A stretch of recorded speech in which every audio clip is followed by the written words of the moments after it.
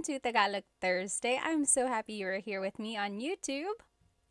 Let me go ahead and just make sure our other friends are joining us as well. We have a really fun class tonight. Hello, everybody. Welcome to Tagalog Thursday. I have missed you. I've missed you a lot. Tonight is going to be a very fun night because I actually have something that we're going to use, and I think it's going to be very, very helpful. So if you looked at my Instagram story, you'll notice that I put a link up there for some flashcards that I made for us. So I have been working really hard. I made some Tagalog verb flashcards for you. And not only are they vocabulary words about the different verbs in Tagalog, but on the back of the flashcards are conjugations of the verbs as well.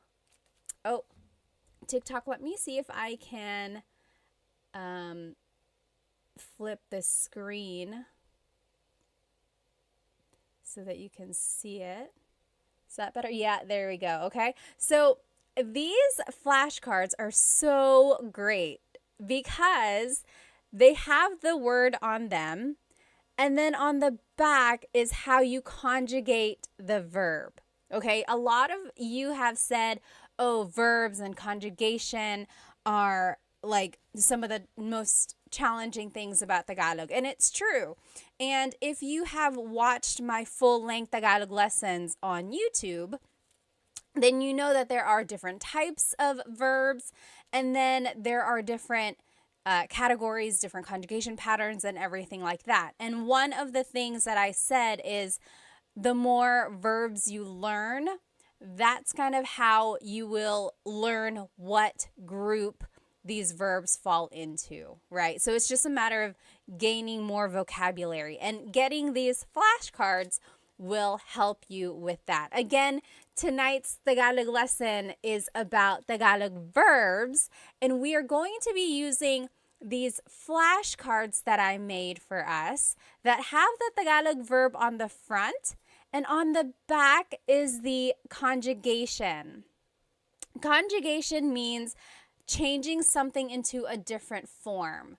So these are the conjugations in the present tense, the past tense, the future tense, and then there's one more conjugation in there, or one more type of phrase. It's the command. You'll see how they are used when we go through them.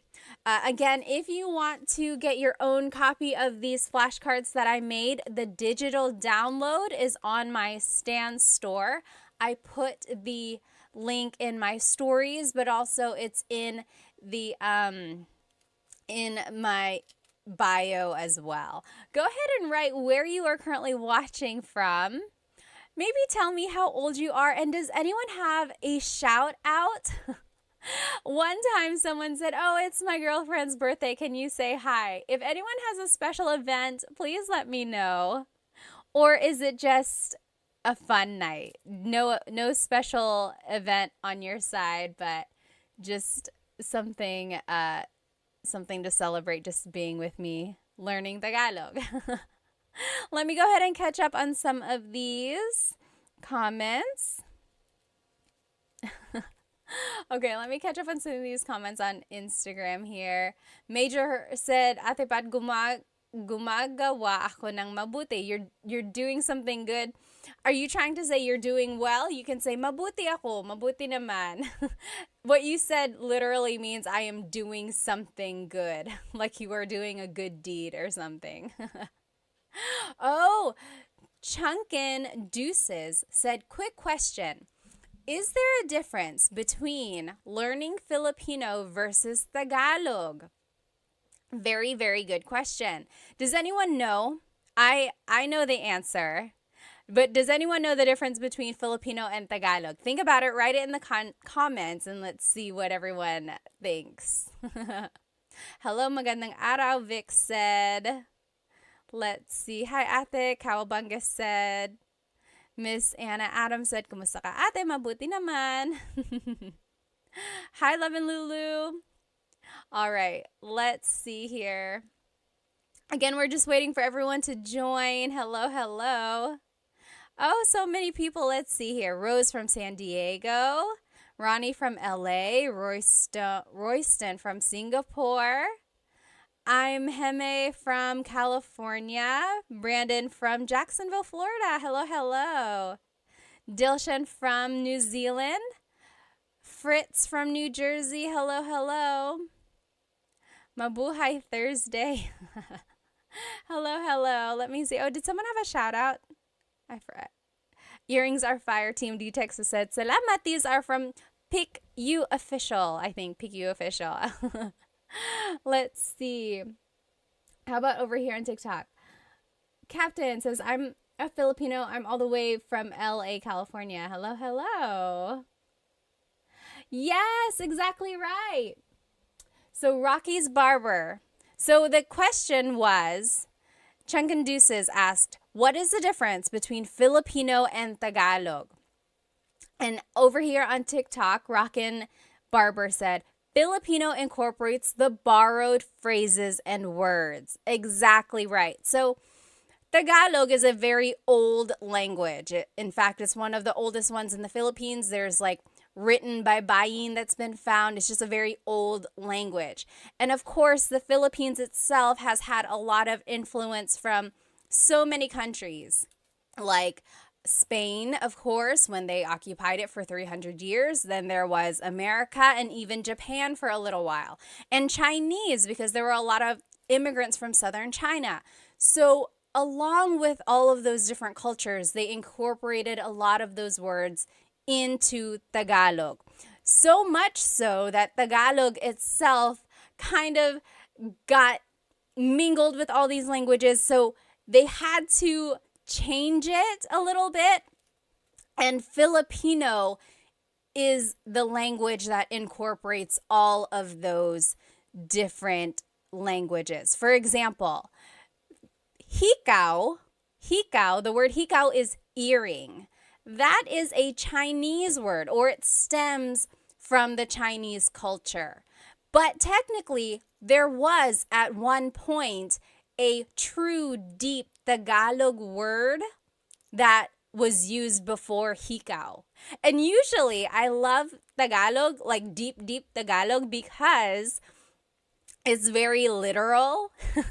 When you think of the word a chair in Tagalog is upuan. There are lots of different words for chair. Upuan is a word for chair. Like the verb upo means to sit, upuan means a place to sit. But also, a deep Tagalog word for chair is salumpuet.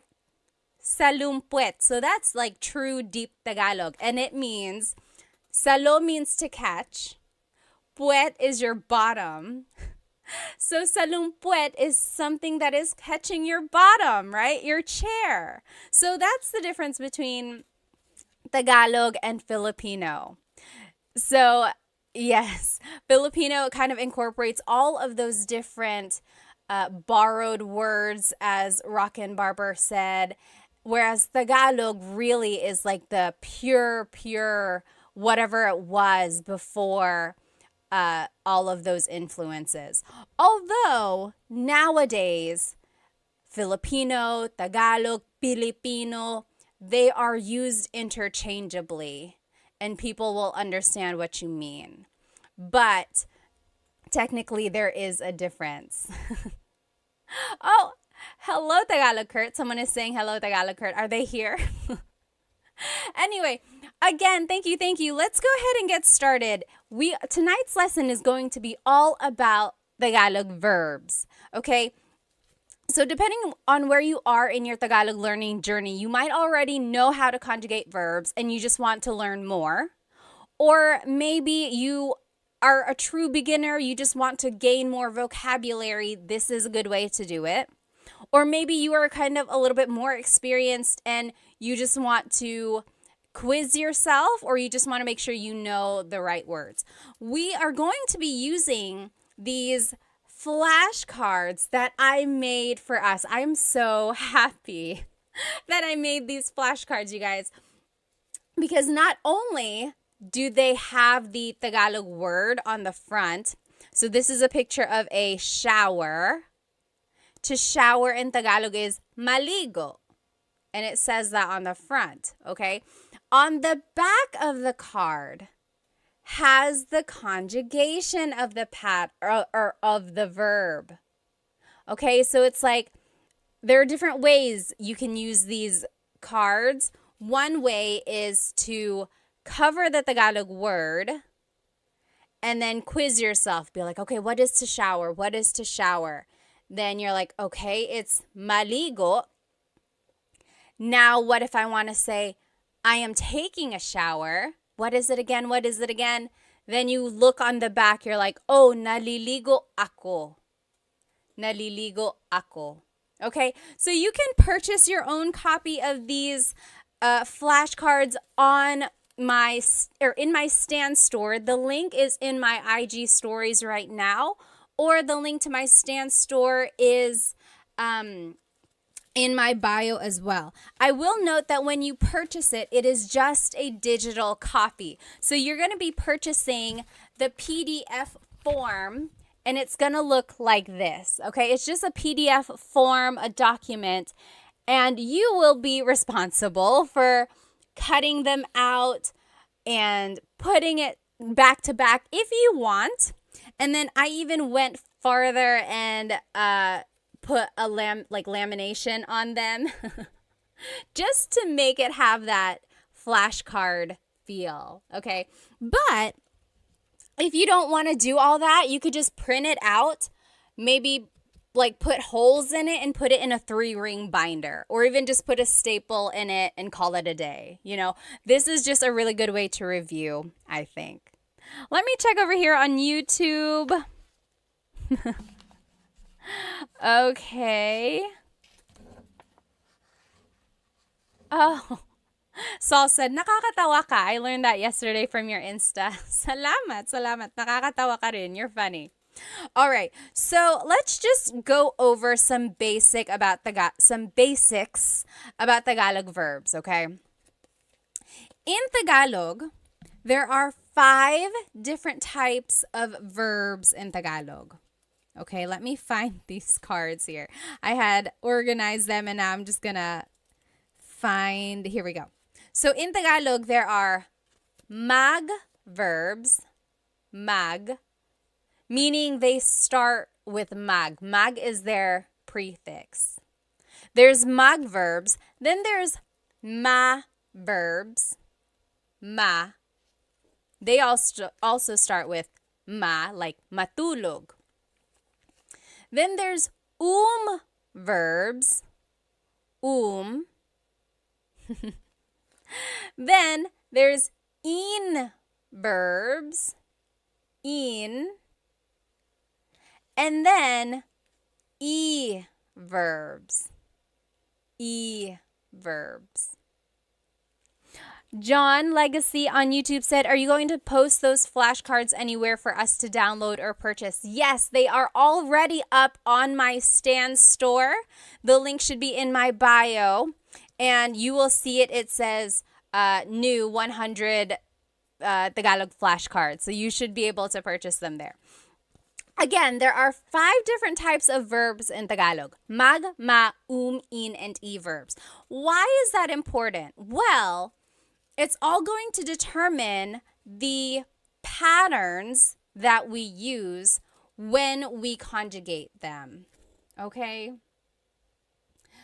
And if you need a review of how to conjugate these different types of verbs, you can watch the full-length Tagalog lesson on my YouTube channel. There's like present tense conjugation, past and future tense conjugation videos there. It will go step by step with lots and lots of practice. But we can also just learn them tonight, okay? I don't want you to get too bogged down about the patterns themselves, but I do want you to recognize that there is a pattern. Okay, you'll see. There's repeated syllables. There's certain affixes or prefixes or infixes. Okay, so I want you to just listen and see what we get. Okay, so let's just go through some of these verbs here. If you know the answer, write it in the comments. What is to clap in Tagalog? What is to clap in Tagalog? Do you know? What is to clap? Oh, thank you so much for all the gifts on TikTok. They are going so fast. FJMLV, thank you so much. And I think someone else up there, thank you. What is to clap in Tagalog? To clap, yes, Mr. Mark Tricks. So, palakpak or pumalakpak? Very good. Yes. Oh, Solman, thank you so much for the roses on TikTok. Maraming salamat. Thank you. So, pumalakpak or palakpak. So, technically, the root word here is palakpak. Palakpak. All verbs in Tagalog have a root, and then something is added to them to change the tense. For verbs, sometimes they are referred to as just the root, palakpak. Sometimes they are referred to with the already in it. So if you said palakpak, that is correct. If you said pumalakpak, that is also correct. JB on YouTube said magclap. Yes and no. So I love mag verbs because you can always use mag as a way to turn an English word into a Tagalog verb. If you don't know a verb in Tagalog, turn it into a mag verb and conjugate it that way. So JB said magclap because they couldn't remember what to clap is. So, but technically it's palakpak or pumalakpak. Now let's take a look at how it's conjugated. Oh, Jess, thank you so much for the gift on TikTok. Maraming salamat. So if you want to say I am clapping, it would be pumapalakpak ako. Pumapalakpak ako. So that's just right here. Again, these flashcards are on my Stan store. You can purchase the digital copy and then you can cut them out and laminate it yourself. On the front of it is the verb. On the back are the conjugations. Okay, so in the present tense, it would be pumapalakpak ako. Pumapalakpak ako. Oh, Saul, thank you so much for the badge on Instagram. Thank you. In the past tense, it's pumalakpak ako. Pumalakpak ako. Future tense, it's papalakpak ako. So, it's very interesting. Again, all of these patterns are very specific and don't get too bogged down. I just want you to be able to recognize mostly the root and then see if you can recognize that there is a repeated syllable and then certain affixes and prefixes. Now, if you want to say it as a command, it would be pumalakpak ka. Pumalakpak ka. Clap your hands. Okay? So, pumalakpak means to clap or palakpak. Interestingly, the noun form of clap, like applause, is palakpak.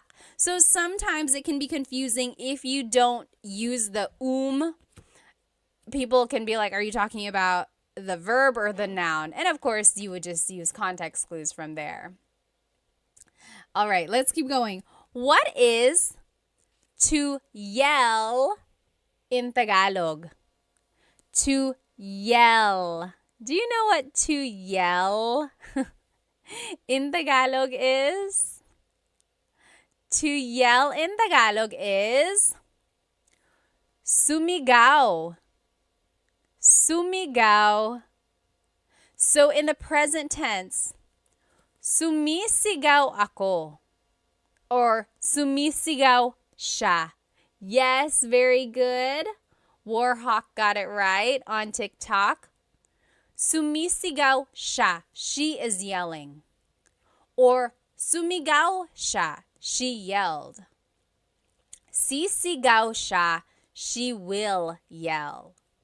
Okay, so sigaw or sumigaw means to yell. Sumigaw. Okay, what is our next verb here? What is to dance in Tagalog?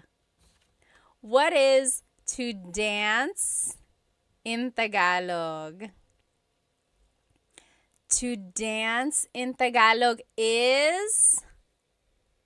Oh, Christina, thank you so much for the rose on TikTok. Thank you, thank you. To dance is, sumayaw. Yes, very good. Leonardo on TikTok got it right.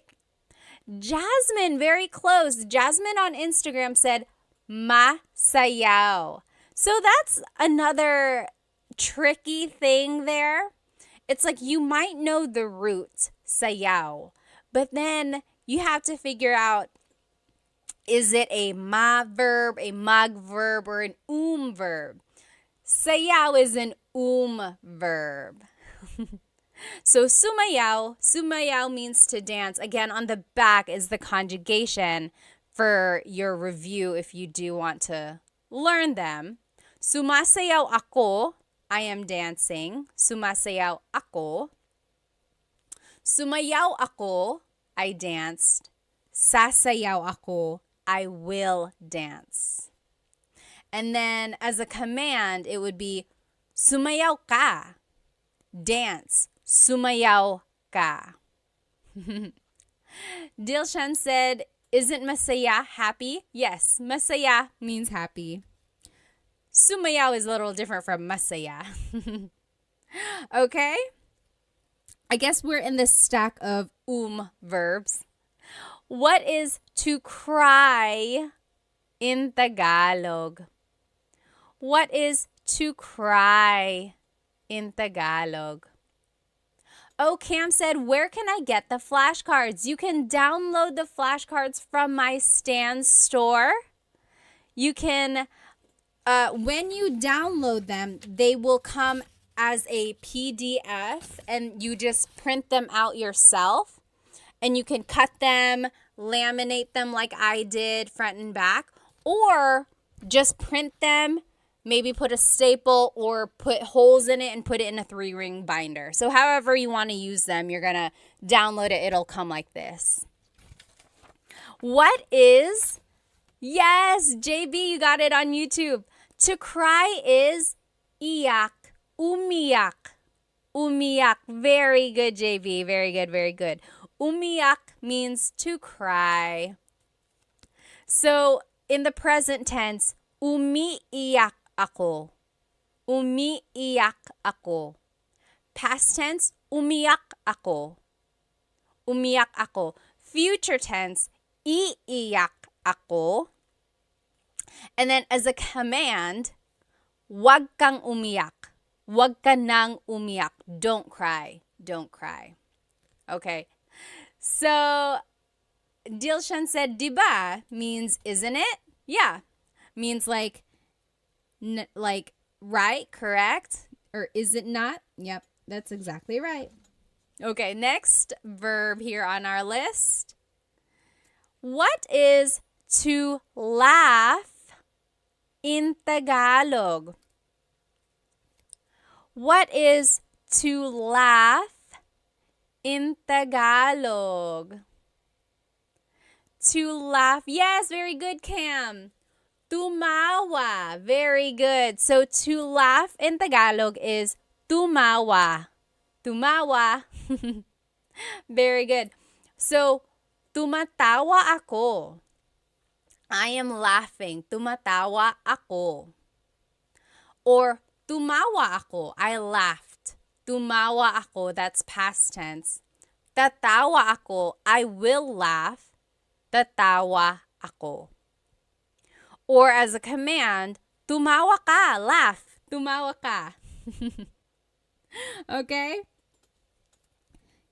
Here's another verb. What is to sing in Tagalog.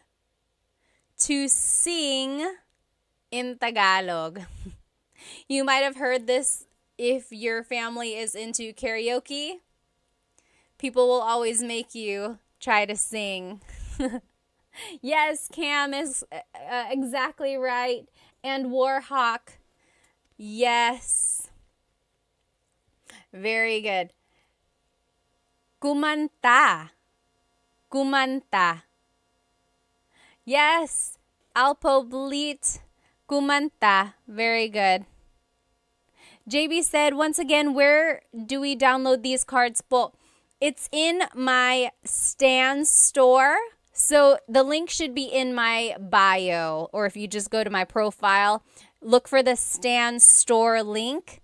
Again, when you download it, it will be a PDF like this, and then you will print it yourself and turn them into flashcards, or you can just keep it like this, put it in a folder, things like that, okay?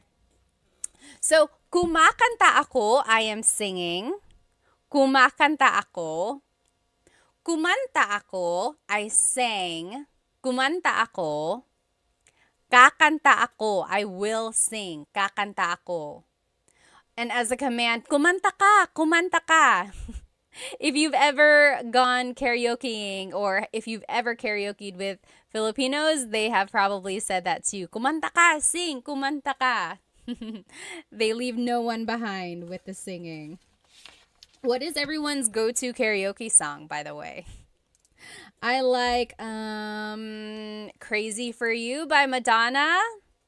I like, what else do I like? I don't know. I'm not like an amazing singer or anything. Oh, what's that one song that I like?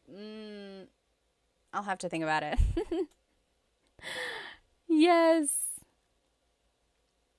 Okay. Oh, you might have already seen it. What is to hug in Tagalog? To hug. Oh, Captain said All of Me by J.M. Guzman. Oh, I don't even know what song that is. I'll have to look that up. Hart said Whitney or Mariah Star Spangled Banner.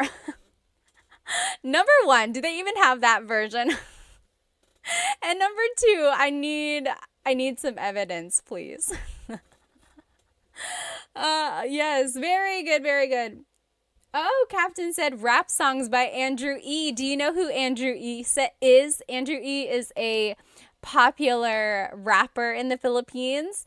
I feel like he was a lot more popular in like the 90s or early 2000s, like just really, really fast Tagalog raps. Are you into Glock 9? Glock 9 and like Ruby Ibarra, of course, Phil Am. There are lots of newer. Oh, and Easy Miller. Hello. Like a lot of newer rappers out there. Yes, very good, very good. Yakap or yakapin means to hug. Yakapin. So, yakap is the noun, a hug, yakap. Yakapin is the verb to hug. Captain said Sharon Cuneta. You like to sing Sharon Cuneta songs? Oh, Chris McCollin said, I met Andrew E. Really? How? Jez said Dilaw by Maki. I don't think I've heard that one. I'll have to look that up. So yes, yakapin. Now we're in the in. Where am I? In verbs. In. So the first set of verbs we looked at were verbs. These are in verbs. The difference there is that verbs can be object or actor focused. In verbs are usually object focused. Again, all of that is nitty gritty. If you do want to get into all that, be sure to watch my full length Tagalog lesson videos about present tense conjugation and future and past tense. Oh, Serrano said maybe this time. I love that song. I love that song. Ozzy Mandia said, hi, I just wanted to thank you for the lessons. I plan to visit the Philippines later this year. I'm pretty good at the language. Oh, at language, so I'm absorbing everything. Good, good. JB said, my way. Do you know what happens when you sing My Way in the Philippines? It doesn't always happen, but for a while, there was like really bad things happening whenever you sang My Way in the Philippines. It used to be like maybe like 10 years ago, for a while, when people sang My Way, they would they would get unalived. They wouldn't, I don't know what would happen. Like, it would be so violent. And then, yeah, so for a while, there was just that thing where it was like, don't sing My Way, or it became a joke where it was like, oh, you're going to sing My Way. So be careful with that song. Okay, yeah, so yakap or yakapin means to hug. In the future tense, it's, I'm just trying to think because I don't want to say it wrong. Yinayakap ko siya. I am hugging him. Yinayakap ko siya. Past tense, yinakap ko siya. Future tense, yayakapin ko siya. Okay, so yakap is an in-verb. As a command, maybe you can use this on your sweet, lovey loved one. Yakapin mo ako. Yakapin mo ako. That means hug me. Yakapin mo ako. I'll put it up here so you can see it. That's the command, hug me. Yakapin mo ako. Try saying that to your honey tonight. I'm sure it'll make them super kilig. Yakapin mo ako. Okay? Someone put it or wrote a question up here. Someone asked why. Why is it that when you sang My Way, you would get like unalived? I don't know. It was just like, maybe it just happened to be that when people were singing that, there were like violent people around them. I don't know. But for a while, you should look it up. It was like singing My Way at karaoke was kind of dangerous. Oh, and then someone asked, do you know how to speak Bisaya? No, I do not, but I know someone who does, and I'll be sharing them with you in just a little while, like maybe next week or in a couple weeks. Oh, someone up here asked, Ladorabi said, is Filipino Sign Language the same as American Sign Language? So I feel like either last year or the year before, I posted a video of Filipino Sign Language. And then people commented, oh, it's the same as American Sign Language because American Sign Language actually is universal. So people said it's the same, but I'm sure there might be some nuances. But that is a great question. If anyone knows, like, is there a difference between Filipino Sign Language and American Sign Language? Let us know. Jasmine said, I heard of you sing it badly.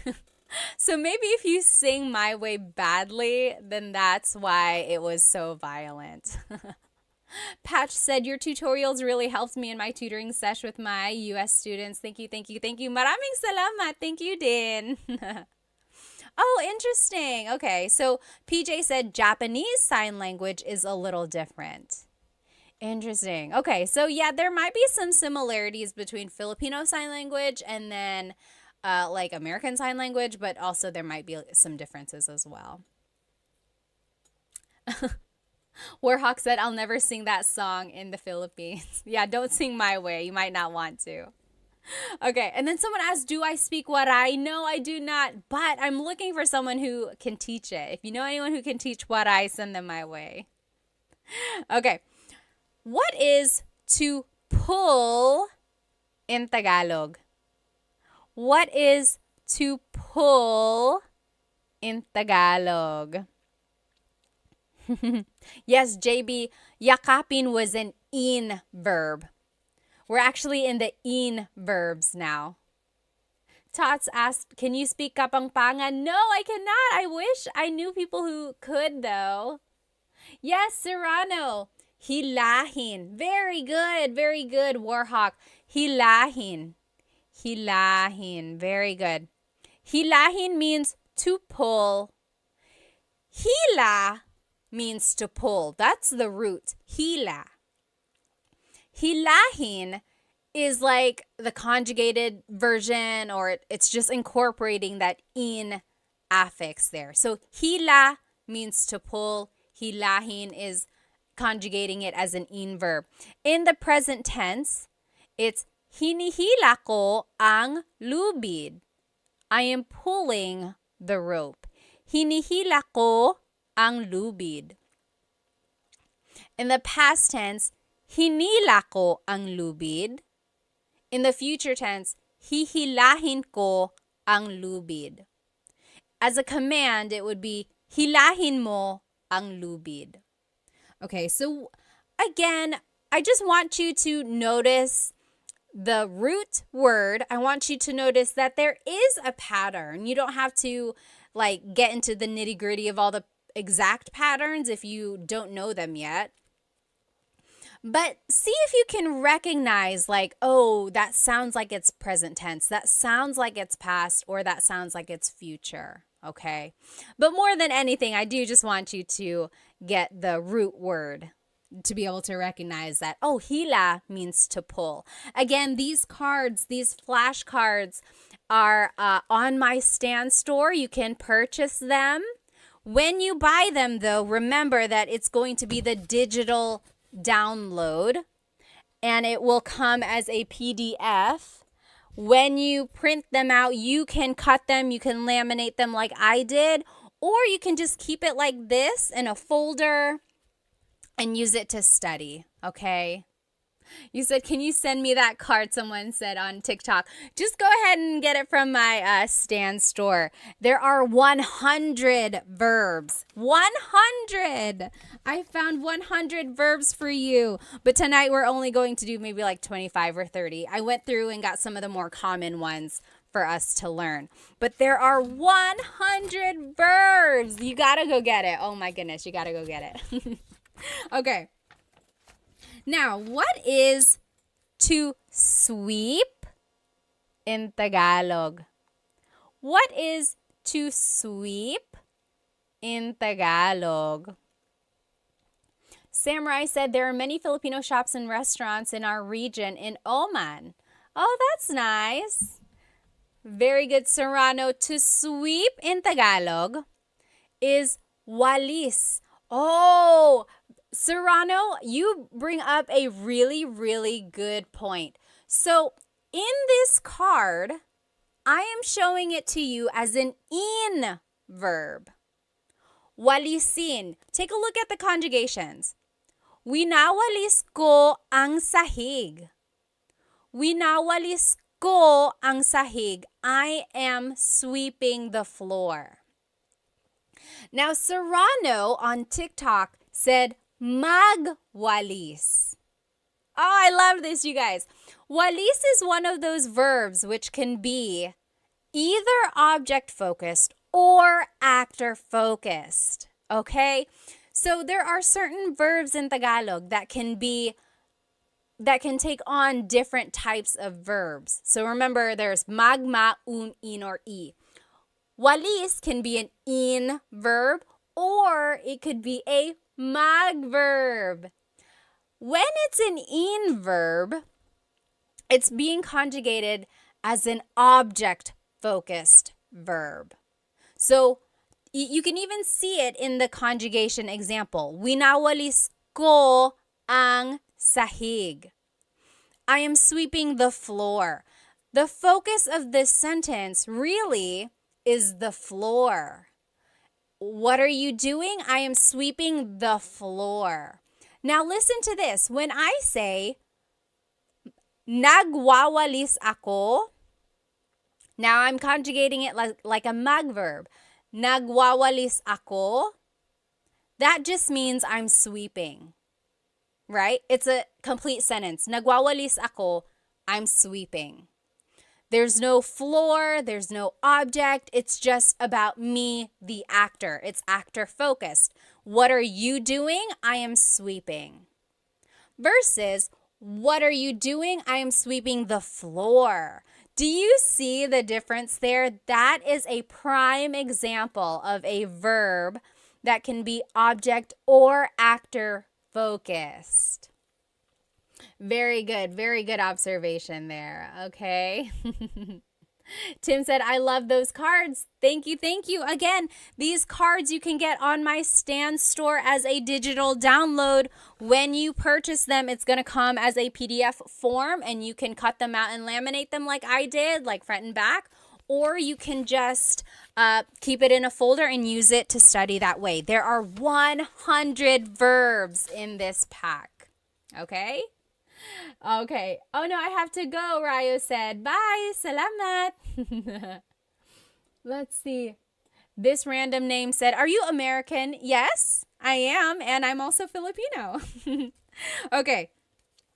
What is to tell or to say in Tagalog? What is to tell and to say in Tagalog? Kakak said, how do I get the cards? A link to them is in my bio, the Stan store. Look for the link to my Stan store. Oh, very interesting. String said, magsalita. Very close. Oh, very close, you guys. Yes. Dilshan on Instagram said, nagsasalita. JB said, is the Stan store on your IG page? You can find it in my YouTube channel as well. Just go to the About Me area and then look for the Stan store. Yes, JB actually got it. So it's sabi or sabihin. So very interesting. A lot of you are saying salita. Salita it also means to say, but really it means like to talk. Magsalita ka, talk. But also it can mean like say something. So salita and sabi are very similar. It's kind of like saying say, tell, talk, right? They're all kind of similar. Sabihin technically means to tell or to say. Very interesting. Oh, Yahia said, what is the best free app to learn Tagalog? Anyone know what is the best free app? I know of like this one app I made a video for. What is it? Turong Wika. Turong Wika. That means teaching a language. They teach Tagalog. I know other languages or other apps teach Tagalog as well. I just don't think they're free. Oh, Diego said, how do you say I don't know? How do you say I don't know in Tagalog? What do you think? Write it in the comments. That one is easy. There are a couple ways to say it actually. Oh, Mr. Crank said, is there an app that you would recommend to help learn Tagalog? Let's see. So the one I recommended earlier, Turong Wika, that one is a good one. Does Rosetta Stone have an app? I made a video for them. I know they have like an online profile, but I don't know if they have like exactly an app. Does anyone know? And then Ling is an app. I think they have Tagalog as well. Does Duolingo have Tagalog? Does anyone know? Oh, yes, very good. To answer Diego's question, how do you say I don't know? A lot of people on Instagram and TikTok are saying hindi ko alam. Hindi ko alam literally means I do not know. Hindi ko alam. Or an easy way to just say it is ewan, ewan, or ewan ko. Very good, okay? Yes, someone had some questions up here. Oh, Diego said, hi Pat, ako si Diego. Currently started your first video on Tagalog and I can't wait to learn more. Very good, very good. Okay. Let's keep going. So yes, sabi means to say or to tell. So take a look at the conjugations. Maybe that'll help you kind of determine or help you understand the difference between sabi and salita. So, sinasabi ko sa kanya. Sinasabi ko sa kanya. I am telling him. I am saying it to him. You see the difference there? Sinabi ko sa kanya. I told him. Sasabihin ko sa kanya. I will tell him. Okay? And then, as a command, sabihin mo sa kanya. Tell him. Sabihin mo. Oh, okay. Diego said Duolingo does not have Tagalog. Interesting. What is to find in Tagalog? What is to find in Tagalog? Oh, Warhawk said Bluebird app is decent. Bluebird app. To find in Tagalog is... Yes. So, hanap is the root word. Hanapin is the verb. Hanapin, to find something. Hanapin. Like, oh, hanapin mo. Find it. Hanapin. So, here's the conjugation. Hinahanap ko ang susi. Hinahanap ko ang susi. I am looking for the key. Hinahanap. That's the present tense. Past tense, hinanap ko ang susi. Hinanap. I looked for the key. Hahanapin ko ang susi. Hahanapin ko. I will find the key. Okay? So again, hanap means to find. Hanap. Oh, JCast said, where do you buy these flashcards? You can buy them from my Stan store. Link is in the bio. Look for my Stan store. You will get the digital download. You will get the PDF form, and it looks like this. And then you can cut it, laminate it like I did, or you can just keep it like this, maybe put it in a folder or in a binder, and then use it to study like that. But I have 100 verbs for you. 100. Oh my goodness. I'm so happy for you guys that you have this resource. But we're only going over like 25 tonight. Oh, thank you so much. John said, I bought them. Salamat. Maraming salamat. Okay. What is to run in Tagalog? What is to run in Tagalog? Oh, Major said, Ate Pat, can you give me a Tagalog tongue twister? Ooh. Let's see. Well, let's see. There's so many. I don't want to say it wrong now. There's that one. It's like Mecánico ni Monica. Minicánico ni Monica. Minicánico ang... I don't even know what it is now. Someone write it in the comments. Minicánico ni Monico ang makina ni Monica. Minicánico ni Monico ang makina ni Monica. That means Mokino, the mechanic, fixed Monica's machine. Minikaniko ni Monico ang makina ni Monica. Oh my goodness. And then there's so many more. Yes, so to run in Tagalog is very good. Blasian, you got it. La, Yesam, and JB, you got it. Tumakbo. Yes, very good. Tumakbo. So, takbo is the root word, takbo. Tumakbo is showing that it's an conjugation. Tumakbo. So, if you want to conjugate it, tumatakbo ako. I am running. Tumatakbo ako. Or, tumakbo ako. I ran. Tumakbo ako. Tatakbo ako. I will run. Tatakbo ako. Julie and Captain both just asked back to back, where can we get these cards? Yes, so these flashcards are on my Stan store, stan.store/Tagalog Time Pat, or you can just go look on my bio. Look for the link that says Stan Store, and it's going to be a digital copy.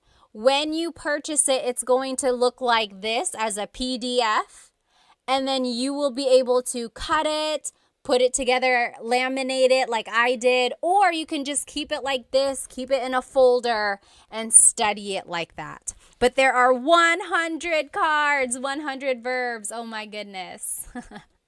Okay, what is to drink in Tagalog? What is to drink? Oh, Diego on YouTube said, when do I use mo? So mo is a possessive pronoun, and you use mo for certain verbs if it's an object-focused verb. Okay?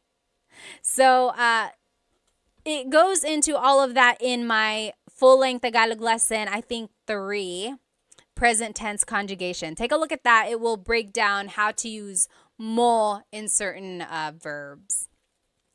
Yes, very good. Serrano said, umiinom or uminom. Uminom means to drink. Very good. Blasian, JB, you got it. Yes, Delician. Uminom. To drink, uminom. Very good. Now, as a conjugation or to conjugate it, umiinom ako, I am drinking. Umiinom ako. Or, uminom ako, I drank. Uminom ako. Iinom ako, I will drink. Iinom ako. Or, uminom ka, drink, uminom ka. That's a command. Remember how I told you that some verbs can be object or actor focused. Inom is one of those verbs that can be both. So, uminom means, or it's focusing on the actor. I am drinking. Umiinom ako, I am drinking. But if you want to focus on the drink itself, you actually have to conjugate it as an in verb. So, iniinom ko ang kape. I am drinking the coffee. Iniinom ko ang kape. So, as an in verb, it's focusing on the object. As an verb, it's focusing on the actor. Very interesting. Only a few more will do here, guys, because it's getting kind of late. So here, what is to eat in Tagalog? What is to eat in Tagalog? Yes, Shalona McFarland said, where do we get these cards? These cards, again, are on my Stan store. I made them for you. They are the digital download. So go to my Stan store. The link should be in my bio. When you purchase them, you're going to get them as a PDF form. You're going to get it like this. And you can cut it and laminate it, or you can just keep it like this and study it like this. Keep it in a folder, put it in a 3-ring binder, whatever you want. Or you can cut it out and laminate it like I did. Very good. So, very good. Kain. Kain. Kumain means to eat. Kumain. Yes. Blasian said, pwede bang magtanong? Can I please ask? Why does it change to ininom? Like in the conjugation, iinom as the future tense, that's just the pattern that it is. You have to repeat the first syllable. Or like, are you asking why does it become an in verb when it's an object-focused verb? It's just one of those things that it's like a thing in the Tagalog language. Some verbs can be actor or object focused, And that's how it would change. It would change by the affix or prefix. And not all verbs are like that, just certain ones. Very good.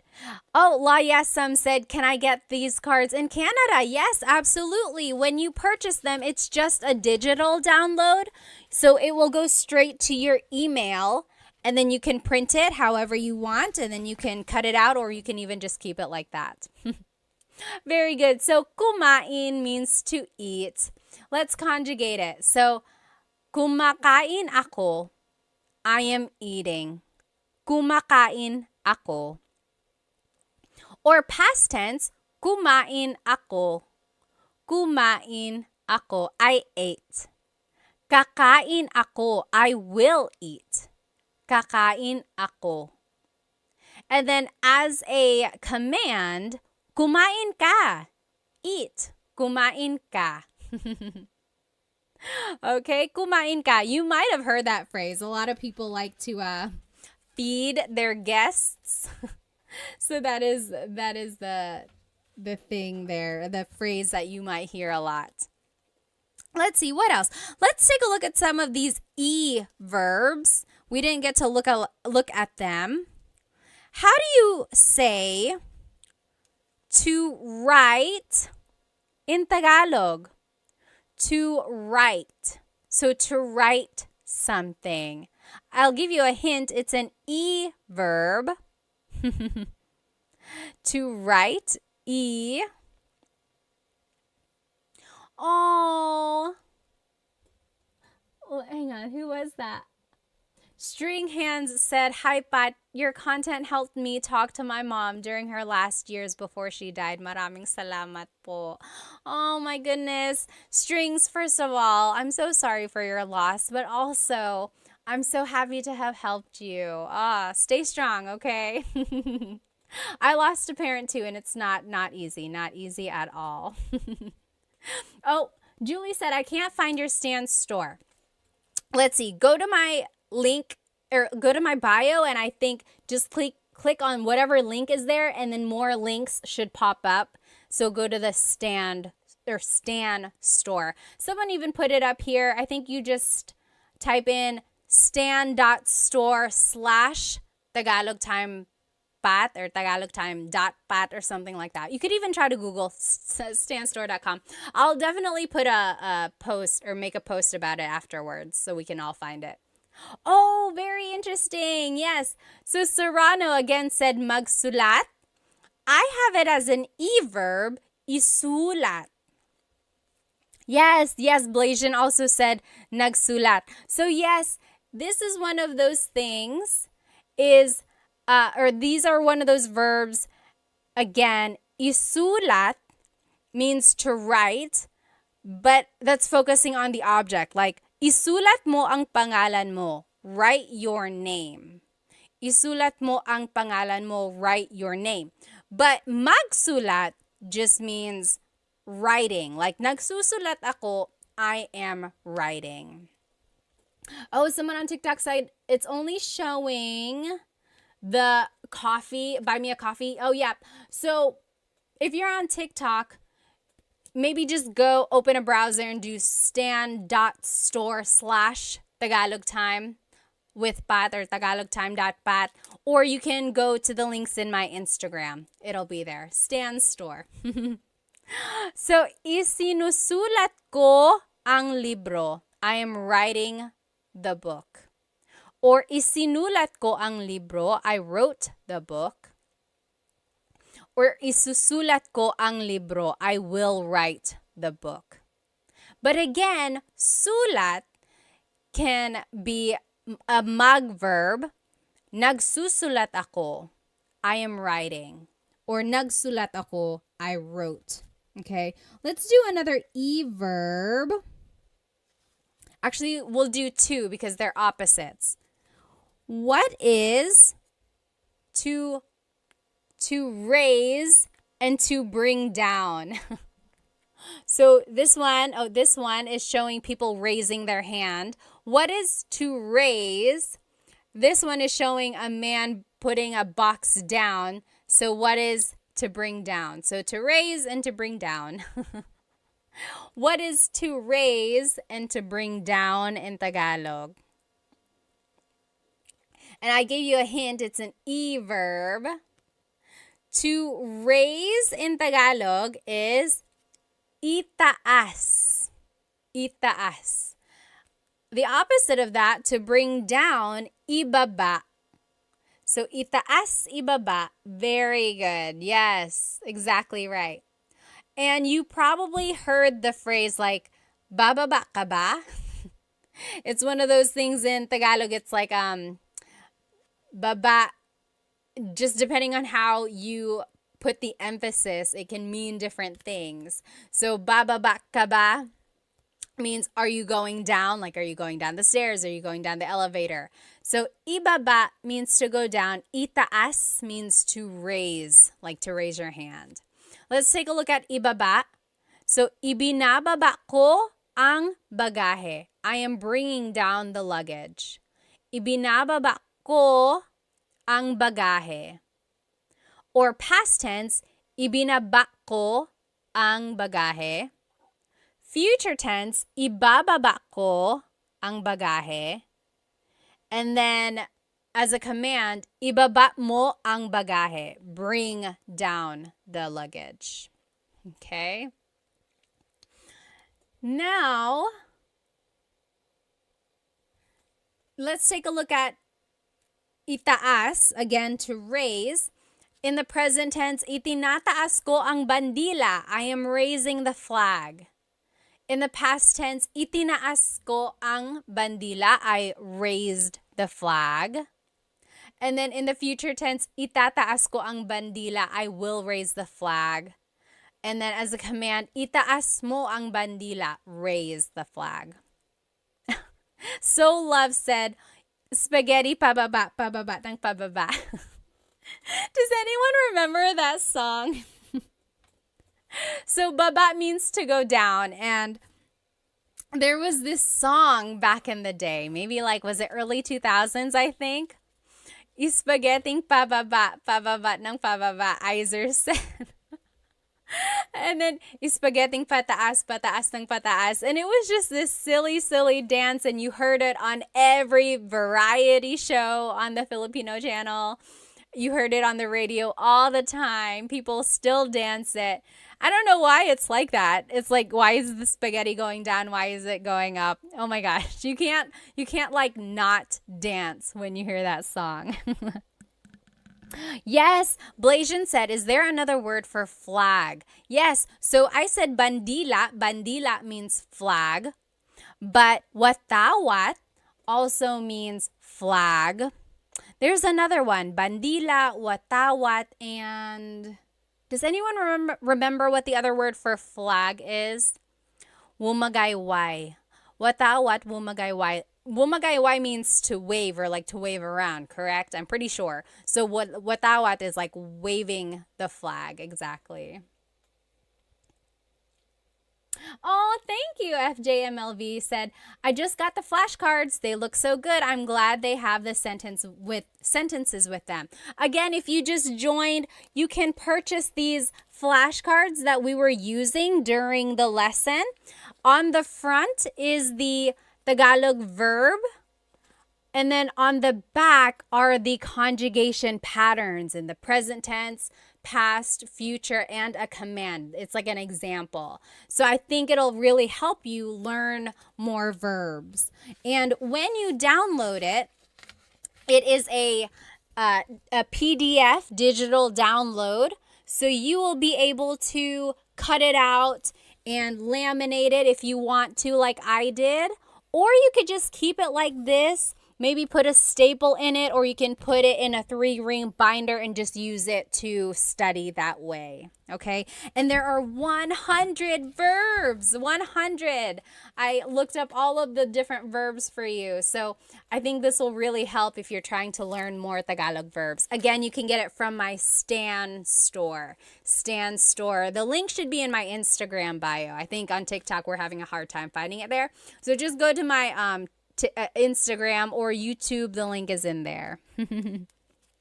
Bandera. Yes, I think that's another word for flag as well.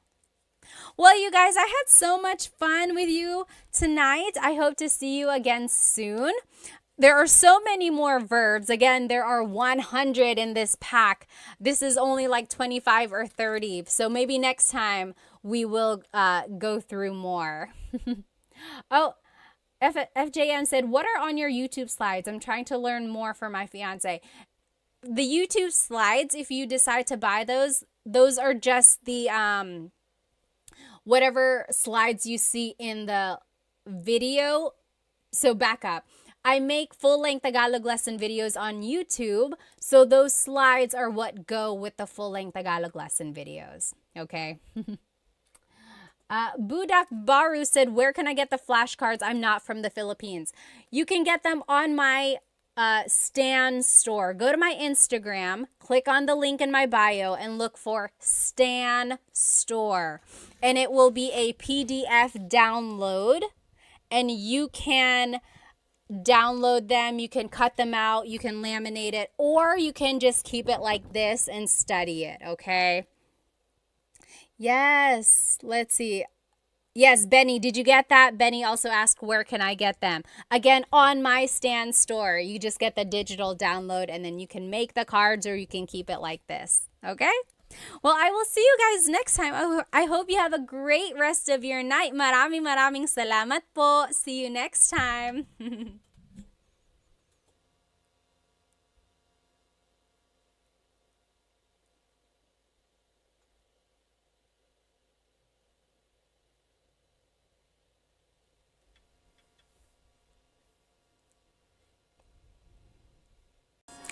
Hello, everybody. Welcome. Let me just go ahead and invite our friends. If you can hear me, let me know. Of course, write it in the comments where you are currently watching. And also write maybe how old you are, because I like to see how old everyone is.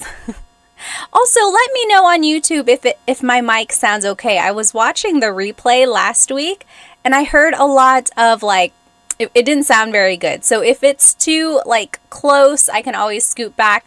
I just want to make sure it sounds okay for everyone. Let me go ahead and invite our other friends, of course. Hello, everybody. Welcome. You know what day it is. Happy Thursday. Happy Tagalog Thursday, in fact. Let me know if you can hear me okay, especially on TikTok. I'm trying out this new microphone. And actually, it would help if the mics were up here.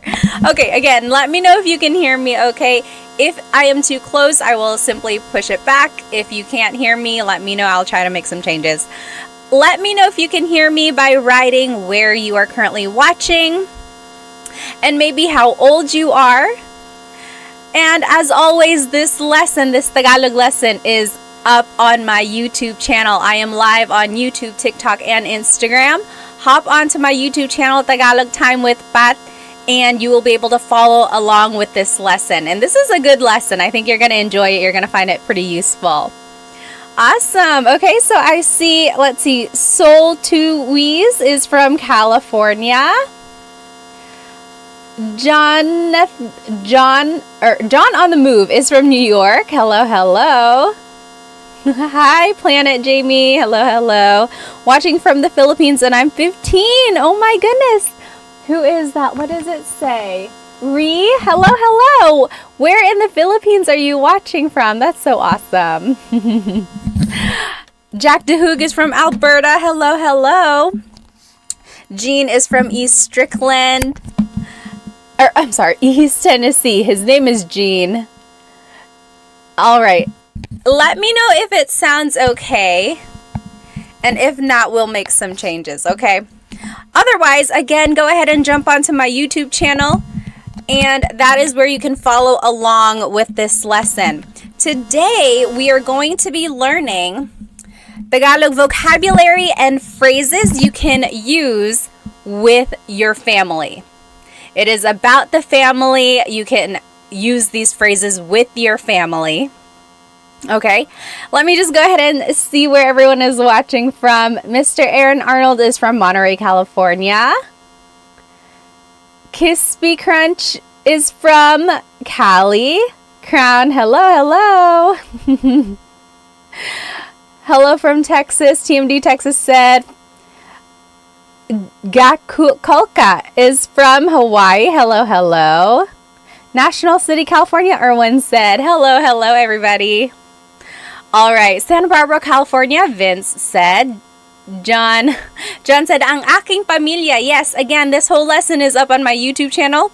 And today we're going to be learning about vocabulary phrases, or vocabulary words and phrases that you can say with your family. And I think it might be useful to you. So go ahead and jump onto my YouTube channel. So this is our lesson agenda for today. We're going to be learning family vocabulary. We're going to be learning phrases about the family. And then we'll learn phrases for the family, like things you can say to each other. And then we will review the vocabulary. And then we will do a translation practice. I always like doing this translation practice.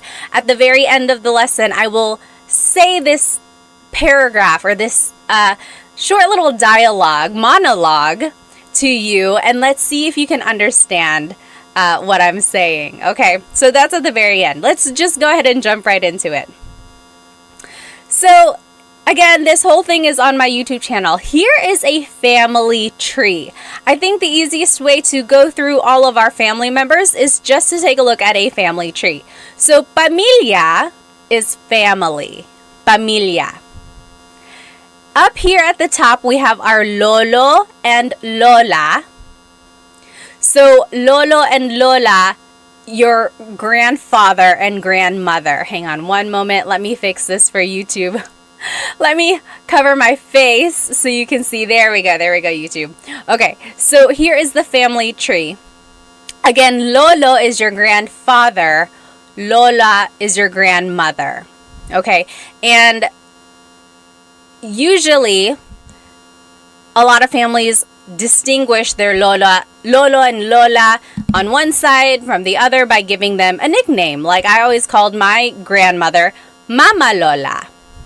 And my other grandmother, she passed away before I was old enough to really get to know her, but she was Lola as well. So some people call their Lolas something else, and their Lolos something else. Kind of like in English, we might call our grandparents like Nana, Papa, or something like that. What do you call your grandparents? Just wondering. Go ahead and write it in the comments. Hello. Oh, Yaz says, hi, I like all your videos. Maraming salamat. Music says, magandang umaga. Hello, hello. Oh, thank you so much for the gift. Maraming salamat. I wish it said the name whenever a gift was bought. Grin, thank you so much. Alrighty. Oh, my mother's name. My mother's name was Lola. Like Lola? Awesome. Yes. Mary Loves says Nanay. That's a very common name to call a Lola. Like even I call other people's Lolas and Lolo Nanay. I'm like, oh, kamusta si Nanay? How is your grandmother or grandfather? All right. So Lolo is grandfather. Lola is grandmother. Now, if we go down the family tree, now these are the mga magulang. Mga magulang, those are parents. Okay, magulang is parents. Mga makes it plural. So, anytime you want to make something plural, you have to add the word mga. Mga. It's not like in English where you would just add the letter S at the end. You have to add that word mga to make it plural. So, mga magulang is parents. Okay, now the vocabulary word for father in Tagalog is tatay. Tatay. The vocab word for mother in Tagalog is nanay. So, tatay and nanay. Those are mga magulang, so parents. Now, some people call their dad tatay. Some people call, excuse me, I could feel that coming. Anyway, some people call their mother nanay. oftentimes they call their mom and dad something else. Mama, papa, mommy, daddy, whatever you prefer. Thank you. Dominique said, bless you. Maraming salamat. Yes, yes. Francis said, nay. Sometimes you can just call your nanay, nay. Right? So, nanay, tatay, that is mother and father in Tagalog. And those are mga magulang, parents. Okay? Then, when they have a child in Tagalog is anak. Anak. That is a child. That is their anak. So, the nanay and tatay or the magulang, they have an anak. Anak.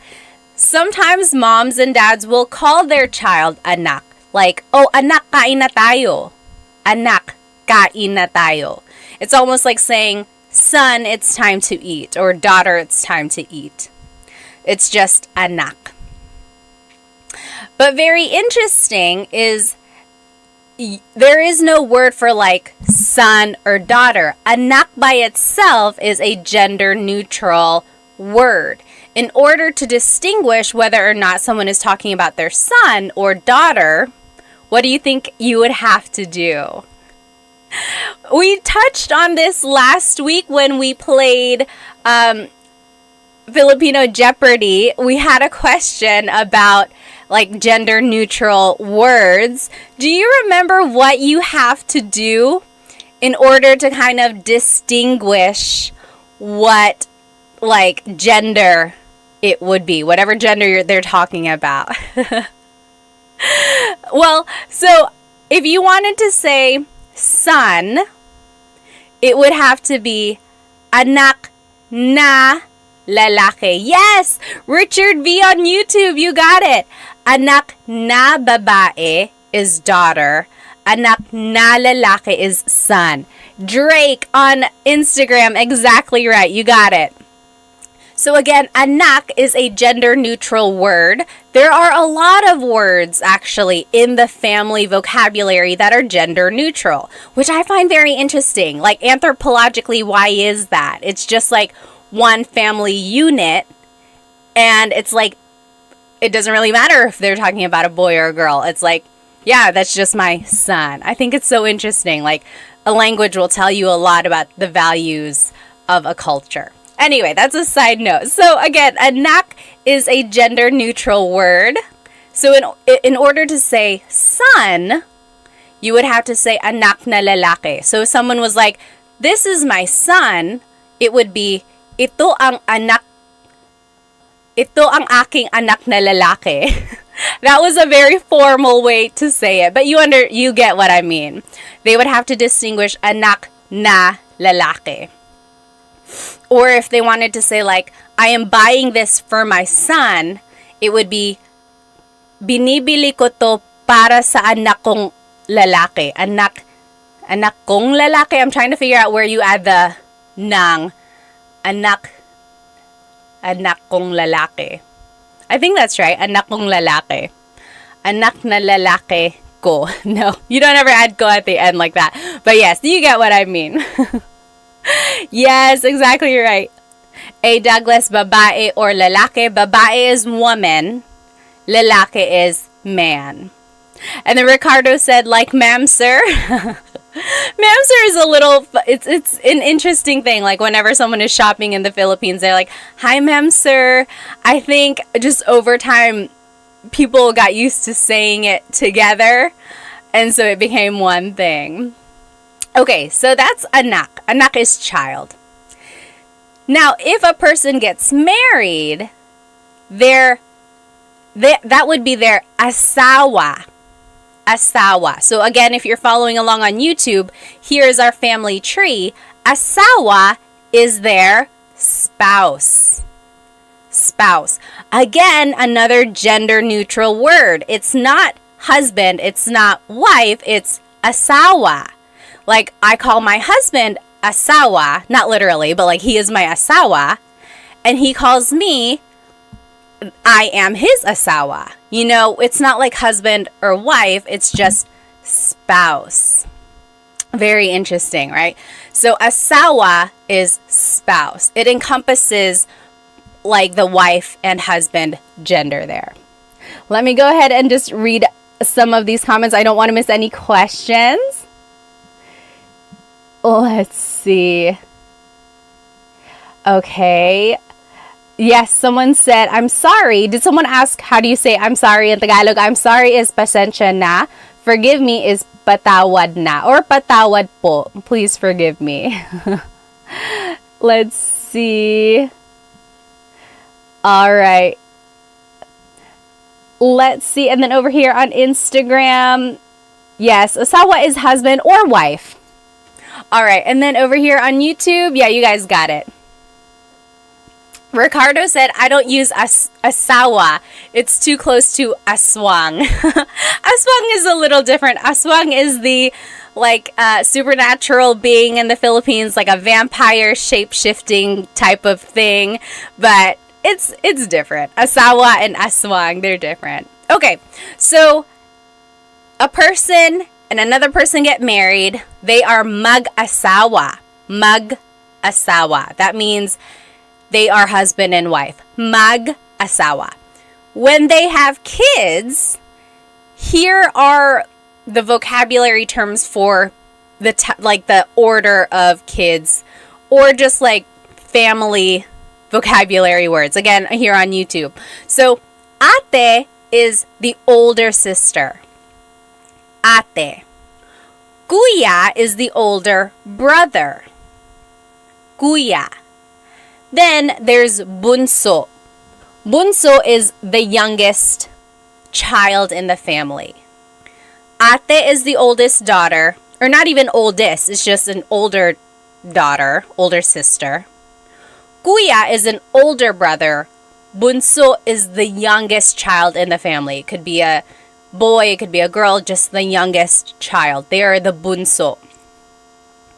And then together, they are mga kapatid. Mga kapatid. Kapatid means siblings. Or sibling. Mga kapatid means siblings. Okay? This was the question in our Jeopardy game last week. The question was, how do you say brother or sister? A lot of you said ate and kuya. But remember, we had to distinguish gender if we were talking about younger brother and sister. So remember, ate and kuya are the older brother, older sister, or older sister, older brother. But if you wanted to talk about your younger brother, younger sister, that would be kapatid na lalaki, kapatid na babae. Exactly right, Francis. You got it right. David Jr. said, my wife has 9 siblings. I feel like that's very common in the Philippines, especially like back in the day. They just had very, very big families. How many aunts or uncles do you have? Like, you write it in the comments. My mom's side of the family has, I think there's 5 of them. And then my dad's side, I think there's 6. So yeah, it's just very common to have big families. My husband's dad, there were 10 children in his family. And then I think on my husband's mom's side, I think there's like 5 or 6, something like that. But yes, this is very common to have very big families there. David Jr. said baby machines. Yes, Pia said 8 on my dad's side, 5 on my mom's. Wow. Yes. Okay, so again, kapatid na babae is your sister. Kapatid na lalaki is your brother. So in order to talk about like your brother or sister who's younger than you have to distinguish by saying babae, woman, or lalaki, man. Otherwise, kapatid by itself is a gender-neutral Tagalog word. Very interesting. Do you know where the words ate and kuya came from? Does anyone know where ate and kuya came from? I'm just catching up on some of these questions here. Major said, what is the English word for ipagpatawad mo, Pat? Ipagpatawad mo means like to forgive, right? Like ipagpatawad mo, forgive forgive it. Or just like forgive me. Yes! Nick said, ate and kuya are from the Chinese culture. They have this idea of respecting their elders, whether it be their older, of course, relatives, aunts, uncles, but also their older siblings. So ate and kuya stem from the Chinese culture there. Yes, exactly right. Dan Santos got it. Richard, you got it. Yeah, very good. And it's interesting because in the Filipino culture, we don't only call our siblings ate and kuya. We use ate and kuya on our older cousins. Also, our older friends. Like if you are maybe like a generation under or like just a little bit younger than a friend, you can call them ate or kuya.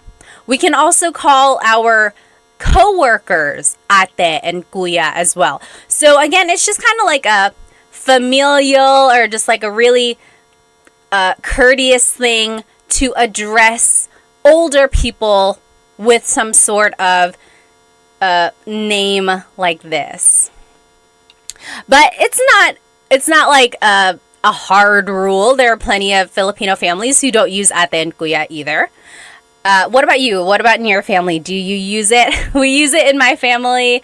For my kids as well, we really try to encourage them to call each other ate and kuya. I think it's just we like to keep that in our family. Okay, so let's keep going. So that is our family tree. Okay, so there's the grandparents, lolo and lola. Mga magulang are the parents, and that's tatay and nanay. Then they have a child, that's anak. They get married, that's their asawa. Then they have kids. There's the ate, the older sister, kuya, the older brother, bunso, the youngest child. Altogether, they are mga kapatid, siblings. Okay, let me catch up on some of these comments here. Oh, Stock Class on Instagram said or asked, is it rude to say kuya if you're the same age or younger by mistake? No, it's not. It's not rude. It's never rude to try to be polite. The only thing is if they maybe liked you and then you called them kuya, that's an automatic friend zone. It's like, oh, it's like, okay, now I'm only like an older brother. But it's never rude. And, you know, they'll correct you. They might be like, oh, you don't have to call me kuya. Just call me by my name. Or they might be like, hey, I think we're the same age. You don't have to call me kuya. But it's never rude. When in doubt, I would use it. Let's see. Any other questions here? Oh. Yes, Pia said, would not be caught lacking, not calling my sister ate. Have you seen that video floating around? There was someone who, she calls her older sister ate, and then one time she was like, calling my sister by her first name. And then her sister was like, I don't like that. Don't do that anymore. Again, it's just one of those things. It's like respect, but also it's just like a family thing. At some point, it's almost just like something you are familiar with, and it's a bond almost. Okay, someone up here on TikTok also had a comment. Yes, Nick said, absolutely, you're almost shunned if you don't. So in some families, they do take it pretty seriously if you don't use, what do you call it? I keep wanting to call it like a name or like a title, I guess. If you don't use ate and kuya, for some families, it's almost like really rude there. Rizzle Dizzle said, pare ko. So pare is almost like saying like dude, or it's like what guy friends call each other. Girls can call guys pare too, but again, it's almost like a hey dude, hey man, pare ko. Pare ko is like my man, my dude. You know, so that's, if you ever hear anyone say like, oh, kamusta pare ko? It's almost like, hi, my man. Hi. I can't even say it. It sounds so weird when I say it. What else? Oh, yes. Yeah, Rizzle Dizzle was like, I call my coworker pare. Exactly right. Yes. P.S. Chris said, church members too, you can use ate and kuya. Yeah, so anyone you're in like some sort of community with, or some sort of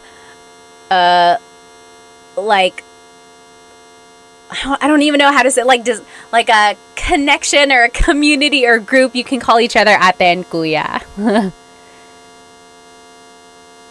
Oh, okay. Yes. Jordan said, sometimes I see Filipinos use pre in comments. What does that mean? Pre is just short for pare. So again, it's that word of like dude, man. It's just like, hey man, hey dude, pre. Yes. Jay from the Bay said, I thought pinsan is cousin. It is.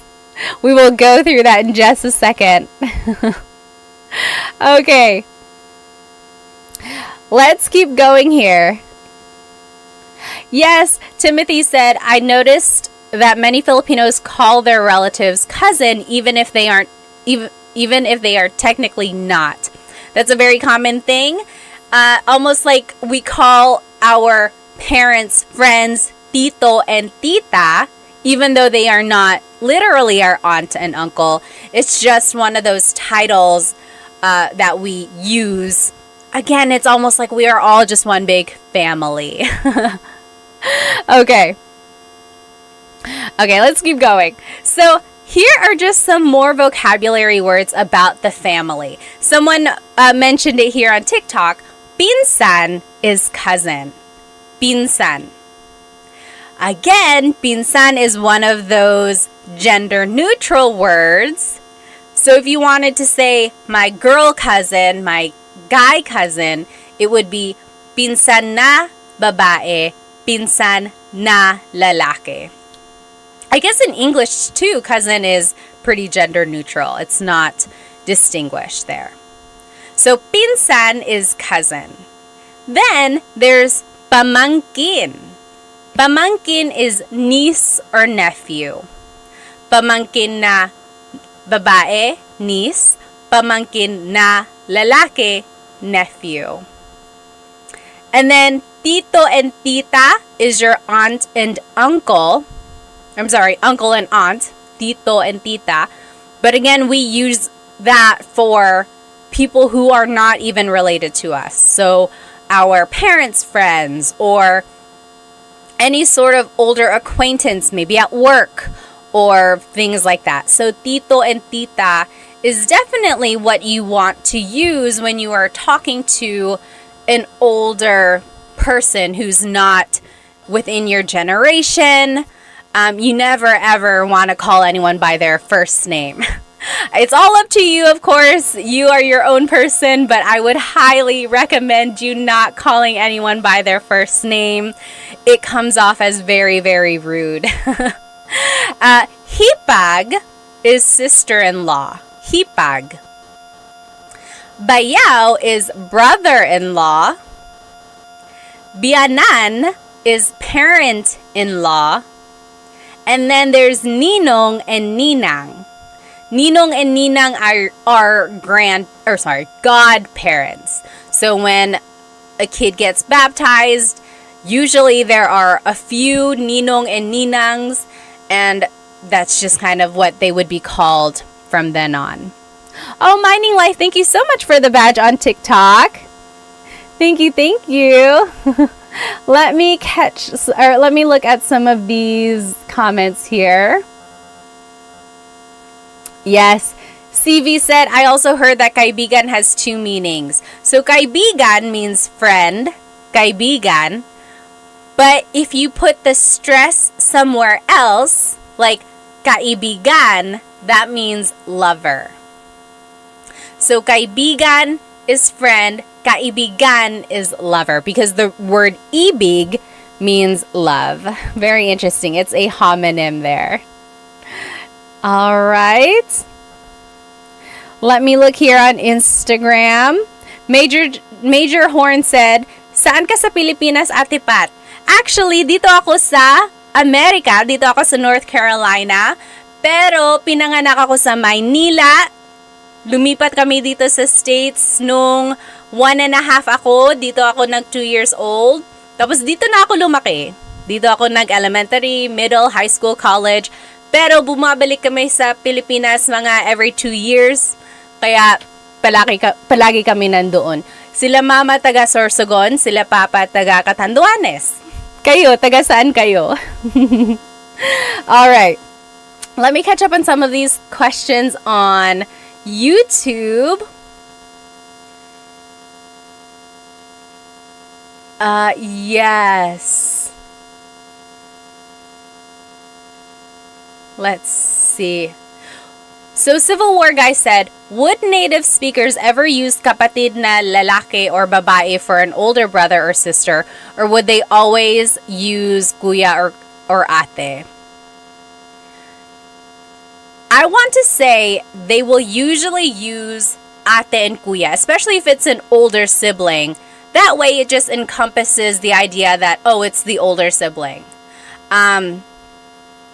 Otherwise, it would be kind of a long way to say it if they were like, kapatid na babae na mas matanda sa akin. It's like, why didn't they just say, oh, you're ate? So, yes.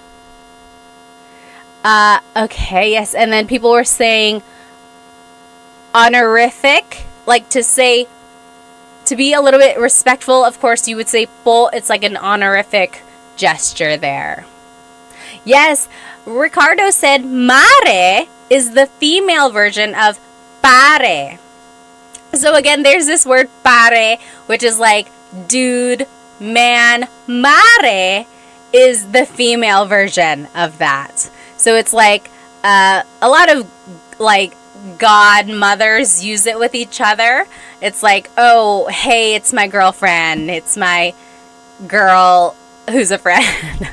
You know, it's almost like equivalent of dude or man on a female side. Okay, let's keep going. So we learned a lot of vocabulary, right? So again, if you are just tuning in now, this whole presentation is on my YouTube channel. And we looked at a family tree. We learned all the different vocabulary words for grandparents and then parents and then all the way down to the children. Now, let's learn some phrases about the family.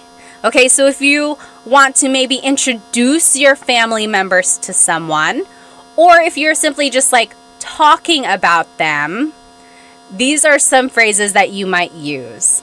Okay? All right, let me just catch up on some of these comments. Need a Nap has a really good question. How should I address my fiance's mother? Should I call her tita?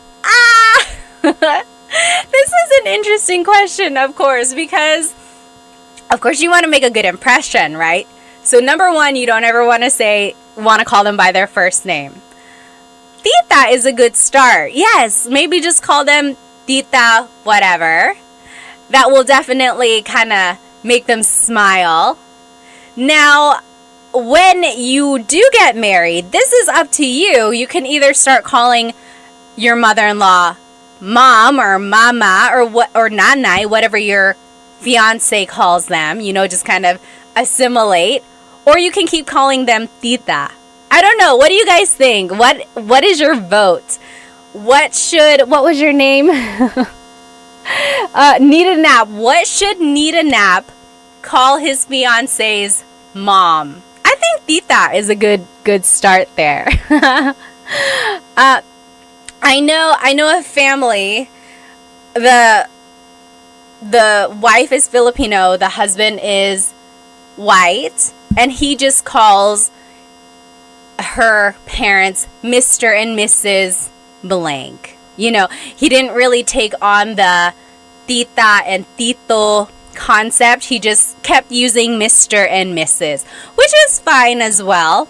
But if you really do want to kind of assimilate more to the Filipino culture, I would encourage you to use tita and tito. TMD Texas said, call her Lola. Maybe if you want to give her a heart attack. Maybe if you're like, hey, Lola, she's going to be like, are you guys pregnant? So I don't know if you should do that yet. Okay, Ben on TikTok said, call them mom. I don't know. They're not quite married yet. I guess you could. She might be like, I don't know if we're there yet. Oh, yes. RK Nudson on Instagram kind of has a similar idea. What should I call my father-in-law?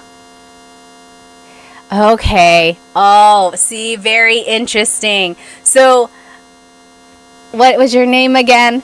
RK Nud was asking, what should I call my father-in-law? My wife calls him tatay. Is it appropriate for me to call him that as well?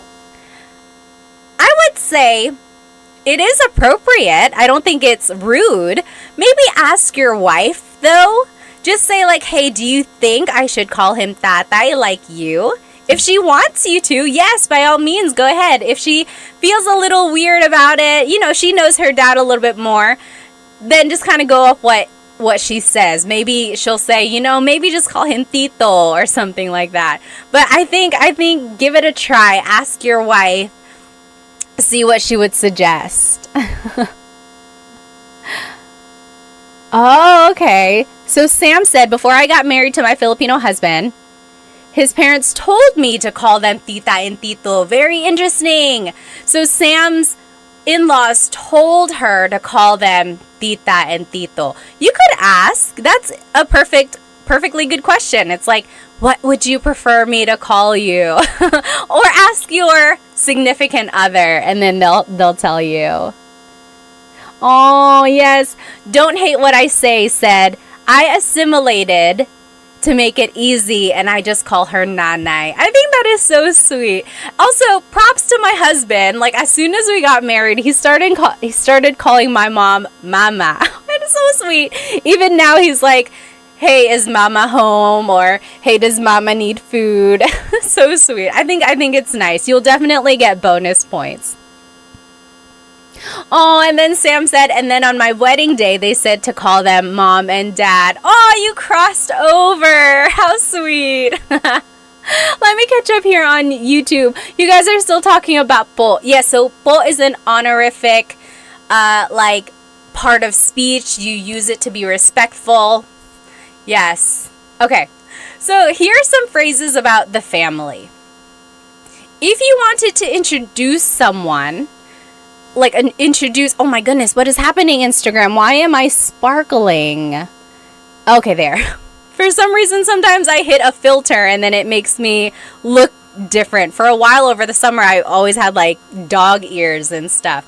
Okay, so if you want to introduce your family member, you would say, ito ang blank ko. This is my blank. For example, ito ang nanay ko. This is my mother. Ito ang kapatid ko. This is my sibling. Ito ang asawa ko. This is my husband or wife, my spouse. Okay, so if you want to introduce a family member, it would be ito ang blank ko. Ito means this.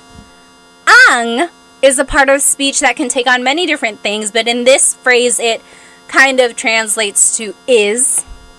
Ko is my. So, ito ang nanay ko, this is my mother. Ito ang kapatid ko, this is my sibling. And you can use that for anything. Like if you're like, oh, ito ang ballpen ko, this is my ball pen, this is my pen. Ito ang cellphone ko, this is my phone. So this is my blank. That's just the sentence structure there.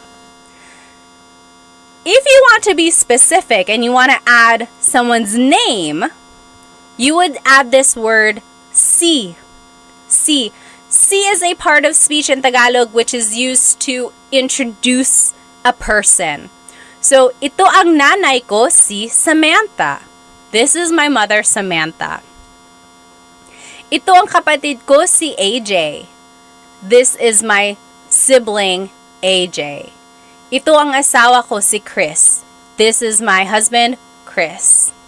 Okay, so I wanted to show you two different things on this slide. Again, this whole presentation is up on my YouTube channel. First, just get to know, become familiar with this phrase, ito ang blank ko. This is my blank. Ito ang nanay ko. Then, if you want to be specific, you can use this word, si. So, ito ang nanay ko, si Samantha. This is my mother, Samantha. Okay, let me catch up on some of these comments. I don't want to miss any questions. Let's see. Oh, Guardian Angel said, besides using all of your videos, how is the best way to learn Tagalog? This is going to be a little biased, but I think the best way to learn Tagalog is having one-on-one tutoring, which, by the way, I have Filipino Tutors LLC. If you go to myfilipinotutors.com, that is my very new tutoring company, and I have some really good tutors for you.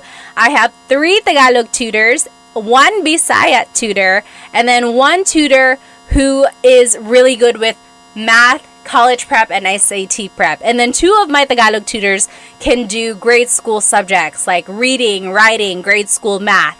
So check out myfilipinotutors.com for one-on-one tutoring. Okay, let's see. Okay. Oh, Nita Knapp said, my mom will get jealous if I call my in-law mom.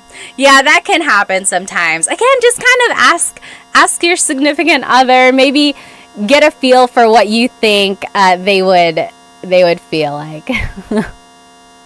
Okay, let's see. Manglia said, ito ang aso ko.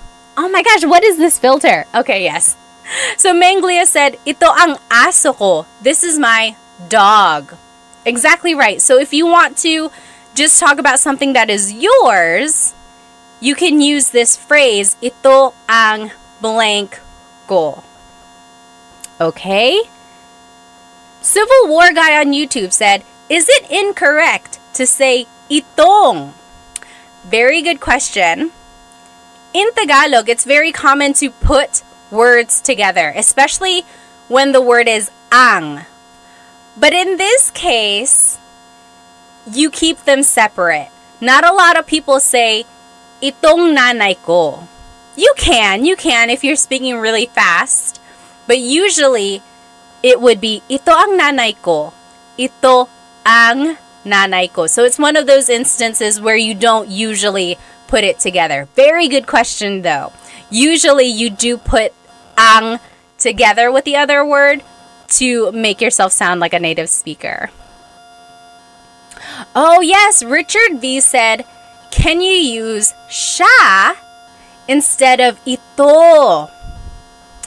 Yes, so siya is a pronoun that means he or she, right? So it works. You certainly can. You can say, siya ang nanay ko, si Samantha.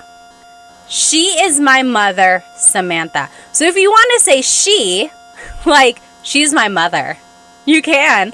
Or you can say, this is my mother.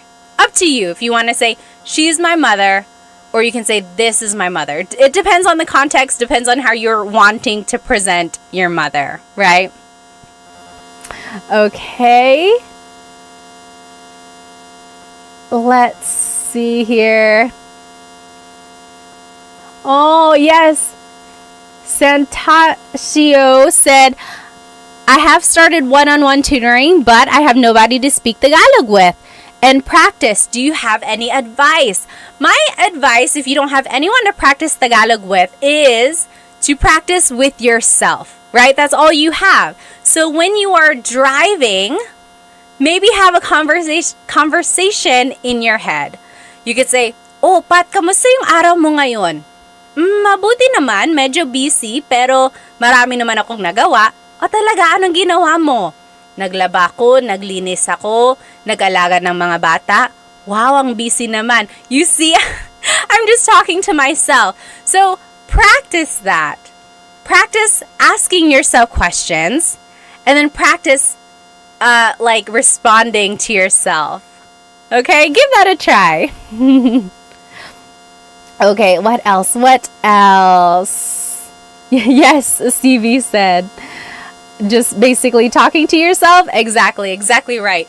Also, maybe find someone who is also learning Tagalog. Maybe like a Facebook group, or I'm trying to think like if there are any online groups that I know of. But like, try to find other people who are also learning Tagalog. That's a good way to practice. Okay.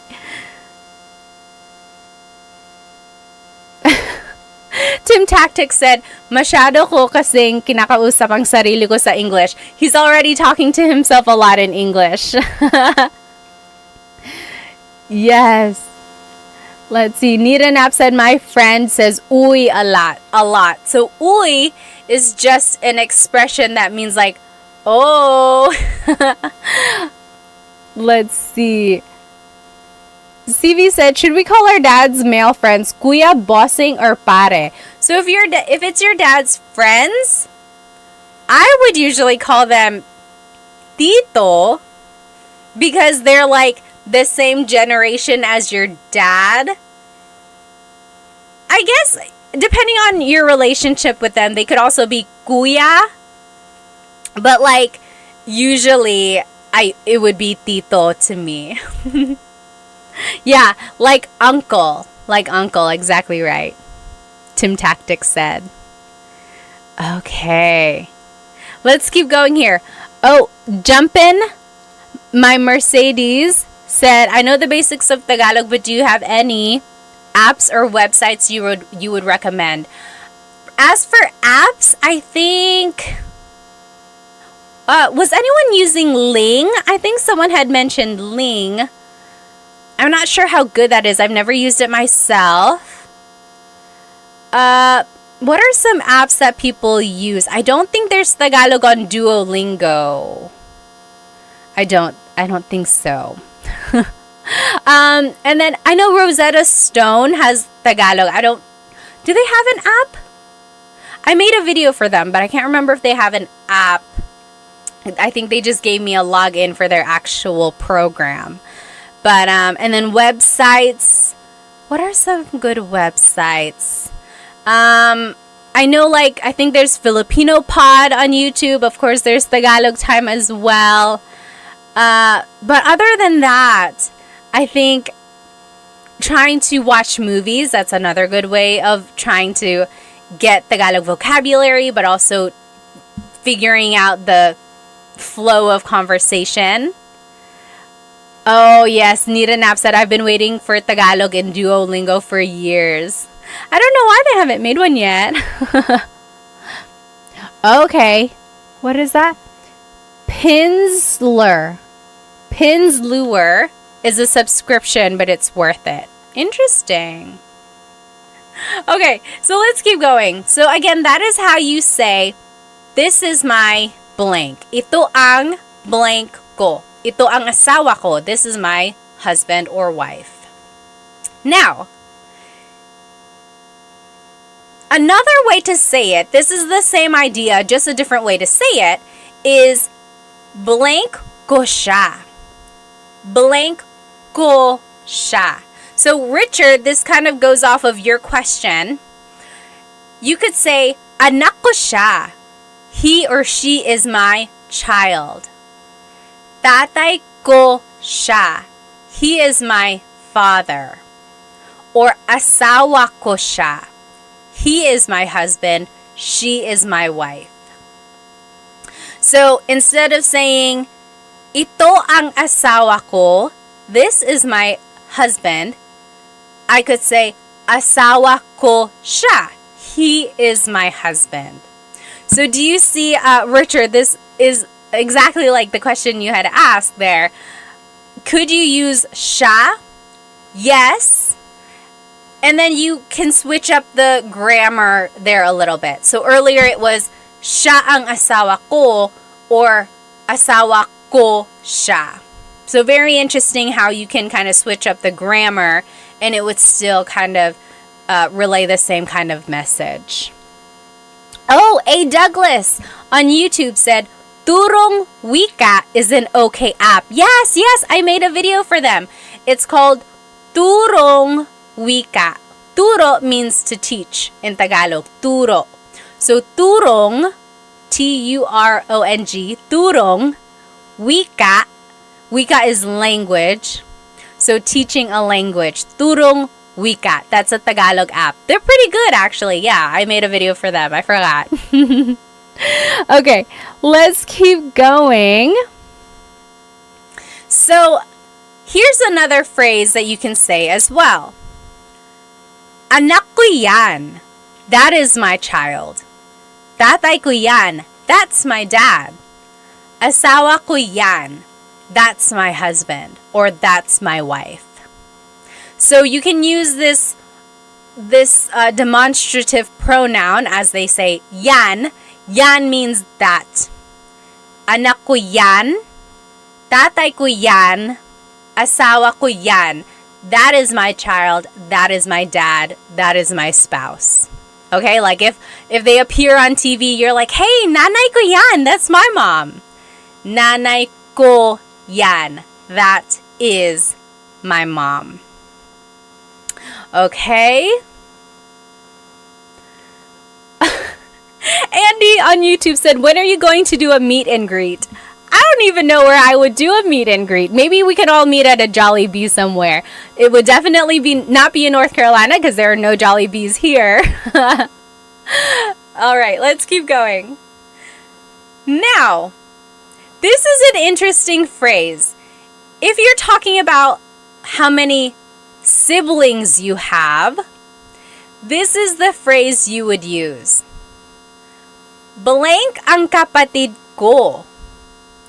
Blank ang kapatid ko. So, I have blank number of siblings. So, let's take a look at the numbers here. Again, if you're on Instagram and TikTok, hop onto my YouTube channel. This is where all of the words are written out. Isa is 1. Dalawa is 2. Tatlo is 3. Apat is 4. Lima is 5. Anim is 6. Pito is 7. Walo is 8. Siyam is 9. Sampu is 10. Okay, so those are just the numbers in Tagalog, 1 through 10. Isa, dalawa, tatlo, apat, lima, anim, pito, walo, siyam, sampo. Okay, so those are just numbers 1 through 10 in Tagalog. Now we're gonna use these numbers in this phrase. So if you want to say I have 3 siblings, it would be tatlo ang kapatid ko. Tatlo ang kapatid ko. So I have 3 siblings. Tatlo ang kapatid ko. Okay? Now, if you want to add like other words to be specific here, you could say like, isa lang ang kapatid ko. Isa lang ang kapatid ko. That means I only have 1 sibling. I only have 1 sibling. Lang means only. So, isa lang ang kapatid ko. Or if you don't have any siblings, you would say, wala akong kapatid. Wala akong kapatid. I forgot who it was who asked about putting the 2 words together. This is the case where you can. So, wala ako ng kapatid. You could just say, wala akong kapatid. Right? We're putting the words ako and nang together. Wala akong kapatid. I don't have any siblings. Okay? Yes, Aiden said, akong. So it's just one of those contractions. When you're talking really fast in Tagalog, native speakers will just put it together. Wala akong kapatid. Wala akong kapatid. I don't have any siblings. Let's see. Oh, yes! Melanie, you got it exactly right. Could you say, tatlo ang kapatid ko at babae silang lahat? Tatlo ang kapatid ko at babae silang lahat. The only thing I would change is I think I might add the word mga. Tatlo ang kapatid ko at mga babae silang lahat. You don't even have to really add lahat. You could say, tatlo ang kapatid ko at mga babae sila. Babae silang lahat. But that also works as well. Exactly right. Let's see. Okay. Yeah asked, how do I use siya? So again, kind of like in the last example, siya means he or she. So, siya ang kapatid ko or kapatid ko siya. He is my sibling. He is my sibling. Siya ang kapatid ko or kapatid ko siya. Same thing. All right. Let's see here. Mr. OK said, how old are you? How old do I look? Pop quiz, how old do I look? So, let's look at this. What was I trying to do with this asterisk? Can use for pinsan. Oh, yes. So you can also use this phrase if you're talking about your cousins or your ninongs or ninangs. So, apat ang pinsan ko. I have 4 cousins. Or dalawa ang ninang ko. I have 2 godmothers. Okay? David Jr. said 32. Exactly right. I am 32. 32. Alright. Now, those are some phrases that we can use to describe our family, right? We learned how to say, this is my mother, or that's my mother, or he or she is my sibling, and so on. Now, here are some vocabulary words when you're talking about birth order, or like your order in your siblings. So, panganay is the oldest child. Panganay. That can be a girl or a boy. It doesn't matter. Panganay is the oldest child. Bunso is the youngest child. So, panganay, bunso. Panganay, bunso. Now, if you want to go like in the order, like the second child, the third child, go back and think about the numbers we had just learned. This is how you would say it. Pangalawa, the second child. Pangalawa.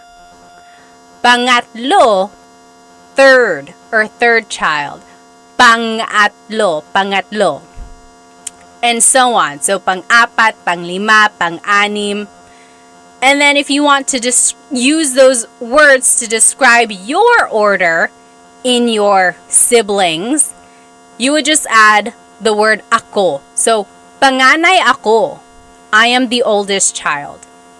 Or bunso ako. I am the youngest child. Blank ako.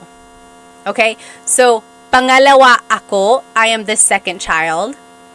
Pangatlo ako, I am the third child, and so on.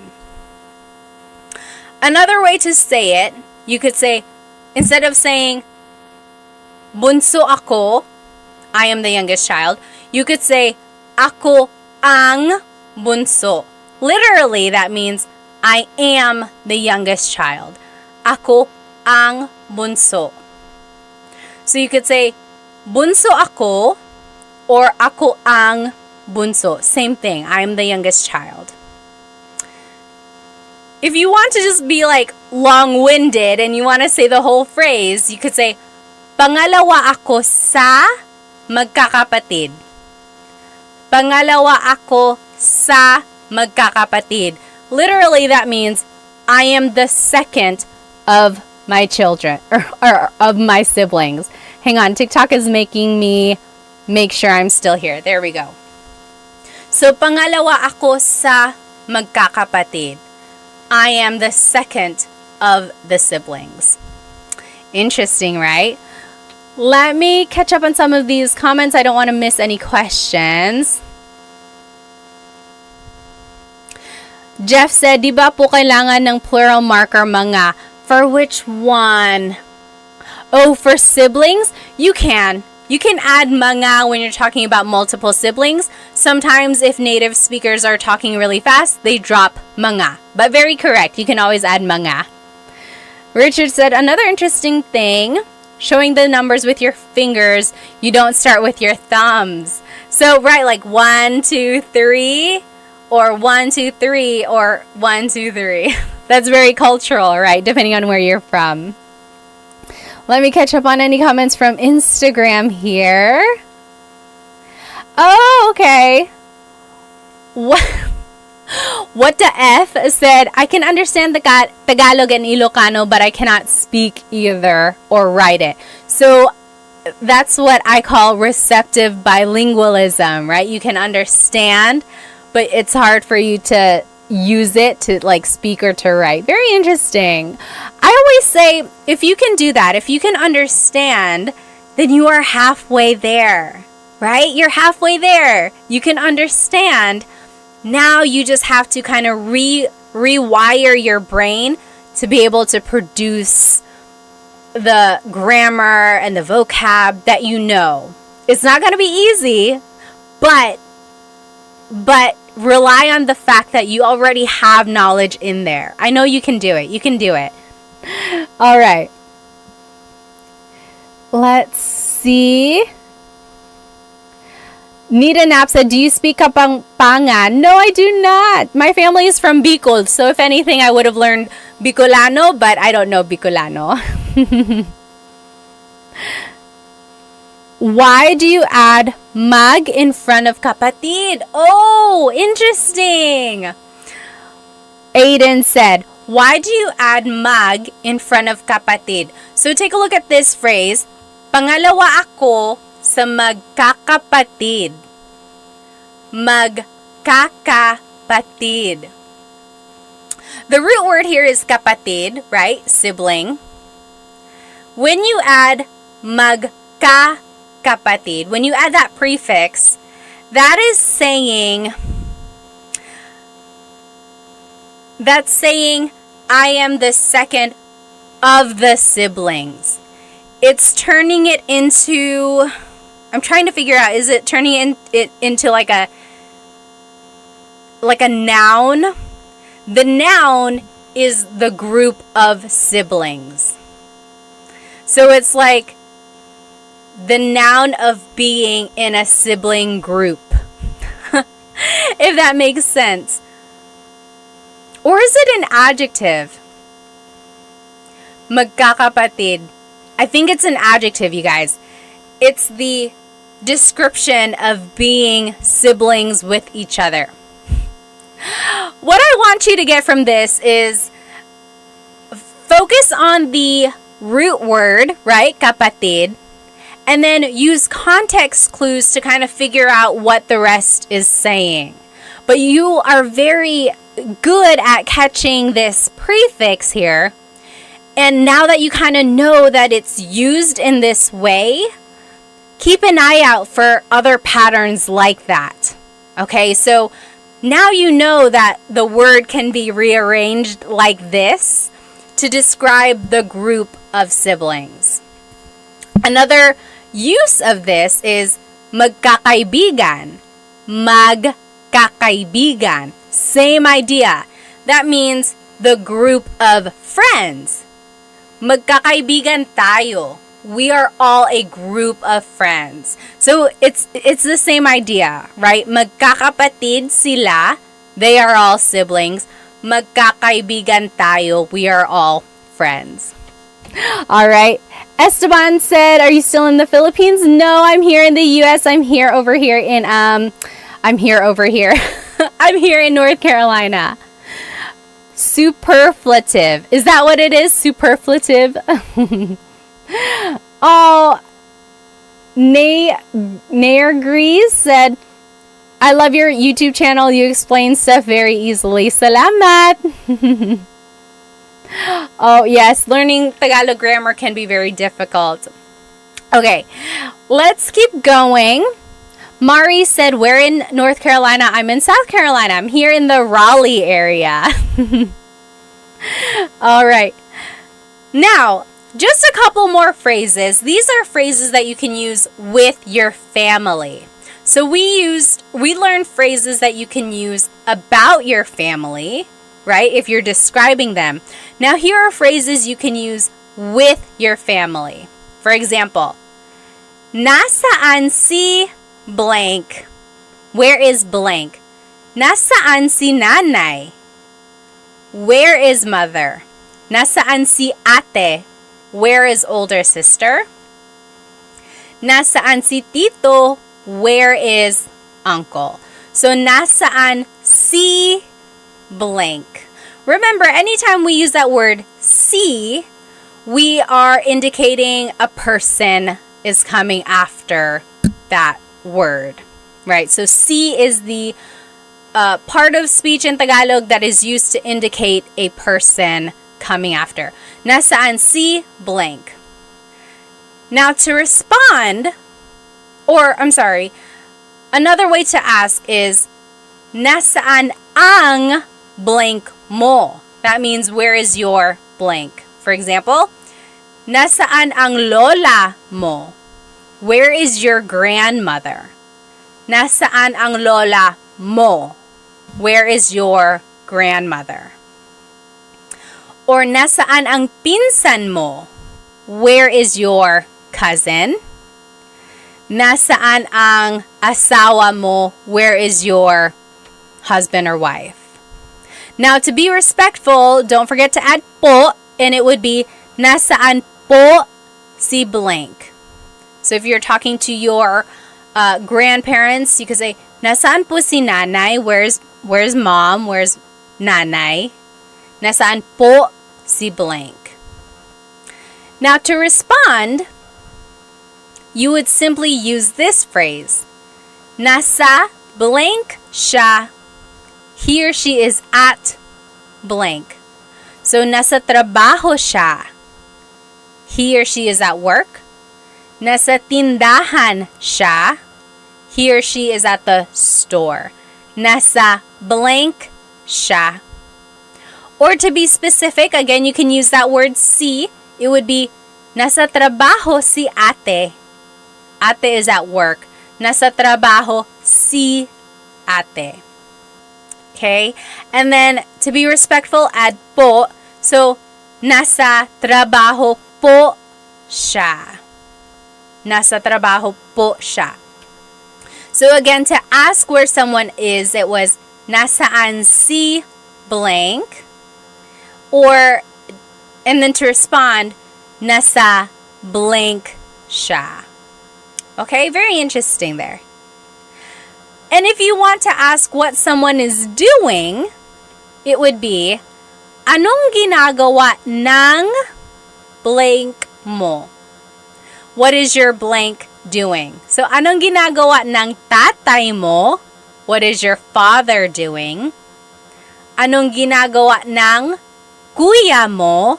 What is your older brother doing? And then, if you want to kind of be specific, anong ginagawa ni tatay? What is father doing? So, you're dropping the your, right? So, anong ginagawa ng tatay mo versus anong ginagawa ni tatay? Both asking, what is father doing versus what is your father doing? And then don't forget to add po to be respectful. Ano po ang ginagawa ni tatay? Ano po ang ginagawa ni tatay? So I always get asked, like, where does po go in a phrase? Usually, po is the second word. So, ano po ang ginagawa ni tatay? Saan po si nanay? When in doubt, you can always add po to the end and it will work.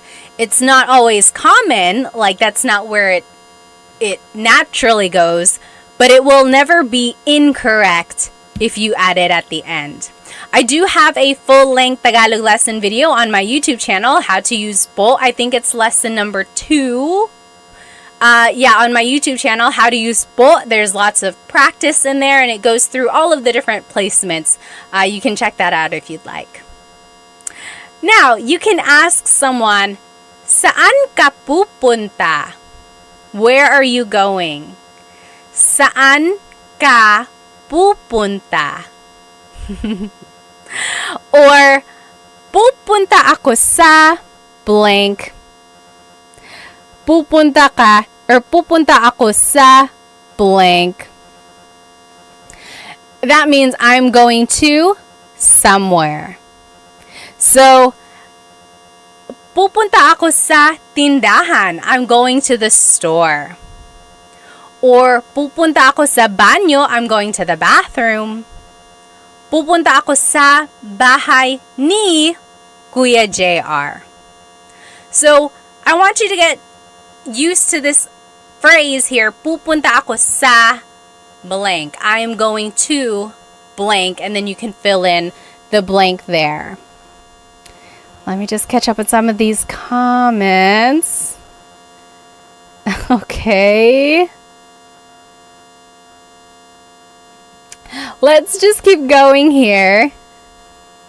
Oh, CV said, I'm confused with past, present, and future tense in Tagalog. It can be very confusing. The main differences between the tenses in Tagalog is the prefix that is used. And there's a lot of different patterns depending on the type of verb you're using. Again, I have another full-length Tagalog lesson on present tense conjugation, and then another full-length Tagalog lesson on my YouTube channel for past and future tense. And it breaks down how to conjugate the verbs in different tenses depending on their verb types. It can get tricky, but with some practice, I think you can kind of see the differences. Okay, again, if you want to use po to be respectful, it would be, saan po kayo pupunta? Where are you going? Saan po kayo pupunta? Or pupunta po ako sa trabaho. I'm going to work. Pupunta po ako sa trabaho. The opposite of where are you going is where are you coming from? So, saan ka galing? Where are you coming from? Saan ka galing? Your response would be, galing ako sa, I came from, blank. So, saan ka galing? Galing ako sa tindahan. I came from the store. Galing ako sa trabaho. I came from work. Galing ako sa bahay ni Kuya. I came from Kuya JR's house. And then to be respectful, saan po kayo galing? Galing po ako sa blank. Oh, DJ Marsky, thank you so much for the gift on TikTok. Maraming salamat. Okay, so those are just some phrases that we can say to our family members. Again, this whole lesson is on my YouTube channel. If you want to review those, the live recording will be up on there as well, and everything will be written out. I'm actually going to go ahead and just go through this review really quickly because I want us to have enough time to do the listening comprehension at the end. So just follow along with me here. Oh, YouTube, let me go ahead and turn off my camera so you can see this. There we go. So let's just go through these vocab words. Remember, godparents in Tagalog, pamilya is family. Godparents is lolo and lola. Lolo and lola. And then, Tatay is father. Nanay is mother. Those are the mga magulang, parents. Mga magulang. They have a child, that is their anak. They get married with someone, that's their asawa. Then they have kids. Ate is the oldest sister or older sister. Kuya is the older brother. Bunso is the youngest child. Altogether, those are mga kapatid, so siblings. And then if you want to be specific, again, remember kapatid is one of those gender neutral words.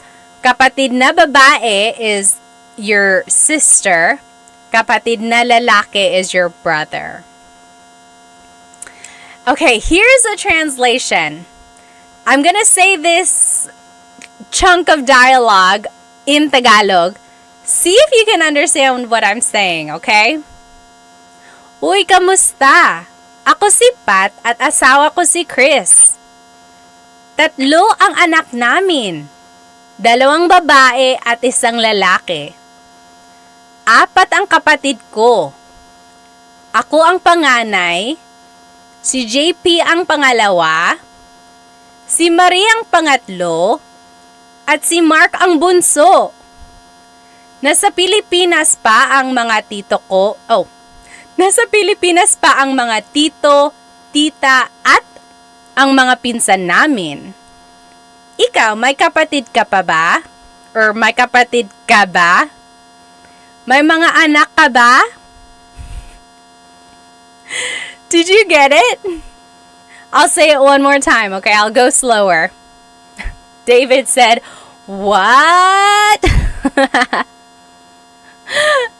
And this is not accurate. A lot of this was just made up so I could use the vocabulary words. Someone was like, "You lost me at 3 siblings." I'll say it one more time, okay? Kamusta? Ako si Pat at asawa ko si Chris. 3 ang anak namin. 2 babae at 1 lalaki. 4 ang kapatid ko. Ako ang panganay. Si JP ang pangalawa. Si Marie ang pangatlo. At si Mark ang bunso. Nasa Pilipinas pa ang mga tito, tita, at ang mga pinsan namin. Ikaw, may kapatid ka ba? May mga anak ka ba? How was that? Oh, yes. Aiden said, "I understand, but it's still hard." Yes, exactly right. I see some people here. You guys are translating it. Very good, very good. Let's go through the translation line by line, okay? Again, it's all on YouTube. Kumusta? Hello. Kumusta? Ako si Pat at asawa ko si Chris. I'm Pat and Chris is my husband. 3 ang anak namin. 2 babae at 1 lalaki. We have 3 kids, 2 girls, 1 boy. And then, 4 ang kapatid ko. I have 4 siblings. Ako ang panganay. Si JP ang pangalawa. Si Marie ang pangatlo. At si Mark ang bunso. I'm the oldest. JP is the second. Marie is third. And Mark is the youngest. Do you see how I used all of those vocabulary words that we learned? Let's keep going. Nasa Pilipinas pa ang mga tito, tita, at ang mga pinsan namin. Our aunts, uncles, and cousins are still in the Philippines. Ikaw, may kapatid ka ba? You, do you have siblings? May mga anak ka ba? Do you have any kids? What do you think? Oh, yes, Liana said, more please, I speak Bisaya, trying to improve my Tagalog. Oh, good for you, good for you. Unknown says, good morning from Kuwait. Very good. So, I want you, whenever someone is speaking Tagalog to you, don't get tripped up over every word. Okay? One trick to learning a language, I know this because I took 5 years of French in high school and college, so I know how to kind of learn a language, right? I know the challenges that come with it. Don't get tripped up over every single word that you don't understand. Try to, number one, recognize the words that you do know. Number two, use context clues. Okay, we learned a lot of this vocabulary in our lesson, so now we're just kind of putting everything together. Number three, kind of when you feel more comfortable with the vocabulary, the third thing I want you to do is recognize the grammar patterns. Oftentimes, the verb goes first, then it's a pronoun, then it's a noun, or something like that. But oftentimes, the verb in Tagalog goes first. But when you are trying to understand dialogue, the biggest thing you can do is really try to latch onto words that you know, whether it be the root words of a verb or simple vocabulary that you might have just learned, okay? And then use context clues to kind of go from there, okay? I know that was a lot, but I think you might know more than you do. And if that was really, really challenging, it's okay. At least now you know that you can work on it, right? Now you know what you can focus on. So I hope you enjoyed our lesson tonight. This is everything we learned. We learned some family vocabulary. We learned phrases about our families. We learned phrases that we can use with our family members, like, where are you going? Where did you come from? We also reviewed a little bit and we did some translation practice. Okay? I hope you were able to get some vocabulary that you didn't know yet. I hope you learned some phrases that you can start using with your families. And I hope to see you next week in our Tagalog Thursday. So, I hope you have a good rest of your night. I don't want to keep you any longer. Maraming salamat. Thank you so much for joining me. Have a good night.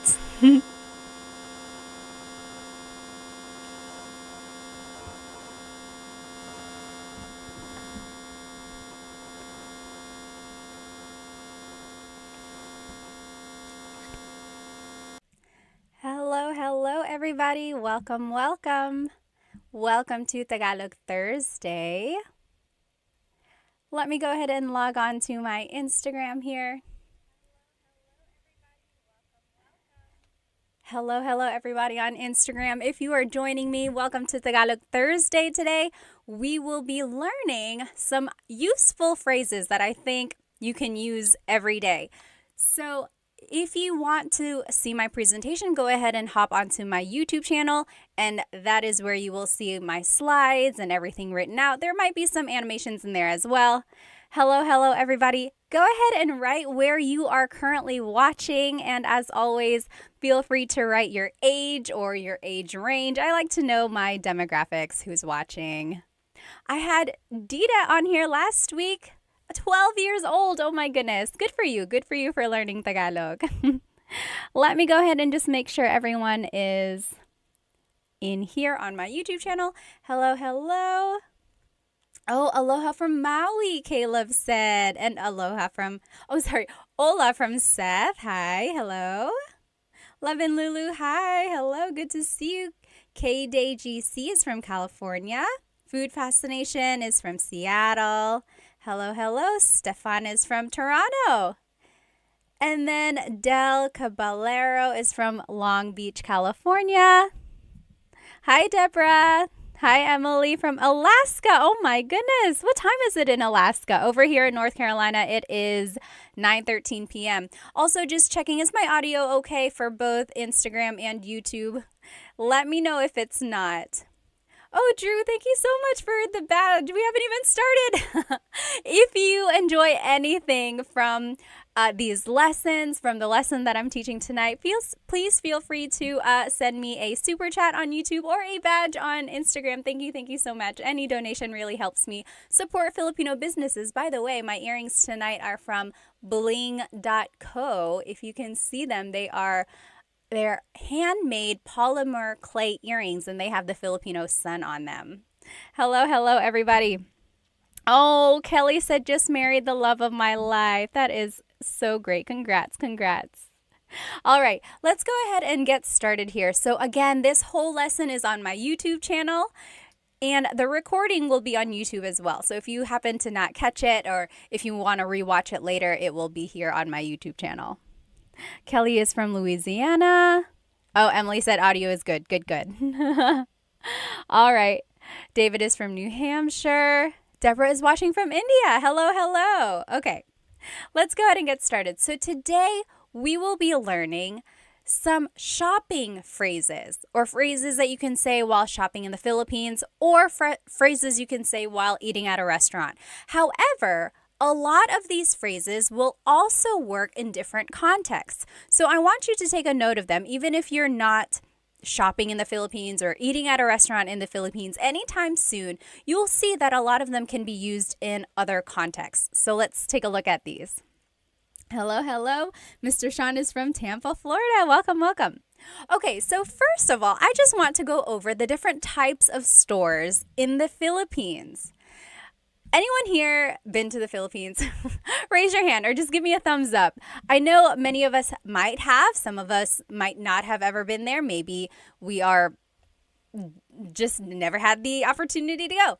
But in the Philippines, you might see little stores in people's houses. So usually if it's like a 2-story house, there might be a store in the first floor, and it's like their window has things that you can buy. So chips or rice or even some meat and fish, ice sometimes. Those are called sari-sari stores. Sari-sari. Sari-sari means like different things. Different. Because you can buy a lot of different things. So in my picture here, you'll see that you can buy rice, you can buy chips. It's like a really true definition of a convenience store. Maybe you can't go to an actual store, so you just want to walk down the street and you notice that your neighbor has things that you might need. So that is where you can buy things if you're kind of in a pinch. That's called a sari-sari store. Next, there's the palengke. Palengke. This is like an open market, sometimes called a wet market. And you can buy meats, vegetables, but really you can buy anything here. School supplies, clothes, household items. And the thing about the palengke is that some people might consider it not as clean as a grocery store, because they are just there chopping up the meat, preparing the vegetables, weighing it right there. So it's not quite the same as a grocery store because everything is open. Another thing about the palengke is that they are open very, very early, like before dawn. They are hustling and bustling, getting their stalls ready. And then they're usually closed, or like activity isn't as busy in the afternoons. Whereas in the grocery store, they are open all day long, usually pretty busy. After people go, get off from work, they'll probably go there. So that's the difference between a palengke and like a grocery store. And then one more thing here, the Divisoria. Has anyone ever shopped at a Divisoria? So I love shopping at the Divisoria because they are known for very cheap products. Not cheap like poor quality, although some of it might be, but cheap as in very affordable. So if you want to get a good deal, this is where you would go, the Divisoria. And this is usually in like really busy areas. The Divisoria that I'm thinking of is in Manila, and Some people might say it's a little sketchy. Just make sure you are aware of your surroundings when you are shopping in these places because everyone is trying to get a good deal, right? So it can get kind of crowded. And an interesting thing about the divisoria, literally in Spanish, the divisoria means like the dividing line. And it got that name because back in the day when the Spanish colonizers were there, there was this city called Intramuros, literally meaning like the gated city. That's where government officials were. This was like where the elite lived, Intramuros. Right outside of Intramuros was where the Chinese immigrants were. They were kind of segregated. So this dividing line, the divisoria, was dividing the wealthy Spanish from the Chinese immigrants who were kind of segregated. And then it got this reputation of having these affordable products from the Chinese merchants who were able to sell these goods for such a cheap price. And so from then on, this area has been known to sell these very affordable things. I think that's so interesting. I love history. I love Filipino things. Let me just catch up on some of these comments here. Hello. Oh, Love and Lulu said, in Pampanga, there's a lot of pickpocketers. I think in any big city, yes, Manila, even Cebu City, you just got to be aware of your surroundings. Yes, very good. Oh, Rua said, I love your content. I'm from Japan. Hello. Welcome. All right, let me check over here on YouTube. Oh, Belle said, going soon, going to the Philippines. Oh, very good. Oh, Lost in the Philippines says, I am in Manila right now. Well, have fun. All right. A lot of people are planning to go soon. Oh, hi, Dita. There you are. Good to see you. Okay. Yes, so here are the different types of stores. So sari-sari, palengke, divisoria. These are known for like places where you can haggle the price. So if you are good at maybe bartering or like asking for a lower price, these are the places to go for that. However, if you go to like a mall, those prices are pretty set in stone, right? You can't really haggle a price tag at the mall. And the picture here on my YouTube channel, if you are looking with me, this is the Mall of Asia. Raise your hand if you've been to the Mall of Asia before. At one point, it was the biggest mall in Asia, but I think last I saw, there are bigger malls now, I think in other countries, but it's still the biggest mall in the Philippines. There's a skating rink, there's like places to watch shows and things like that, and there are lots and lots of floors up there. If you have been there, what is your favorite part of the Mall of Asia? I haven't been there in a very long time. I think one of my favorite things about the Mall of Asia is the surrounding, like it's surrounded by water and you can get a lot of good pictures over there. All right, so that's the mall. That is another place you can go shopping. And then lastly, nowadays, people can go shopping online. So online selling, I don't know if you've ever seen them. It's much like here in America, or if you're just scrolling through your TikTok, a lot of people will sell things online. They'll just hold up the product and then whoever says mine in the comments, that will go to them. So those are just some different stores in the Philippines. Okay, awesome. Corner is from North Carolina. Welcome. Are we neighbors? You must be in my backyard. Yes. Frank said, amazing that they have a skating rink inside of the Mall of Asia. Oh, yes. Oh, TMD Texas says, Mall of Asia fireworks. I don't think I've seen the fireworks at Mall of Asia. Yes.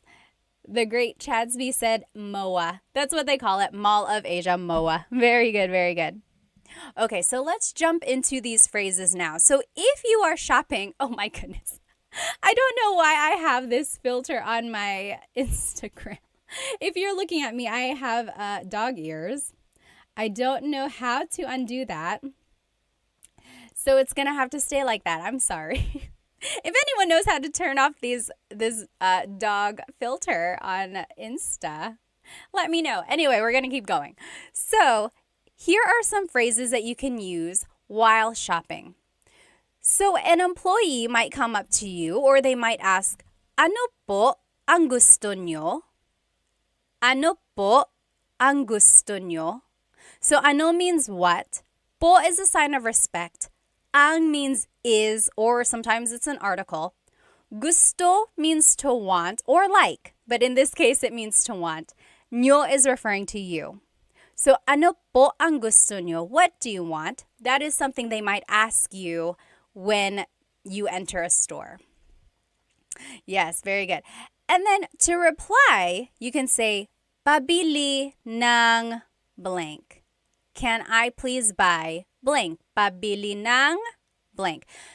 When you're listening to Tagalog, this is one of my biggest tips for anyone who is like very beginner, still trying to get an understanding of Tagalog. Listen for root words. Okay, so let's take a look at pabili ng blank. The root word here is bili. Bili means to buy. Pabili, the prefix pa, is turning it into like a question. Can I please buy? Pabili ng blank. Can I please buy? So here's some things you might ask for. Pabili ng tubig, water, tubig. Pabili ng yellow, ice, yellow. And then pabili ng chocolate, chocolate, chocolate. So pabili ng blank. Ng means some or a thing. Can I please buy some water? Can I please buy some ice? And so on. Okay? Now, if you want to be specific, you can add an amount or like a number. So, pabili ng dalawang tubig. Can I please buy 2 waters? Pabili ng dalawang tubig. So, let's just take a look at some of these numbers. Isa, 1, isa. Dalawa, 2, dalawa. Tatlo, 3, tatlo. Apat, 4, apat. Lima, 5, lima. Anim, 6, anim. Pito, 7, pito. Walo, 8, walo. Siyam, 9, siyam. Sampu, 10, sampu. So say those with me one more time. Isa, dalawa, tatlo. Isa, dalawa, tatlo. Apat, lima, anim. Apat, lima, anim. Pito, walo, siyam, sampu. Pito, walo, siyam, sampu. So that's 1 through 10 in Tagalog. Again, if we want to use them, so if I want to say, can I please buy 3 waters? Pabili ng tatlong tubig. So the number goes before the noun. Now, I want you to listen carefully, okay? So I am saying tatlong, tatlong. There's an NG at the end of the number. The number is tatlo, but I'm saying tatlong tubig. That is because technically you're saying 3 of water. Tatlo ng tubig. So 3 of water. The NG we're just adding there at the end, or tatlo na tubig. And you only add this NG if the number ends in a vowel. So pabili ng isang tubig, pabili ng dalawang tubig. So both of those end with a vowel, so we're adding the NG. If the number ends in a consonant, we don't add NG, we add the word na. Take a listen. Pabili ng 4 na tubig. Can I please buy 4 waters? Pabili ng 6 na tubig. Can I please buy 6 waters? So that's the difference there. You can make the contraction if the number ends in a vowel. Dalawang tubig, tatlong tubig. If the number ends in a consonant, then you add the word na. 6 na tubig, siyam na tubig. Okay? So that's just a little side note. You could always say the number in English. Pabili ng tubig, how many? 6. 6 po. They'll get the idea. Okay? But if you want to practice your numbers, that's a good chance to do it. Okay.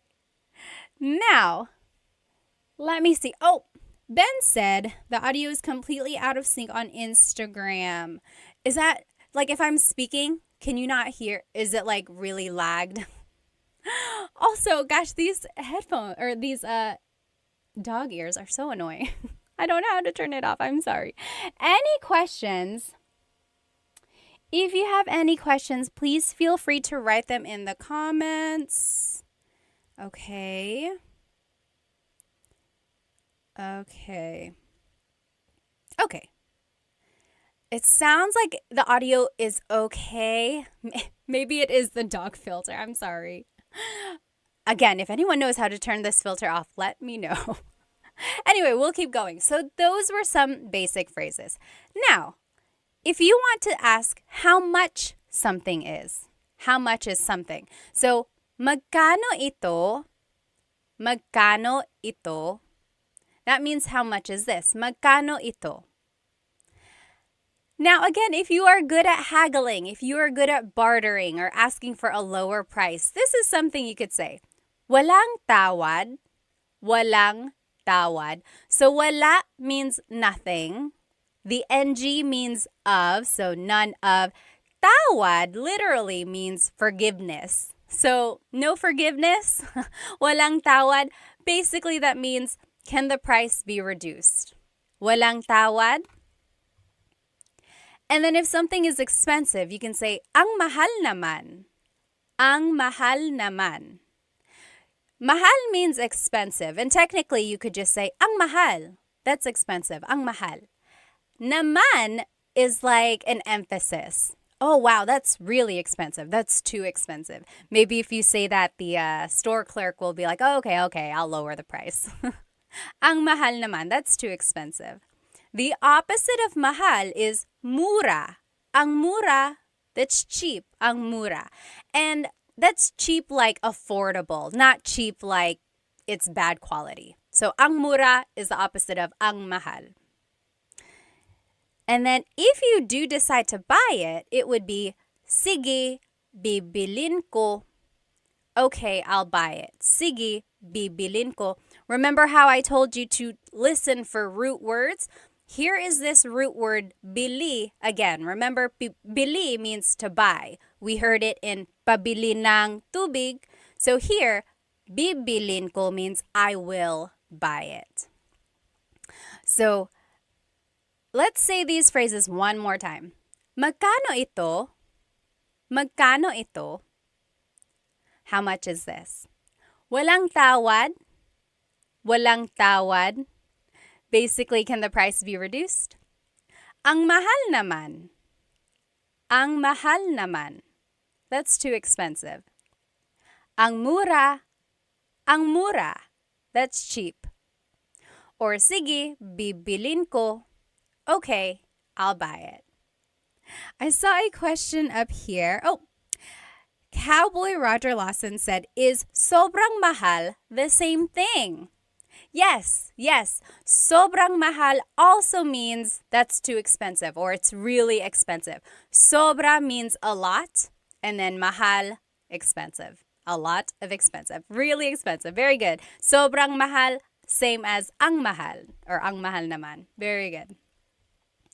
All right.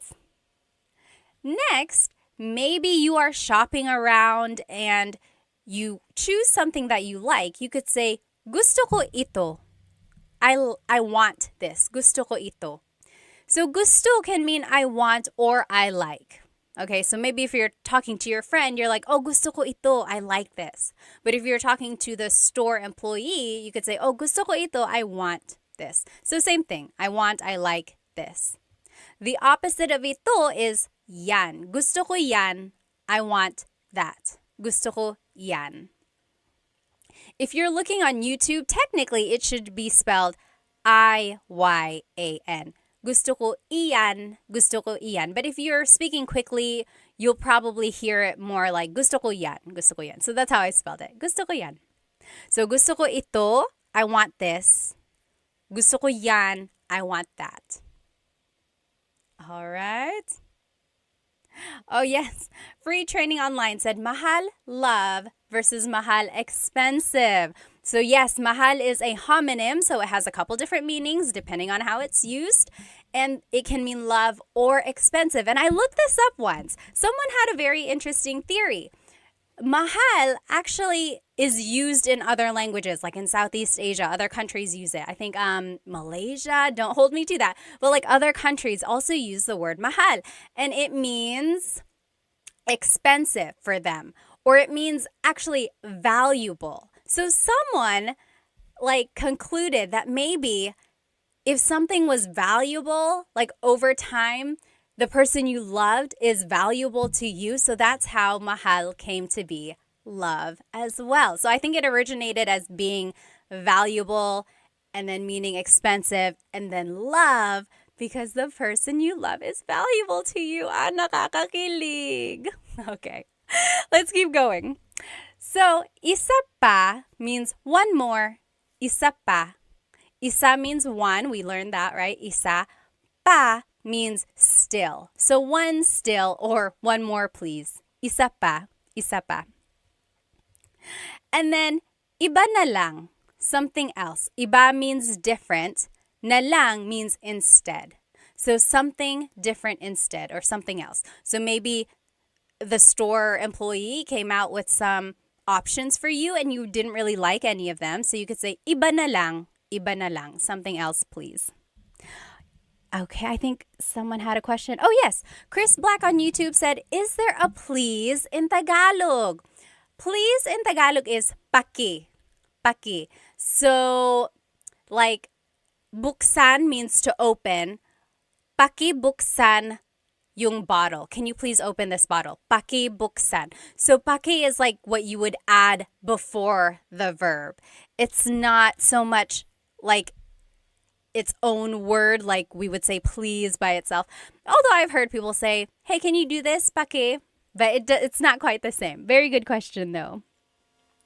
Let's see. Yes. Someone asked on YouTube, I don't know your name because it's in characters. But it said, pwede ko bang gamitin yung salita ng, can I say this instead? So can you say, kukunin ko to instead of bibilin ko? Yes. So we learned, sige, bibilin ko. Okay, I'll buy this. Literally, I will buy this. You could also say, sige, kukunin ko to. Kunin means to take. I will take this. Yes, same idea. I will take this versus I will buy this. Very good. Okay. Very good. Good questions. Okay. Yes.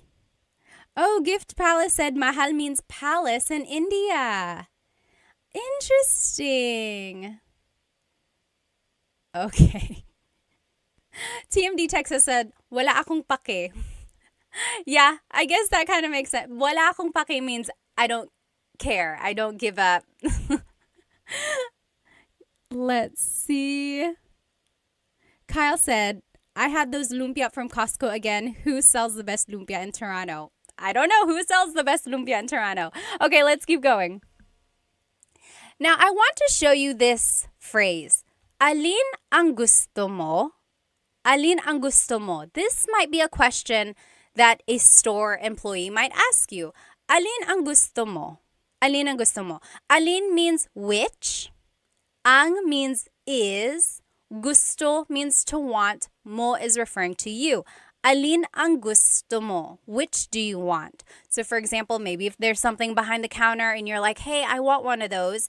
And they're like, oh, alin ang gusto mo? Which do you want? Here are ways you can respond. We already learned, gusto ko ito, gusto ko yan. I want this, I want that.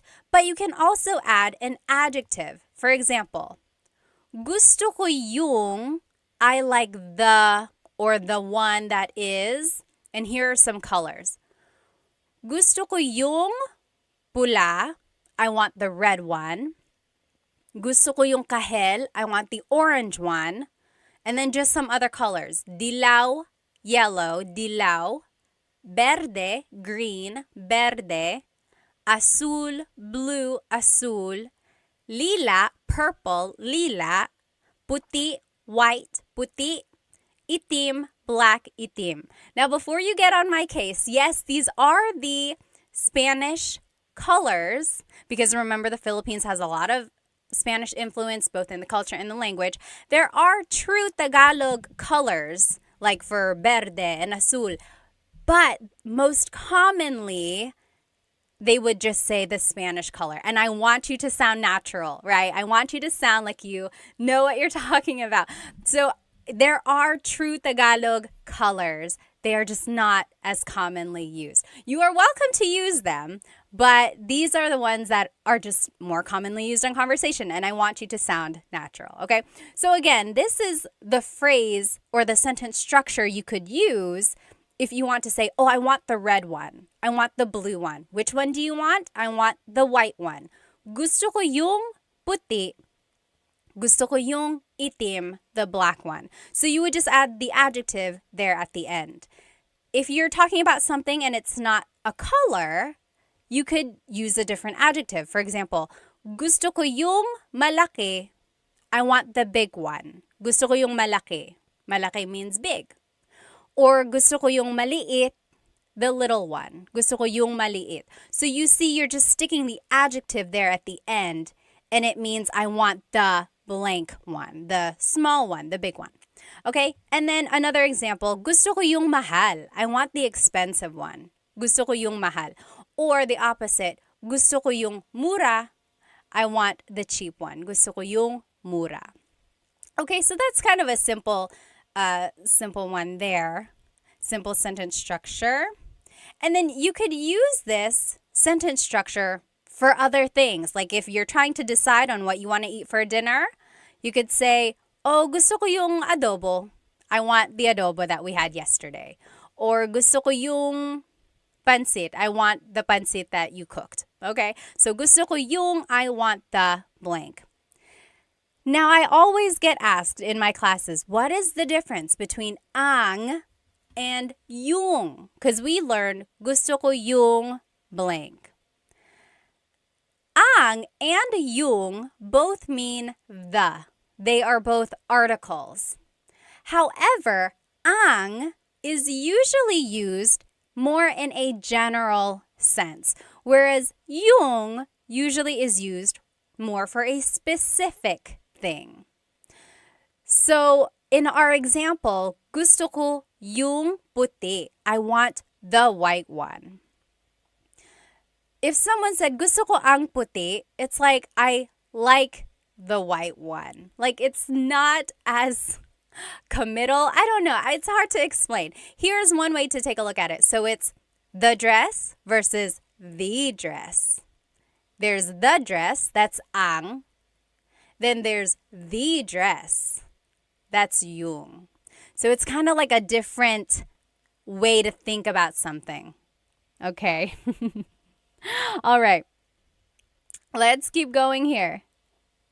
Oh, Chandra said, are you taking online classes? We are just wrapping up class 4 now. So I did 1, 2, 3, and 4. So my class sets are just about done. Hopefully I can start another set in the fall. Okay, but I will still try to do these Tagalog Thursdays. This is like my 4th or 5th week. These have been fun. So join me every Thursday. Okay, now, if you want to be respectful while you are shopping, you can add po to any of the phrases we just learned. So remember, in the Philippines, we say po to be respectful to our elders, but also to people in authority. So, like priests, doctors, police officers, but also, even if they're not in authority, if you just want to be respectful, like to someone who is working at a store, feel free to add po. Here are the common placements of po. Usually, it's the second word in the phrase. Most commonly, it's the second word. Or it goes after the words ko or na if either of those appear in the phrase. Ko means I or my. Na means already. So if either of those two words appear in a phrase, po usually goes after that. Or po just goes after a set phrase. So when in doubt, always add po to the end of anything you say. and it will be respectful. Okay, that is key there. When you are learning po and you want to be respectful, just add it to the end and it will always work. But let's take a look at the phrases we just learned and see where the po usually goes. Pabili po ng blank. Can I please buy blank? So as you can see, it's the second word there. Pabili po ng tubig. Pabili po ng blank. Or magkano po ito? How much is this? Again, it's the second word there. Walang tawad po. It's just after this set phrase. And basically for the rest of them too. Ang mahal naman po. It's a set phrase, so it just goes at the end. Ang mura po. Another set phrase. And then, sige po, bibilin ko po. It's just another set phrase. Okay. Let's see. And then just to finish up, here are the other phrases we learned and where po would go. Gusto ko po ito. I want this. Gusto ko po yan. I want that. Remember, we learned gusto ko ito, gusto ko yan. Gusto ko ito, gusto ko yan. If you want to add po, it's gusto ko po ito, gusto ko po yan. And that was rule number 2. If ko appears in the phrase, po would go after that. Next, isa pa po. Isa pa po, that's just a set phrase. One more, please. And then, iba na lang po.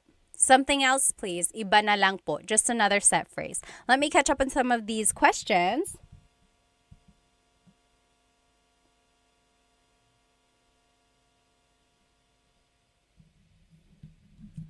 Yes.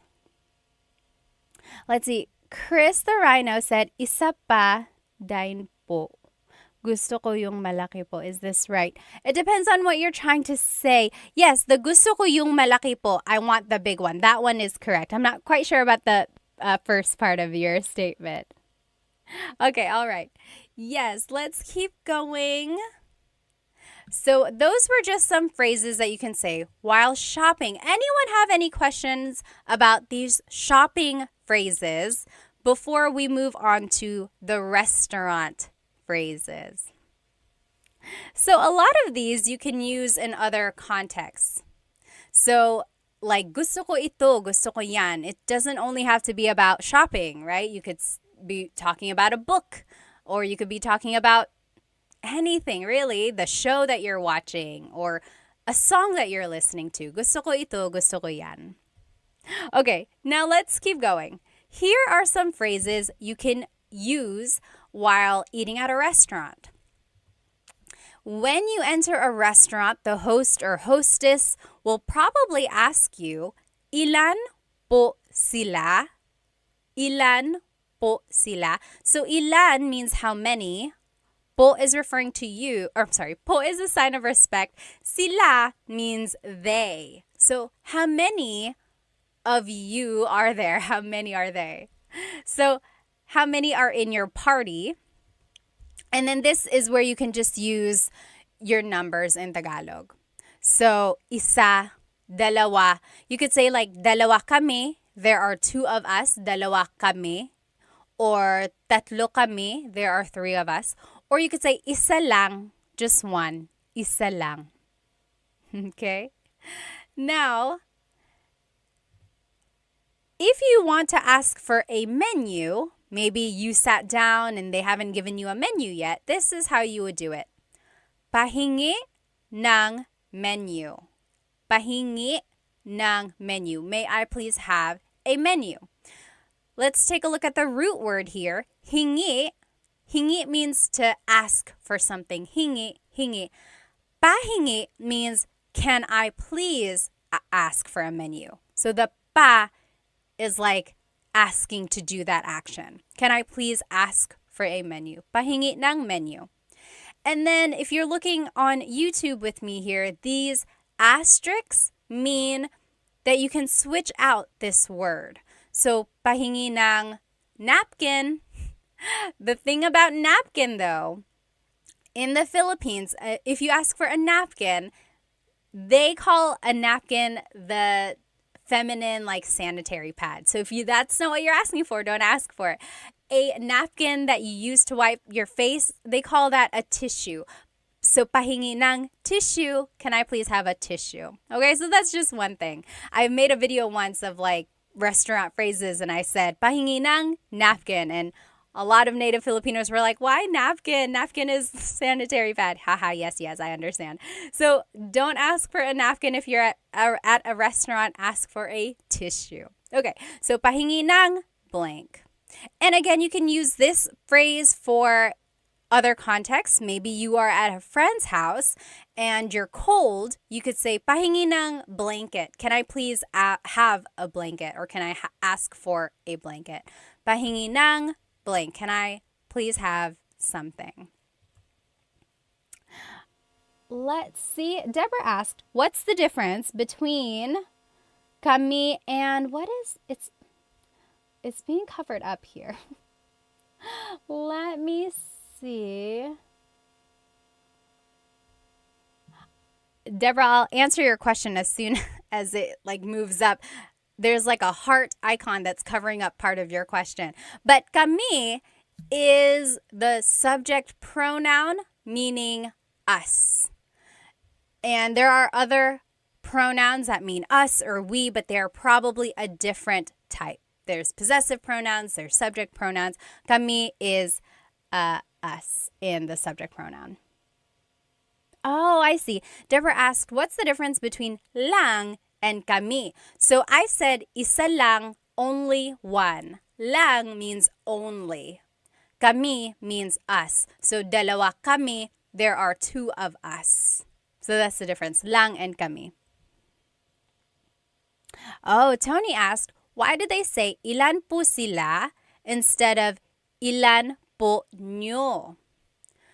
Nyo is the possessive pronoun meaning your. So that would be like saying, yes, that's a good question, or that's a good point, because technically it's like how many are in your party? That's a good question. I think because sila is the subject pronoun, it's like they're asking about you as the subject versus the possession of how many people there are. I don't know how to explain the difference between possessive and subjective pronouns sometimes, or subject pronouns. And sometimes there's no rhyme or reason, but just keep that in mind. They will likely say ilan po sila. Good question though. Okay, let's keep going. So, meron ba kayong blank? Meron ba kayong blank? The other spelling of meron is mayroon. Mayroon. That means to have. Meron means to have. Ba is a question word. Kayong means you all, you plural. And then adobo, do you have adobo? Maybe you are looking at the menu and you just want to ask or double check. Meron ba kayong adobo? Do you have adobo? So that is one question you can ask. And then again, it's underlined because you can always switch that out. Meron ba kayong pansit? Meron ba kayong blank? Meron ba kayong sinigang? Do you have pansit? Do you have sinigang? And then you can use this phrase in other contexts. Meron ba kayong aso? Do you have a dog? I'm scared of dogs. Meron ba kayong aso? Do you have blank? Okay. Next, if you want to ask about the food, you can say, maanghang ba ito? Is this spicy? Maanghang is spicy. Ba is a question word. Ito means this. Maanghang ba ito? Is this spicy? And then they would say, oo or hindi, yes or no. This is a good phrase to know if you are allergic to something. So, allergic ako sa blank. Allergic ako sa blank. I am allergic to, and here are some things you might be allergic to. Allergic ako sa mani, peanuts. Allergic ako sa mani. Or allergic ako sa gatas, milk, gatas. Or allergic ako sa itlog, eggs, itlog. And feel free to fill in the blank with an English word. So, allergic ako sa garlic, allergic ako sa blank. And it doesn't only have to be food. It could be allergic ako sa pusa. I'm allergic to cats. Allergic ako sa blank. I am allergic to something. Next, maybe you are done reading the menu and the waiter comes over and says, "Ano po ang order nyo?" Ano po ang order nyo? Ano means what? Po is a sign of respect. Ang means is or are. Order is order. Nyo is referring to you. So what is your order or what would you like to order? Ano po ang order nyo? Ano po ang order nyo? Your response would just be, gusto ko ng blank. Gusto ko ng blank. I want blank. And if you want to add a couple different things, the word and in Tagalog is at. So let's take a look at these. Here are some things that you might order. So kanin is rice, kanin. Kape, coffee, kape. Tubig, water, tubig. Tsaa, tea, tsaa. Gulay, vegetables, gulay. And prutas, fruits, prutas. So if I were to ask you, ano po ang order nyo? What is your order? You could say, gusto ko ng kanin at gulay.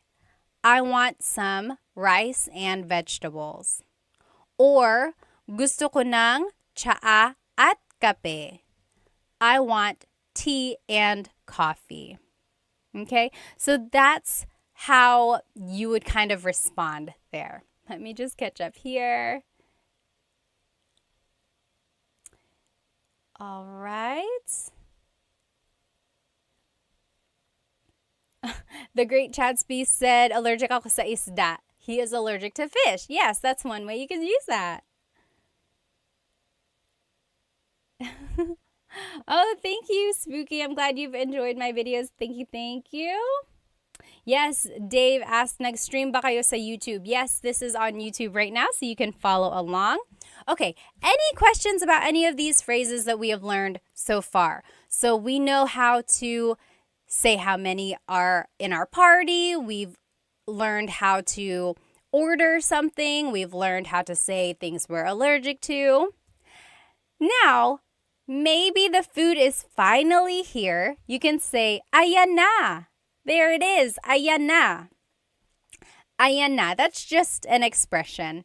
And you can use that in other contexts, not just at a restaurant. Maybe you are at a concert and the opening number was taking a long, long time. You're like, where is the people I actually want to see? So you could, when they come out, you could say, oh, ayan na, there they are. Ayan na, there it is. And then a lot of people say, kain tayo, let's eat. Kain tayo, or kain na tayo. Na means already, or sometimes it's like an emphasis. Let's go ahead and eat. Kain tayo, kain na tayo. Now, here are some ways to ask or to talk about the food if it's delicious. So, masarap ba? Masarap ba? Is it good? Is it delicious? Masarap ba? Masarap ang pagkain. Masarap ang pagkain. The food is good. You can switch out pagkain and say masarap ang adobo. The adobo is good. Or masarap ang kape. The coffee is good. Masarap ang blank. The blank is good. To be specific, masarap ito. This is good. Masarap ito. Or masarap yan, that is good. Maybe if you tasted your friend's dish, you could say, masarap yan, that's good. And then just in a general sense, it would be, ang sarap. It's so good, ang sarap, ang sarap. Oh, Chris asked a good question on YouTube. What if you wanted to order 2 adobo? Gusto ko, dalawa. It would be gusto ko ng dalawang adobo. Gusto ko ng dalawang adobo. So this is kind of where that, remember if it ends in a vowel, then you could just add ng. Gusto ko ng dalawang adobo. I want 2 of adobo. Very good question. All right. Next, if you want to talk about the food and maybe it's not so good, here are some things you might say. Maalat. It's salty. Maalat. That means salty. If you joined my live a couple weeks ago, we learned how to use adjectives. And there are a couple different ways to use an adjective. So you could say maalat, it's salty, maalat, or you use the root word and say ang alat, it's salty, ang alat. They both mean the same thing and they are used interchangeably. Maalat, it's salty, or ang alat, it's salty. Sometimes ang alat, that form is a little bit more like it would mean, oh, it's so salty. It's too salty. Like it's a little bit more expressive. Or it's like really that thing. Next, matabang. That means tasteless or it needs more seasoning. Matabang, matabang. And then hindi masarap. It's not good. It doesn't taste good. Hindi masarap. All right, so those are just some ways to say, to describe food if it does not taste very good. Okay? So next, maybe you are on your way home and you are talking about your experience at the restaurant. Here are some things you could say with the people you are riding home with. Nagustuhan mo ba yung pagkain? Nagustuhan mo ba yung pagkain? So the root word again, gusto, means to like. Nagustuhan means to have liked. So it's past tense. Mo is referring to you. Ba is a question word. Yung pagkain means the food. So, nagustuhan mo ba yung pagkain? Did you like the food? And then your response would just be oo or hindi. Yes or no. Oo, hindi. Let's see. Free Training said, how would you say I don't like something like food? Oh, it would be, I think I have it here. Here it is. So, paborito ko yung means my favorite was the blank. Paborito ko yung gulay. My favorite was the vegetables. Or I didn't like, ayoko yung gulay. I didn't like. Ayoko yung. Technically, it's ayaw ko, but make it a contraction. Ayoko. Ayoko yung blank. Ayoko yung gulay. I didn't like or I don't like the vegetables. And then at the very end, if you want to be very respectful, you can say maraming salamat po. You could say that to the waiter or the waiting staff. Maraming salamat po. Thank you very much. So thank you by itself is salamat, salamat. And to be respectful, it would be salamat po, salamat po. If you want to be very thankful, very respectful, maraming salamat po. Thank you very much. All right. All right. Let's see what else. Okay, let's keep going. Now, I want to take a look at this phrase a little bit closer. Gusto ko ng blank. I want blank. So, gusto ko ng kanin at gulay. Remember, I want rice and vegetables. So, we've already seen this phrase. I want to break it down a little bit. There's a difference between gusto ko ng, which is what we learned, versus gusto ko yung. So, gusto ko ng means I want some or a thing. Gusto ko ng kanin, I want some rice. Gusto ko ng saging, I want a banana. Gusto ko ng tubig, I want some water. So, as you can see, ng can be some or a thing, depending on what you're trying to say. So, gusto ko ng blank means I want some or a thing. I want. However, if you say gusto ko yung, that means I like something. So, gusto ko ng means I want. Gusto ko yung means I like. So, let's take a look at these. Gusto ko yung tinapay. I like the bread. Gusto ko yung tsaa. I like the tea. Gusto ko yung server natin. I like our waiter. Okay, so that's the difference there. The ng means you want it. Yung means I like it.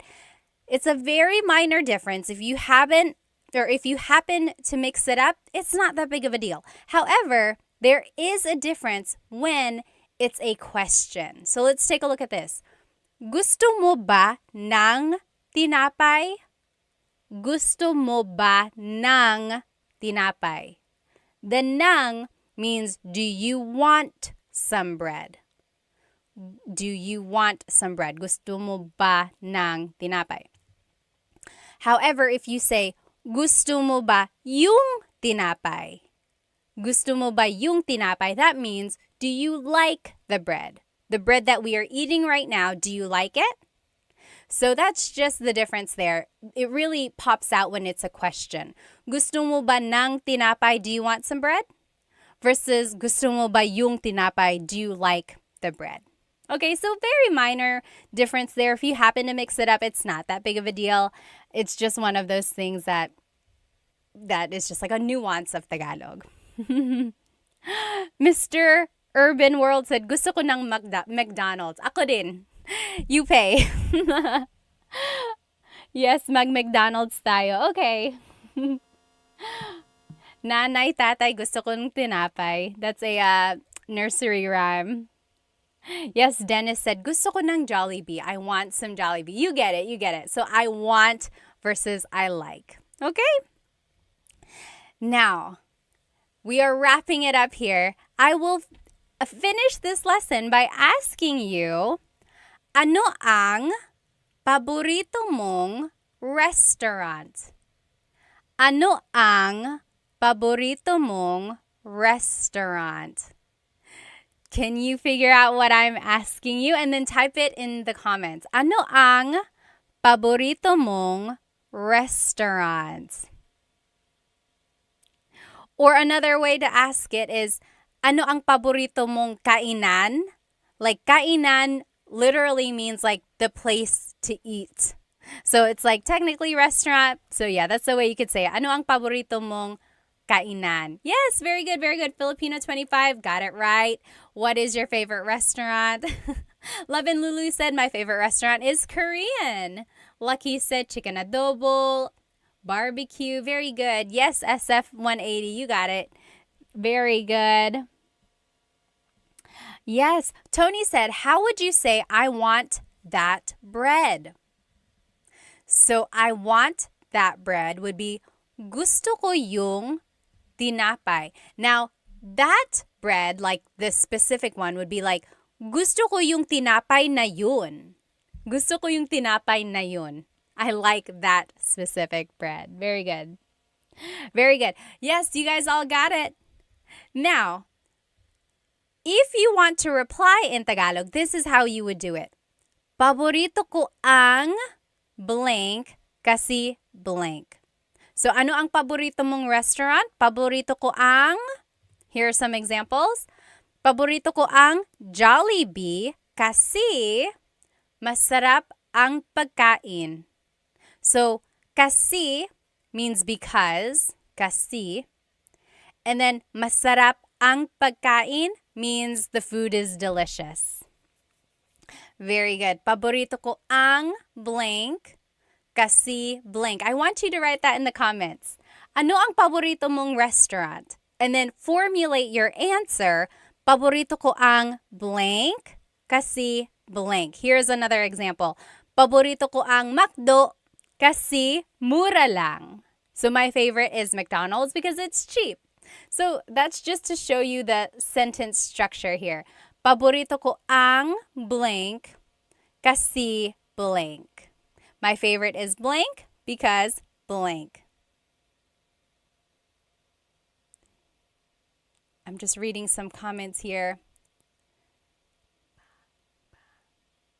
So Free Training said, there's that word ba, and if you continue saying it, it becomes many different words. Oh, the ba. Are you talking about like ba? A lot of comedians make jokes about that, right? Like ba. So depending on how you're saying it, it could be ba, chin, ba. Emphasis is on the first syllable, ba. Then there's ba.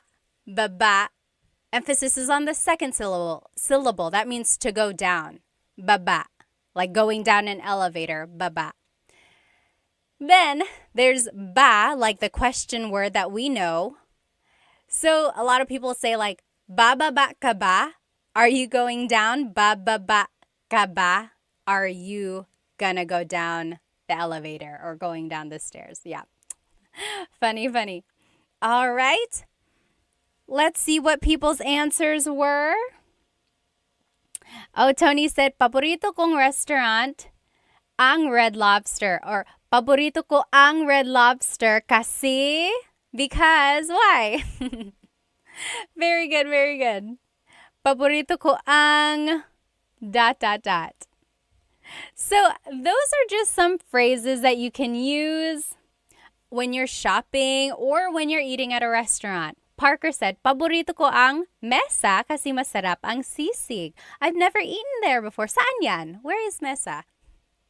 Filipino25 said, love your earrings. Thank you. They are from bling.co. Make sure you find them on Instagram. Okay. So again, just to review, this is what we learned today. We learned the different types of stores. Remember, there are some stores in people's houses. Those are called sari-sari stores. Sari-sari means a variety, like a variety of things, because they sell a variety of things at their stores. So the stores in people's homes, those are sari-sari stores. Then there's the palengke, or the wet market. You can buy produce, you can buy meats, you can buy household items there. Then there's divisoria. That's like an outdoor, it's not even outdoor. It's just like a bazaar, or like a place where you can buy really affordable things, usually clothes or even household items as well. And then there's the mall. Of course, you can't really haggle the price at the mall. Those price tags are pretty set in stone. And then there's online selling, of course. And then we also learned some shopping phrases. So, can I please buy something? Or asking for more or something. Then we learned how to incorporate numbers and colors. And then we learned that you can use a lot of these phrases in other contexts, right? Not only in shopping, you can ask for something, maybe if you're at a friend's house, or you can say these phrases maybe when you're just hanging out, like watching a movie. And then lastly, we finished off by learning some restaurant phrases as well. We learned how to describe food, if food is delicious or something like that. Let me just catch up here. Oh, Hoff Basse said, shout out from Tagaytay, Vesh. When my kid gets old enough, I want him taught by you. Sige, kaya mo yan. You can do it. G-Max said, hi from Canada. Hello from Victoria, BC. Hello, hello, everyone. Oh, Deborah said, what's pasalubong? Anyone know what pasalubong is? Pasalubong is, so salubong, the root word salubong means to like meet someone where they are. Salubong. Pasalubong is a souvenir usually brought by someone who has been away. So usually Filipinos who go back to the Philippines have a lot of pasalubong for their families. So chocolates, t-shirts, toys for kids, a lot of the things that they can't afford on their own, or things, just a way to show that you've been thinking of them. Or like if you just happen to go on a business trip, you might bring a pasalubong back for your family because you thought of them while you were away. That's a pasalubong. All right. Jackie said, hey from the Bay Area. Hello, hello. Alrighty. Yes, you meet them and give them a gift, Love and Lulu said. Well, I will see you next Tagalog Thursday. If you joined our lesson midway, I will be redoing this lesson sometime during the week. I like to do my lives twice, just in case anyone wasn't able to join. The recording will be on my YouTube, but I know people like to be in the chat and like ask their own questions. I wasn't able to do a repeat of last Thursday's, so I will do a repeat of that one too. So there will be 2 repeat lessons. Anyway, if you have any questions, please feel free to write them in the comments and then I will try to answer. Have a good rest of your night, everybody. Salamat!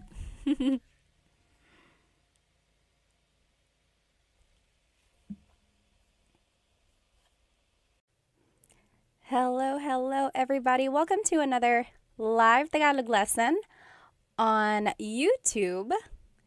I am starting my TikTok now as well.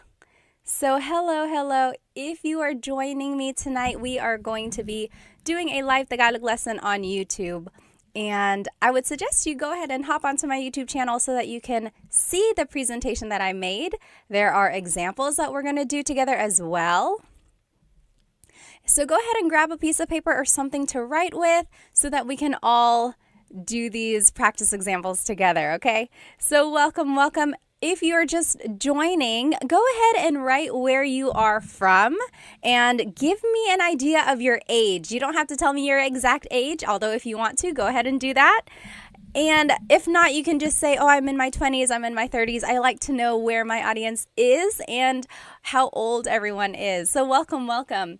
This is a new Tagalog lesson. If you saw me the other day, I did a repeat lesson of what I had taught last week because I was testing the waters of when people watch. Because usually I do these lives on Thursday nights. And I wanted to see if people are active during the day as well. And it seemed like it was. So maybe I will try that, like teaching the same class some other time in the week, just so other people can join if they were not able to join live. So again, this is a live Tagalog lesson on my YouTube channel, Tagalog Time. And if you want to see the presentation that I made, there are practice examples, go ahead and jump onto my YouTube channel. Otherwise, you're welcome to stay on my TikTok. Okay, so let's go ahead and get started. Hello, everybody. It looks like we have, let's see, Starry Moon is from Calgary, Canada.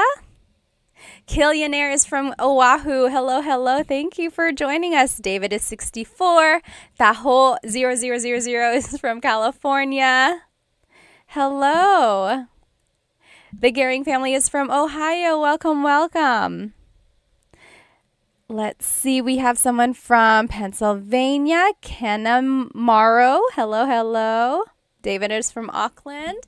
Who is here with us on TikTok? Let's see where everyone is from. I'm here in North Carolina, the east coast of the United States. So it's about 8:30 p.m. here.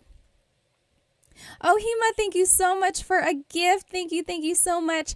If you enjoy anything that you learned tonight, please feel free to purchase a super chat on YouTube or a badge or one of the gifts on TikTok. They really help because it helps me support Filipino brands. As you can see, I'm wearing Filipino earrings. So again, I just love supporting Filipino companies. So any donation you give really helps. Let's see. Oh, user 488 is from LA. Hello. Who else do we have? Oh, someone is Korean. Well, welcome. I hope you learned some Tagalog. Okay.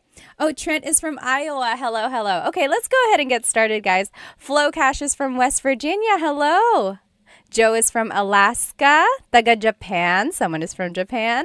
Sure is from New Mexico. Hello. Good to see you. James is from Texas. Johnny is from Oklahoma.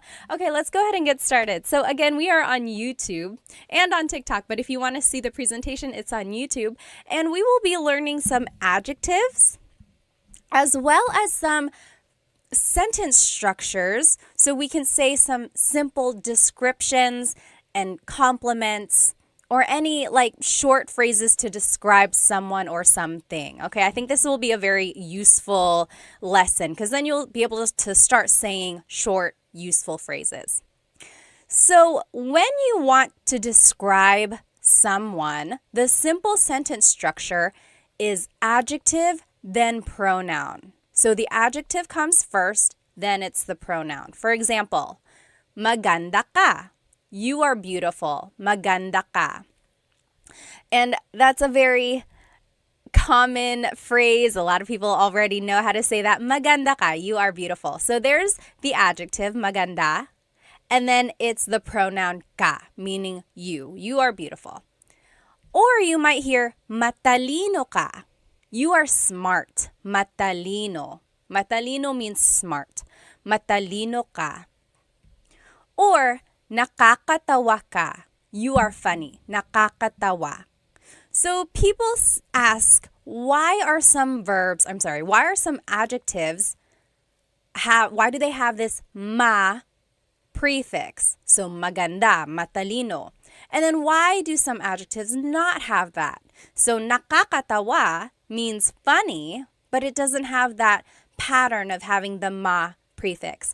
And in Tagalog, the ma prefix just means it's describing the quality of something. So when you take off the ma, it's actually a noun sometimes. So take the word maganda. That means beautiful. But if you take off the ma and it's just ganda, that is the noun meaning beauty. Isn't that interesting? But it doesn't work for all adjectives. It does work for matalino. Matalino means smart. Talino means your intelligence. So it's the noun meaning your intelligence that you have. So interesting, right? And then yeah, nakakatawa does not follow this ma adjective pattern. And that's just how it is. Some words don't follow the pattern. But yeah, so this is the simple sentence structure when you want to describe someone or something. Maganda ka. So it's adjective pronoun. You are beautiful. Maganda ka. Matalino ka. You are smart. Nakakatawa ka. You are funny. Okay, so let's keep going. Oh, one more example. Mabait ka. You are nice. Mabait ka. Now, I want to show you the different subject pronouns that you can use if you're talking about someone or multiple people. So, ako means I. So, mabait ako. I am nice. Mabait ako.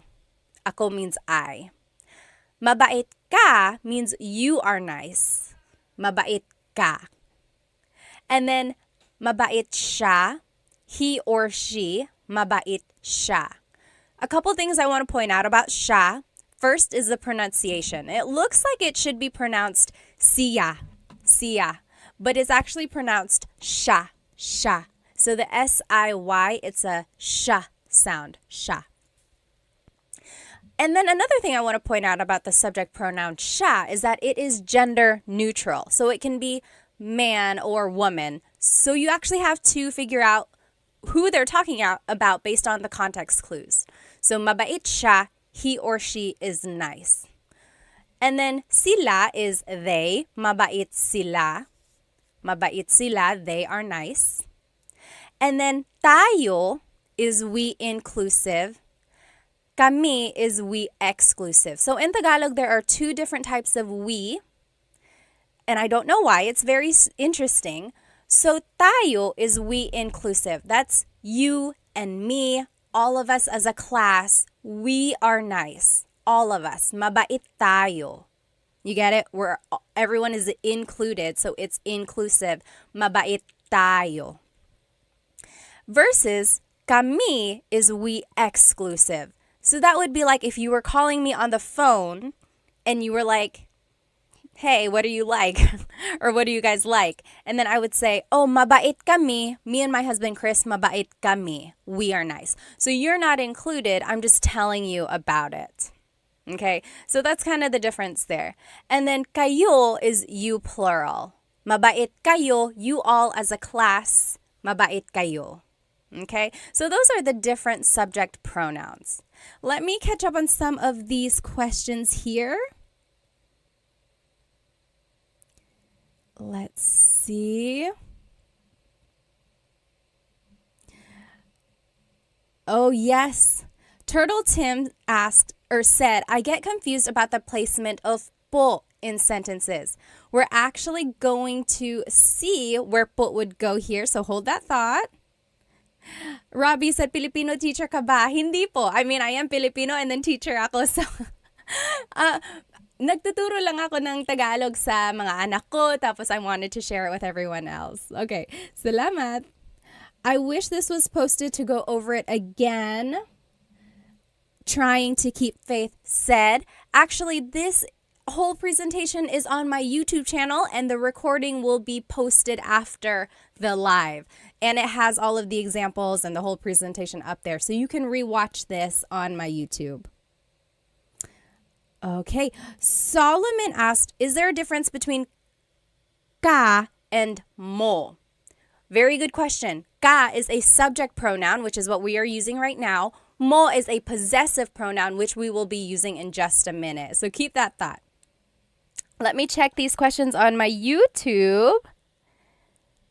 Okay. Doesn't look like anyone has too many questions on my YouTube right now. If you do, please feel free to write them down. So I think it was Tim who asked about the po placement. Let's take a look, actually. So when you use the word po, you actually have to use the plural you pronoun. So we learned mabait ka. You are nice. Mabait ka. But when you're using po to be respectful, when you're talking to someone older than you or to someone in authority, you actually have to use the plural you pronoun. So instead of mabait ka, it will be mabait po kayo. Kayo is the you plural. So it's almost like you're saying you all are nice, but it's just one person. Even if it's just one person, you have to use the plural you pronoun when you're using po. And that's just another way to show respect. Other languages do this as well. I took French in high school and college, and they do that too. Whenever they want to be respectful, you have to use the plural you pronoun. So yes, mabait po kayo. And po is just the second word in that phrase. Usually, po is the second word in a phrase. Or sometimes it goes after the words ko or na if they appear in the phrase, or it just goes after a set phrase. And then when in doubt, always add po to the end of anything you say and it will be respectful. Okay, that's usually how kids are taught to use the word po. Just add it to the end. And then as you hear po being used, then you'll start to pick up on where it does go, like the patterns. Okay. Let's see. Lori said, where can I start learning Tagalog as a minor? Well, you can follow Tagalog Time. I teach very simple, basic Tagalog. I have some very easy kids videos, and then I have just some like starting with the fundamentals of Tagalog and then moving on. They all build on each other on my YouTube channel. So I would say start there. But then there are also lots of books on Amazon and listening to Filipino music or watching movies. I think those are good ways to learn as well. Okay, so those are some pronouns. Now let's just add more vocabulary to what we know. So here are some Tagalog adjectives. Let me put both of these up. So there are two lists here, and they are opposites. So let's take a look at them. Maganda is beautiful. Maganda. Pangit is ugly. Pangit. Matangkad, tall. Matangkad. Maliit, little or short. Little, maliit. Mabigat, heavy. Mabigat. Magaang, lightweight. Magaang. Mabilis, fast. Mabilis. Mabagal, slow. Mabagal. I'm sorry, I was trying to read some of the comments. Hang on. Yes.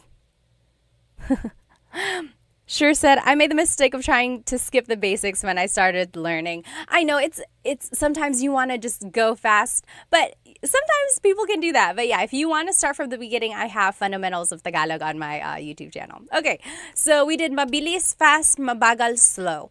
Malakas, strong, malakas. Mahina, weak, mahina.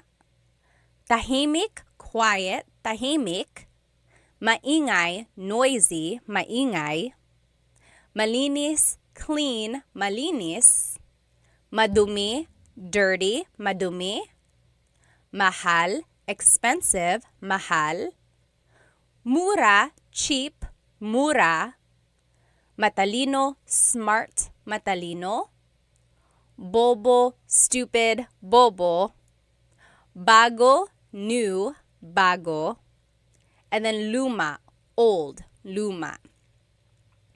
So those are just some different adjectives. Fidel, thank you so much for the gift on TikTok. Thank you. It really, really helps. Thank you. So those are the different adjectives that we can use. And again, as I mentioned, usually Tagalog adjectives have the prefix ma. As you can see, a lot of these adjectives have the prefix ma. Maganda, matangkad, mabigat.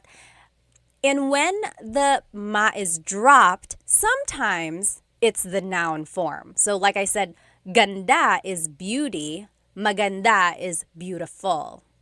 But it doesn't really work for all of them. Like mahina is weak, hina isn't like weakness. Kahinaan is weakness. So you kind of get the idea. If you can kind of recognize root words, that'll help with your translation. Yes, Deborah asked, is mahal the same word for love and expensive? Yes, it is. Mahal can mean expensive, like, oh, ang mahal ng pagkain. The food is expensive. Ang mahal. Or it can be love. Mahal kita. I love you. Mahal kita. Interesting, right? Okay. Oh, Solomon asked on TikTok, is it right to say ganda mo? Hold that thought. We're going to see that. Okay. So I want us to do some practice. So here on the top left corner are the is the sentence structure. Adjective plus pronoun. And the example is maganda ka, you are beautiful. Maganda ka. There's the adjective, there's the pronoun. Under that is the subject pronouns. So ako is I, ka is you, siya is he or she, sila is they, tayo, we inclusive. Remember, that's all of us, tayo. Kami is we exclusive. So me and someone else. That's kami, we. And then kayo is you all. So those are the different subject pronouns. Now on the right side of your screen, you will see the practice questions. I gave you the English statement, and I want you to translate to Tagalog. And I even gave you a hint in the parentheses is a vocab word that you might need in the phrase. So for example, they are happy. They are happy. How would you say that in Tagalog? Let's do number 1 together. They are happy. So remember, we're just following this sentence structure. Oh goodness, my face on YouTube is covering up the part of the screen. I'm just going to turn off my face over here on YouTube. Okay, there we go. So sorry about that. So there we go. So this is what you're going to need to do these practice questions. Top left is the sentence structure. Bottom left are the subject pronouns. And then to the right side of your screen, you will see the practice questions. They are happy, and I gave you the hint. Masaya means happy. So let's do that one together. The adjective, happy, is masaya.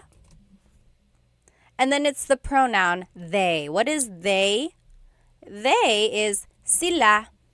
Masaya sila. They are happy. Masaya sila. Easy, right? It's just 2 words. Masaya sila. They are happy. What do you think he is new is in Tagalog? He is new. How would you say that in Tagalog? Go ahead and take a minute to answer that. I'm just going to catch up on some of these questions or comments.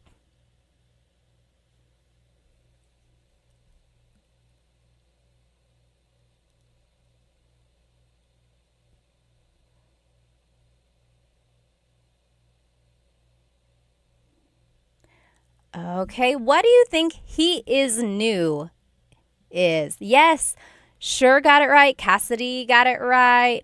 Ribe got it right on YouTube. Very close over here on TikTok. Very close. Yes, I'm seeing some very close answers. So in Tagalog, if you want to say he is new, it would be, the adjective goes first. New in Tagalog is bago. And then he is siya. Bago siya. Bago siya. He is right. Yes, bago siya. Yes, Tony got it right. You did. Very good. Eileen got it right. Very good, everybody. So bago siya. That means he is new. Again, that could also mean she is new because siya is gender neutral. So you would just have to listen to the context clues there. Next, we inclusive are angry. Angry in Tagalog is galit. Galit. How would you say we inclusive are angry? That means all of us as a class. That's inclusive. Everyone, all of us, we are angry. How would you say that? We are angry.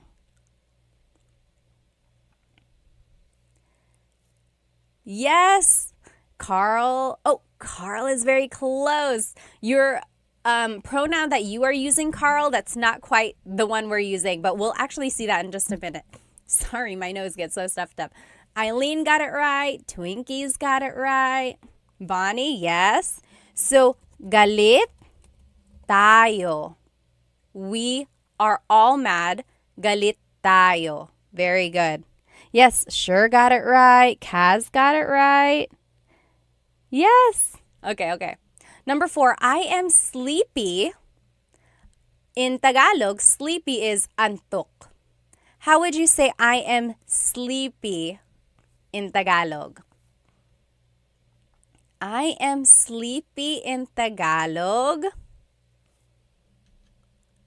I am sleepy is very close. Yes, Eileen, antok na ako. So, antok is the adjective and it goes first. And then it's just ako. Antok ako. I am sleepy. When you add na, like Almarie did and like Eileen did, na can mean already, like, oh, I'm already tired. I'm tired already. Or sometimes it's an emphasis. So like, oh man, I'm tired. Antok na ako. So yes, very good. But you could also just say, antok ako. I am sleepy. Antok ako. Yes, very good. Doctor got it. Sure got it. Very good. Yes, Cassidy asked on YouTube, can I use inaantok ako? And then someone on TikTok said that as well. Yes, inaantok also means sleepy. It's almost like the verb form of I am feeling sleepy, if that makes sense. Machi, thank you so much for the gift on TikTok. Thank you. But yes, basically the same. Inaantok ako and antok ako both mean I am sleepy, I am feeling sleepy. Very good. Last example here. Are you tired? So now this one is a little different because it's a question form. So I want to see if you can guess how to make it a question. So are you tired? Pagod is tired. Ba is the question word that you would add. Where do you think it would go? Are you tired? How would you say that in Tagalog?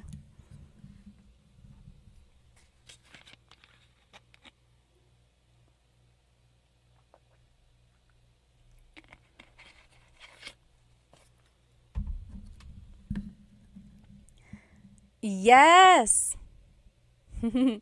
Let's see. Eileen got it. Someone said, I think Eileen already knows how to speak Tagalog. It's okay. Everyone is welcome. Yes, very good. I'm seeing it. I'm seeing the correct answer. Kaz got it. Doctor got it on YouTube. It's These got it on YouTube. Kevin, you got it also. Almarie, yes, Jay. Siswo, you guys are all getting it. So, are you tired in Tagalog? Pagod is the adjective. Remember the adjective goes first. Pagod. Then it's the pronoun you, ka. And then ba is at the end. Pagod ka ba? Are you tired? Pagod ka ba? You should say this to anyone you know. Maybe it's your husband or wife later tonight. You just say, pagod ka ba? They're going to be like, yes, I am. First of all, where did you learn that? Pagod ka ba? So if it's just the phrase, pagod ka, you are tired, pagod ka. But when you add the ba, it turns it into a question. Pagod ka ba? Are you tired? Okay? Carl said, do you do live daily? No, usually I've been trying to do Thursdays, so Tagalog Thursdays. And then there was one other time this week when I went live and I did the same lesson that I had already done just to get an idea of who would be watching. So I might do that. I might do the same lesson another time just so people can see it if they weren't able to join live. Although the recording does pop up on my YouTube, but I know people want to be in the live so they can ask questions as well. Hang on, let me catch up on some of these questions. Okay, someone asked, how do you use nang? NG. So this is not really related to adjectives, but I want to answer this question. So let's look at the word nang, NG. Nang is actually a preposition. Sometimes it's an article. Sometimes it takes the place of like something else. Sometimes it's just a sentence marker, meaning it doesn't have a direct translation. Here's an example of when nang is used. So let's say, kumakain ako. I am eating. Kumakain ako. Kumakain ako. I could say, kumakain ako ng saging. I am eating a banana. Kumakain ako ng saging. So in this case, it's translating as I'm eating some or a banana. So it's like an article. Does that make sense? So kumakain ako ng saging. Or nanonood ako ng TV. I'm watching some TV. So nang is just an article. Again, sometimes it's a sentence marker. It's usually the word that comes before a noun. Good question, though. Okay, let's move on with our lesson here. So that is one way to use adjectives. It's just the adjective and pronoun. Masaya sila, bago siya. Easy, right? Just 2 words and you already have a complete sentence. Next, I forgot who it was. Someone on my TikTok said, what is ganda mo? Or could you say ganda mo? Yes, and here it is. So let me make my screen bigger again. There are different ways to say the adjective. So we learned maganda ka, so adjective then the pronoun. But there's this other way to say a compliment or to say a description. It is ang, then the adjective root, and then it's the pronoun. For example, we learned mabait ka, you are nice, mabait ka. But you could also say ang bait mo, that also means you're nice. Ang bait mo. So do you see they are very similar? Mabait ka, ang bait mo. They both mean you are nice. There are some differences here. For one thing, you're only using the root of the adjective, right? We're not saying mabait. We're only saying bait. So we're using the root of that adjective. Another difference is that we are using a different pronoun. So instead of ka, now it's mo. Someone asked about that as well. Can you use ka and mo interchangeably? No, there's actually certain sentence structures where you have to use one over the other. So literally, ang bait mo means your niceness. It's almost like saying you have the quality of being nice. So it's very interesting. Let's see some more examples here. Ang talino mo, you are smart. Ang talino mo. Ang talino mo, you are smart. Because earlier we saw matalino ka. Matalino ka, same as ang talino mo. And then, ang ganda mo, you are beautiful, same as maganda ka. Maganda ka. And then another example, ang bagal mo, you are slow, versus mabagal ka, you are slow. Some would even say that this form, ang bait mo, is a little bit more with emphasis. Like if someone was walking really slowly and you're like, oh, mabagal ka, you're slow. But if you're like, oh, ang bagal mo, you are so slow. That's kind of like sometimes when you might use one over the other. But generally, they are interchangeable. Yes, let me catch up. Winter Storm said, I see it like your goodness and you're good. Yes, yes. That's kind of the idea. It's like it's almost like the noun form of the adjective versus the adjective describing someone. Yes, yes. Wonderful Day said, ang galing mo. Yes, yes. That's another example. Like, magaling ka, you are good. Magaling ka, you are good at doing whatever you're doing. Or ang galing mo, You are good. Yes, very good, very good. So you're just using the root of the adjective.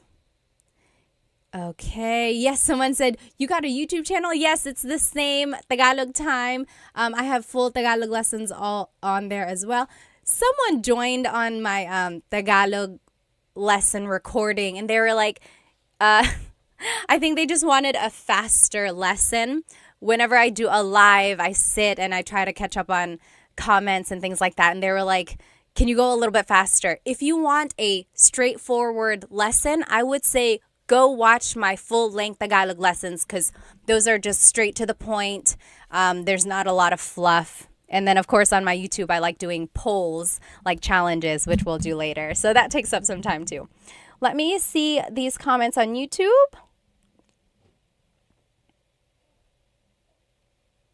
Okay, so Sure said, when asking a question like this, do you always have to add ba? Yes, that's right. Sometimes native speakers don't add ba.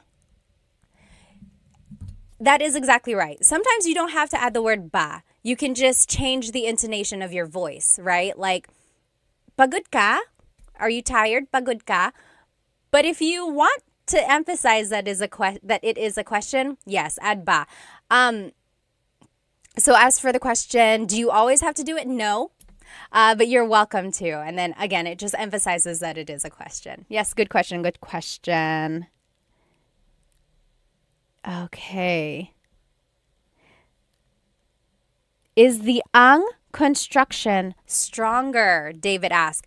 Yes, a little bit. So it's kind of like an emphasis. I kind of mentioned that earlier. It was like, oh, mabait ka, you're nice. You're a nice person, mabait ka. Whereas maybe you did something really nice and then someone is like, oh, ang bait mo. You are so nice. Ang bait mo. Yeah, so it's a little bit like it has an emphasis.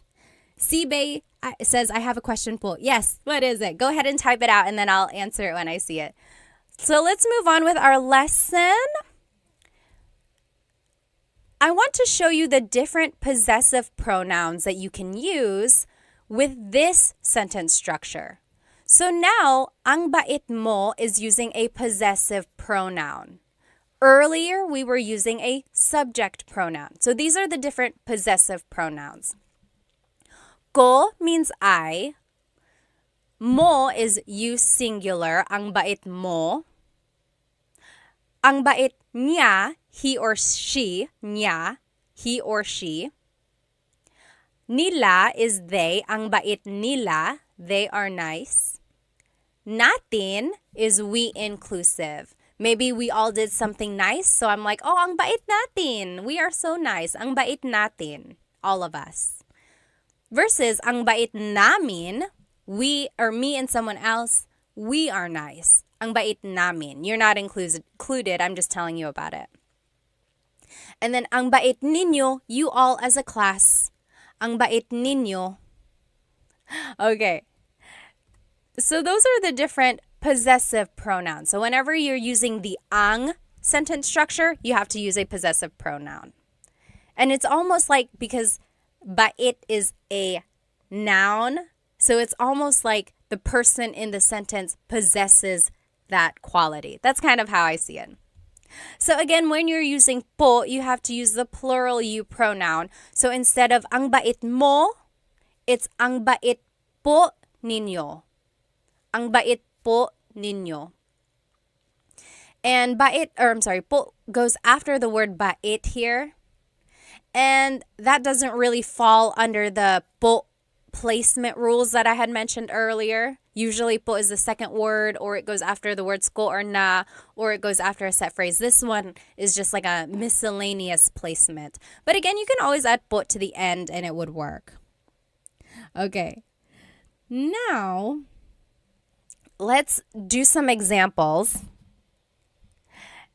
Oh, I just want to show you again these Tagalog adjectives. We just saw these, and I want to show you that you can use them in this ang format. So, mabilis ka, you're fast, mabilis ka. Or, ang bilis mo, you're so fast, ang bilis mo, ang bilis mo. Again, it's not always an emphasis, but that's kind of sometimes when it's used. Or, madumi ang bahay, the house is dirty. Madumi ang bahay. Or ang dumi ng bahay. Ang dumi ng bahay. So again, same translation there, just kind of a different way to say it. But they are interchangeable. Feel free to use whichever you would like. So let's do some practice questions with this ang sentence structure. So it's the word ang, which technically means the, but sometimes it translates to it is. So ang, and then it's the adjective root, and then it's the pronoun. And then beneath that are the possessive pronouns that we talked about. So over here on the right side are the examples that I want us to do. You are nice. Mabait is nice. But I want us to use the ang sentence structure. So we actually wouldn't use the whole word mabait. It would be ang, and then the root bait, and then you, pronoun is mo. Ang bait mo. You are nice. Ang bait mo. Okay, let me just catch up. You try number 2. I am beautiful, using this ang sentence structure.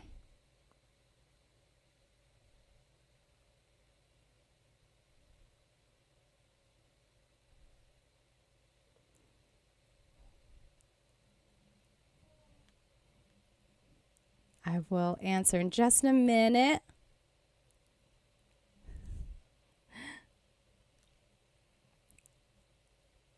Oh, thank you, Solomon, for the rose on TikTok. Oh, thank you. AJ asked, when was the last time you went back to the homeland, tita? First of all, you don't have to call me tita. And then I went back to the Philippines last July. I went to Manila, and then my husband's family is from Cebu. We went there as well. Let's see. There was one question. Oh, yes. Solomon asked, does Tagalog have to be, like the verb to be, or is it left out most of the time? Or is it I in Tagalog? Yes, AY means is or to be. Yep. However, I'm trying to think if there's an actual to be verb, like one that can be conjugated. I think it's just I that I like when I think about it. If I can think of a different one, or if I can think of an example, I'll let you know. But yes, for the most part, it is I. Okay, let me see on YouTube here. Oh, Kaz asked, are nila and sila the same? They both mean they. However, one is a subject pronoun, one is a possessive pronoun. Sorry, sometimes my nose gets so stuffed up and it just clogs up on its own. But yes, so sometimes you have to use nya, like in this example when we're using possessive pronouns, or sometimes you can use sila, or yes, siya, whenever it's a subject pronoun. Okay, very good, very good.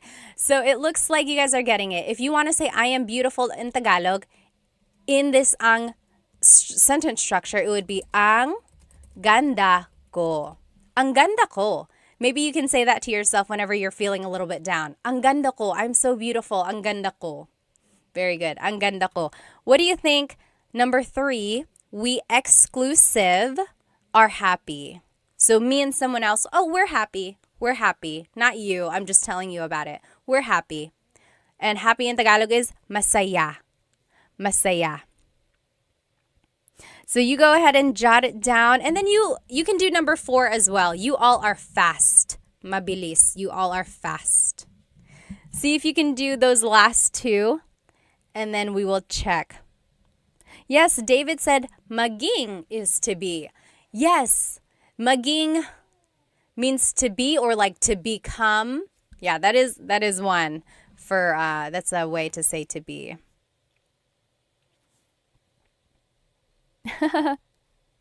Nez said, mapalad ako kasi guro mo ko po. He feels lucky because I'm his teacher. Oh, thank you po. Masaya kami. Yes. Oh, Very close, very close. So yes, those are good those are good answers. But when we're trying to say it in this ang sentence structure, it would be ang saya namin. Ang goes first, then it's the root of the adjective, and then it's the pronoun we exclusive, which is namin. Ang saya namin. We are happy. And then how would you say you all are fast? You all are fast. How would you say you all are fast? Oh, very close. Kaz said, ang bilis nila. You plural is actually ninyo. Ang bilis ninyo. Maybe you're walking behind some people and you're being left behind. You could say, oh, ang bilis ninyo. You all are fast. Ang bilis ninyo. Very good, very good. I know these these possessive pronouns can get a little bit tricky. I would say try listening to a native Tagalog speaker or watch a movie and you will see when these different pronouns are used. And I think that'll help kind of decipher when to use a subject pronoun, when to use a possessive pronoun. But when you're learning, it's okay to mix it up. It'll come the more you use them. Tony asked, are you a teacher? I am. I used to teach like elementary faith formation, like at church, those like CCD classes. And then I got my teaching license. At one point, I could teach high school, which was very hard because I look very young. But yes, and then I just love teaching Tagalog. You guys on YouTube, why didn't you tell me that my face was covering up part of the page again? I'm so sorry. Next time I'll make sure that's not covering it. But yes, okay, let's go ahead and do this other sentence structure. So those are some ways to use adjectives with a pronoun. Now, if we want to use it with a noun, it would be adjective, then it's the word ang, then it's the noun. For example, mabilis ang kotse. The car is fast. Mabilis ang kotse. Or you could say, mahal ang bahay. The house is expensive, or a house is expensive. Mahal ang bahay. Mahal ang bahay. Or you could say, bago ang mga sapatos niya. So the adjective is bago. Then it's the word ang. Then it's mga sapatos, shoes, mga sapatos. And then niya is hers. So her shoes are new. Bago ang mga sapatos niya. And I wanted to show you the mga sapatos because if you want to make something plural, you have to add this word mga. Mga sapatos, shoes. And then another example, maliit ang pusa. The cat is little. Maliit ang pusa. Okay? Kaz mentioned on YouTube, I've been speaking Tagalog wrong for so long and people don't correct you in the Philippines. Sometimes they don't care. Sometimes they will correct you and help you out. Okay. Oh yes, Nez said make a video of how to use nang as a marker. I will. Maybe some prepositions, a video about that. Let me see on TikTok. Tony asked, do people mostly speak Tagalog or Bisaya? So it depends on where you go. In Luzon, up in like the northern area of the Philippines, sometimes in the central areas as well, those are the Tagalog speaking regions. When you go south, like in Cebu or Leyte, that's where they speak Bisaya. And then all around the Philippines, there are lots of different languages and dialects as well. Let me see. Okay. Yes, Winter Storm said TFC and GMA are TV channels that you can watch. They're Filipino channels. Okay, so those are just some ways to use the sentence structure. Adjective, then ang, then noun. So let's do some practice. Pretty easy, right? You just have to plug in the vocab. Up here in the top left is the sentence structure that we just learned. And then here's some examples. The food is hot. And I gave you some vocab words. Mainit means hot. Pagkain means food. How would you say the food is hot? We can do this one together. So the adjective goes first, which is mainit. Then it's the word ang. Then it's the noun. Food in Tagalog is pagkain. You guys on YouTube, I'm covering it up again. We'll fix that. There we go. So mainit ang pagkain. The food is hot. You try number 2. The show is scary. The show is scary. How would you say that in Tagalog? Baby Doll said, I love this live. When will you be doing these lives? I try to do Tagalog Thursdays. So, yes, hopefully on Thursdays I'll be here again. And then I'm going to try to do the same lesson on a different day for those who weren't able to join live. So if you happen to catch me like on a random day, it might be the same lesson that you've already seen if you were with me on a Thursday. That's because I like to include people who might have wanted to join. But this recording will be up on my YouTube after the live if you just want to watch it there. Let me see.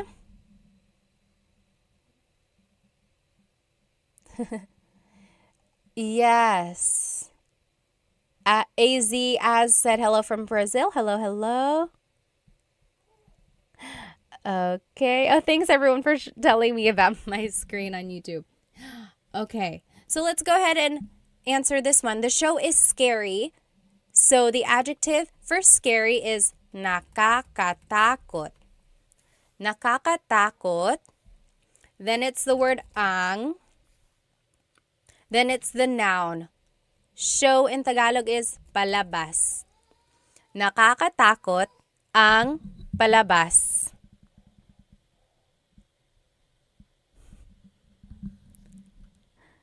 Yes, you're right. Very good. Everyone is getting it. Nakakatakot ang palabas. Okay, next. The house is messy. The house is messy. Magulo means messy. Bahay means house. David asked, is ang takot ng palabas okay? So this is an example of when you cannot use the ang sentence structure. So you cannot use ang takot ng palabas. That doesn't really work. It's almost like you're saying the show is scared or something like that. So it doesn't really work like that. There are certain adjectives where you can't use them in another sentence structure. Okay, very good. Solomon got it right. Ang gulo ng bahay, you can say ang gulo ng bahay, or you can say magulo ang bahay. Magulo ang bahay. Very good. Dennis got it right. Kaz got it right. Amy got it right. Very good. Busset got it right. Awesome. Okay, next, the woman is beautiful. Babae is woman. Maganda is beautiful. And then if you want, you can go ahead and do the last one as well. The man is handsome. Lalaki is man.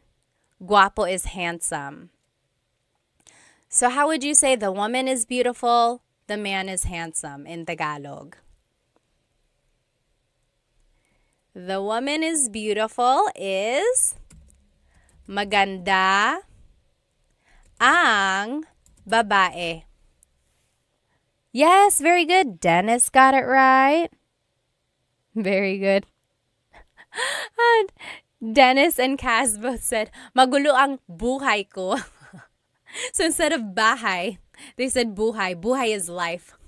Yes, my life is crazy. My life is a mess.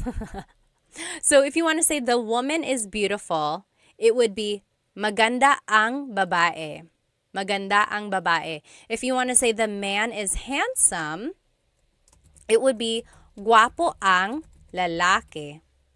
Guwapo ang lalaki. So that's just the simple sentence structure. Adjective, then the word ang, and then it's the noun. Very good, very good. Amy got it right. Base got it right. Pilipino kasi ako, ate. Mabuti naman. Okay. So that's another sentence structure. And this is the last sentence structure that we will see here. So now, if you want to be specific about a person and you want to say their name, this is how you would do it. So it's the adjective first, like we've been seeing the whole time. And then it's this word, si or sina. And then the person. So you'll see what I mean. Tahimik si Tita Baby. Tahimik si Tita Baby. That means Tita Baby is quiet. Tahimik si Tita Baby. Versus malakas sina Paul at Sam. Malakas sina Paul at Sam. Paul and Sam are strong. Paul and Sam are strong. You'll see the difference here. When it's just one person, it's si. Tahimik si Tita Baby. Versus when it's more than one person, you use the word sina. Malakas sina Paul at Sam. So that's the difference there. When it's one person, you use the word si. When it's more than one person, you use the word sina. And that word si or sina is kind of like a preposition or like a sentence marker before a person's name. Here's another example. Matangkad si Tito June. Matangkad si Tito June. Tito June is tall. Tito June is tall. And then another example. Is there another example? Oh, that's it. So those are the three examples. So the only thing to remember here is if it's one person, it's si. If it's multiple people, it's sina. Okay. Let me catch up. Someone had a good question up here. Going back to one of the examples, Amy said, can you use maganda yung babae? Because we said maganda ang babae. Yes, you can say maganda yung babae. So, ang versus yung is a very slight difference. Yung is a little bit more specific. It's like, the woman is beautiful. The woman, that one, the one I'm looking at. That woman is beautiful. Or, kind of, maganda ang babae. The woman is beautiful. It's a little bit more generic or general. So that's the difference there, but usually they're interchangeable. Maganda yung or maganda ang. Yes, very good, very good. Solomon asks, when do you attach the ng or ang to the adjective? So yes, in Tagalog, we like to make a contraction or put words together when we can. Usually if the adjective ends with a vowel, then you can add the ng at the end. Yes, very good, very good. Okay, thank you again for another row, Solomon. Thank you so much. Let's see. Pogi is another word for handsome. So in our example, we used guapo. But yes, pogi is another one as well. Let me check here on YouTube. Oh, Manny said, I really enjoy these lessons. Does anyone know of a good translator app for Tagalog? I don't know any apps, and I'm trying to think like Google Translate will get the job done. It's not always 100%, but I would say maybe start with Google Translate, and then the more vocabulary you learn on your own, I would say maybe like just kind of add to that. But their sentence structures aren't always correct, like their grammar. Very good. Okay, let's keep looking. A Kahoot company? A good app for Tagalog. Okay, maybe, yes. Jaina asked, how do you know when to interject po? How to after the words around it. Okay, so basically like when do you add po? There are certain placements for po. Usually it's the second word or after certain words or after a set phrase. But when in doubt, you can always add po to the end. So for these examples, tahimik po si Tita Baby. Tita Baby is quiet. Tahimik po si Tita Baby. So it's the second word there. Or malakas po sina Paul at Sam. Malakas po sila Paul at Sam. So second word again. Or matangkad po si Tito June. So for the most part, it's the second word. Okay, let's take a look at these examples. So at the top left corner is the sentence structure that I showed you. So adjective, then it's si and sina. And then it's the person's name. So let's take a look at the first one. Mom and dad are hungry. Nanay is mom. Tatay is dad. Gutom is hungry. So how would you say mom and dad are hungry? We can do this one together. And it's just a matter of plugging things in to the sentence structure. So the adjective goes first. Hungry in Tagalog is gutom. Then it's si or sina. Should we use si or sina? Jason, thank you so much for a gift. Thank you so much. Any gift really does help out. I like to promote Filipino products, as you can see in my earrings. So thank you so much. If you enjoy anything in this lesson, I appreciate any gift. Thank you. So gutom, sina, nanay, at tatay. So mom and dad are hungry. Gutom sina nanay at tatay. Marie said, hello ate. Hello po. Hello po sa inyo. Very good, very good. Kaz on YouTube asked, how often do you add po? I hear some people use it sometimes when they're talking to someone, then sometimes it seems like respect, and they use po a lot in sentences. Yes, there are times when you can add po multiple times in a sentence. Like, hey, do you want to come with me? Sige po, sasama po ako. So I used po twice there. Sige po, sasama po ako. But you don't have to add po after the sige. You could say, sige, sasama ako po. You could say it once. So it's up to you. If you say po at all, that is a very respectful thing. So add po to the very end, at least, and then it will cover your bases. If you want to be very respectful, then yes, add po everywhere. But you don't have to overkill. You don't have to do it so much. Very good, very good. Okay, number 2, Stacy is hardworking. Masipag means hardworking. So adjective goes first, masipag. And it's just one person, so it's si, and then Stacy. Masipag si Stacy. Stacy is hardworking. Very good. Masipag si Stacy. How would you say John and Amy are lazy? John and Amy are lazy. Oh, Nick, thank you so much for the gift on TikTok. Thank you so much. I'm so glad you like these lessons. Thank you. Yes. Sean said, so po is out of respect for elders. Yes. So whenever you're talking to someone older than you, definitely your grandparents, even if it's someone else's grandparents, always add po. But you can also use po when you're talking to authority figures. So priests, teachers, police, doctors, anyone you want to show respect to, yes, definitely say po. And also, I would say to anyone in customer service, like if someone is helping you at a hotel or if someone is cleaning your room, I would say salamat po, maraming salamat po.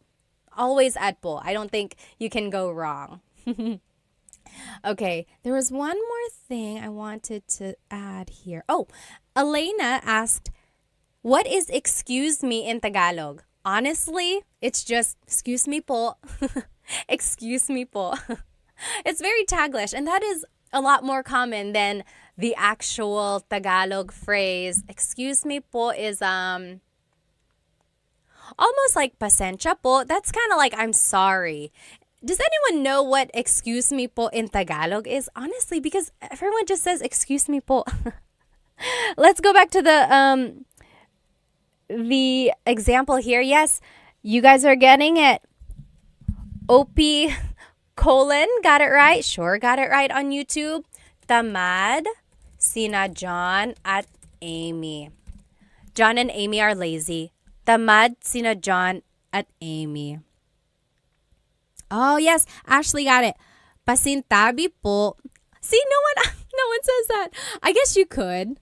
Pakidaan po. Yes, Eileen said pakidaan. I guess it depends on what kind of excuse me. Pakidaan means like, excuse me, I need to get by. Or, yes, Hallie said pakiraan po. Same thing. Pakidaan, pakiraan po. The R and the D sound are interchangeable because they were represented by the same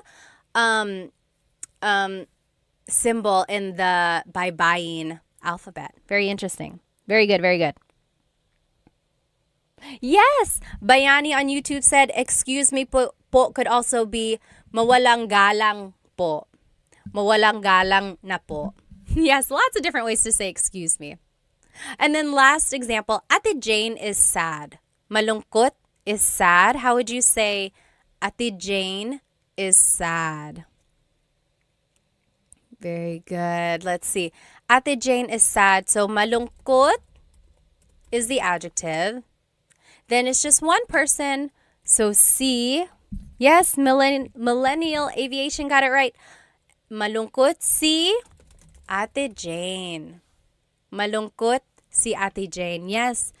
Crying, Hashira got it right. Eileen got it right. Very good, very good.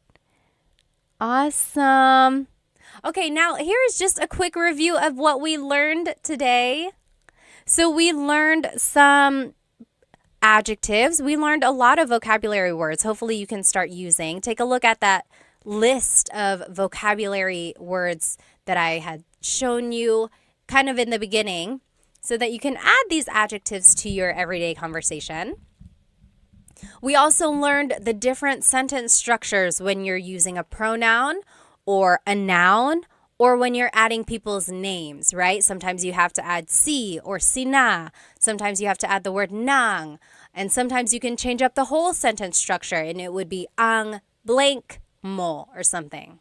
So take a look at those different sentence structures. And then we talked about the po placement and then a little bit of question formation as well, right? So those are the different ways to use adjectives. Does anyone have any questions about this lesson before we move on to the poll? Can I do a poll on TikTok? There is a quick poll. Oh, that'll be fun. Does anyone have any questions about this lesson? If you do, go ahead and write it down.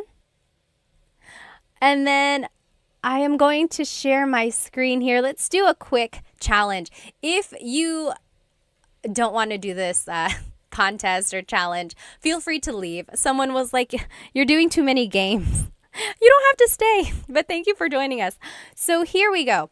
Today's bracket challenge is our favorite Filipino-American, not even Filipino-American, our favorite Filipino athlete.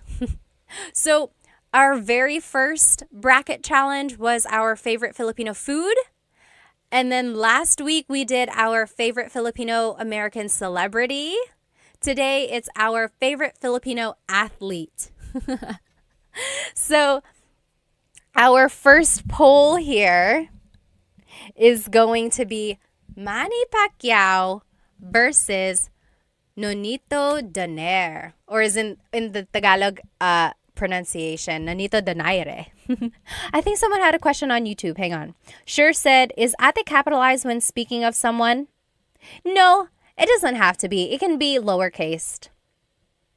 Yes. Yes, Michelle said, si is one person, sina is two people. Yes, sina can be two or more. Correct. All right, let's go ahead and do this poll. If you are on my YouTube, then you can join this poll. TikTok, I'm going to make one for you as well. So favorite, Manny Pacquiao versus Nonito Donaire. Nonito Donaire, as they say. Okay, let's do a poll here on TikTok. Start. Poll started. Ask your question. Okay? Manny Pacquiao or Nonito Donaire? I don't know how that's going to work on TikTok. Okay, we'll see how that goes. Go ahead. Oh, thank you, OP, for the super chat gift on YouTube. Thank you, thank you.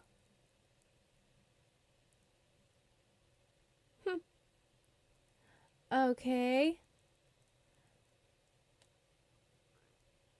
There we go. So take about 30 more seconds. Who is your favorite Filipino athlete, Manny Pacquiao or Nonito Donaire? And then we'll move on to the next part of the bracket. Oh, I see. I see how it's working now. Okay.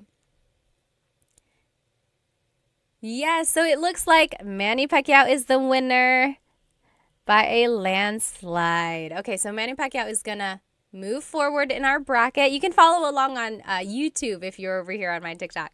So now it's Jalen Green versus Jordan Clarkson. So these are both Filipino-American basketball players in the NBA. Let's see, favorite. Jalen Green versus Jordan Clarkson. Jalen Green is on the Rockets, and then Jordan Clarkson is Utah Jazz. Oh, Kaz said, do a Jollibee and McDonald's poll. Oh my gosh, maybe we should. Favorite Filipino fast food restaurants. That will be next week's. Very good, very good. Michelle said, when do you do these lives? I just found you today. I'm trying to do Tagalog Thursdays, so catch me next Thursday. But I'm also going to try to do the live on a different day, but the same exact lesson, because I know people want to be in it when it's actually live. Very good. Oh, okay, Bayani said, informal writing, yes, ate should be capitalized because it's like a title. Yes, that's true. It's like Mr. or Mrs., ate and kuya. Yes. I guess I never thought of it like that. Oh, okay. Millennial said, is there a neither option? Just don't vote. That's okay. Sure said, Clarkson used to be on the Lakers. Okay, okay. Let's see. Okay. It looks like it's Jordan Clarkson over here on my YouTube. He is the winner. He's going to be moving forward. So Jordan Clarkson. And then, do you guys know about Bianca Bustamante? On Insta, she goes as Bia, Racer Bia. She is an F1 racer, and she's so cool. I wish I could be like her when I grow up. She's an F1 racer. I think she's like working with Sephora. She's in Miami practicing. But yeah, she's a really cool racer. So Bianca Bustamante. And then Heidelin Diaz. Anyone know who Heidelin Diaz is? She was the weightlifting gold medalist in the Olympics. What was that? Was that 2020? I can't remember now. Yeah, she was the gold medalist in one of the Olympics. Alrighty, so, very nice. Okay. Kaz said, Cebuano Saturdays. Do you know a Cebuano teacher? Because I want to learn. If you know, please tell me who they are. Solomon asked, is it night or day where you are? It is night for me. I'm over here in North Carolina, so the East Coast, same as like New York and Florida. It's 8:38 p.m. Or no, I'm sorry. It's 9:40 p.m. here. Okay. Yes, the only gold medalist ng Pilipinas, Bazit said. Yeah. Okay. Bianca Bustamante is winning. Bianca will move forward. She is an F1 racer, like I mentioned. Oh, my screen is getting so crowded here. Oh my gosh, YouTube. Why are we not sharing the screen? I am so sorry. I'm the worst. I am the worst host. Here we go. Here we go. Ah, there we go. You guys are so nice. No one is like, hey, we don't see anything. Okay. Next, it's going to be Efren Reyes. Anyone remember him? Efren Reyes. He is a billiard champion. So pool. And then Alex Iala. She is a tennis player. So definitely different generations there. Alex is young. Efren is a little older. Let me see. Bayani said Jordan Clarkson should start learning Tagalog. Yes. Sure said Pinay F1 racer. That's so cool. Yeah, she is really cool. Very good, very good. Let's see. Maya said, did you grow up on the East Coast? Yes. So my family immigrated to North Carolina and we've been here ever since. I moved here when I was 2. 2 taon. Oh, Efren Reyes is winning. We have some old folks in here. Old at heart. Okay. So Efren is moving forward. Oh, as Bayani said, he is the goat. We can't mess with the goat. Okay, next. Okay, now we're moving on. It's going to be Manny Pacquiao versus Jordan Clarkson. Manny Pacquiao versus Jordan Clarkson. Do you guys remember when he got knocked out? Or are we not talking about that? I remember exactly where I was. I remember how I felt. 2008. I guess we won't talk about that. Oh, yes. Gabriel said, I have a friend who is what I. I wish she can join you and have what I Thursdays. And then John said, what I always sounds mad. There are some languages and dialects that just sound so angry, but they're not. That's just how they are. They're like very strong in their pronunciation. Okay. Oh, Manny Pacquiao is beating Jordan Clarkson. Oh, John said not sweet like Ilongga. Do they have a sweet tone? Veronica said, my fam is from Catanduanes too. Talaga? Taga saan sa Catanduanes? My family is from Bato. We usually fly into Virac. Very nice, very nice. Okay. Manny Pacquiao is winning. Manny Pacquiao is going to move on. No surprise. I'm not surprised. Okay. Next, it's Bianca Bustamante versus Efren Reyes. I think I know what's going to end up happening here. Is it going to be Manny Pacquiao versus Efren Reyes? Battle of the goats.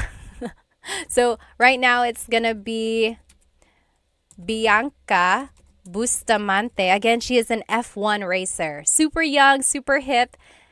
Efren Reyes is a billiard champion. So he plays pool. Super popular back in the day.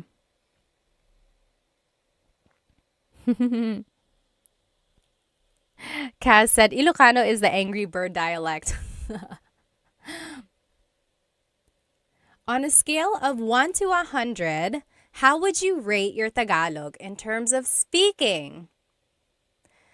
I would say 95%. I'm pretty confident in my Tagalog speaking skills. There are times when I get nervous. So when I'm speaking to my mom, for some reason, whenever I'm speaking to my mom, I speak to her a lot in English because I don't know, I feel like I get nervous in front of her. But she was the one who really pushed me to speak Tagalog when I was growing up. I remember when I was a kid and I would be speaking a lot of English, she would tell me, hindi ka na nagtatagalog. You're not speaking Tagalog anymore. Hindi ka na nagtatagalog. So then that would like push me back into speaking more Tagalog. So yeah, I get nervous around her. I get nervous around my family in the Philippines sometimes. Like, I just get kind of self-conscious about my accent and then I stumble over my words. But that happens to everyone. So if it happens to me, I mean, don't worry about it if it happens to you, right? Let's see.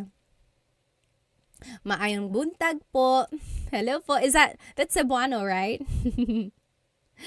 Tagalog is easier, but I'm still at nosebleed level. So nosebleed is what people say whenever they're having a hard time speaking. Usually Filipinos will say, oh, nosebleed ako, or I'm having a nosebleed because they're having a hard time speaking English. Let's see, who's the winner? What? Bianca Bustamante is beating Efren Reyes. I'm kind of surprised here. I really thought it was going to be a battle of the goats. Like a battle of the older male athletes. Wow. Well, go Bianca. Racer B on Instagram, by the way. Let's see. Now it's going to be Manny Pacquiao versus Bianca Bustamante. Let's see here. It's the final one. It's the championship. Favorite. So Manny Pacquiao versus Bianca Bustamante. Who is our favorite Filipino athlete? Someone had a good question up here. Okay. Oh, someone asked, born and raised ka sa US? Hindi po, pinanganak po ako sa Maynila, tapos lumipat kami dito ng 2 taon po ako. Tapos every other year, umuwi kami sa Pilipinas. So umuwi ako nung una nung 5 years old yata ako kasi nabantay yung mama ng papa ko. Tapos after that, mga every other year na kami umuwi. Tapos mayroon kaming TFC, tapos nagtatagalog yung mga magulang ko sa akin. So that's how I kept my Tagalog. Yes, Maya said, me and a lot of my friends that grew up in the US understand Tagalog but can't speak it. Why does this happen? You know, I have very young kids, and I am trying to teach them Tagalog. And of course, we're teaching them English because of school. And I know why it happens. I completely understand parents. It's hard.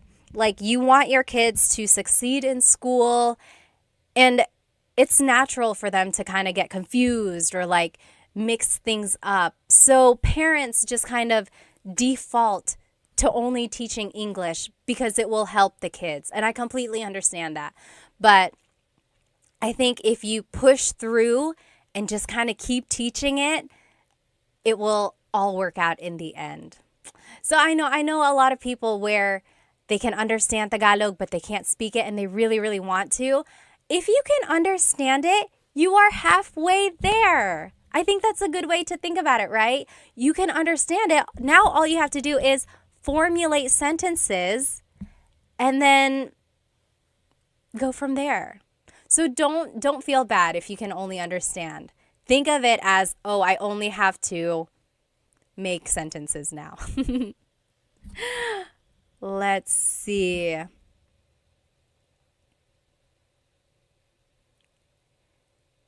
Let's see.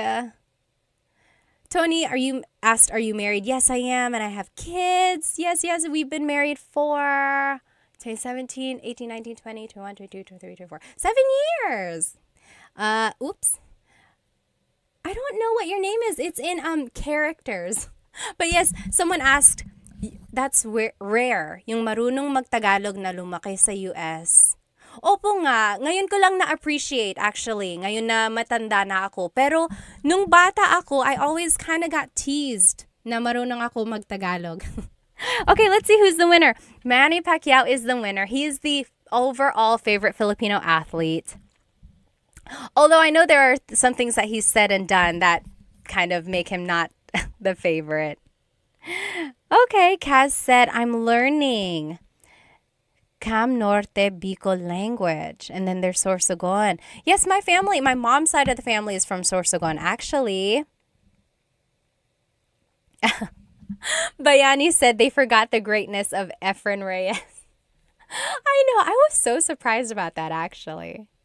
Let's see, does anyone have any questions about anything we learned today? Anything? Hello. Now that we are done with the lesson, I'll just turn on my camera here. Anyone have any questions about adjectives or about sentence structures? Or if there's anything you want to learn for next week, please write it in the comments because I love tailoring my lessons to what you want to learn. Otherwise, thank you so much for joining me, and I will see you next week. If you weren't able to join this live, I will try to teach this same exact lesson another day, or you can watch the recording of this later on, right after this live, actually. Okay? Thank you so much, everybody. Maraming salamat. Thank you for spending some time with me.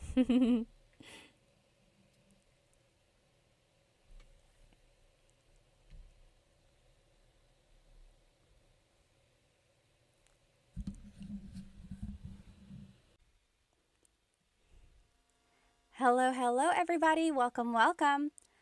I am live right now on Instagram, on TikTok, and on YouTube. Hello. I hope you have had a great week.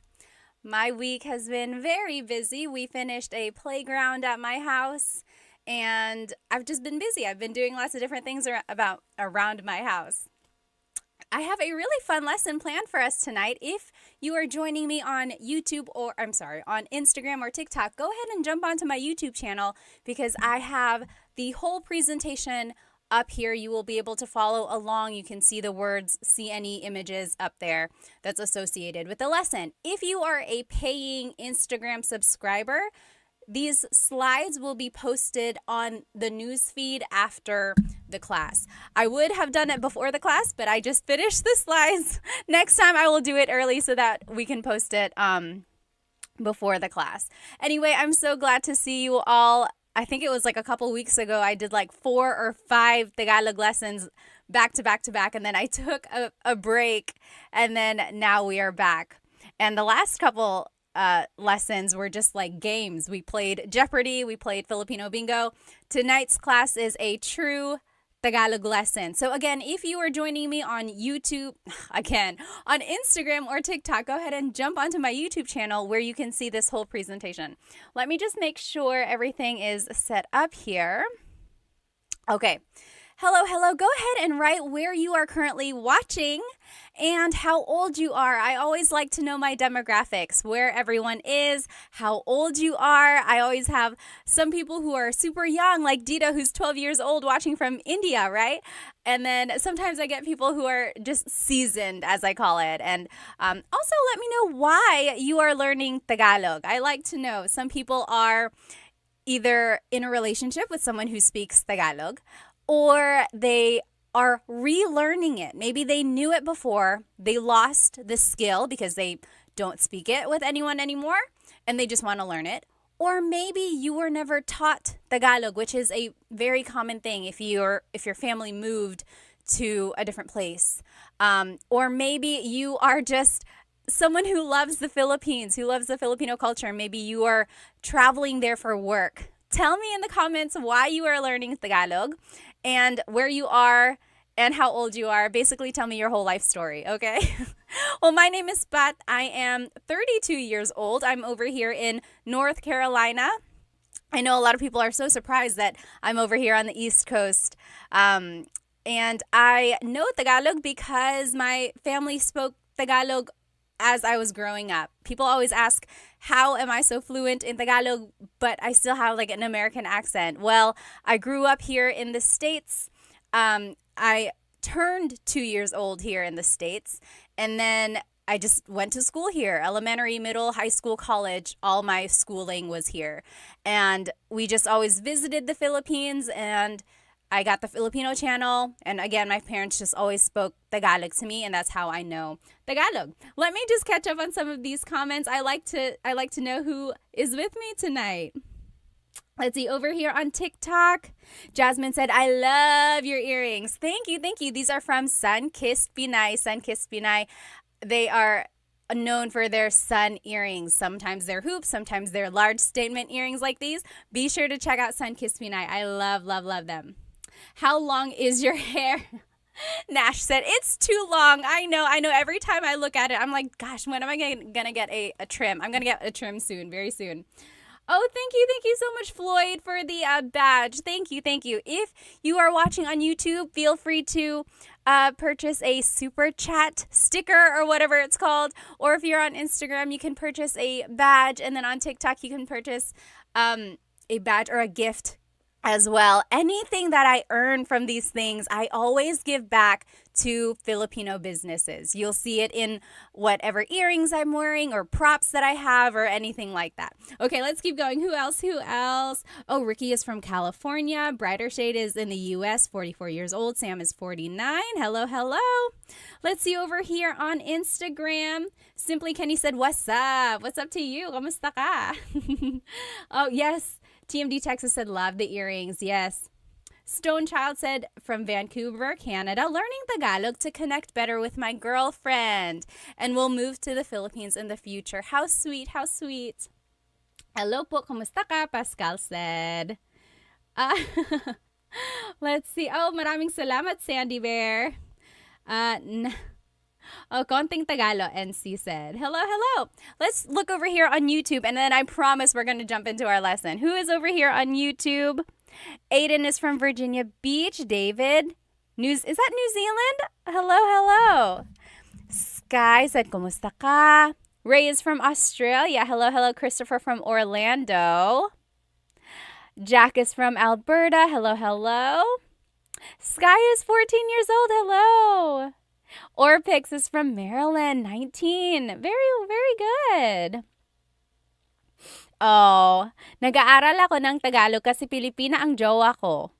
At ang sarap ng pakinggan ng Pinoy. It's nice to listen to Tagalog, and also his or her girlfriend is Filipino. Hello. My mom speaks Tagalog and I'm trying to learn, Sky says. Oh, that's great. That's so great. Amos is on vacation in the Philippines. Christopher is learning because of my fiance, it says. Vince is in Santa Barbara learning because his asawa is Filipino, his wife. Oh, that's so nice. Okay, guys, let's go ahead and jump right into this lesson. Tonight's lesson is actually about driving. So things that you can say while driving or while riding a car or while riding in transportation in the Philippines. So if you are traveling to the Philippines, you'll be able to see all the different types of public transportation over there. We'll talk about them. And then here are some things that you can say just in the car if you're driving wherever you are. Maybe while you're driving or if someone is driving you. Here are some things that would be applicable.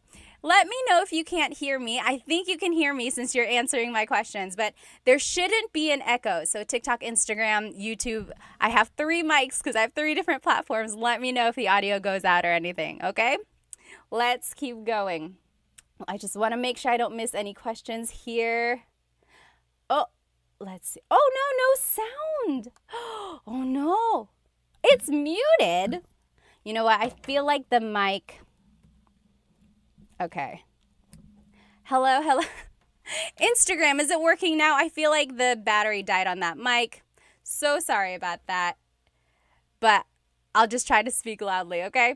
Let's keep going. Again, if you just joined me, this whole presentation is on my YouTube channel. And you should be able to follow along. Okay, everyone, can you hear me now? Let me know if you cannot. Ray said, how not to get scammed by a taxi in Manila. Alrighty, let's keep going.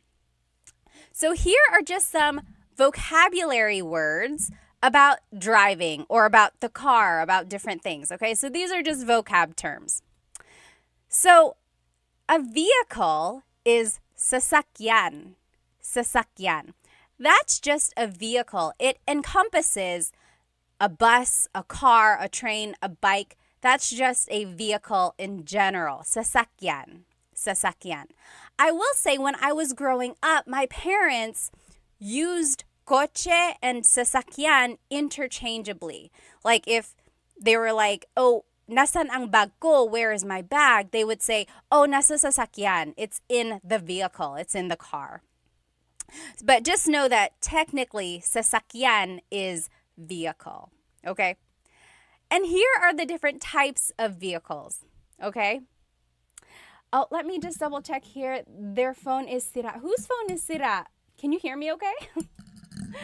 Oh, Joyce, Mommy, thank you so much for the gift on TikTok. Thank you, thank you. Okay. You got a Filipino accent. Me, a little bit, yeah. Okay, again, here are the different types of vehicles in the Philippines. This very first one, if you are here on YouTube, what is this called? What is this called? If you are here on Instagram and TikTok, I will describe it to you. So this vehicle is a very large and long vehicle. Inside it has benches where people can sit along the sides. There's usually a handrail at the top and you can grab on so that you're not like swinging back and forth. Yes, J-Rod, you got it on Instagram, and Philip Patty, you got it on TikTok. Yes, and over here, Brian, Ray, Miss Signo, Dree, yep, you guys all got it. So this is a jeepney. A jeepney. So the jeepney is this very, very long jeep. It's like a long, elongated jeep. Inside, there are benches, and people can sit on both sides of the jeepney inside. And then the handrail is there so that when the jeepney stops and goes, you're not just like flying all around inside. And some people like it, some people don't like it. I personally love riding in the jeepney, and my cousins always tease me for this because I love it. I love the fresh air. I'm doing air quotes because, I mean, how fresh can the air be in Manila, right? But I love the breeze that you feel. And then I love being with the locals, but I also love that some of these jeepneys are so decked out. Has anyone been in a decked out jeepney? Some of them have like lights, like it's a disco in there. And then some of them have like music, and not like crazy loud music, but like really jazzy or like OPM music. It's a vibe. It really is. I love it. So I personally love the jeepney. When it rains, if you're looking at the picture here on YouTube, the windows are just open. There's just a big opening on the sides here. When it rains, there's like a plastic tarp that you put down over the windows so that you don't get wet. And I love it because everyone knows that. Everyone knows that when it starts to drizzle, you go ahead, you untie this plastic, and you just pull it down. It's like a known thing. You don't have to wait for the driver to be like, hey, can you pull down the tarps? You just do it so you don't get wet, right? I love it. So again, this is called the jeepney. If you have ridden in a jeepney before, leave me a jeep emoji or like a car, whatever emoji looks like a jeep over there. I love the jeepney. Another thing, if you're traveling to the Philippines, this is how you ride a jeepney, okay? So jeepney riding 101. First, you have to find the correct jeepney stop. There are certain stops where jeepneys will go, and you have to look at the sign that's on the front of the jeepney. Sometimes they're small, so if you don't know what you're looking for, make sure you have someone there who knows how to ride a jeepney. You got to look for the sign, and it'll say like, oh, Cubao or Rosas. So it'll say the location it's going to, because not all jeepneys go to the same spots, right? It's like a bus. It has a route. So you got to find the right jeepney. Once you get in, or I'm sorry, they're going to slow down. You hop in, try to hop in as fast as you can. Number one, because there might be someone behind you. Number two, because the jeepney has places to go, okay? Everyone has a place to be. So just kind of run in there. And then when you sit down, that is when you pull out your money, okay? Pull out however much it is. At one point, it was like 8 pesos a person, but it might be different. If you are in the Philippines or if you've traveled to the Philippines recently, how much is it to ride a jeepney?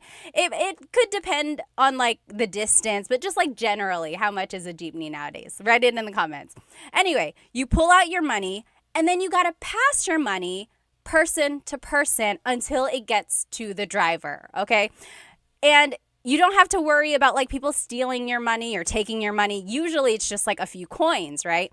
Now, if you do have a big bill and then they have to give you like a big change back, that might be a little iffy. But the general idea is that you pass the money from person to person. You say, bayad po, bayad po. So bayad is payment. Po is, oh my gosh, is it 20 pesos already? JP Hustle said, wow, okay.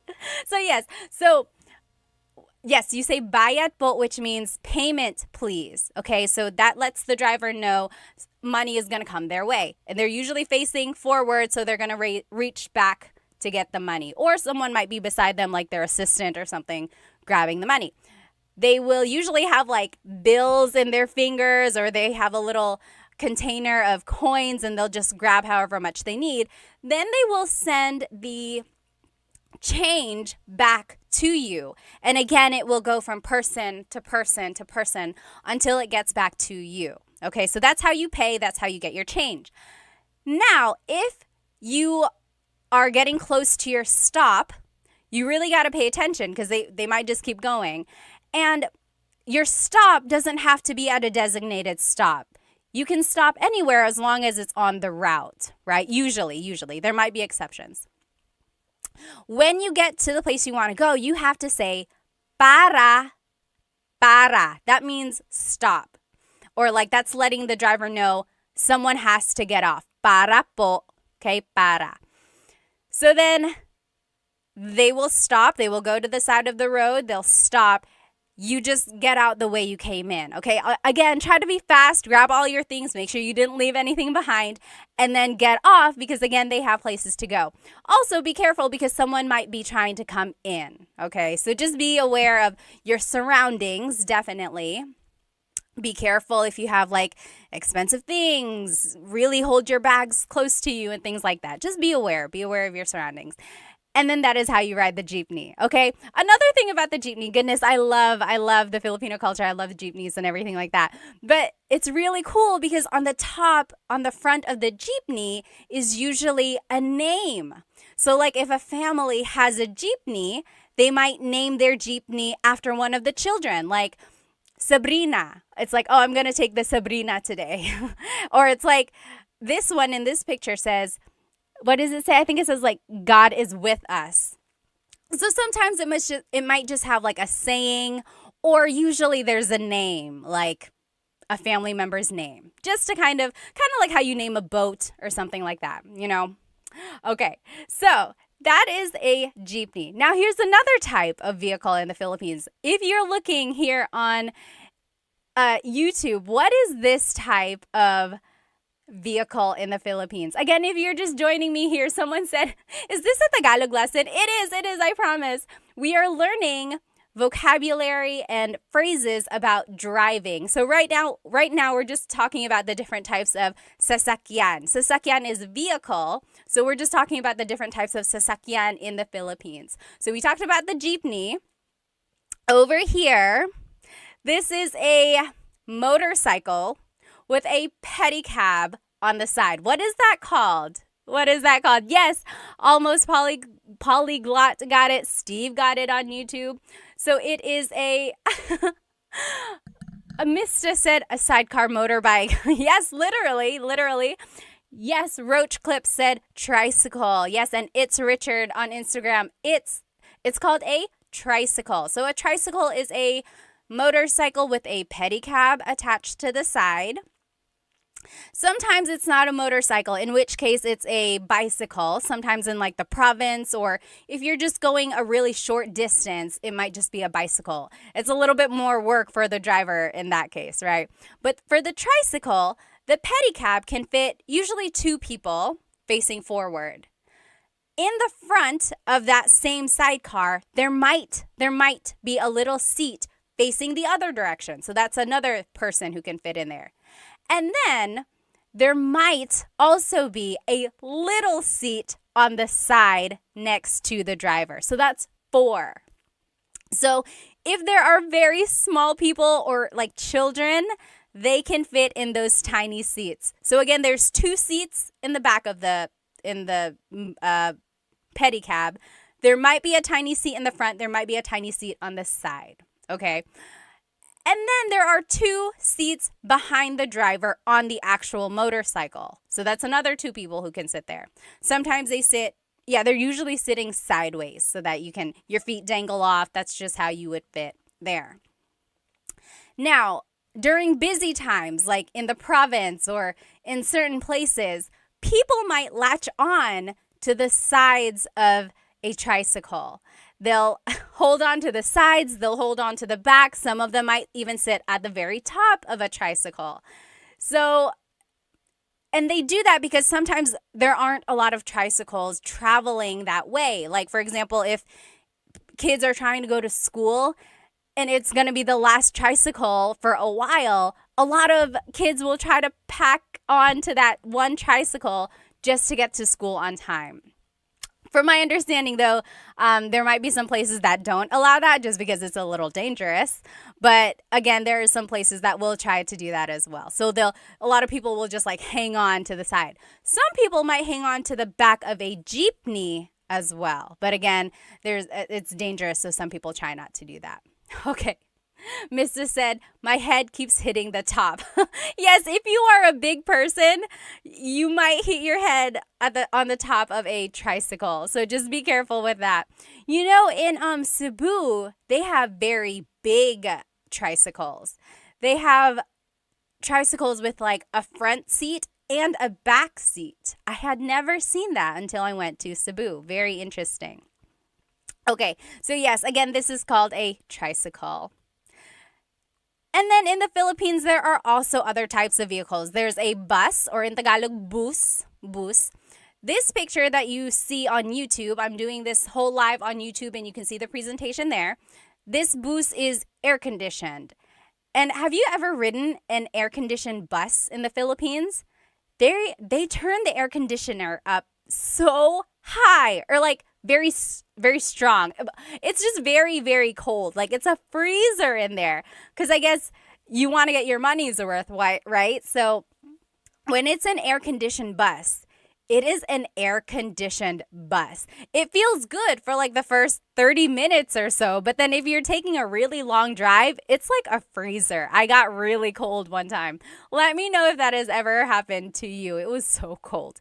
But then some buses are not air-conditioned, in which case they just leave all the windows down. And it's like a jeepney where the air just kind of flows in and out. So it's not that hot if they're like traveling. Oh, yes. Ron Uprising said they drive very fast. They do. Unfortunately, sometimes like these big, huge buses or even like cars, sometimes they drive so fast.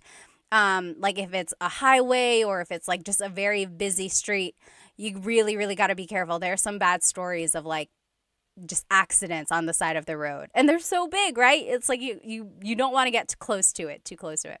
Okay, so there's a bus or a bus. There's also taxis in the Philippines. Sometimes they are yellow, like a regular taxi. Sometimes they are white. I think I've seen other colors as well, but usually they're like white. So someone on YouTube mentioned, don't be scammed by taxi drivers. You have to be very careful, especially if you look foreign. One thing they might do is like hike up the price for you. Another thing that might happen is they might mess with the meter so that the price is not what it should be. Another thing is that they might take you to a place they're not supposed to go, or they'll take you a long way. When I was a kid, we wanted to go to Fort Santiago, but the person didn't hear us, they said, and they were taking us to Fort something else, like Fort San Pedro or something like that. Like we clearly had said Fort Santiago, but then they were taking us to a different fort because they misheard us. So they, it was just not a very nice thing. But yes, so just be very aware. They also have like grab cab or grab taxi or something like that. That kind of helps with the liability, or like just keeps someone accountable because there's like the record of you getting that one taxi, right? So just be careful. And then there's also the MRT or the LRT. If you're looking over here on YouTube, you'll see it's like an above the ground subway. So it's like a train. And this is usually in Metro Manila. The difference between the MRT and the LRT is the route that it goes. So the MRT goes one way around EDSA, the LRT goes a different area. Okay, but just know it's like an above the ground subway. So there are lots of different types of vehicles in the Philippines. Again, let's go back to our Tagalog lesson. So vehicle in Tagalog is sasakyan. Sasakyan. Okay? Now, coche is car. Coche. Coche.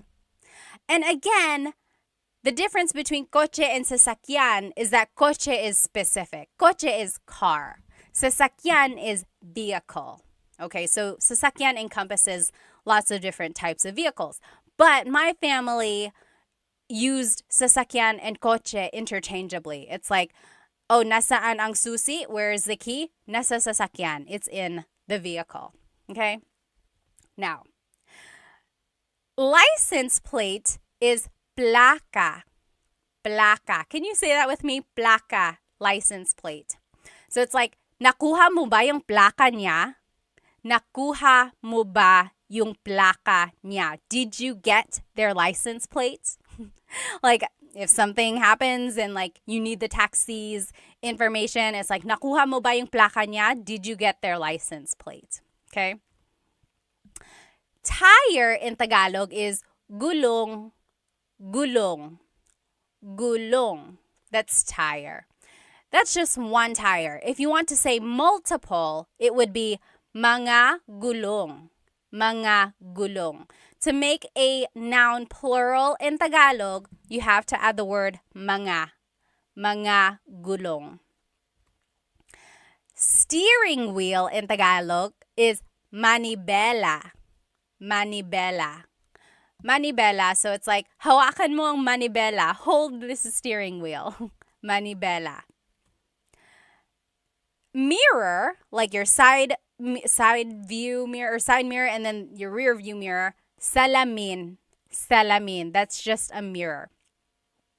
If you know some Tagalog, salamin also means glasses. Salamin. Salamin. That's a mirror or like glasses. Salamin. A window, like the window of your car, that would be bintana. Bintana. Okay? And then headlights. Technically, there's no like real word for headlights that I know of. Usually, it's just referred to as ilaw. Ilaw. Ilaw is light. Okay, so it's like, naka-on ba ang ilaw mo? Is your light on? Are your lights on? Naka-on ba ang mga ilaw mo? Okay, so you see how I'm just using ilaw. Okay, let me just take a look at some of these comments and questions. If you have any questions at all, feel free to leave them. HM94 said, isn't that Spanish? Yes, absolutely. You will hear Spanish words in a lot of these vocab because there's a lot of Spanish words in Tagalog from the colonization period. Yep. Metch said, are you Bisaya or Tagalog, ma'am? Tagalog po, hindi po ako marunong mag-Bisaya. Okay. Travel with local or a girlfriend. Always ride with a local. Yes, yes, yes. Okay, any questions over here on Instagram? If you have any questions or comments, please feel free to leave them. How about over here on YouTube? Oh, yes. Yes, again, over here, everyone on YouTube is like, yes, that also sounds like Spanish. You're right, you're right.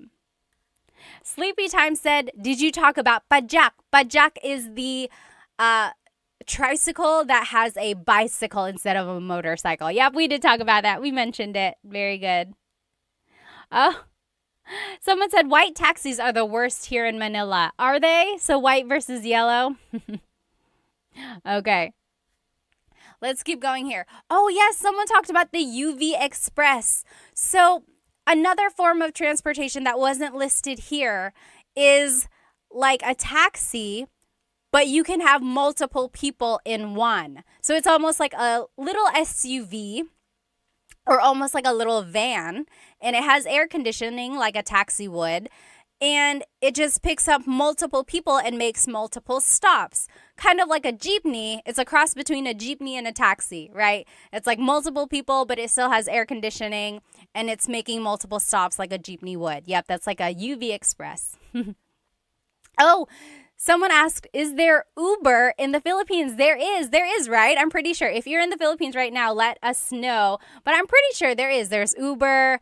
There's, what is the other one? Not Uber. What are the rideshare? Grab. Oh, Grab. Okay, so someone was saying Grab. Grab is like the Uber there, right? Mr. Talk said. Okay, let's keep going. Oh, yes. Someone said, I kind of like the rideshare. I like it too. Yeah. Sometimes if you are trying to go to a place really, really fast, you might not want to do a rideshare. Very good. Okay, yes. Everyone is saying it's Grab. So instead of Uber, it's called Grab. It's an app, right? You just have an app. Lyft. Is there Lyft in the Philippines? Yes? No? Oh, Love and Lulu said it's expensive for locals. Yeah, I can see that. So if you're getting like Grab or like Lyft or Uber or whatever, yeah, it can be kind of expensive. Grab is the best, they're saying. Only Grab and taxi, Peter said. Interesting. Okay, let's keep going. So here are some more. Let's review though. These are the vocabulary terms about driving that we've learned so far. Repeat after me, okay? Sasakyan, sasakyan. Vehicle, sasakyan. Coche, car, coche. Placa, license plate, placa. Gulong, tire, gulong. Manibela, steering wheel, manibela. Salamin, mirror, salamin. Bintana, window, bintana. Ilaw, headlight or like light, ilaw. Okay? Very good, very good. So, now a license, like the license, the ID that you carry, that is lisensya. Lisensya. So it's like, nasaan ang lisensya ko? Where is my license? Nasaan ang lisensya ko? Lisensya, that's license. Ilaw, light. So again, we used ilaw for like headlight. Now you can say ilaw for like the stop light. It's like hinto ka dun sa ilaw. Stop at that light. Okay? And then gasolina, that's gas, gasoline. Easy, right? Gasolina.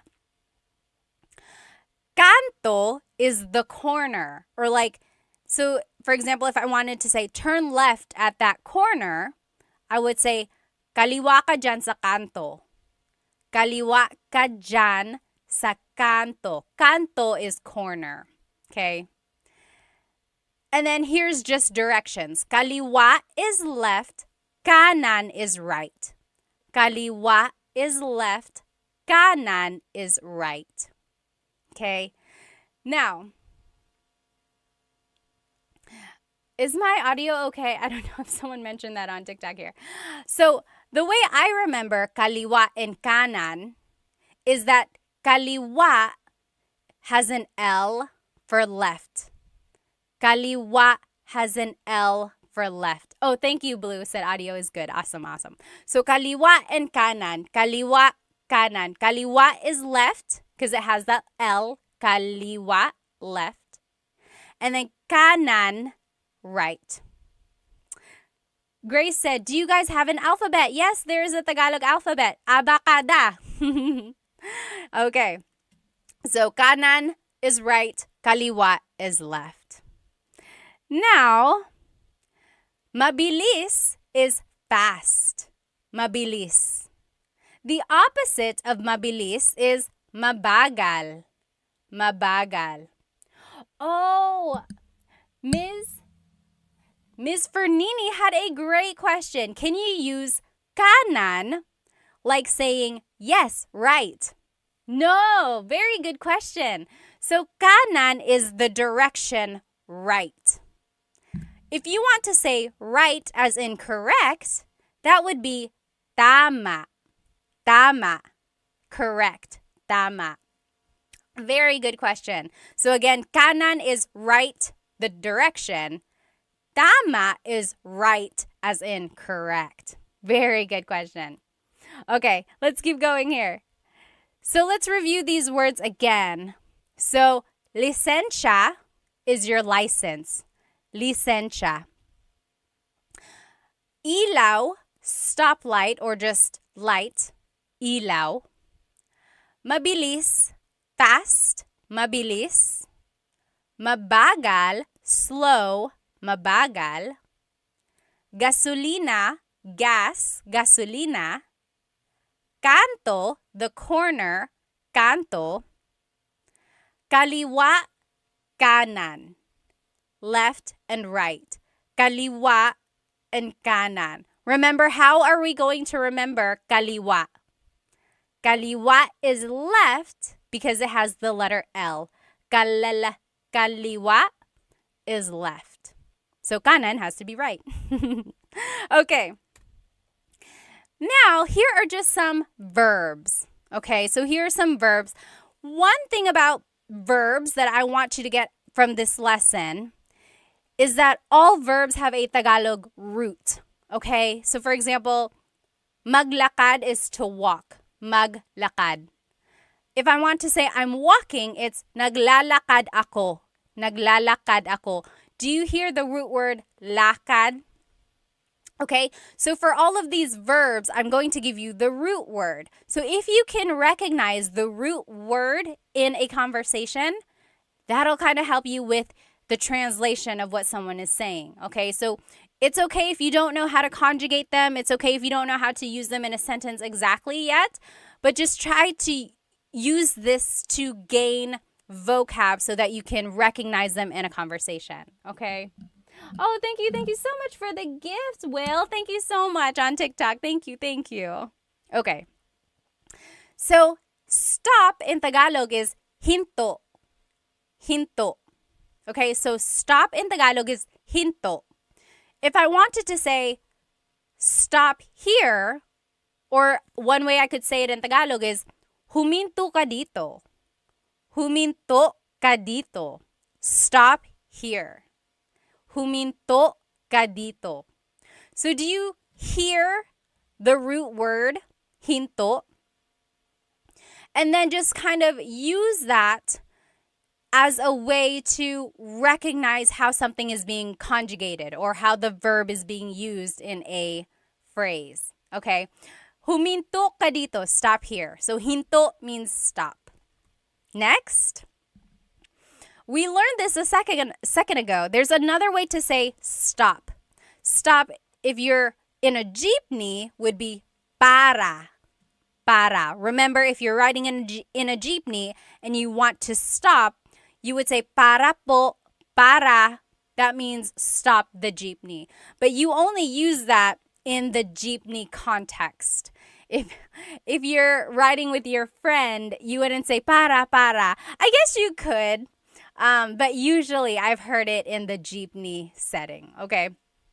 So just know there are two different types of stop, hinto and para, okay?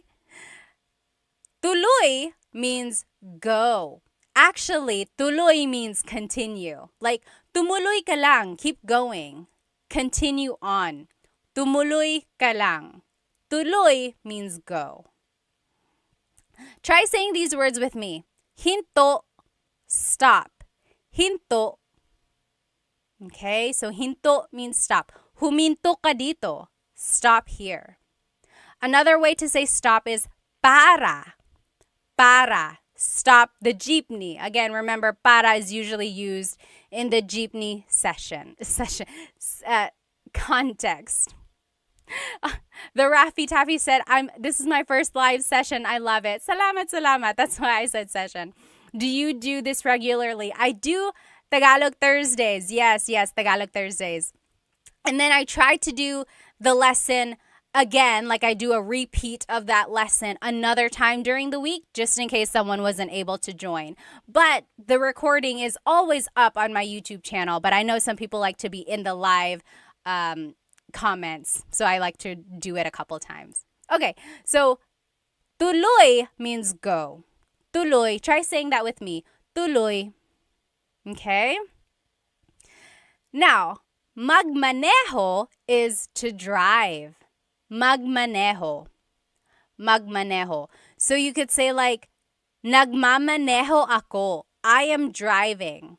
It's like, oh, I can't answer my phone right now. Nagmamaneho ako. I am driving. Magmaneho means to drive. Sakay means to ride. Sakay. Sakay na, get in, or come on for the ride. Sakay. Baba, to get down or to get out. Baba. You might have heard the joke like, bababa ka ba? Opo, bababa ako. Right? So baba is a homonym, as they call it. A homonym has a couple different meanings depending on its context.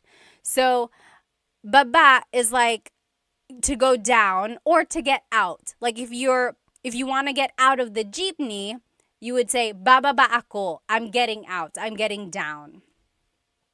Or if you're riding in your friend's car, you could be like, oh, hinto ka dito, stop here. Bababa na ako. I am getting out.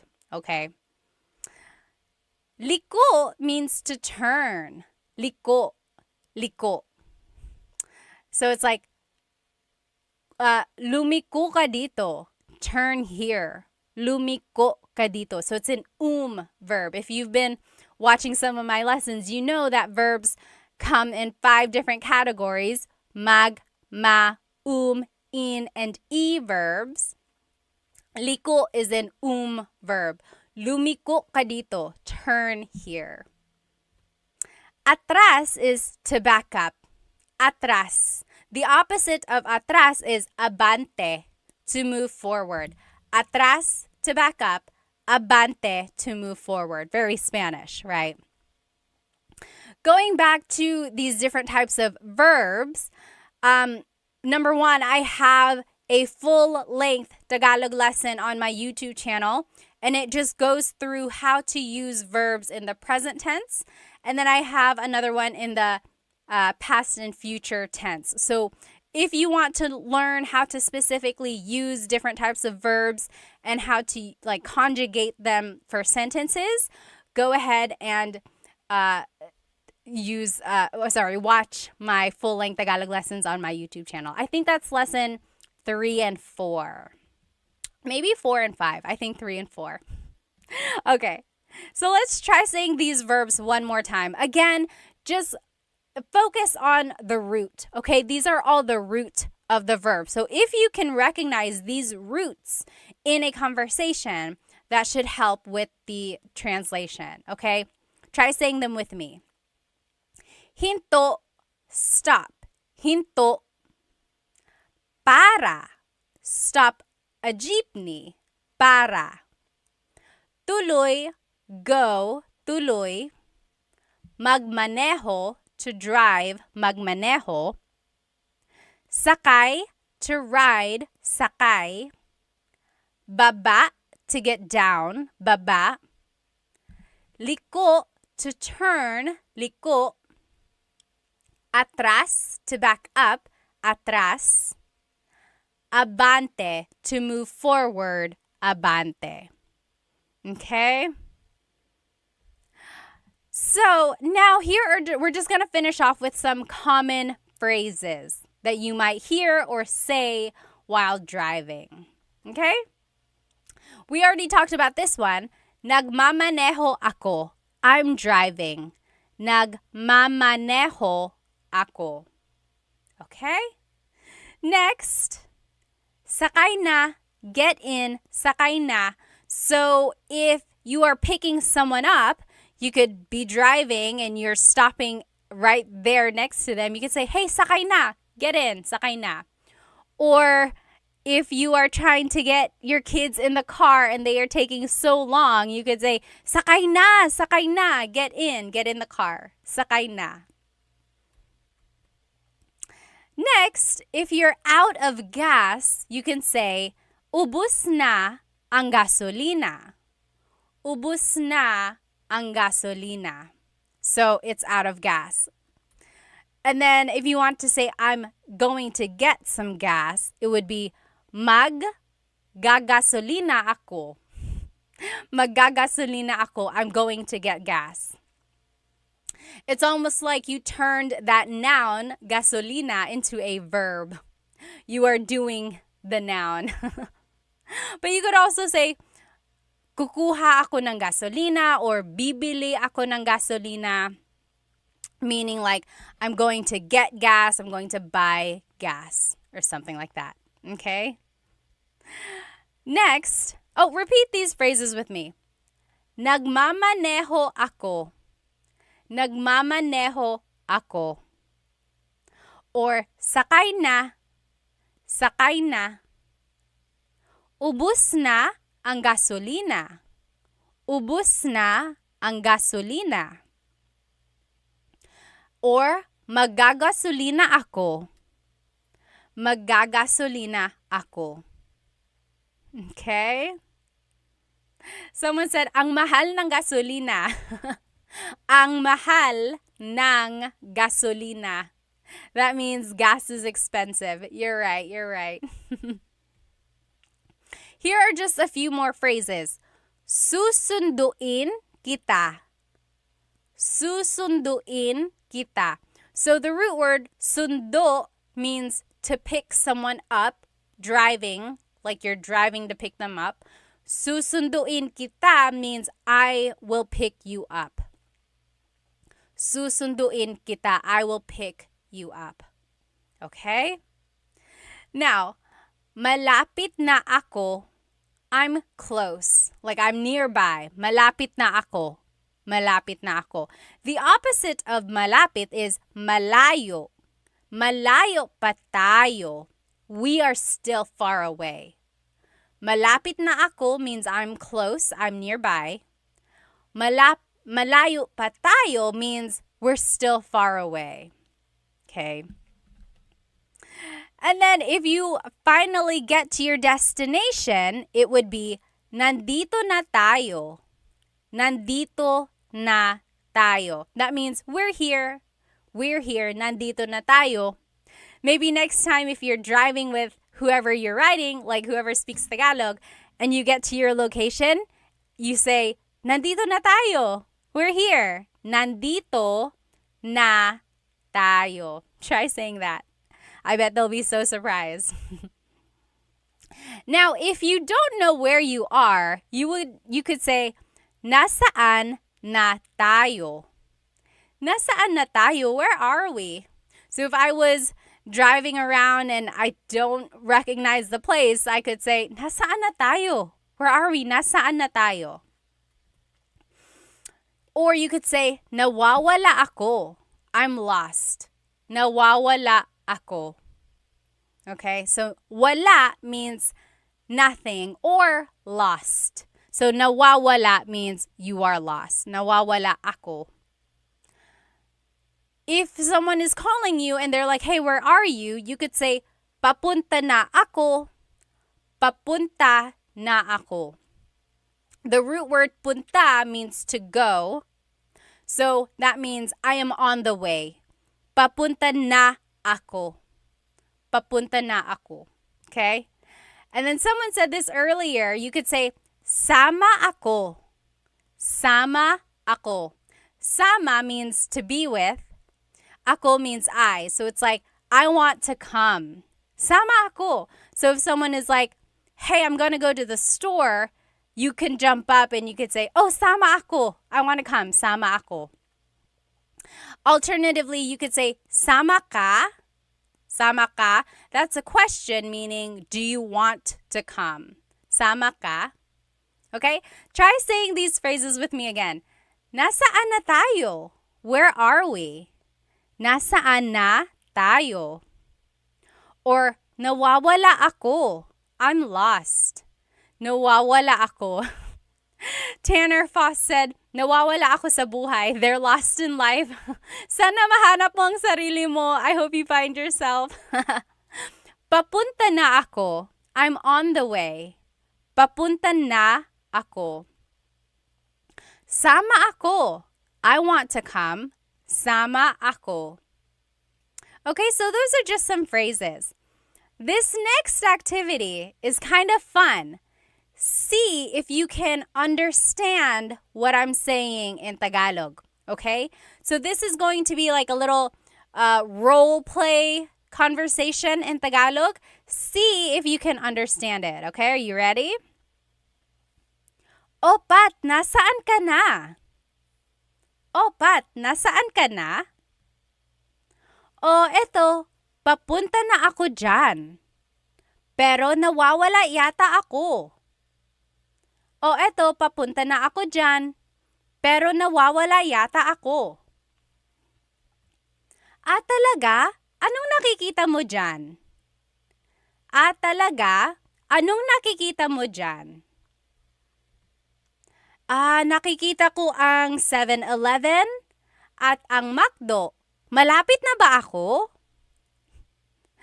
Nakikita ko ang 7-Eleven at ang McDo.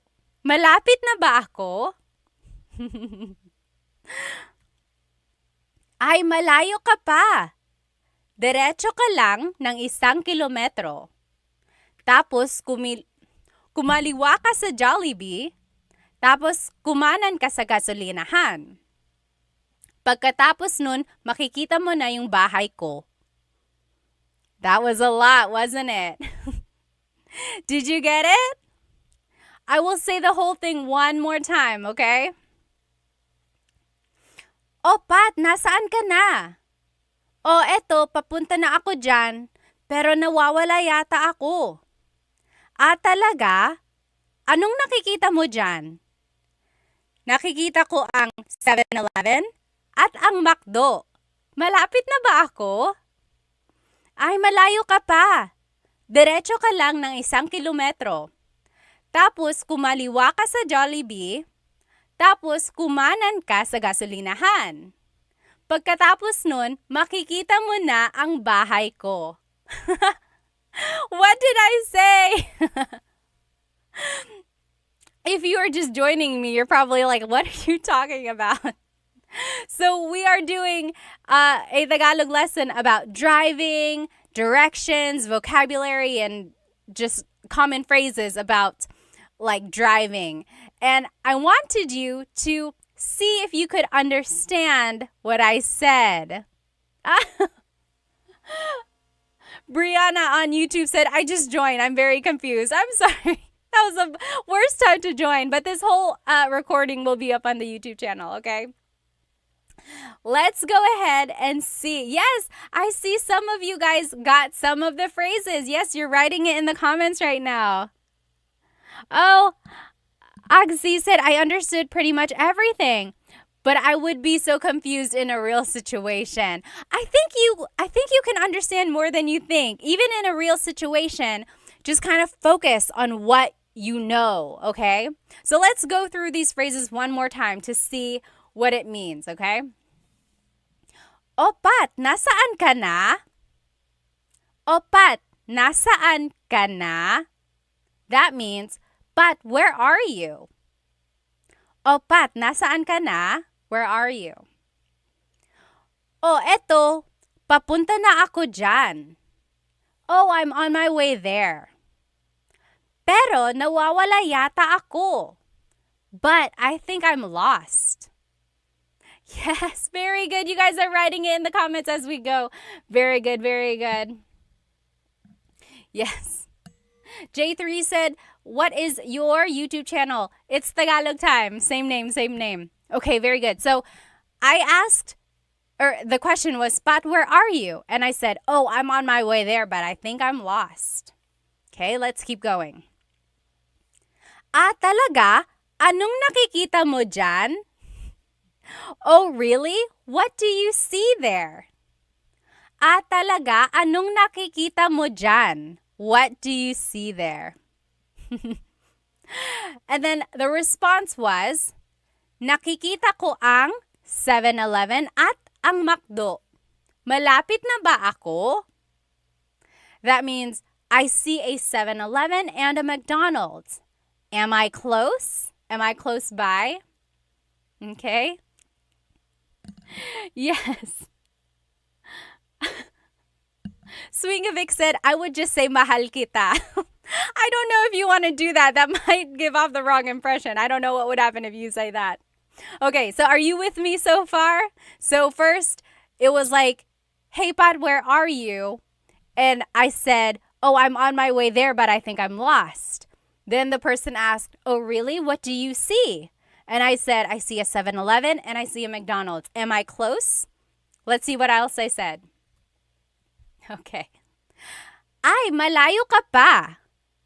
Oh, you're still far away. Ay, malayo ka pa. Diretso ka lang ng 1 kilometro.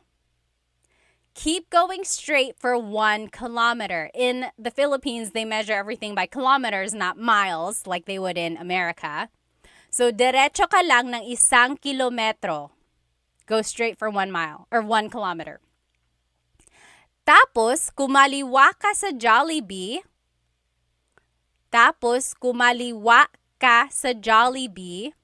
So, then take a left at Jollibee. Tapos, kumanan ka sa gasolinahan. Take a right at the gas station. Kumanan ka sa gasolinahan. Remember, how do we know kaliwa versus kanan? How do we know kaliwa versus kanan? What was my trick? Do you remember? Yes. Kaliwa is left because kaliwa has the letter L.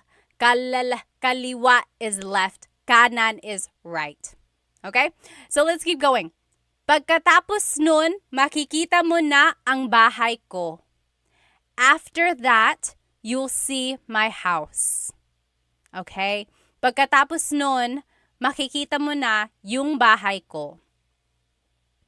So how was that translation? I'm going to say it one more time. Now that you know the translation, pick out the words that you recognize. Also take a look if you can, or see if you can recognize any grammar patterns, okay?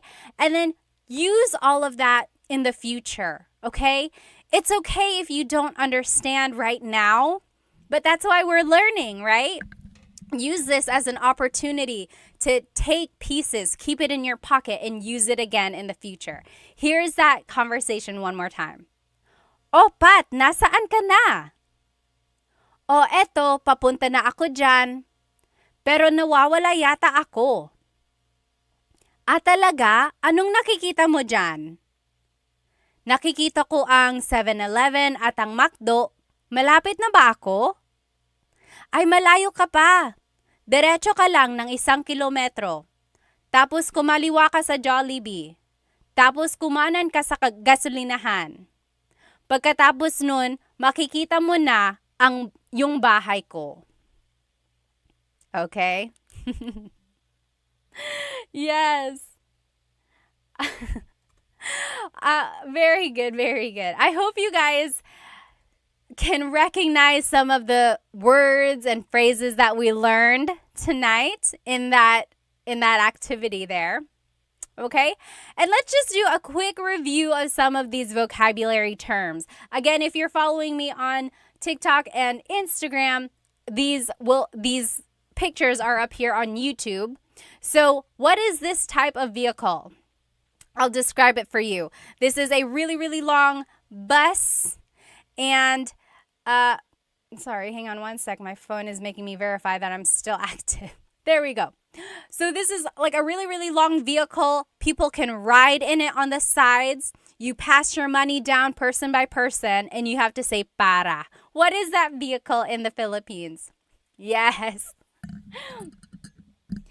Very good.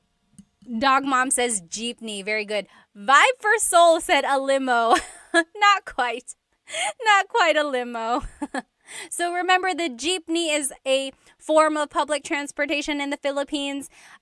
You ride on the sides, you pass your money down, and then when you want to get off, you say para. I heard, though, they're trying to discontinue the jeepney. Have you heard that? They want to discontinue the jeepney because it's not very good for the environment. It gives off a lot of smoke, uses a lot of gas and things like that. I hope not. I hope they can just find a way to kind of make it better for the environment. My husband's family actually has made or has been involved in the making of an e-jeepney. Isn't that so cool? But yeah, I hope they don't take away the jeepney. It's such an iconic symbol of the Philippines. Alrighty. Next, what is this vehicle? So this is a motorcycle with a pedicab attached to the side. What is that called? Anyone remember? Yes. Charles Ryan said, save the jeepney. Save the jeepney. Yes, please. Alrighty. What is this term called? Or what is this vehicle called? So it's a pedicab attached to a motorcycle. Very good. The tricycle. Tricycle. Yes, absolutely. Oh, JB said, why get rid of it? It's historical. You're right. Both the jeepney and the tricycle came about in World War II. Did you know that? The jeepney was a vehicle that they used in, the Americans used during wartime, or that's what they brought over to the Philippines. And then it became part of the culture as a public form of transportation. And then the tricycle was introduced to the Philippines by the Japanese when they came to the Philippines. Crazy, right? Crazy, crazy, crazy. Okay, so yes, very good. This is called a tricycle. Okay. Yes, next, what is this? So what is the Tagalog term for vehicle? Vehicle. Sorry, vehicle. Pinay said, I love learning from your videos. Thank you. In all caps. Salamat. Maraming salamat. I love teaching you. So really, it's my honor. Salamat. Yes, this is a sasakyan. Very good. Very good. Gibolicious. Yes, sasakyan. Very good. Sasakyan is just vehicle in general. Okay. Next, what is car in Tagalog? Ano ang car sa Tagalog? Oh, Sha, thank you so much for the gift on TikTok. Maraming salamat. Thank you. And Shawnee, thank you for the gift. Maraming salamat. Yes, car in Tagalog. Gibilicious got it right. Yes, Sergey got it right on YouTube. Coche. Coche. Oh, yes, I am seeing some different spellings here. So, someone mentioned the Tagalog alphabet. In the Tagalog alphabet, there is no letter C in Tagalog naturally occurring. The ch sound is a TS combination. Coche, coche, car is coche with a TS spelling. Very good. Ano ang license plate sa Tagalog? Ano ang license plate sa Tagalog? Do you remember license plate in Tagalog is? Plaka. Plaka. Salamat, Charles Ryan. Very good. Plaka. Very good, very good. Ano ang tire sa Tagalog? Ano ang tire? Yes. Very good. Almost polyglot said it's like the word tsaa. Tsaa in Tagalog is tea, like the tea that you drink, and it's spelled T-S-A-A. Tsaa. Tsaa. That's such a Tagalog spelling. I love it. There's the T-S sound and then the double vowel pronunciation. Tsaa. It's so Tagalog. Yes, very good. What is tire in Tagalog? Gulong. Gulong. Oh, Tampa Souls said pagod. Pagod is tired. Tired. I said tire. Like the tire on a car. The tire on the car is a gulong. Tired, like feeling tired, is pagod. Common mistake. Easy mistake there. Very good. What is steering wheel in Tagalog? What is steering wheel in Tagalog? Oh, Big Boss on YouTube also said pagod. Sorry for the confusion there. Steering wheel, yes, very good. Oh, I don't know your name because it's in different characters. But yes, Manibela. Manibela, very good. Jean got it on TikTok. Gibalicious, you got it. I mean on Instagram. Very good. Manibela is the steering wheel. Okay? What is the mirror? So the mirror, like to see the back or like your side, and then the rear view mirror. What is a mirror in Tagalog? It's also the Tagalog word for glasses. Mirror in Tagalog is salamin. Salamin. Salamin. Oh, very close. Very good. Driving said bintana. Bintana is actually window. So salamin is the mirror. Bintana is the window. Very good question there, or very easy mistake. If you didn't see the beginning of this lesson and you don't know the words we're talking about, this whole lesson is recorded and it will be on my YouTube channel, Tagalog Time with Pat. Okay, so don't worry there. And the whole presentation is there. Okay. And then headlight in Tagalog, or just light, is ilaw. Ilaw. So that's light, or like headlight. Ilaw. What is your license in Tagalog? License, like your ID. What is license in Tagalog? Yes, very good. Everyone is getting it. What is license in Tagalog? License in Tagalog is, yes, very good. Jelly Piggies. Lisensya. Lisensya. Nasaan ang lisensya ko? Where is my license? Lisensya. Very good, everybody. Bobby Mayo said hello from Louisiana. Hello, hello. Ano ang stoplight sa Tagalog? Ano ang stoplight sa Tagalog? This one is a little tricky. I'll just give it to you. Ilaw is what I would say. So light. Ilaw. So it's like, kaliwa ka dyan sa ilaw. Take a left at the light, or something like that. Ano ang gas sa Tagalog? Ano ang gas sa Tagalog? Gas in Tagalog is, yes, V, very good, very good. Gasolina. Timothy, you got it on TikTok. Very good, very good. Jelly Piggies on Insta. Very good. So gasolina. So very similar to Spanish, right? Again, there's a lot of Tagalog or Spanish influence in Tagalog. Yes. Ano ang corner sa Tagalog? Corner in Tagalog? Like if I want to say turn at the corner, corner in Tagalog is kanto. So kanan ka sa kanto. Take a right at the corner.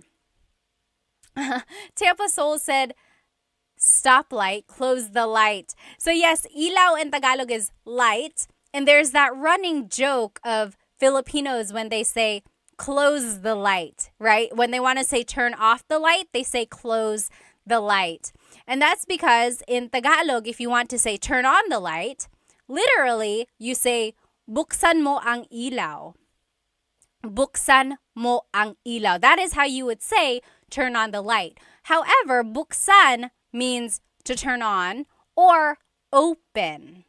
Okay, so that's why there's a little confusion when native Tagalog speakers are learning English. They want to say close the light because they are so used to saying open the light, right? So they're like, oh, well, what's the opposite of open? It would be close. But then they have to kind of learn later on that actually it's a different type of verb in English. Okay? All right. What is left and right in Tagalog? What is left and right in Tagalog? Remember, I gave you a way to remember it. What is left and right in Tagalog?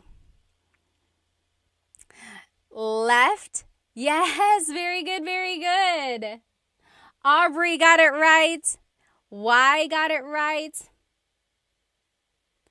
Yes, so kaliwa is left. Kanan is right. Almost polyglot. You got it right. Very good, very good. Yes, so kaliwa is left because it has the letter L, right? Kaliwa, left. Kalala, kaliwa, left. Kanan is right. Okay? JB on YouTube said, I've heard patay mo ang ilaw or patayin mo ang ilaw. Yes. So in Tagalog, if you want to say turn off the light, usually they say patayin mo ang ilaw. Patay means dead or kill the lights, literally. Kill the lights, patayin mo ang ilaw. Yep, very good, very good. Okay, next. So kaliwa is left, kanan is right. How do you say fast in Tagalog? Ano ang fast sa Tagalog? Fast in Tagalog is, yes, V and Matt, Nick, you got it. Bilis. Bilis means fast, but if you want to use it like an adjective, like in a sentence, it's mabilis. Mabilis. Bilis is like the root word there. Mabilis, fast. What is the opposite of mabilis? Ano ang slow sa Tagalog? Ronald Smith on YouTube said, rapido. Rapido. Yes, that also means fast. That's more of the Spanish. Ano ang slow sa Tagalog? Yes, very good. Matt, you got it. Nick, you got it. Slow is mabagal. Mabagal. I am seeing some people say nakaraan. So nakaraan means in the past. Like, if you've ever watched a teleserye, you know what a teleserye is? It's like a soap opera, a Filipino soap opera, or like a Filipino drama on the Filipino channel. Usually, like, if today's episode is on, they have a short recap of what happened in yesterday's episode. At the bottom of the screen, it would say, ang nakaraan, which means in the past or what just happened. So nakaraan means past. Very good. Yes, exactly right, Nick. That means previously on. Exactly. Ano ang paborito mong teleserye, ha? What is your favorite teleserye? Very good, very good. So, mabilis is fast. Mabagal is slow.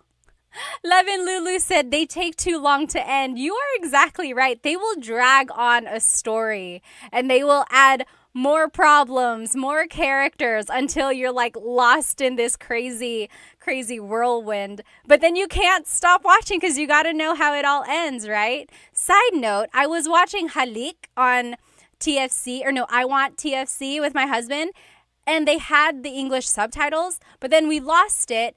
And then I tried to resubscribe and they didn't have the one with the English subtitles anymore. What the heck? And so now my husband can't watch it with me.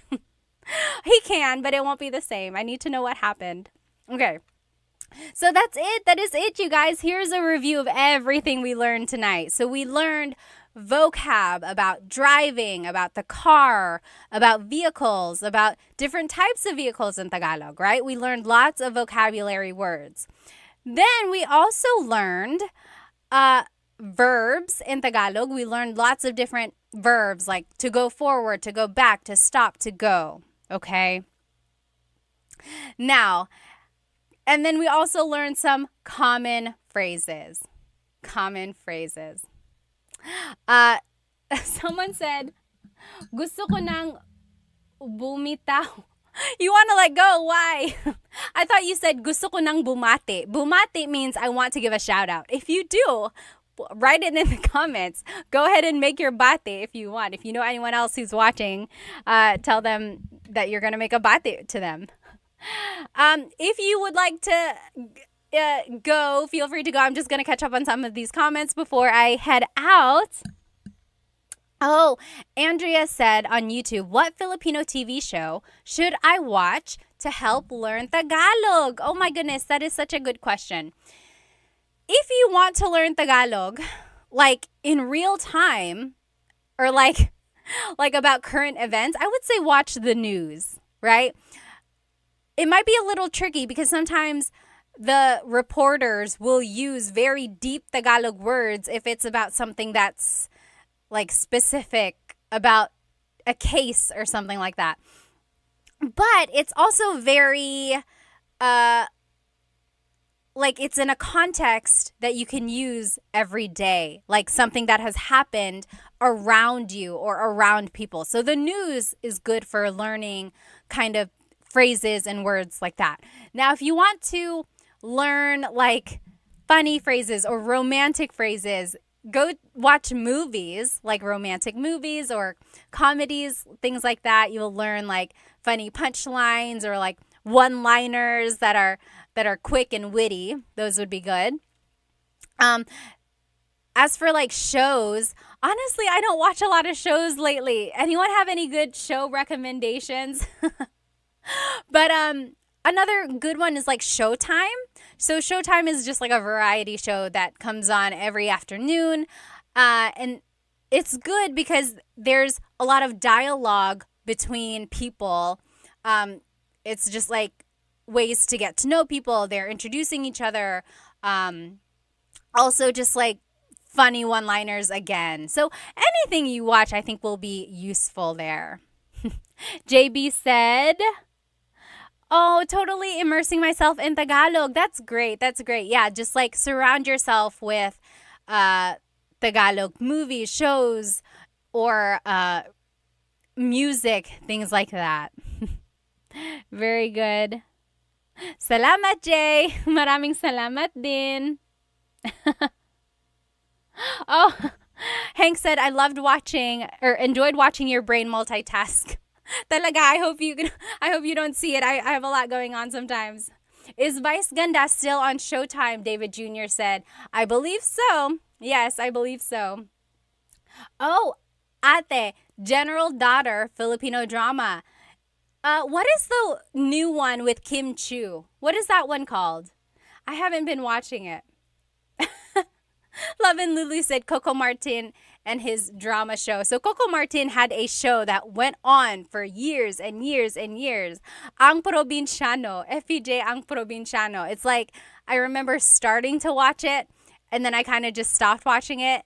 And then I would check back and it was still on, and then it was still on, and then it was still on. But finally it ended. Yes, you're right. B said FBJ was so long. I don't know why. They just kept like changing the storyline. Oh, yes. What is your name? It's in different characters. But over here on TikTok, someone said OPM songs are too good for learning. They are really good. They are really good for learning. Okay, awesome, everybody. Let's see. Any more questions here? Oh, Maging Sino Ka Man. It's a pretty corny series. So the thing about Filipino shows and movies, if you're not used to them, you might find them to be corny or like the jokes are cheesy, right? And my theory for that is because Filipinos just love lighthearted things. A lot of us have things going on in our lives. Sometimes they can get really, really heavy. So what do we like to do? We like to laugh. We like to watch light-hearted things. So if things come off as corny or cheesy, it's just because Filipinos like cheesy and corny things because it's an easy laugh. Okay, so that's just my theory about why some things are really cheesy like that. I mean, when you think about it, sometimes life in the Philippines can be very hard if you don't have a lot of resources. So if you can watch something nice on TV, that's just one way. Oh, V said, what's the best way to learn to speak Tagalog if I already understand it perfectly? So you can understand, but you cannot speak. Is that correct? I would say congratulations to you because you are already halfway there. I know people always say like, "Oh, I can only understand, but I can't speak it." In that case, all you have to do is practice what you already know. I think you know more than you might think. Like a lot of us get embarrassed. We don't want to try speaking. We don't want to say anything wrong. We don't want to make a mistake. But just jump right in, start speaking it. What's the worst that can happen? Someone will laugh at you, so what? Who cares? At least you are learning, right? Really have a thick skin. Toughen up your mind. Focus on what you want and practice and practice and practice until you get better. And when people see that you are really trying, hopefully they'll stop laughing at you and they'll get on board and try to help you. If they keep laughing at you, turn your head, keep studying, go back and talk to them in Tagalog when you are better and show them what they are missing, or just show them what you have learned, okay? So you got it. Keep going, okay? Oh, again, I don't know your name because it's in terms or it's in characters. It says, on a scale from 1 to 100, how would you rate your Tagalog in terms of speaking? I would say 95%. The 5% is because sometimes, a lot of times even, I still trip over my words or I get embarrassed. I get too caught up in my head and I don't say what I want to say perfectly, right? Like if I'm speaking to my cousins or my aunts, even to my mom, I get very nervous sometimes and I revert back to Taglish or I just answer in English. But when I really push myself, I know I can speak Tagalog at a 95% level. I'll save the 5% at like, there are still some words that I can't say correctly or I have to think about it really hard or, again, just the jumbling. What's the word? Like bulol? Bulol in Tagalog is like when tongue-tied. Like if you trip over your words sometimes, and it happens to everyone. If it happens to me, I mean, it's okay if it happens to you because it happens to everybody. Okay? I have to go now. I will see you next Tagalog Thursday for a brand new lesson. And I will do a repeat of this lesson another time, okay? Maybe, I don't know when. Just one of these other nights before Thursday, I'll try to repeat this lesson in case you weren't able to join me. I hope you have a good rest of your evening. If you have any questions, feel free to leave it in the comments. Again, this whole recording will be on my YouTube channel. Maraming salamat. Thank you so much for spending some time with me. Have a good evening. Paalam.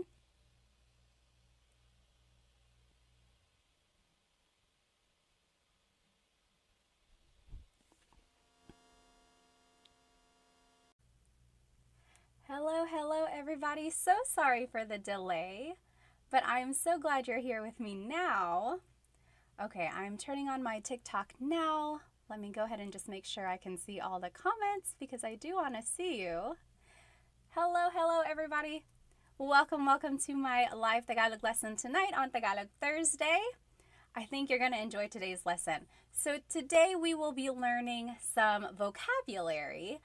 Last week we learned a lot of grammar. If you joined me last week, we learned adjectives and then we learned some simple sentence structure so that we can use those adjectives in sentences to describe people or to describe things. Today we will be focusing less on sentence structure, so less grammar, and this time more on vocabulary. I know a lot of you guys wanted to learn more useful phrases, so I think tonight will be a fun lesson for you. Hello everyone. If you are joining me on TikTok, you are welcome to join me on YouTube where you will see my presentation. And if you are on YouTube, hello. I know there's a little lag on YouTube, so if you are like listening to me on TikTok and then joining me on YouTube, there might be a little delay there. Yes, Maximilian, hello. You did exactly what I wanted you to do. If you would like, please tell me where you are currently watching and how old you are, or give me an age range. Like I'm in my 20s, I'm in my 30s, and so on. I just like to get an idea of my audience. So Maximilian is from Canada. Hello. Hi, Dita. Oh, you have school? Okay. Oh, you don't have school. Awesome, awesome. I'm so glad you're here. Hello, hello.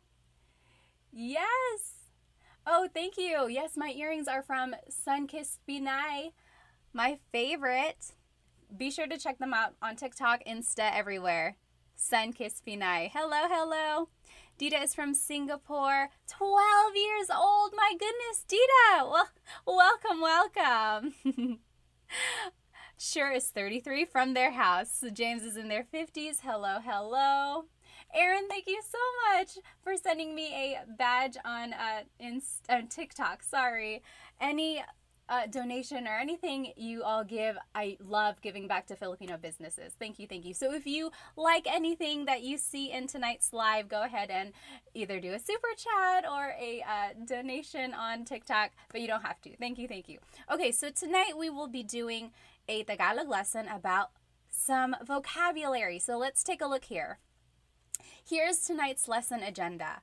We will be learning some house vocabulary. So we'll be talking about parts of the house. We'll be talking about the kitchen, the bathroom, and the bedroom. That's all we have time for today. There's so many words and so many things to talk about the house. We'll save the other rooms for another night. But tonight we will be talking about the kitchen, the bathroom, and the bedroom. And then some related phrases about those vocabulary words. Let me just catch up on some of these comments. If you have any questions, be sure to write them in here because I do want to make sure I catch them. Oh, yes, meeting you said, what about you, Pat? Where are you from? Good question. So sorry I didn't mention it. I am here in North Carolina on the east coast of the United States. It is 9:19 right now over here. So sorry for the delay. Ikwa is from Brunei, 26 years old. Ikwa is currently watching in class. You should probably pay attention to class, whatever class that is. Okay, let's go ahead and jump right into this lesson, okay? So, house in Tagalog is bahay. Bahay. Try saying that with me. Bahay. Bahay. You might notice that the spelling is A-Y at the end, so it looks like bahay, but it's pronounced bahay. That A-Y combination is bahay. Bahay. Now, you might also hear the word tahanan. Tahanan. That means home. So it's the difference between a house and a home. A house and a home. So bahay is house. Tahanan is home. Okay? And here are some phrases that you might hear about the house. Malaki ang bahay ko. Malaki ang bahay ko. So my house is big. Malaki ang bahay ko. The opposite of malaki is maliit. Maliit ang bahay ko. Maliit. So if you were with me last week or even yesterday when I did the repeat lesson, malaki and maliit were some of the adjectives we learned. Big and little. Malaki, maliit. Okay? So that's one way to describe your house. Now, you might want to say that your house is old or new. So if you want to say your house is new, it would be bago ang bahay ko. Bago ang bahay ko. My house is new.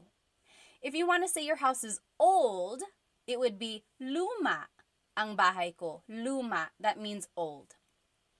So bago is new, luma is old. And it's just the same sentence structure all throughout. And we learned this last week, if you remember. So it's adjective, then it's the word ang, which means is or are. Technically, it's an article. It's all different. And then bahay, which is the noun, and then the pronoun ko. So bago ang bahay ko, my house is new. Okay? And then the last thing you might want to say about your house is the distance of it. So, malayo ang bahay ko. My house is far. Malayo. Malayo. And then, malapit ang bahay ko. My house is near or it's close by. Malapit ang bahay ko. Okay?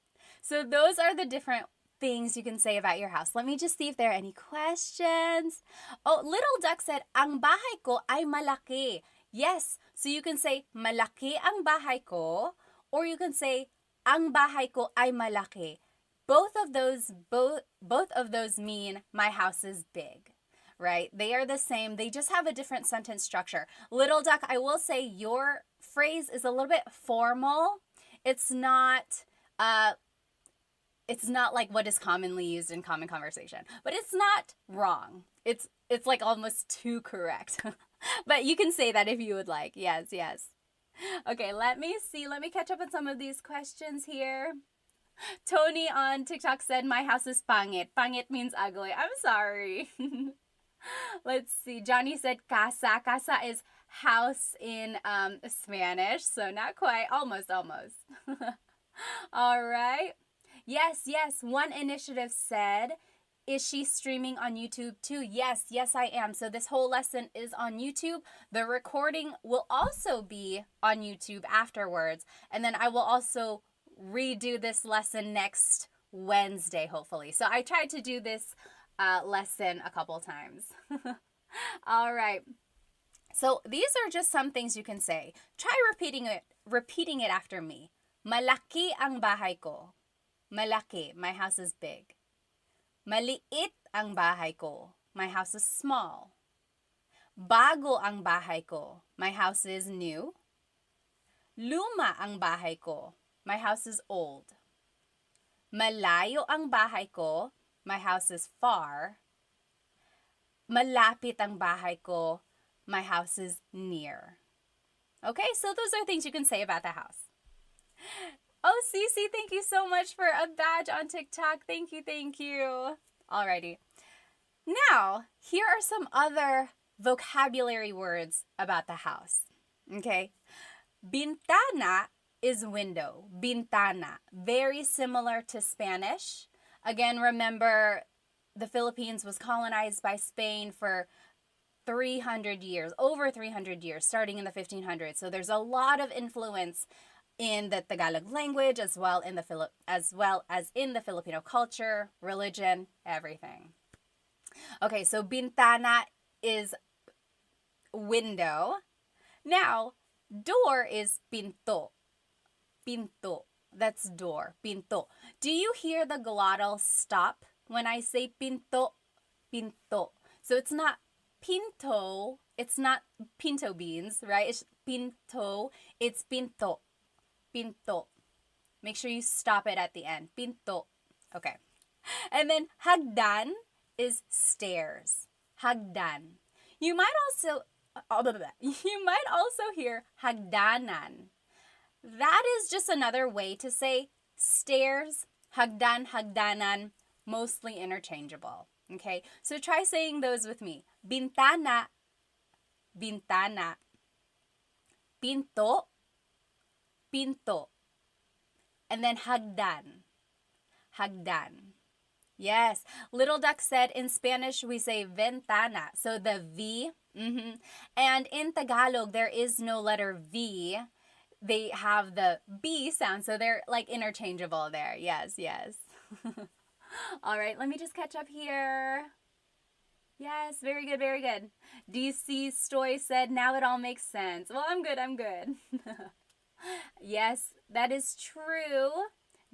DC said, I heard Tagalog was Latin-based. Yes, there are some similarities, I would say. Okay.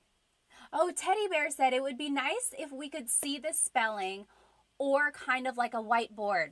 Teddy Bear, if you jump onto my YouTube, this whole presentation is there. Okay, so let's keep going. Now, here are some phrases about these objects in the house you might use them with. Bukas ang bintana. The window is open. Bukas ang bintana. Or bukas ang pinto. Bukas ang pinto. The door is open. So bukas ang blank means the blank is open. The opposite of bukas is sarado. Sarado ang bintana. The window is closed. Or sarado ang pinto. The door is closed. So bukas and sarado mean open and closed. Okay, so that's kind of the sentence structure there. Bukas ang bintana, sarado ang pinto. Now, if you want to tell someone to open the door or close the door, this is how you would do it. Buksan mo ang bintana. Buksan mo ang bintana. Open the door. You go open the door. Or the opposite of buksan is isara. Isara mo ang pinto. Close the door. Isara mo ang pinto. Okay, so do you see that again? It's all on my YouTube channel live right now too. You'll see all of these words written out. So buksan means open, like to open something. Isara means to close something. Okay? Any questions so far? Yes, very good. Oh, Lord Cortez says, you are missing po. Very good observation. I'm just imagining maybe we are talking to our younger siblings or to our friend. But yes, if you are speaking to your parents or speaking to your grandparents or to anyone you want to be respectful to, always add po. Buksan niyo po ang pinto. Isarado niyo po ang bintana. So always feel free to add po. Usually, po is the second word in the phrase. When in doubt, add po to the very end and it will always work. Yes, good observation there. Clay said, magandang umaga ate, magandang umaga. Although sa akin, gabi, magandang gabi. Yes, D, the YouTube name is the same, Tagalog Time. All right, let's keep going. Alrighty, ding ding means wall. Ding ding. So right behind me, this is the ding ding. Puti ang ding ding. The wall is white. Ding ding. Roof is bubong. Bubong, roof. Ceiling is kisame. Kisame. So repeat those after me. Ding ding. Ding ding. That's the wall. Ding ding. And then bubong is the roof. Bubong, so that's on the outside, the roof, bubong. And then kisame is the ceiling, kisame. So sorry, YouTube. Can you hear me now? My mic was all the way down here. Hopefully this is a little bit better. Okay, awesome. Any questions so far? Yes. Harmonica said, ding ding, LOL. I know, it's a funny word. I have no idea where that came from. Okay, let's keep going. So all of that was about the house, like the outside of the house, things inside the house. Now, these are vocabulary words about the kitchen. So kitchen in Tagalog is kusina. Kusina. So in Tagalog, there is no letter C. So in Spanish, if it's spelled with a C, usually in Tagalog, it's spelled with a K because there's no letter C naturally found in the Tagalog alphabet. So the kusina is the kitchen. The stove is kalan. Kalan. Oh, who? Thank you so much for a badge on TikTok. Thank you so much. Yes, and my earrings are from San Kiss Pinay. Thank you. All of the earnings I earn go to Filipino businesses. So thank you. Okay, yes, Lucky Duck said most of these sound like Spanish words. A lot of them do. You will see that in all of these words, really. Next, knife in Tagalog is cuchillo. Cuchillo. And then fork in Tagalog is tinidor. Tinidor. And then kutsara is spoon. Kutsara is spoon. Okay, so let's say those again. Kusina, sorry, sometimes my nose gets clogged up. Kusina, kusina, that means kitchen. Kalan, stove, kalan. Cuchillo, knife, cuchillo. Tinidor, fork, tinidor. Cuchara, spoon, cuchara.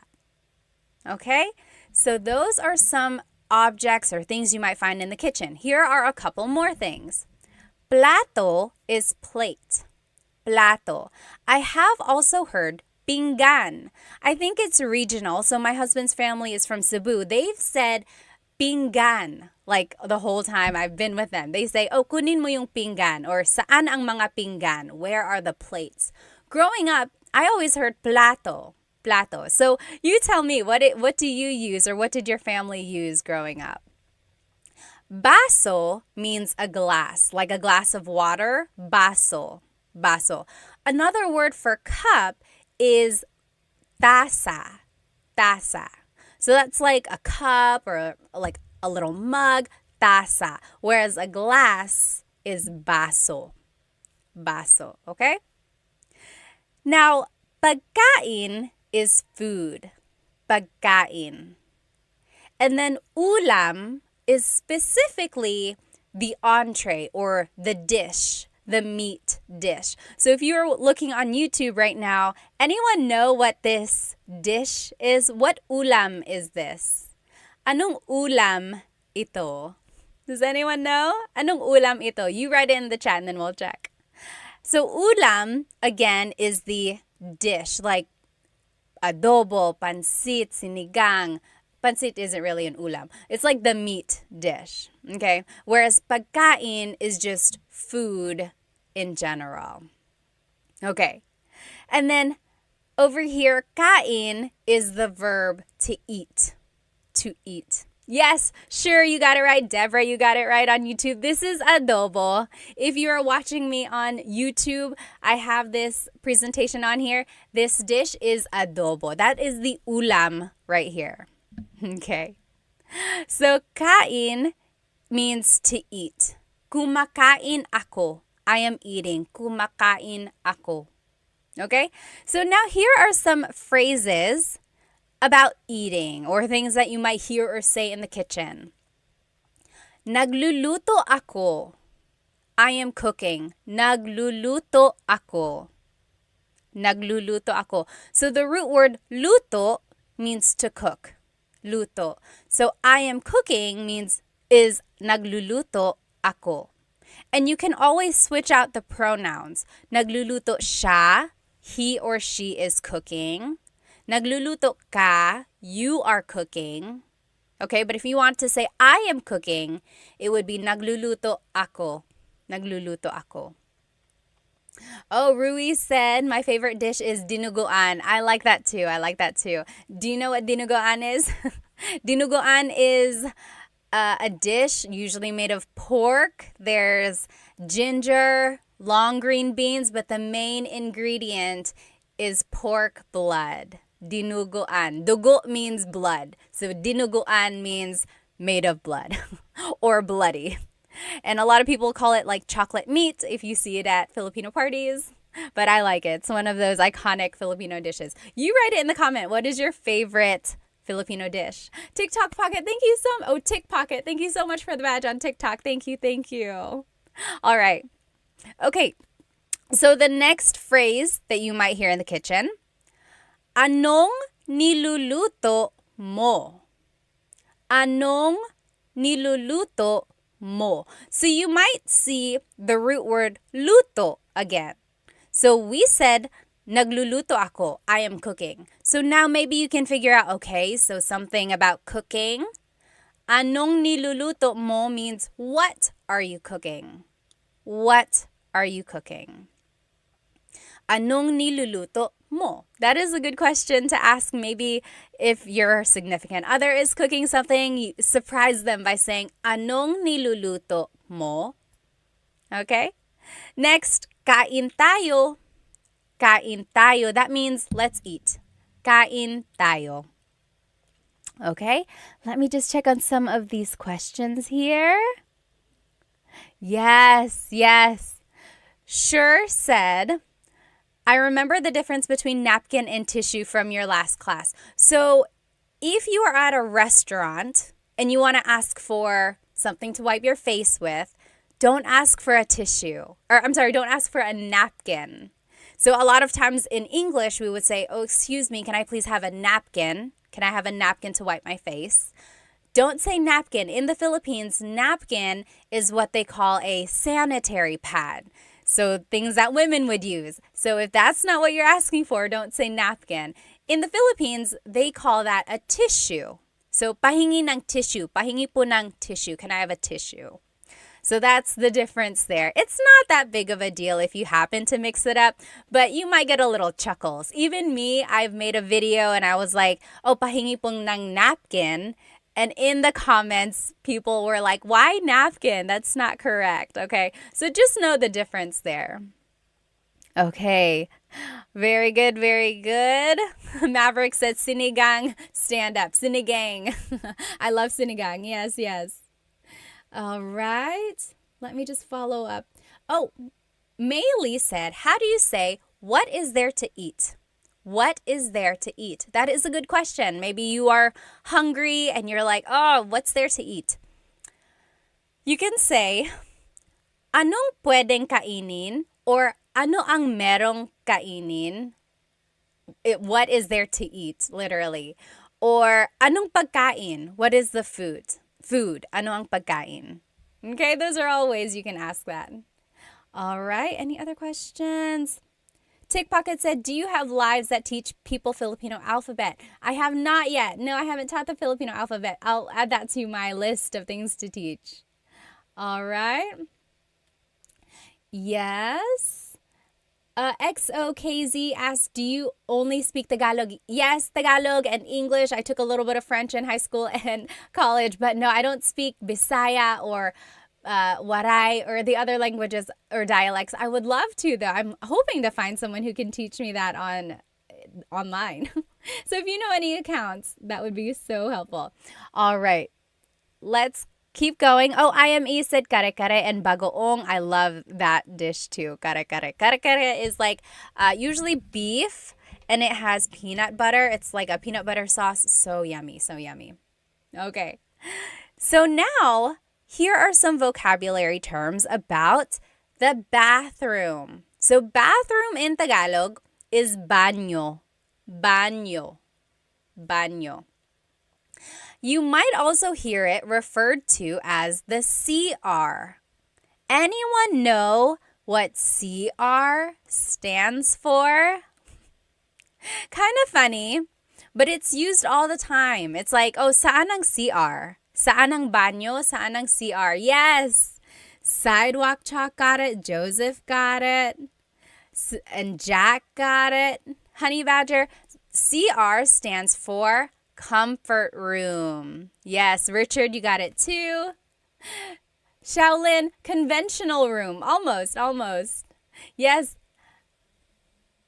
Bet said baño is the same as Spanish. It is. Yes, sure. And James and Deborah, you guys all got it. Man. So CR stands for comfort room. So sometimes that's what people call it. They say, saan ang CR? Where is the bathroom? Next, the toilet is inodoro. Inodoro. That's the toilet. Try saying it with me. Inodoro. Inodoro. Now, just to add to your vocabulary, here are some other things. So, pee is ihi. Ihi. That's pee. And then poop is tae. Tae. Just so you know the vocabulary, okay? Oh yes, Bumbero said dumihan. Yes, the toilet could technically also be called dumihan. Dumi means dirt, so it's the place to make dirt or to put the dirty things. Very good, very good. Okay, then lababo is the sink. Lababo. Lababo, that's the sink. And then paliguan is the bathtub. Paliguan, the place to take a bath. Ligo means to take a bath. Paliguan is the place to take a bath. Oh, someone wrote the tabo. I didn't have the tabo in my list. So the tabo is the little thing usually beside the toilet that people in the Philippines use to wipe their bottom, or I'm sorry, to wash their bottom, or they use it to take a bath as well, like a little bucket. Very good. All right. Try saying these words with me again. Just repeat after me. Baño. Baño. Inodoro. Inodoro. Ihi. Pee. Ihi. Tae. Poop. Tae. Lababo. Sink. Lababo. Paliguan. the bathtub. Paliguan. Okay. All right. Coconut Dream said, tae isn't a rude word. I'm always hesitant to say that. It's one of those things like read the room or like see if it's a little bit okay to be casual about it, right? So tae is like poop. If you don't want to say poop, a lot of people say like dumi, so dirt. That's another way to say it. Yes, Sidewalk Chalk said paliguan is shower too. Yes, basically anything or anywhere you can take a bath or take a shower. Yes. Okay, very good. Someone said tabo is the Filipino toilet paper. Yes, Maverick said, how to explain what a tabo is. A tabo, I would say, is like something in the Philippines or in some countries, they don't use toilet paper. Instead, they have to use water to clean themselves. And that is what the tabo is for. They use the water to wash themselves off after they've used the restroom. Or they also use it to take baths as well. Okay. So here are just some more words that you can use about the bathroom. Sabon is soap. Sabon. And then tuwalya is the towel or a towel. Tuwalya. And then maligo is the verb meaning to take a shower. To take a shower. So sabon, soap, sabon. Tuwalya, towel, tuwalya. Maligo, to take a shower, maligo. Okay. Very good. Oh, yes, good question. Sure said, but is tae is not as intense as the S word? Tae is not. Correct, it's not. It's not like something that bad, right? That's correct. But again, if you don't want to use it, you could just say like dumi, poop, like something dirty. That's another way to say that. Yes. Let me see here. Pocket Full of Ramen said, I don't know how to say the words properly in the book. That is one tricky thing. So if you've ever bought like a Tagalog learning book, it's good to have all that information. But if you don't know how things are pronounced, that's kind of one tricky thing about having books. But I do know that some books come with an audio recording, either on a CD or like a downloadable thing. I would say take advantage of those. Or you can also look it up like Google and type the word in. A lot of times they will have the pronunciation available online as well. Let's see. Mo Money said, do you teach intermediate to advanced classes? Not yet. I only have the basic, really simple, from the beginning Tagalog classes right now. But hopefully I can have some though. Okay. All right, let's keep going. So now, here are some words about the bedroom. So we learned words about the house in general. We learned words about the kitchen. We learned words about the bathroom. Now we're learning words about the bedroom. Okay, so bedroom in Tagalog is cuarto. Cuarto. Repeat it after me. Cuarto means bedroom. Cuarto. And then unan, pillow. Unan. Cama, bed, cama. And then kumot, blanket, kumot. All right. So any questions about these? These are just super basic, straightforward words here. Repeat them after me. Cuarto, again, is bedroom. Unan is pillow. Cama is the bed. Kumot is the blanket. I don't know about you, but if you have ever, maybe in your family, someone speaks Tagalog and then another family member might speak another language, like my dad spoke Bicolano, and he always called the blanket not kumot. He called it tamong, the tamong. And they were always interchangeable at my house. He would say, oh, kunin mo yung tamong, go get the blanket. But then sometimes my mom would say, kunin mo yung kumot, go get the blanket. So to me, tamong and kumot were both blanket. And then I went to the Manila. I visited my cousins. Only a couple of my cousins speak Bicolano. And I said, oh, pahingi po ng kumot. Or no, I said, pahingi po ng tamong. And my cousins looked at me like I was an alien. They were like, what are you saying? I was like, pahingi ng tamong. Can I please have a blanket? And they were like, you mean a kumot? I was like, yes, that's exactly what I mean. And they're like, why are you saying that? They had to call their aunt over, their mom, my dad's sister. And she was like, she's speaking Bicolano. She's getting that from her dad. I was like, oh, I'm sorry. I didn't know. They were two different things. But so there you go. That's just one thing about kumot. All right. Now here are some other words about the bedroom or about going to sleep. So the verb for to sleep is matulog. Matulog. So matulog means to sleep. Hilik is snore or snoring. Hilik. Humihilik ka. You are snoring. Humihilik ka. And then panaginip is a dream. Panaginip. So, nananaginip ako. I am dreaming. Panaginip is the noun. Nananaginip is the verb. Panaginip, that's a dream. Let me just catch up on these comments. Hang on, you guys are blowing it up. I don't want to miss any. Hang on one moment. Oh, that's so sweet, Mia. My boyfriend is Filipino and I'm trying to master Tagalog before we have kids. Good luck. I know you can do it. Nikki, thank you so much for the gift. Thank you. Yes, Julia said very similar to Spanish. It really is. Mocha said, do you teach Waray? No, I don't. Oh, Bungie said, what is your opinion on people speaking traditional Tagalog, like maybe no English and minimal Spanish? That would be great. You know, I'm very guilty of speaking Taglish a lot. Like when in doubt, I always put in English. And I fully support people who want to speak Tagalog. I wish I could. Maybe I'll practice that a little bit more. I think it's great to preserve Tagalog in its traditional form. Yes, very good. Okay. Oh, happy and healthy said very similar to Portuguese. Yes, I bet it is. Okay.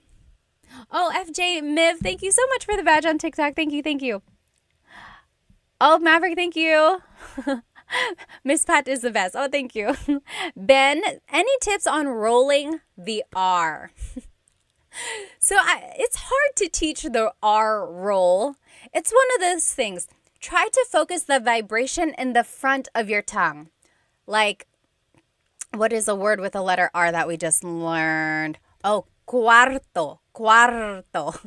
I can't do it for too long. It really doesn't even have to be a long roll. Just focus the vibration in the front of your tongue. It's going to take some practice.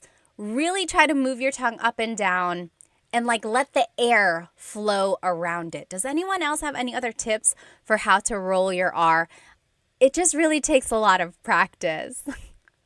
Maverick said it's like exhaling a lot of hot breath. Yes. Okay, Dita asked, what is the difference between matulog and matutulog? Let's go ahead and look at these example phrases, and I think that'll answer your question, Dita. So, antok ako means I'm sleepy. Antok ako. I am sleepy. You could switch out the pronoun. Antok siya. He or she is sleepy. Antok siya. You can turn it into a question. Antok ka ba?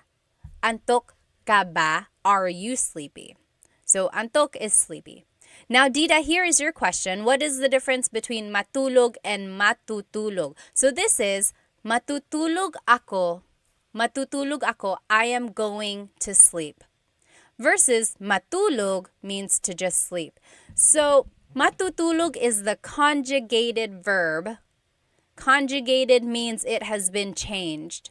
So, matutulog is the present tense conjugation of matulog. That's the difference there. Here's another example of that. Matutulog na tayo. Matutulog na tayo. We are going to sleep. Or matulog na tayo. Let's go to sleep. And then maybe in the morning you want to say, ayusin mo ang kama. Fix the bed. ayusin mo ang kama. So those are different things you might hear or say in the bedroom. Oh, Lem said, Cebuano or Tagalog, which is more common in the Philippines? Very interesting question. So Tagalog is mostly spoken in like the Luzon area, maybe in the Bicol regions as well.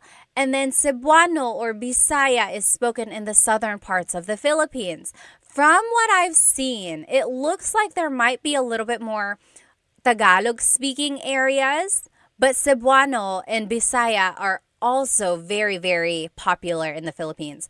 It's funny because my husband's family is from Cebu, so we visit there sometimes, and they don't speak Tagalog there. They know how. They are taught it in school, but they would much rather speak to you in English because that's just what they are more comfortable with. Very, very interesting. And I don't understand Cebuano. Like, even when his family speaks it around me, it is a very, very different language / dialect, whatever you choose to call it.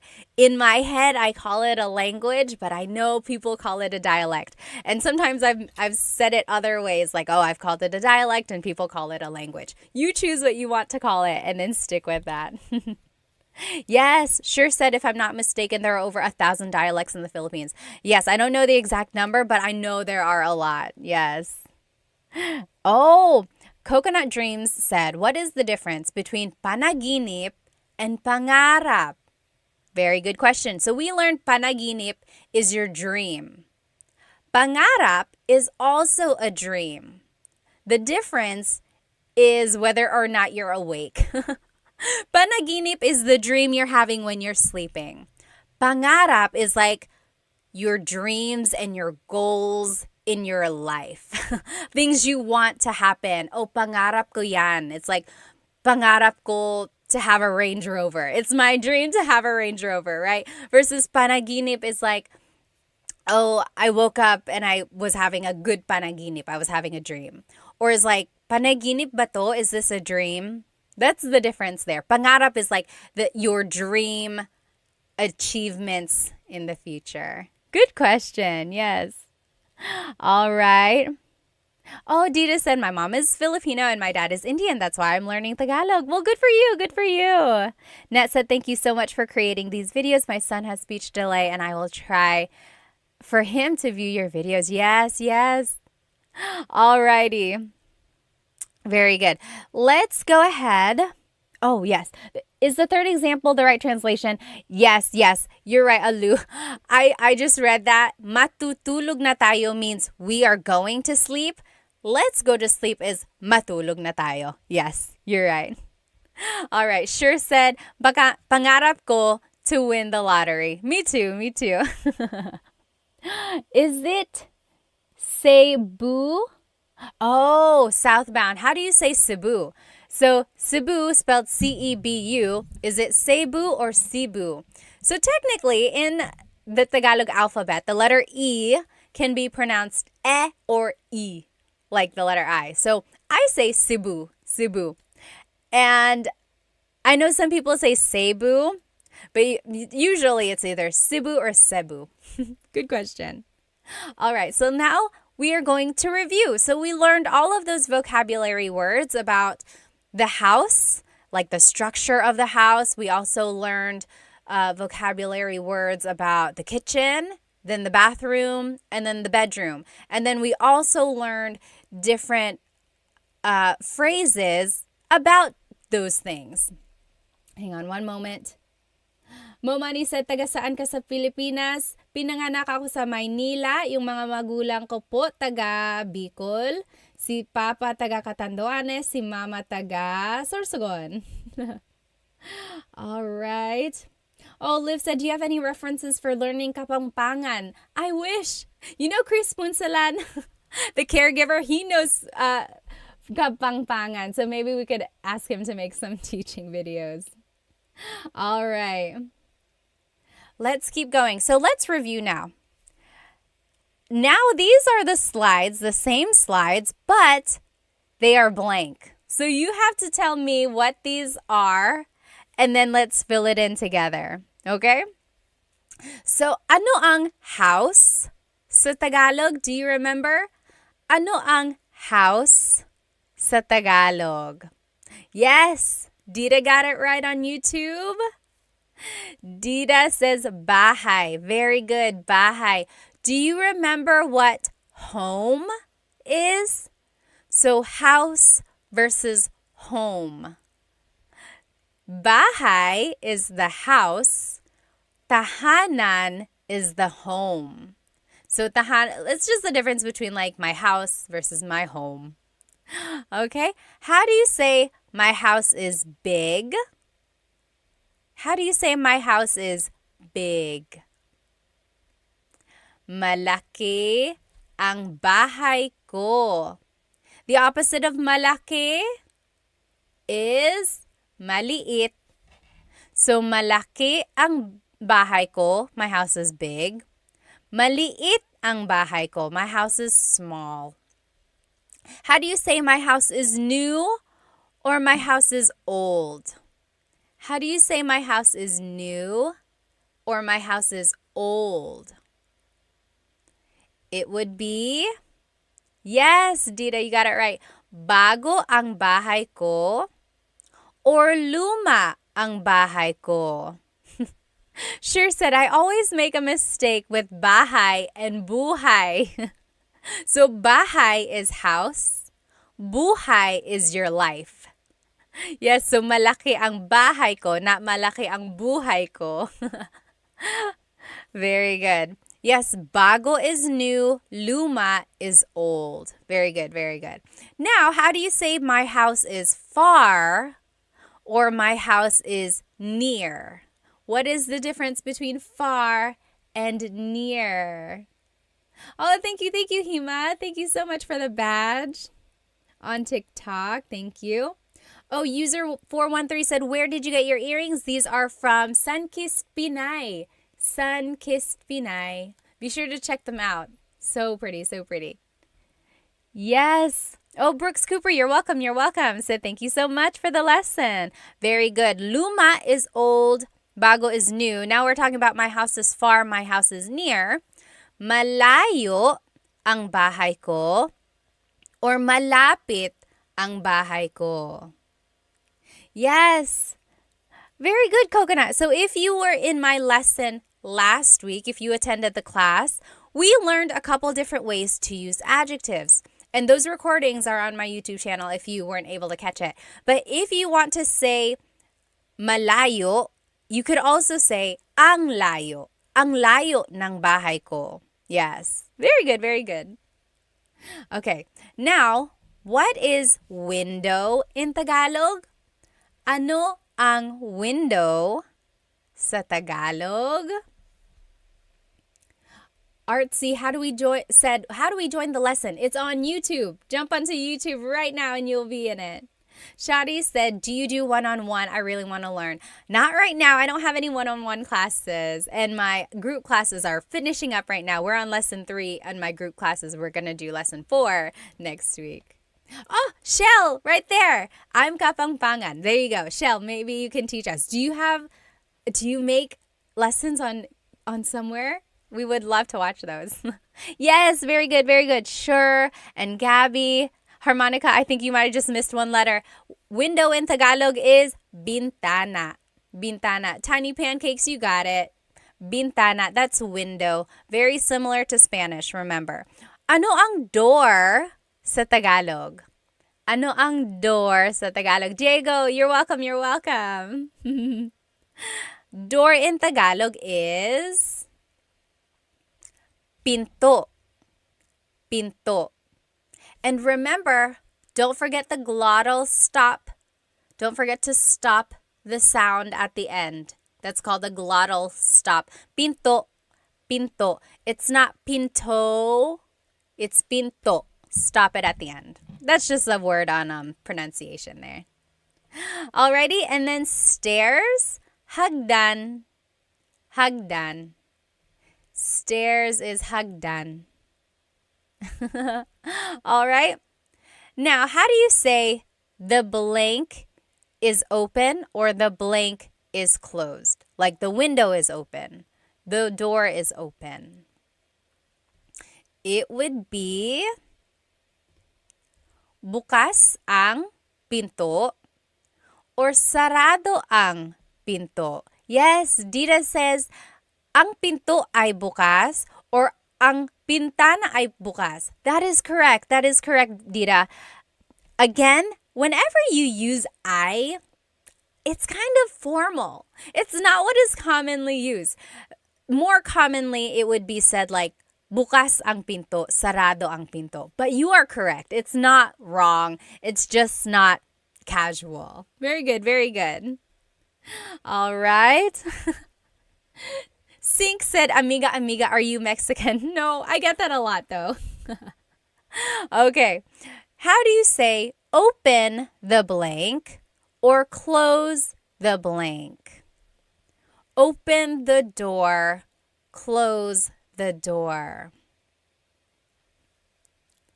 Okay, how would you say that? It would be, buksan mo ang bintana, open the window, or buksan mo ang pinto, open the door. Buksan mo, isara mo, blank. So that is how you say open something, close something. Very good, very good. Next, ano ang wall sa Tagalog? Ano ang wall sa Tagalog? Oh, Lucky Duck or Little Duck said, how can I ask, is the window closed? So let's go back. Is the window closed? I would use the first phrase here. Sarado ba ang bintana? Sarado ba ang pintana? So, ba is a question word. So you're asking, sarado ba ang bintana? Is the window closed? Versus, sarado ang bintana, that's a statement meaning the window is closed. Yes, Tiny Pancake said pader. Pader is also another word for wall or ding ding. Ding ding. Very good. Ano ang roof sa Tagalog?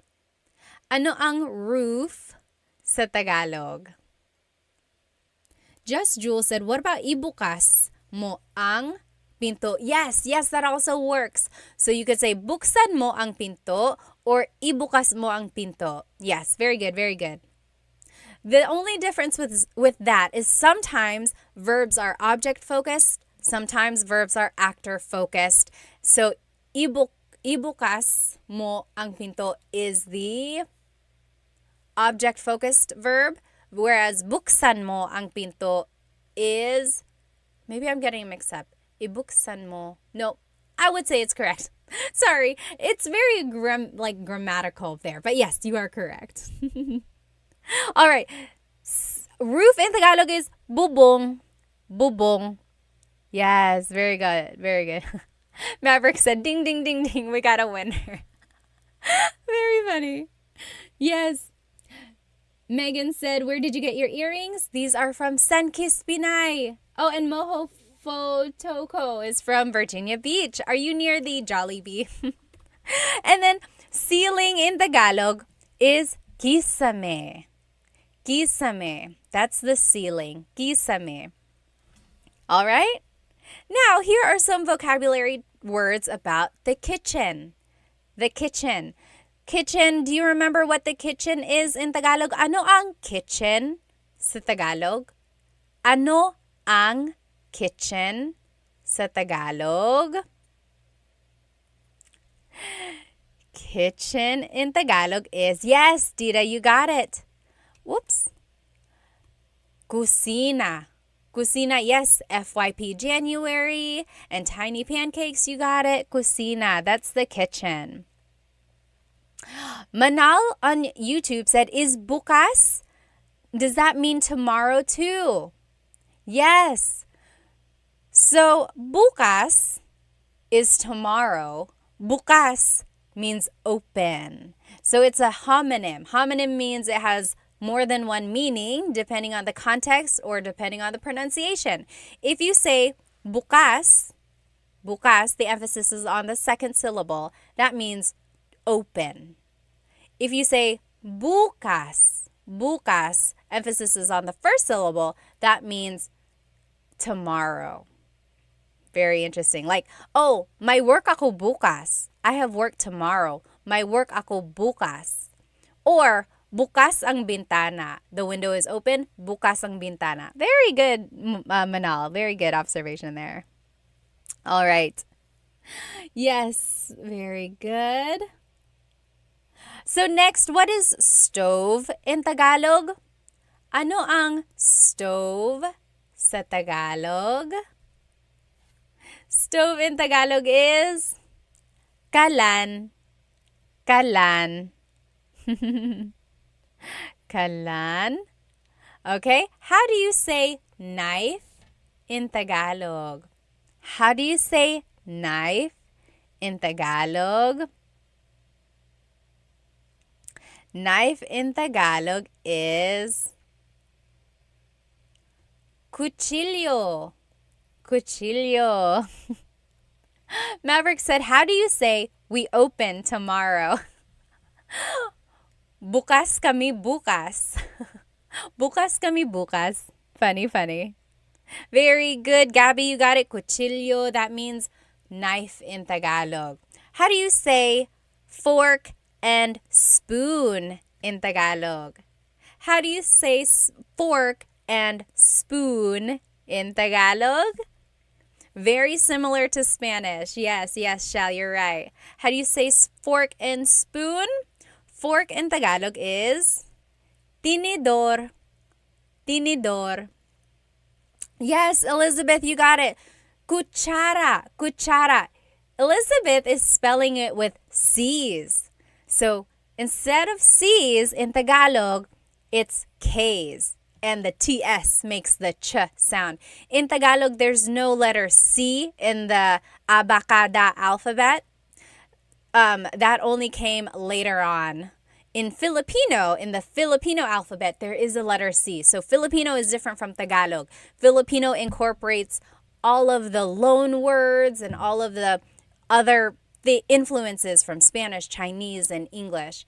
So yes, the Filipino alphabet has the letter C, but the Tagalog alphabet, abacada, does not. Very interesting, very interesting. All right.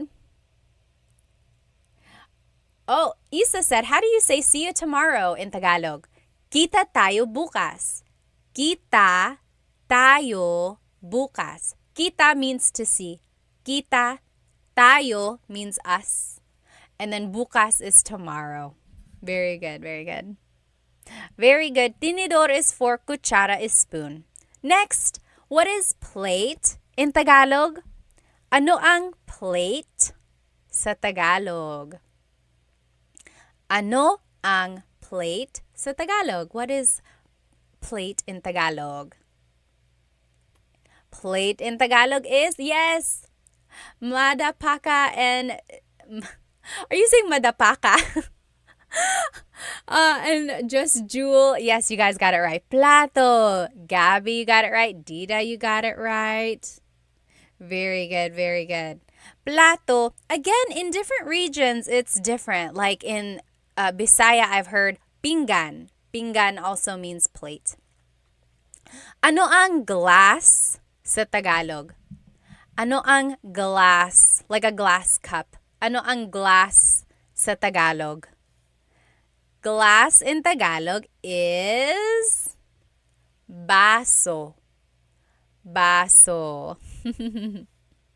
Baso is glass. If you are just joining me on TikTok, this whole lesson is on my YouTube channel right now. Okay, ano ang food sa Tagalog? Ano ang food sa Tagalog? Yes, Gabby, Manal, Little Duck, you guys all got it right. Cassidy, very good, very good. And then harmonica, correct. Tasa is for a regular cup. Tasa is a regular cup. Baso is for a glass. So what is food in Tagalog? Yes, very good. Just Jewel got it. Definitely not Robin got it. Harmonica and Gabby, yes. Pagkain is food. And then the meat dish or the entree is the ulam. Ulam. So ano ang ulam natin? What is our dish? Ano ang ulam natin? Oh, adobo or sinigang or kare-kare or dinuguan, all of those are ulam. James said ulam. O-O-O-L-A-M. Very good. And then what is to eat in Tagalog? To eat.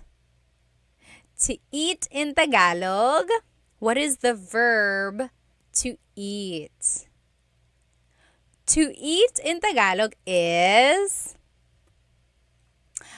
kain. Very good. Just Jewel, kumain. Yes. So you could say kain or you could say kumain. Kevin said kakain. So all of these are different conjugations or different ways to use kain. Very good. Very good. Someone had a question up here. Oh, Sure said, I always mess up pagkain and kumain. Yes, so pagkain is the noun food. Kumain is the verb to eat. Very good. Someone else had a question up here. Hang on one moment. Oh, Cody Paul said, do you visit the Philippines much? I do. I try to go every couple years, every 2 to 3 years. When I was younger, my family visited every other year, and I think that really helped me retain Tagalog.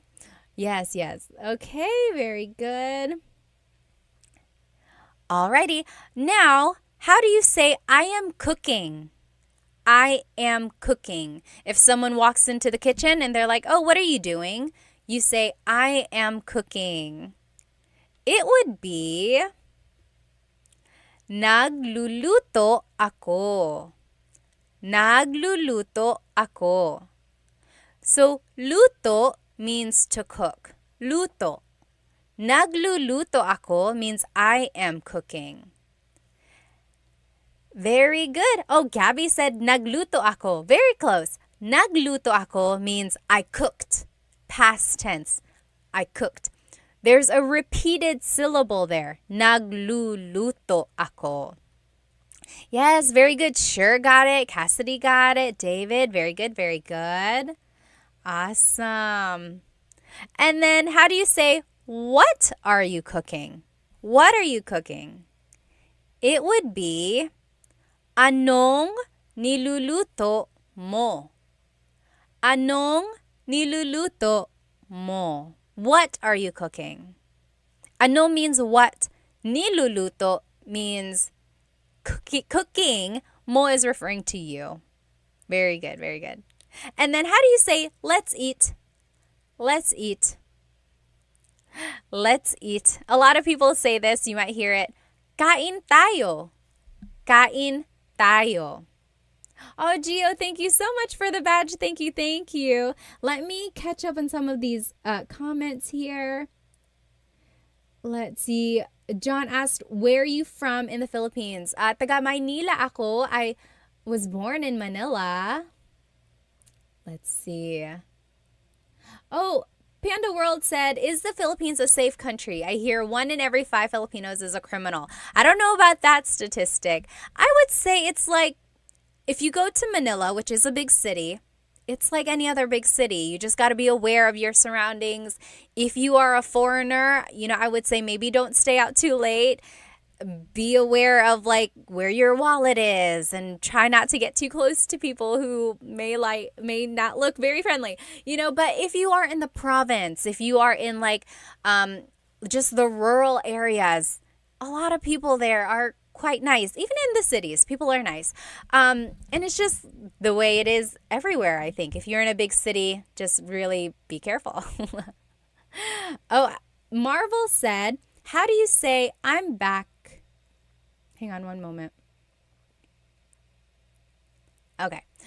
How do you say I'm back? So maybe you came back from somewhere. It would be, there are a couple ways to say it. You could say like, andito na ako. I'm here already. Andito na ako or nandito na ako. Or bumalik na ako. I came back. Bumalik na ako. Anyone else have any other suggestions for how to say I'm back? All right. Yes. Very good. Very good. Gabby said, how often do you do live lessons? I'm trying to do Tagalog Thursdays. So every Thursday, there's hopefully going to be a new live. I've done it for like 3 or 4 weeks now, Tagalog Thursdays. And then I try to do the lesson again live another time during the week. It's the same exact lesson, just for those who weren't able to join the live the first time. So I try to do the live twice with the same lesson. Yes, Cassidy said, babalik na ako or bumalik na ako. Sure said, back na ako. That also works. Back na ako. All right. Blockmaster Scott said, is there a time to use kasi and dahil, or are they totally interchangeable? So this is off topic, but kasi and dahil mean because. So if someone asks you bakit means why, usually your answer is because ... So kasi is casual. You can use it with friends anytime you want to be casual. Dahil is formal. So yes, that one, you might want to stick to dahil if you are using po or if you just want to be formal. But dahil can also be used casually. But kasi, usually you don't want to use it in a formal setting. Good question. Actually, this is a great time to promote my latest YouTube lesson. On YouTube, I have full-length Tagalog lessons. And lessons 6, 7, and 8 are all about questions.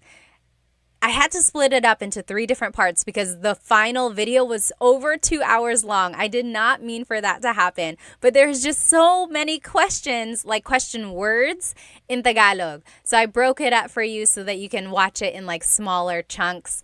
Go take a look at that. And I talk about the words dahil and kasi in there. All right. Let's get back to work here. Okay. Shell said Tuesdays and Thursdays for Tagalog lessons. Usually it's Thursdays. Sometimes the repeat is on Wednesdays. Okay. Now, how do you say bathroom in Tagalog?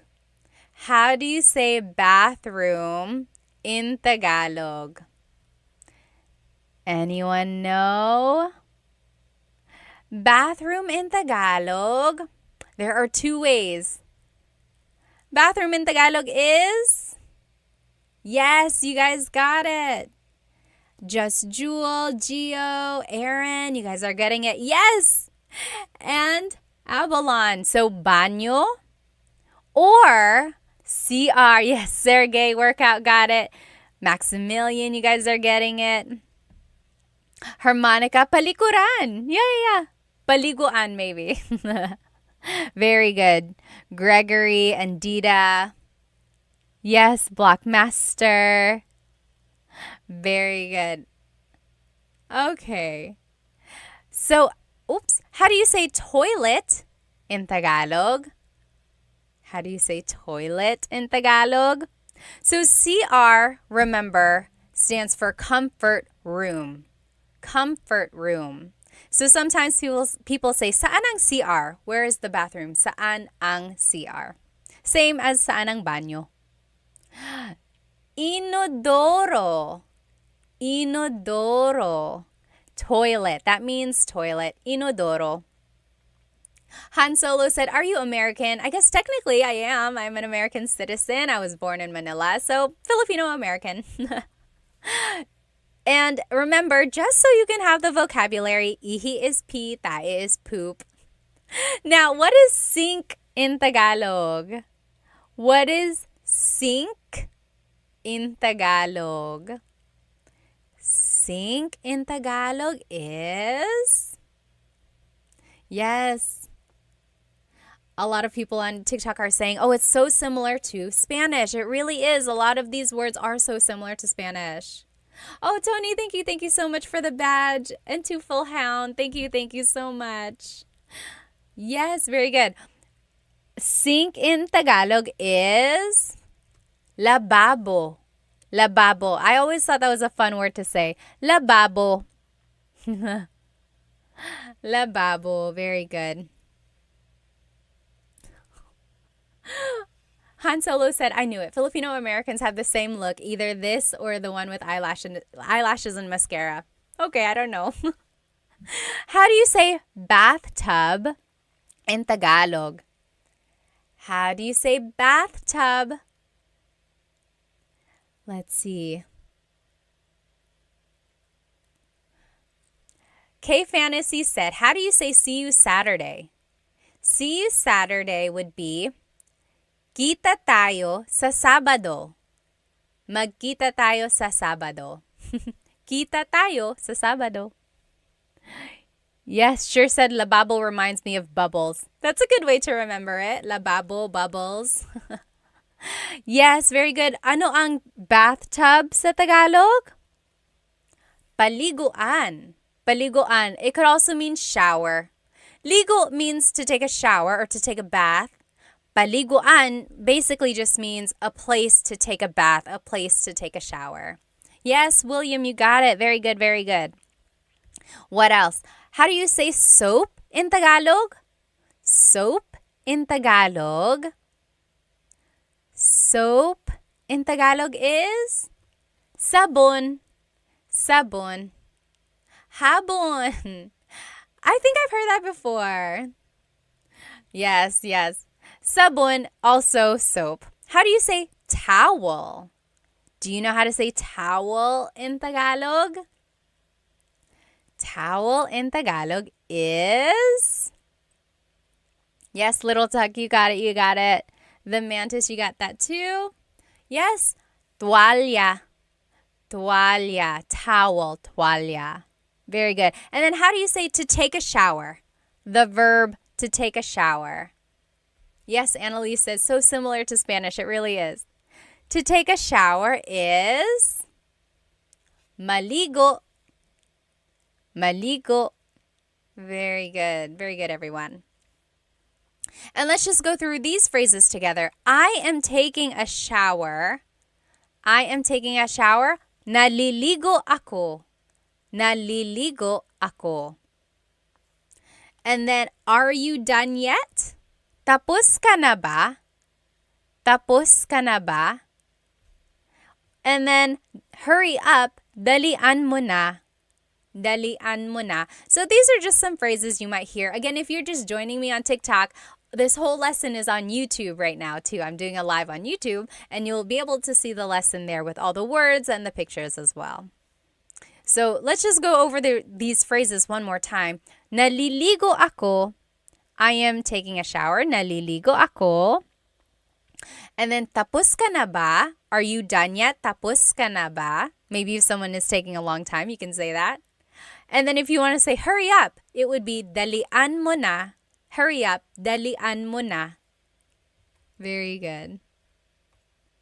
Yes, can you make a list of words? Again, I use those to help. Bones, I would say, look on my YouTube channel. This lesson will be on there, the recording, and everything is written out on there for you. Now, this is the bedroom. Ano ang bedroom sa Tagalog? Ano ang bedroom sa Tagalog? Bedroom in Tagalog is cuarto. Cuarto. Bedroom in Tagalog is cuarto. Ano ang bed sa Tagalog? Ano ang bed? Ano ang means what is blank. And that's a good phrase to know if you're learning Tagalog. You could say, ano ang bed? What is bed? Ano ang bed sa Tagalog? Bed in Tagalog is kama. Harmonica said kama room. Almost. Kama. Kama, yes. Kama. Ano ang pillow sa Tagalog? Ano ang pillow sa Tagalog? Yes, Cassidy said, can dalian be replaced with bilisan? So we learned dalian mo na. That means hurry up. Dalian mo na. But you could also say bilisan mo na. Bilisan. Bilis means fast. So bilisan means go faster. Hurry up. Go faster. Very good. Pillow in Tagalog is unan. unan. Sergey said ulam. Remember, ulam is the food, the dish. Adobo is ulam, kare-kare is ulam, pillow is unan. Unan. I know they sound very, very similar. Very good. All right. How do you say blanket in Tagalog?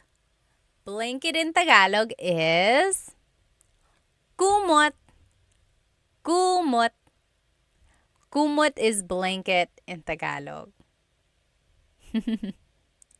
All right, and then just a few more words here. How do you say to sleep? The verb to sleep. How do you say to sleep? Yes, Dita, very good, very good. You got kumot. To sleep in Tagalog is matulog. Matulog. Oh, Twofold Hound, thank you for the ice cream badge. Thank you so much. Yes. Very good. Yes, Coconut said, I usually say bilisan too. Yes, they're interchangeable. Bilisan mo, dalian mo.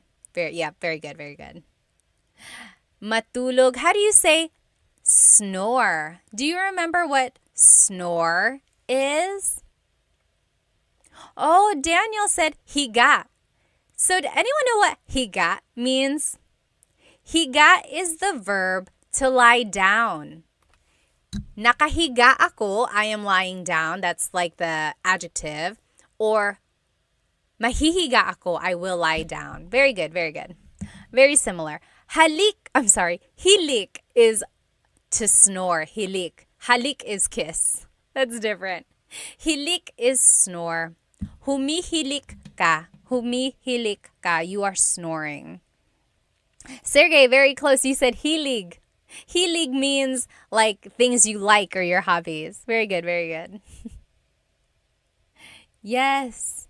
Juan said, does ako mean me? Yes, and it's very similar to aku in Indonesian. Very good. Oh, Sha said, how do you conjugate verbs? I have Tagalog lessons on my YouTube channel. I think Tagalog lessons 3 and 4 are how to conjugate verbs in the present tense, in the past, and the future. Take a look at those. Yes, Brian said, is this Tagalog? Opo, Tagalog po ito. It is. Okay, lastly, dream. How do you say dream in Tagalog? Dream in Tagalog is panaginip. Panaginip. And remember, Coconut asked, what is the difference between panaginip and what was the other word for dream? Pangarap. So panaginip is the dream you have when you're asleep. That's just your dreams. Pangarap is the dream you have when you're awake, or like your achievements that you want, your goals. That's your panaginip. Panaginip ko to win the lottery, right? As Sher said, panaginip. That is your dream thing to happen. That's the difference. Yes. And then let's take a look at these phrases. I'm sleepy would be antok ako. Antok ako. Try saying that with me. Antok ako. And then I'm going to sleep. Matutulog na ako.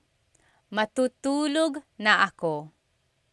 And then let's go to sleep. This was the wrong one. Matutulog na tayo means we are going to sleep. If you want to say let's go to sleep, it would be matulog na tayo. Matulog na tayo. And then if you want to say fix the bed, like fix the sheets, fix the pillows, it would be ayusin mo ang kama. Ayusin mo ang kama. Very good. Oh, Sha said, can you omit ako? Can it be assumed? It depends on what you're trying to say. So like, antok ako, you need the ako there. Otherwise, you're just saying antok, antok. That means sleepy, sleepy. So it's not really a phrase. Also, with matutulog na ako, you need the ako there. Again, because you're saying, I am going to sleep. If you say matutulog na, you could say matutulog na if someone asks you, Anong ginagawa mo? What are you doing? Oh, matutulog na. I'm going to sleep. But usually you do need ako. So I would keep ako in there. Oh, Isa Turtle said, what about pagod? Pagod means... Oh, Gabby on YouTube also asked that. Pagod means tired. Pagod ako, I'm tired. Antok ako, I'm sleepy. Very similar, but just a little bit different. All right. William said, is Tagalog a strange language? I guess it depends on what you think is strange. It is a little tricky just because the grammar is different from English. Also, the conjugations of the verbs or how the verbs are changed can be a little bit tricky. Jay said, why is my cousin teaching Tagalog? Are you my cousin? Pinsan ba kita? All right. Yes, very good, very good. And I think that's it. So now here is the lesson review just to go over everything we learned today. Again, if you are catching me on TikTok, this whole lesson is on my YouTube channel. I'm doing a simultaneous live on my YouTube account, and you are welcome to watch the recording on my YouTube channel, and all of the writing and pictures are on there. So just to review, we learned vocabulary about the house. We learned vocabulary about like the structure and like the windows, the doors, everything like that. So just about the house in general. Then we learned vocabulary about the kitchen. And then we learned vocabulary about the bathroom, the baño. Then we learned vocabulary about the bedroom, the cuarto. And we learned about related phrases that you can start using about those places in the house, right? Oh, Sha, thank you so much for the badge. Thank you, thank you.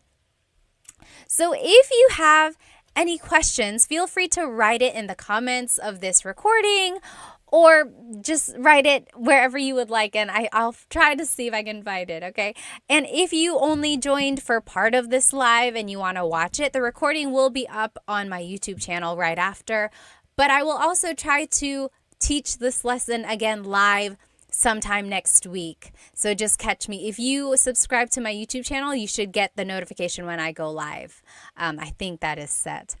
But otherwise, I hope you have a good rest of your night over here where I am, or day wherever you are. Thank you so much for joining me tonight. I hope to see you next time. Paalam.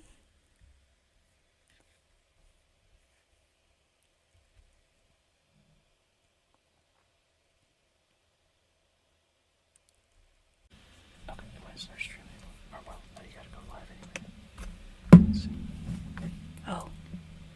Oh, wait, it's going live now. It's live. Go away.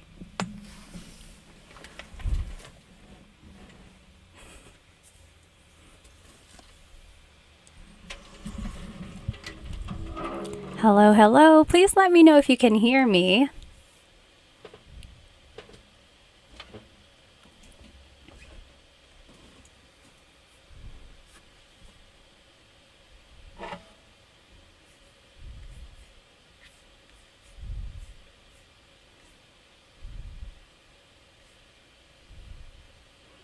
Hello, Maximilian. Are you the same one from last week? If you are, hello again. Hello from Canada. Nice to see you.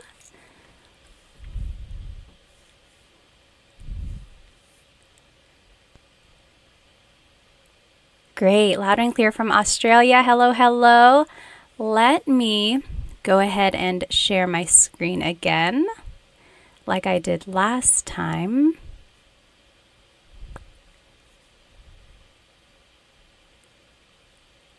Okay, awesome. Welcome, everyone. If you are just joining us, go ahead and grab a piece of paper and something to write with. Today, we're actually going to be learning how to use gusto ko and ayaw ko phrases. So you'll be able to say things like what you like, what you don't like, or what you want. Let me see here.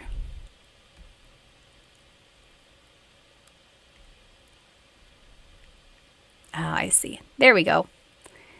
Okay, hello, hello. Again, welcome. If you are just joining us, we'll let everyone hop on in for another minute or so. So sorry I'm late. One of these nights I'm going to be on time, I promise. Go ahead and write where you are watching from. Let's see, Maximilian is from Canada. Hello, hello. Australia, Rob is from Australia. Dennis is from Sacramento. Alrighty, let's go ahead and hop right into this lesson. So last week, we learned some question words. We also learned how to use possessive pronouns. And we learned how to put everything into a sentence, a simple sentence, and then how to answer those questions as well. Today, we're going to be learning how to say I like or I want something, and then how to say what you don't like or you don't want something. And then we're going to learn the kasi clause. Kasi means because. So everything's going to tie into each other. Let me just read these comments here. So I see Scott is from Washington State. Hello, hello. Sure is from New Mexico. Kevin is from Rhode Island. Coconut Dreams. Yes. Oh, okay, you're living in the Philippines, but you're from Ohio. That's so cool. Jimmy is from Massachusetts. Jared is from Montreal. Rich is from New York. Yawanthan is from Cali. Hello, hello. Let's go ahead and jump into this lesson. So, gusto ko means I like or I want something. So, depending on how it's used in the phrase, it means I like or I want. Oh, Travis, hello from Sorsogon. My family is from Sorsogon, actually, my mom's side. That's so cool. So, if you want to say that you like something, you can just say gusto ko by itself. Gusto ko. For example, gusto ko ito, gusto ko yan. I like this, I like that. So, for example, if you are shopping with a friend and you can't decide, you're like, which one do you like? And your friend says, oh, gusto ko ito. I like this. I like this one. Gusto ko ito. Or I like that. Gusto ko yan. Gusto ko yan. So you could just say it by itself. Gusto ko ito, gusto ko yan. You could also add a pronoun. Gusto ko siya. I like him or her. Maybe if there's a new employee at your workplace and you're like, oh, he was really nice. Gusto ko siya. I like him. Gusto ko siya. Also, romantically, you could use it like that as well. Gusto ko siya. I like him. I like her. Gusto ko siya. So that means I like him or I like her. So that's the first way you can use gusto ko. You can use it by itself or you can add a pronoun or a demonstrative pronoun as well. So gusto ko, I like it. Oh, Travis, you're from Donsol. Yeah. Have you swam with the whale sharks? I know you can do that over there. And then Stellar's from Italy. Hello, hello. Kawika from California. Welcome, welcome. Now, if you want to say that you want something, you would say gusto ko ng plus a noun. So the word ng is just a sentence marker. It's something that goes in front of a noun usually. It doesn't really have a direct sentence, a direct translation. It does mean some or a thing. So it could be either one of those, but technically it's just kind of a sentence marker is what they call it. Okay. So gusto ko ng pagkain. I want some food. Gusto ko ng pagkain. Or gusto ko ng aso. I want a dog.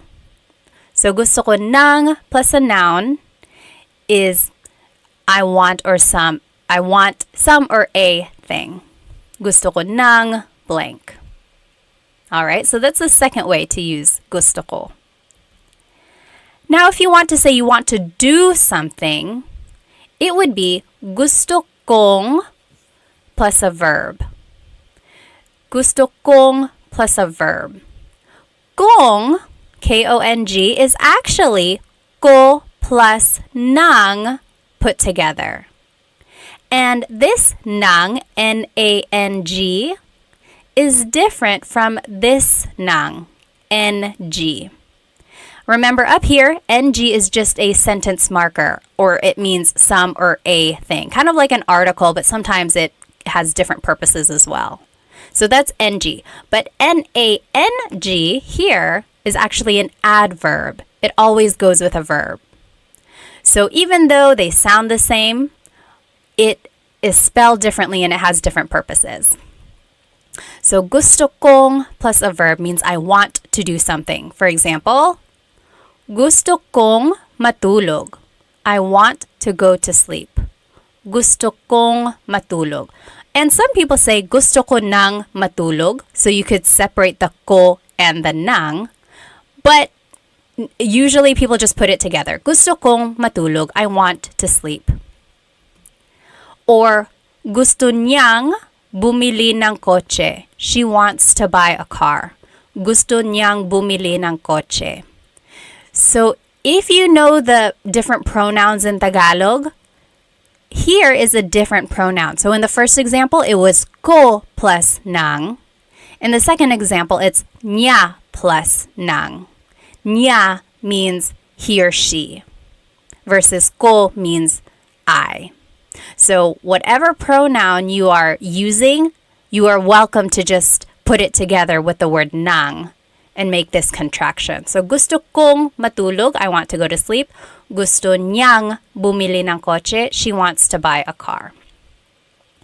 All right, so that's the third rule for gusto ko. Oh, Travis, that's cool. Okay, awesome. You have swam with the whale sharks. I swam with the whale sharks in Cebu. That was a lot of fun too. Stellar, thank you. I'm so happy that you and your daughter are watching. That's so fun. Okay, now next, you can say gusto ko si plus a person. So if you want to say I like a person, it would be gusto ko si blank. For example, gusto ko si Tita Baby. I like Tita Baby. She is a great cook. Gusto ko si Tita Baby. I like Tita Baby. Or, only one example. Gusto ko si blank. So anytime you have a person's name following, you have to use this preposition si. So that's what would go before a person's name. Now, if you want to say I like it in a place, gusto ko sa, then the place. So now the word is sa. That's the leading word there. Gusto ko sa Japan. I like it in Japan. So gusto ko sa Japan because it's very historical. Gusto ko sa Japan. Versus gusto ko yung plus a noun. That means I like something. So the difference here in rule number 2, gusto ko nang plus a noun, versus gusto ko yung plus a noun. So very similar, but the leading word is different there. Remember up here in number 2, gusto ko nang plus a noun means I want something. I want some food. But gusto ko yung means I like something. For example, gusto ko yung buhok mo. I like your hair. Gusto ko yung buhok mo. So yung means you like it. Nang means you want it. Right? So we're not saying I want your hair. You say I like your hair. Gusto ko yung buhok mo. And then gusto ko yung damit mo. I like her dress. Gusto ko yung damit niya. Gusto ko yung damit niya. I like her dress. So gusto ko yung and gusto ko nang are very similar. And if you happen to mix it up in conversation, it's not a big deal. People will understand what you mean. But technically, there is a difference there. Oh, thanks, Basil. Gusto ko yung this channel. I love it. Gusto ko yung channel na ito. Thank you. All right. Any questions about these gusto ko grammar rules? So these are essentially how gusto ko can be used. There may be other ways, but these are the main ways gusto ko is used. So just depending on what you want to say, you have to think about the preposition or the leading word that would go before it. Go ahead and write any questions in the comments, and then we will go ahead and hop into these practice questions in the meantime. So up here on the top left corner are the rules that we just learned. Remember, gusto ko means I like it. Gusto ko nang plus a noun means I want something. Gusto kong plus a verb means I want to do something. Gusto ko si plus a person means I like a person. Gusto ko sa plus a place, I like it in a place. And then gusto ko yung plus a noun, I like something. So now let's go ahead and do these examples. So number one, I want some bread. Bread in Tagalog is tinapay. Tinapay. The AY makes an I sound. Tinapay. It's not tinapay. Tinapay. Okay, so I want some bread. Let's do this one together. Take a look at all of the rules here. Which one is I want something? So number one is I like it, so that's not it. Number two, I want some or a thing. Yeah, that could be it. Number three, I want to, but then it's a verb, so that's not it. Then the last three are I like, I like, I like. So that's not it. So I want something, that would be rule number two. Gusto ko ng plus a noun. Oh, I'm seeing the correct answers in the comments. What do you think it is in Tagalog? I want some bread. So we are just going to follow the rules here. Gusto ko ng tinapay. Gusto ko ng tinapay. So remember, I want some bread. Gusto ko ng tinapay. Now, if we had said, gusto ko yung tinapay, what would that have meant? Gusto ko yung tinapay. That one means I like the bread. So maybe we are eating at a restaurant and they brought out a basket of bread and you're like, oh, gusto ko yung tinapay. I like the bread. That is when you would use it. Yep. Good job, sure. That is exactly right. So that's just the difference between those two. So I want some bread. Oh, I'm sorry. I like some bread versus I want some. Okay? But again, that's just a very minor thing. It's not going to be a big deal if you happen to mix them up, but technically there is a difference there. Okay, so Nicole asked, would it be wrong to say gusto kong tinapay instead of gusto ko ng? I'm trying to think, gusto kong tinapay. No, it's not wrong. I've heard it before. It's not very common. The kong really is saved for verbs, but that also works as well. Gusto kong tinapay. Yeah, if you're speaking fast, feel free to say that as well. Good question. All right, you take maybe 5 minutes. You do well, it says number 3, but technically it's the second one. Do the last examples here, and then we'll go over it. Let's see. Sure said, when you add some or the before bread, is that implied in the context? I would say not so much implied, but the ng or the nang or the yung, that's the one that indicates it. So yeah, as long as the nang or the yung are there, then you can assume or you can pretty much understand that it is some or the. Yeah. Okay, very good. So so Jimmy is already answering it. Go ahead and answer these on your own. Feel free to write it in the chats. If you want to do it by yourself first, don't read the chats. And then we'll go over it in about 3 minutes.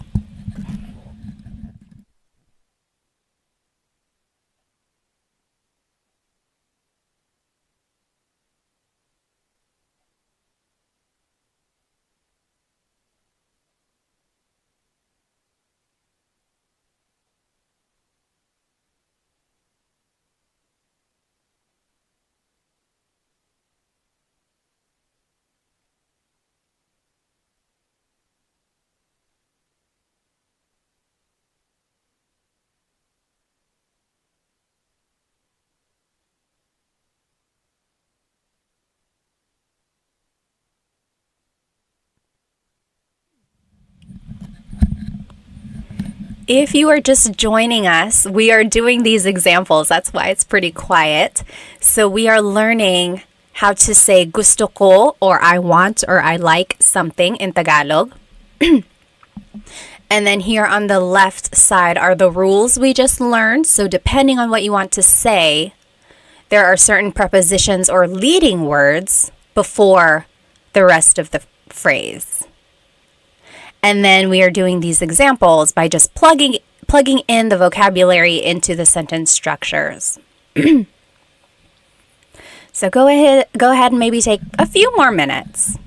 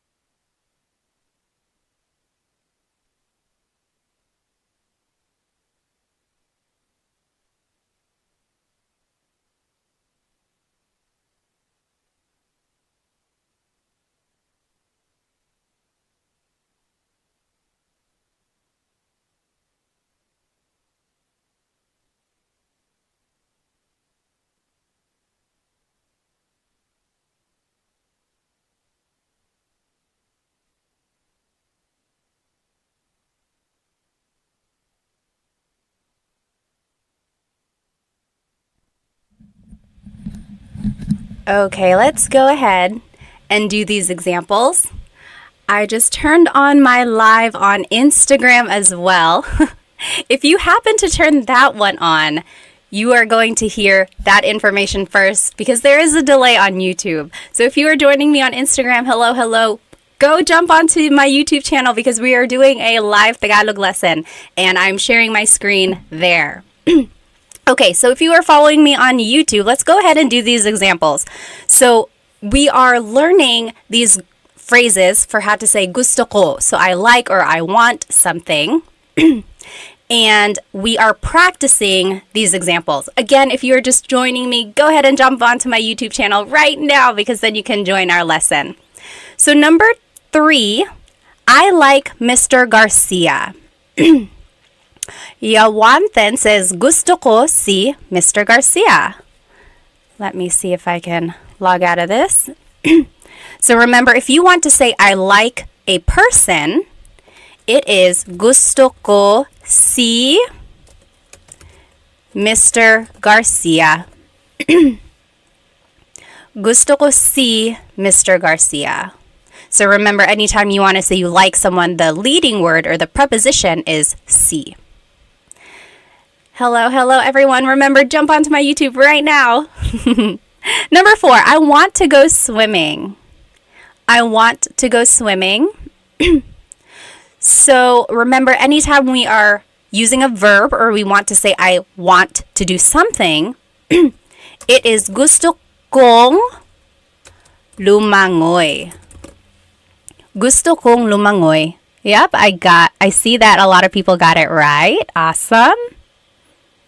Gusto kong lumangoy. So in pronunciation, or like when you're saying it in a conversation, you could say that, or you could say gusto ko nang lumangoy. Whoops. See, I made the mistake there. It's a different nang. It's N-A-N-G because it's an adverb. Good.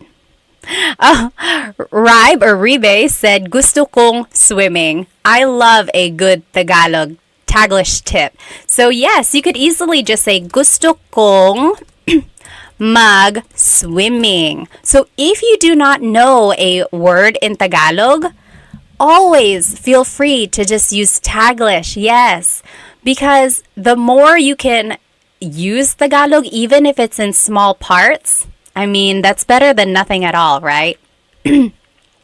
All right,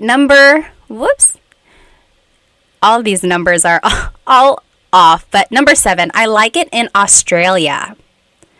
How would you say I like it in Australia? Hello again. Remember, if you are joining me on my Instagram, hop onto my YouTube channel. We are doing a live Tagalog lesson. You are able to see my screen that I'm sharing. Yes, so I'm seeing the correct answer in the comments here. I like it in Australia is gusto ko sa Australia. I like it in Australia. So you could be like, oh yeah, I've traveled there before. There are so many cool animals. Gusto ko sa Australia. I like it in Australia. Very good. I see the correct answers in the comments. Now, number 8, I like your house. Your house is bahay mo. I like your house. So I like a place. Oh, okay. So if you see number 8 and 9, they are very similar. Which one do you think it is? It's either number 5 or number 6, right? I like your house. Yes, very close. I'm seeing some close answers. Sure, got it right. Gusto ko yung bahay mo. Gusto ko yung bahay mo. I like your house. So in this case, bahay mo is like a noun. Gusto ko yung bahay mo, it's very pretty. Gusto ko yung bahay mo. So it's acting more like as a noun. Versus number 9, I like it at your house. That would be gusto ko sa bahay mo. So maybe if your house is too loud, you could be like, oh, can I go to your house where it's quiet? Gusto ko sa bahay mo. Very good, yes. So that's the difference there between 8 and 9. I like your house as a thing versus I like your house as a place. Anyone have any questions about that? Very good. All right. Again, if you are just joining me on Instagram, hop onto my YouTube channel. This is where the lesson is. Any questions about what we just learned? Well, go ahead and type it in if you do have a question. Let's take a quick intermission, and you know I love a good poll. So our poll last week was, what is your favorite Filipino food? And it was between like lechon and adobo at the very end. Today, we are going to do who is your favorite Filipino American celebrity? Okay, so if you are a big like Hollywood fan, or if you just love the Filipino culture like I do, you probably know a lot of these people. I mean, who doesn't? Hang on, let me see if I can make this bigger. Okay, it looks like that's as big as it's gonna get. Hopefully you can read it okay. So who is your favorite Filipino American celebrity? Let's do this one here. Oh, someone had a quick question. Let me see. David said, is gusto ko ang bahay mo wrong? Gusto ko ang bahay mo. Oh, I see. If you want to say, I like your house, gusto ko ang bahay mo. Yes, that is correct, actually. That's correct. I didn't mean yes, that's wrong. Yes, that is correct. Gusto ko ang bahay mo versus gusto ko yung bahay mo. Very similar. The only difference between ang and yung is that yung is more specific. Like yung kind of means that. I like that house that is yours. That is a whole lesson in itself. But yes, to answer your question, gusto ko ang bahay mo. That is correct. So let's go ahead and do this poll. R said, Bruno Mars is Filipino? Yes, he is. He's half. I think his mom is Filipino and his dad is Puerto Rican, I think. I should know. I'm a big Bruno Mars fan. I've seen him in concert twice. Okay, so Bruno Mars versus Olivia Rodrigo. So I am starting this poll in the comments. Go ahead and vote. Who between Bruno Mars and Olivia Rodrigo? You have 1 minute. Put your vote in. Oh my gosh, it's already a landslide here. Go ahead and put your vote in. Everyone on Instagram, hop on to my YouTube channel so you can put your vote in. Who is your favorite, Bruno Mars or Olivia Rodrigo? Oh, wow. Right now, Bruno Mars is winning. I mean, I love Olivia Rodrigo, but I love Bruno Mars. Let's see. Ribe said, sorry, I don't know Filipino Americans. I don't live in the USA. I like Kim Domingo. Yeah, she is a very funny actress. Ako din, gusto ko siya. Yes, Bruno Mars is from Hawaii. Okay, you have 10 seconds. Put your vote in. Bruno Mars or Olivia Rodrigo? Oh, Jim has never heard of them before? Oh, goodness. Well, you got to look them up. They have some really good songs. Okay, 3, 2, 1. Bruno Mars is the winner. 77% voted for Bruno Mars. Oh, 78%. So Bruno Mars is going to move forward. Oh no, it's frozen. Let's see if I can fix it here.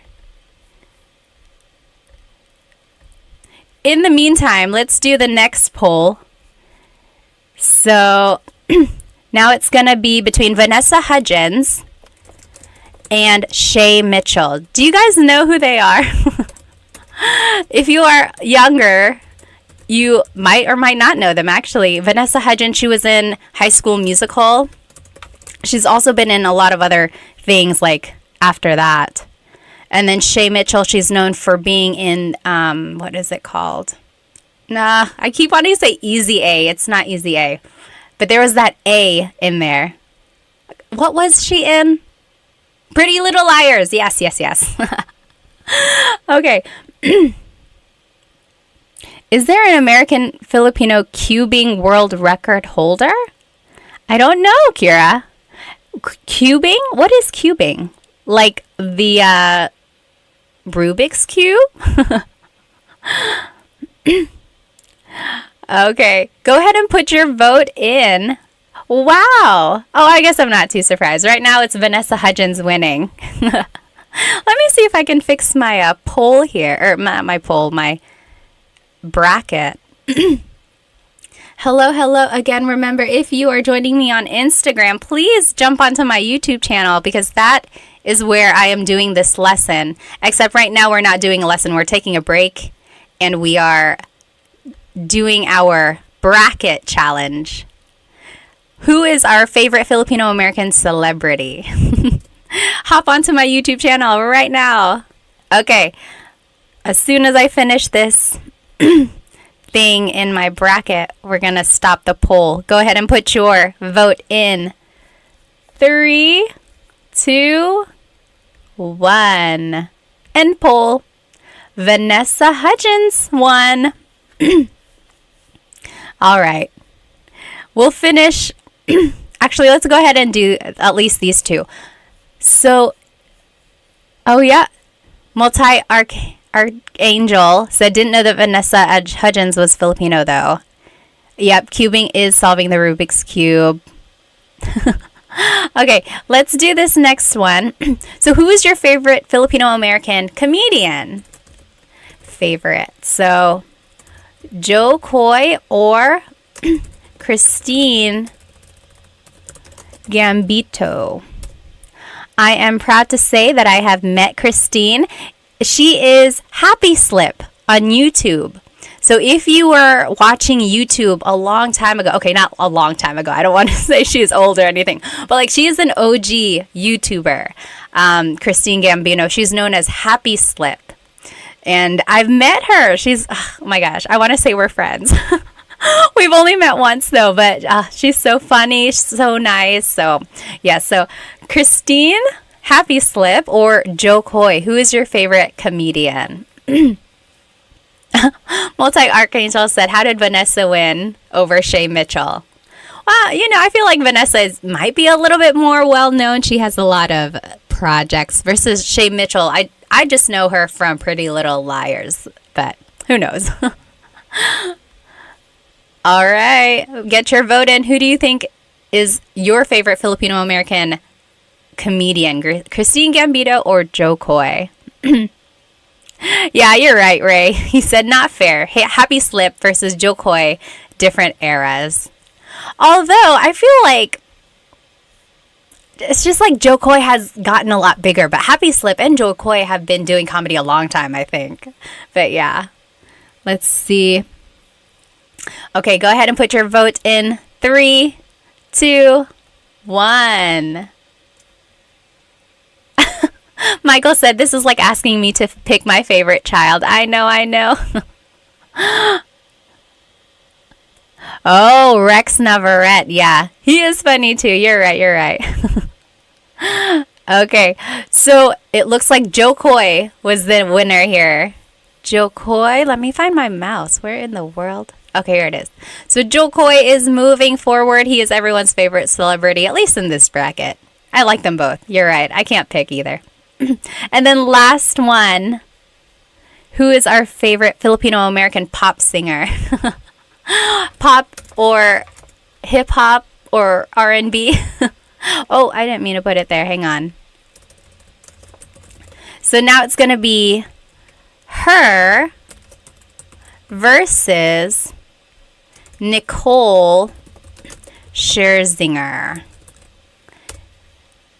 Hello, everyone on Instagram. Join me on YouTube. We are doing a live Tagalog lesson, except not right now. Right now we are doing a poll or a bracket challenge to see who our favorite Filipino Americans are. Favorite Filipino American celebrities. Oh, sure can't vote on this one. It's just too tough. I know what you mean. Her was so good in the Super Bowl, though, don't you think? Goodness, if I could play the guitar and sing, wow. Hello, everybody. On Instagram, where are you guys from? Where are you guys watching? Go ahead and type it in the comments. In YouTube, we are from all over the place. There are people in California, there are people in Italy and Australia, Rhode Island. Someone is in the Philippines, but they're from Ohio. How about you guys on Instagram? Where are you guys watching from? Oh, wow. Pinoy Led Zeppelin. Yeah, a lot of people didn't know that these people on the bracket are Phil Am. They are. Let's see here. RJ is from the Bay Area. Oh, Ives and Bees, hello. I still have your candles. They are the best. I hope business is going well. They are from Miami. Ives and Bees, they are a candle and soap making company. You have to check them out. They gave me a Sampaguita candle. I think calamansi too, right? I almost don't want to burn them because I don't want it to go away. Let's see, San Diego. French the Great, kumusta po? Kumusta din kayo? Winnipeg, Canada. Okay, let's go ahead and see who the winner is. Oh, a lot of people here. Nicole is from Durham. Are we neighbors? Nicole, where are you? Where do you live? Let's see, Kira's from Houston. Mercury is from Michigan. Dennis is from Maryland. Oh, Michael, aloha from Hawaii. Zandra from New Jersey. Samantha from Washington State. We got some New Yorkers, Canada, Greensboro. Hello, North Carolinians. Good to see you. Atlanta, Taiwan. Wow. Michigan and the Philippines. Okay, who is the winner here? Oh, it's actually pretty close. Her won with 62% of the votes. Her is going to move forward. Okay, let's go back to our lesson. That was fun. We'll finish the bracket here at the end.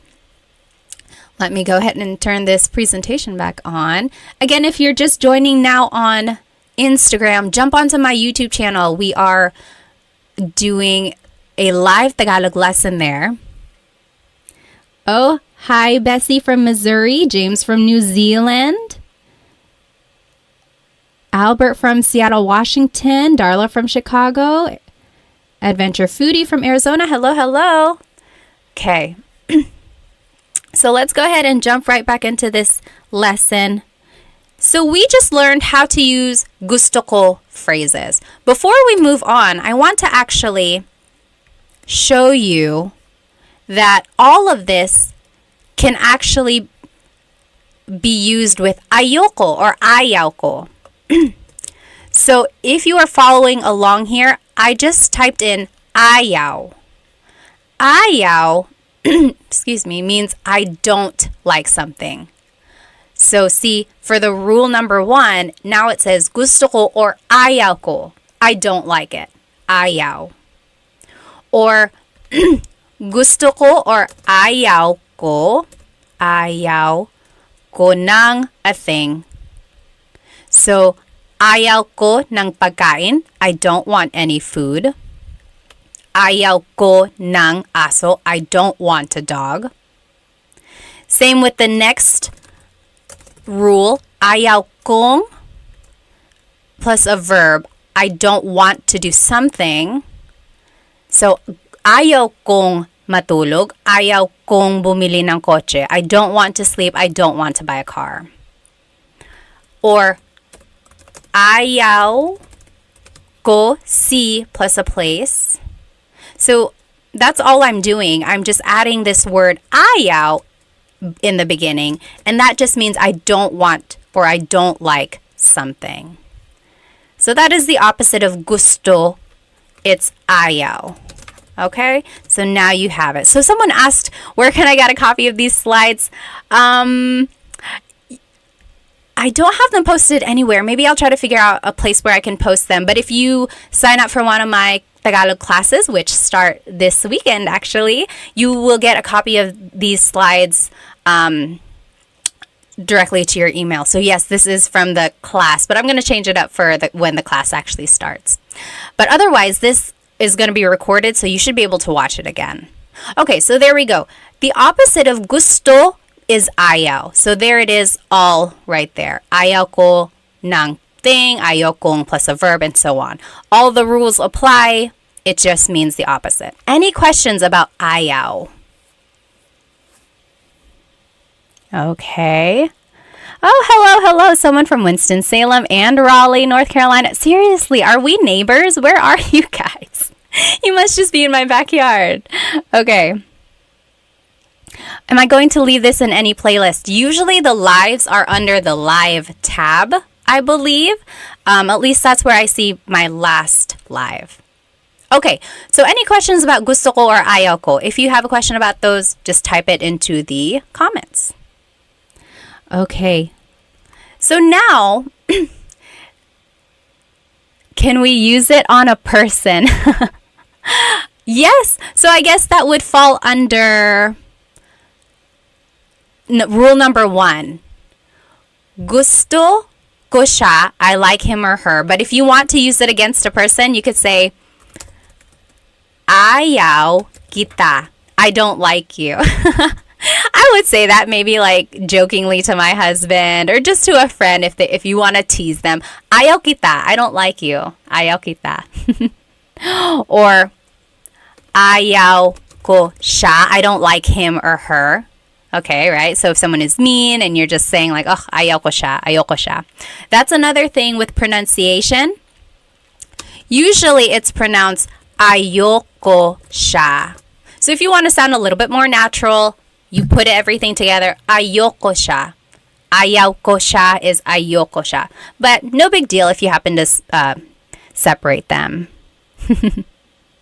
Oh, Marcus asked a very good question. What is the difference between ayaw and hindi ko gusto?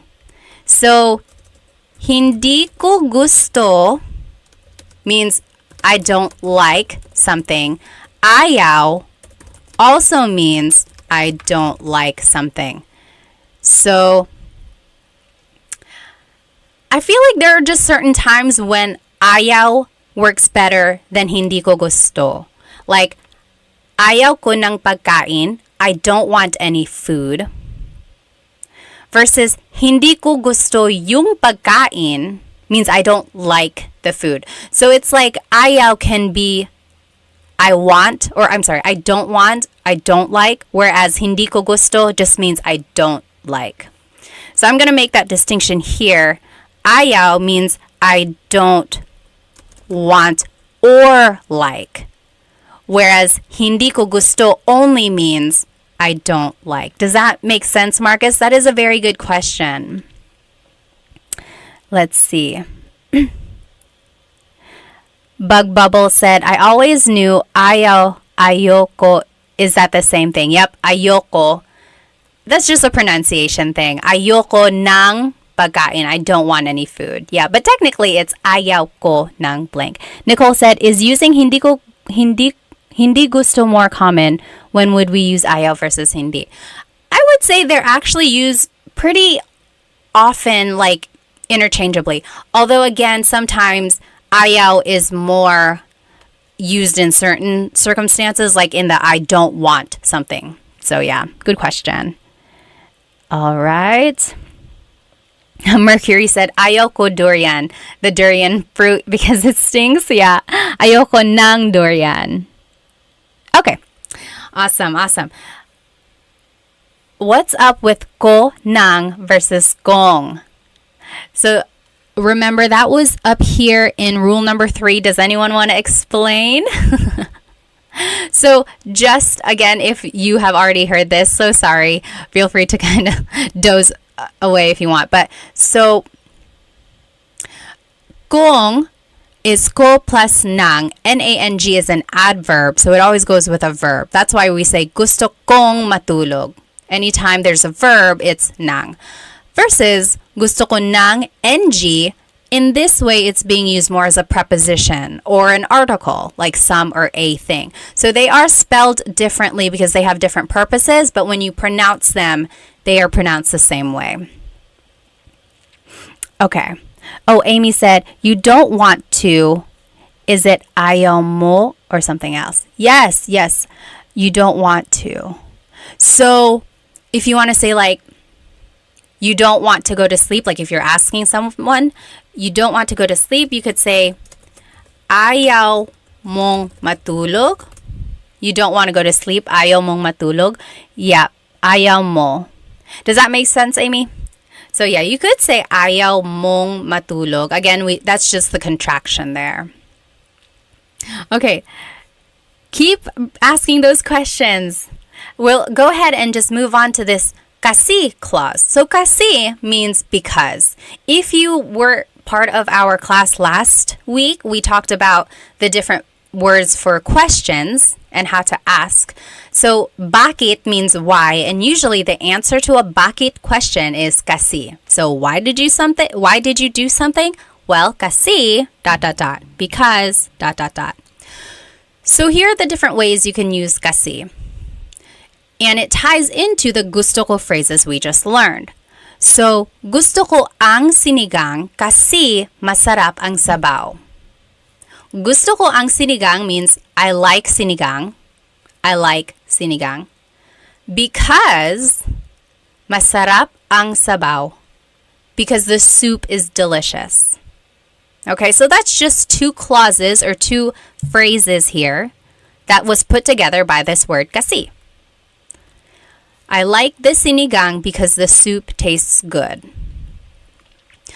Next, you could say, paborito ko ang cake kasi mahilig ako sa matamis.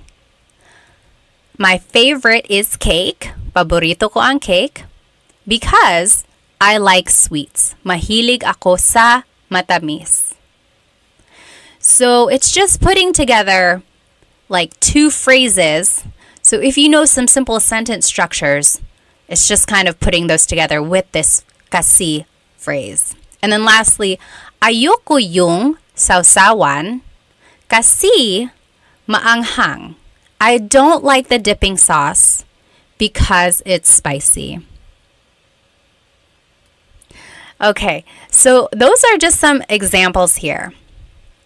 If I were to ask you, ano ang paborito mong pagkain? What is your favorite food? Ano ang paborito mong pagkain? I want you to jot it down using this kasi clause.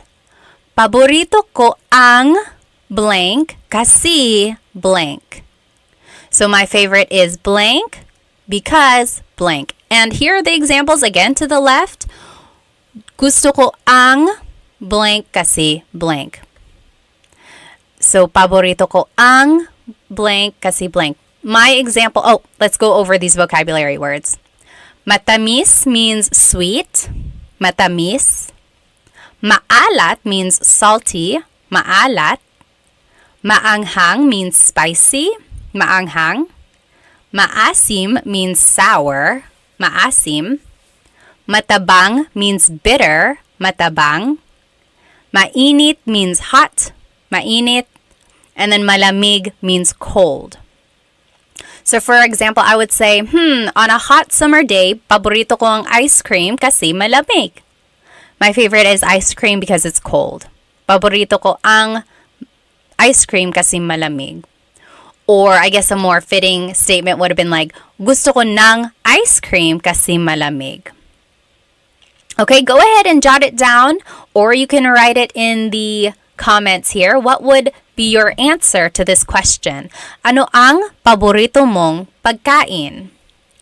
Hello again on Instagram. If you're just joining me, we are on YouTube. I'm doing a live Tagalog lesson. You will be able to see my presentation shared on your screen there. We are just doing an example here of how to use kasi clauses. Let me see if I can catch up on some of these comments. Go ahead and jot it down. What would be your answer? You can write it in the comments as well.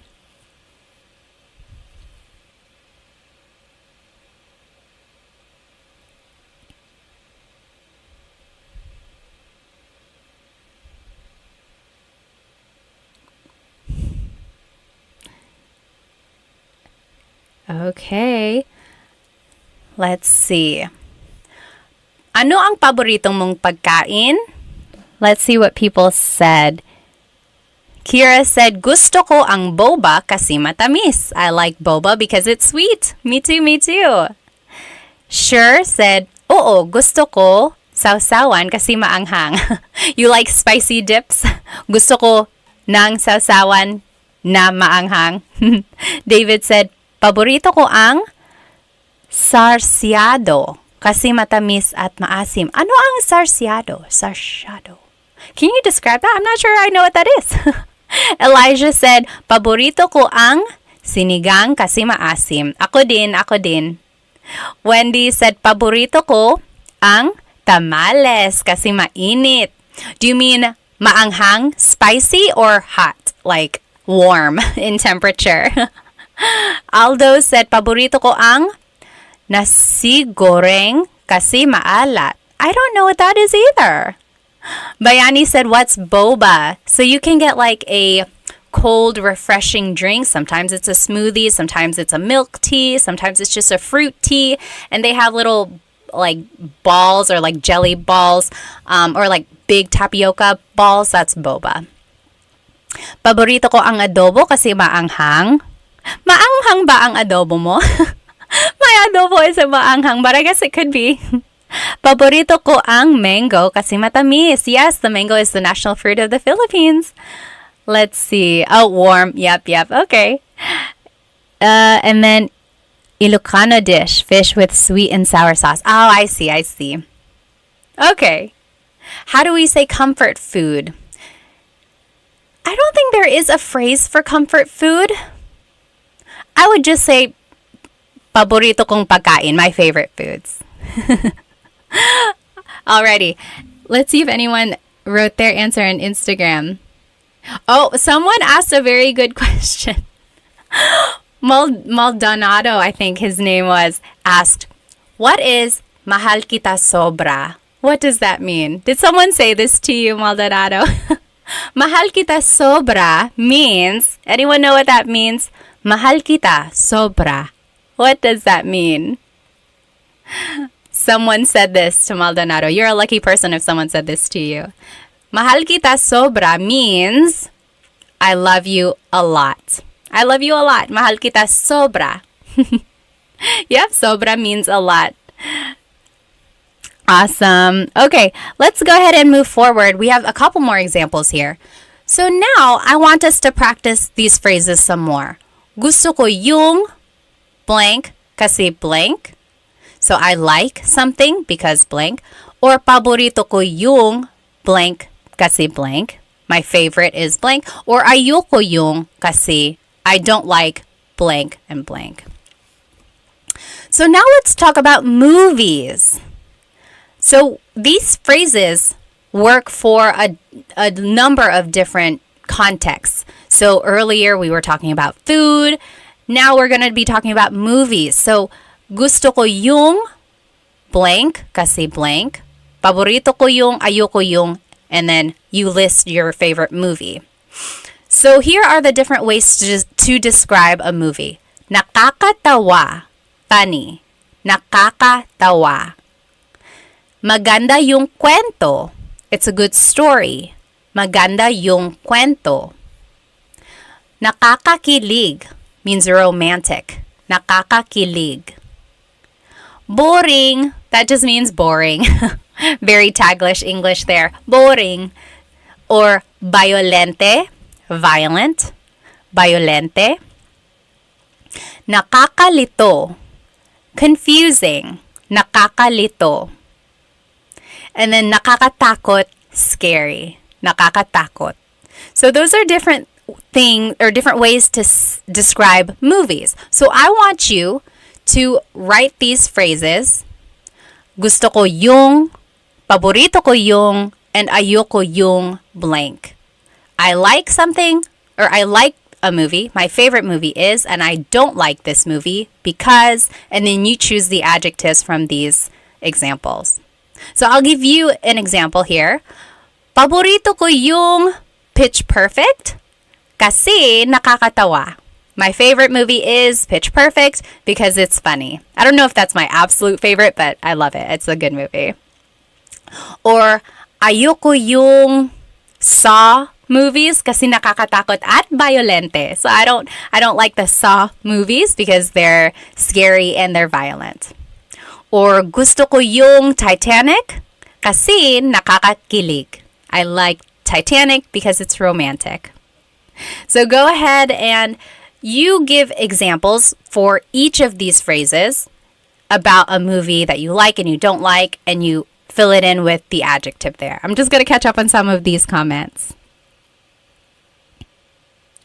So go ahead and jump onto my YouTube channel if you are here on my Instagram. Oh my goodness, please don't call me tita. I'm not a tita.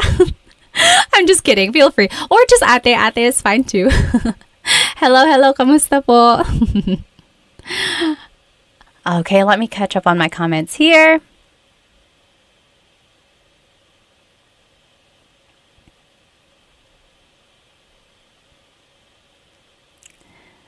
Let's see. Someone asked,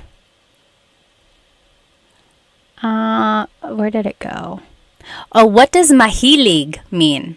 Mahilig means you like to do something or you like something. So, mahilig ako magbasa. I like to read. Mahilig ako magbasa. Or mahilig ako sa strawberries. I like strawberries. Mahilig ako blank. That just means I like. EJ said, saan ka sa US? Pinoy here living in Miami. Dito ako sa North Carolina. So hello sa mga North Carolinians dyan. Okay, if you want to share your example, go ahead and type it into the comments. Let's see. Sure said, ayoko yung paranormal activity kasi nakakatakot. Ako din. Ayoko sa nakakatakot na pelikula. EJ said, ayoko yung Cannibal Holocaust kasi nakakadiri. Yeah, I've never seen that. Nakakadiri means gross. So, like, oh, vomit, nakakadiri, or something like that. Yeah, gross. So, FF Noob said, I just joined. Can I watch this later when I Can I watch this video on your channel? Yes, it will be recorded and it should be under the live tab. So it should be there. Mooney said, gusto ko yung Friday kasi nakakatawa. David said, ayoko ang mga action movies kasi boring. Oh, really? Some people would think it's actually not boring. But yes, sometimes it's boring too. Mooney said, paborito ko yung hello, love, goodbye kasi nakakakilig. Okay. Royden said, gusto ko Kung Fu Panda kasi nakakatawa. Very good, very good. So again, you can use these phrases and these, like the kasi clause, in different contexts. So that was about movies, but you could also use it for a place. So, excuse me. For example, gusto ko sa a place kasi blank.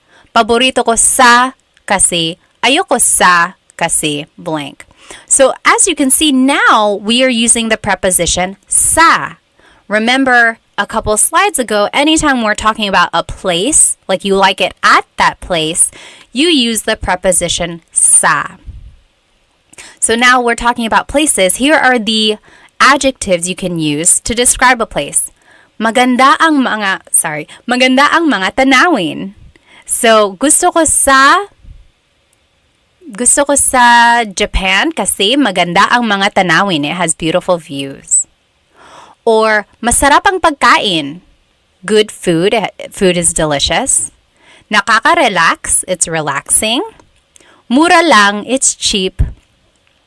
Madaming tao. Too many people. Madaming traffic. Lots of traffic. Masyadong mahal. It's too expensive. So if I were to give an example, I would say, gusto ko sa Pilipinas kasi mura lang. I like the Philippines because it's cheap. Gusto ko sa Pilipinas kasi mura lang. Or paborito ko sa New York kasi masarap ang pagkain. That's not true. I mean, I love New York, but I don't know if the food is the best there. That's just an example. So, paborito ko sa New York kasi masarap ang pagkain. Or ayoko sa Manila kasi madaming traffic. I don't like Manila because there's a lot of traffic. I mean, I love Manila. I just don't like traffic. So there you go. Go ahead and fill in these examples. Talk about a place you do like, maybe your favorite place, and a place you don't like. And then give a reason why you feel that way. Oh, the mantis. Thank you so much. I didn't even know. So the mantis just donated. Thank you so much. Oh my goodness. Thank you. I love teaching. I really do. So any donation or any sort of likes or shares, those are just icing on the cake. But thank you so much. It warms my heart. Let's see. I already see some examples here. Go ahead and take a couple minutes. We are just filling in these examples. Gusto ko sa, paborito ko sa, ayoko sa, kasi blank. Okay? And then here are the adjectives that we were using.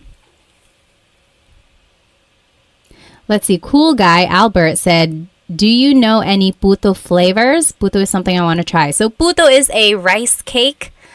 And yeah, there are lots of flavors. Usually it's just in the plain vanilla, white, or just like the rice cake flavor. But I've seen it in pandan. I've seen it in ube.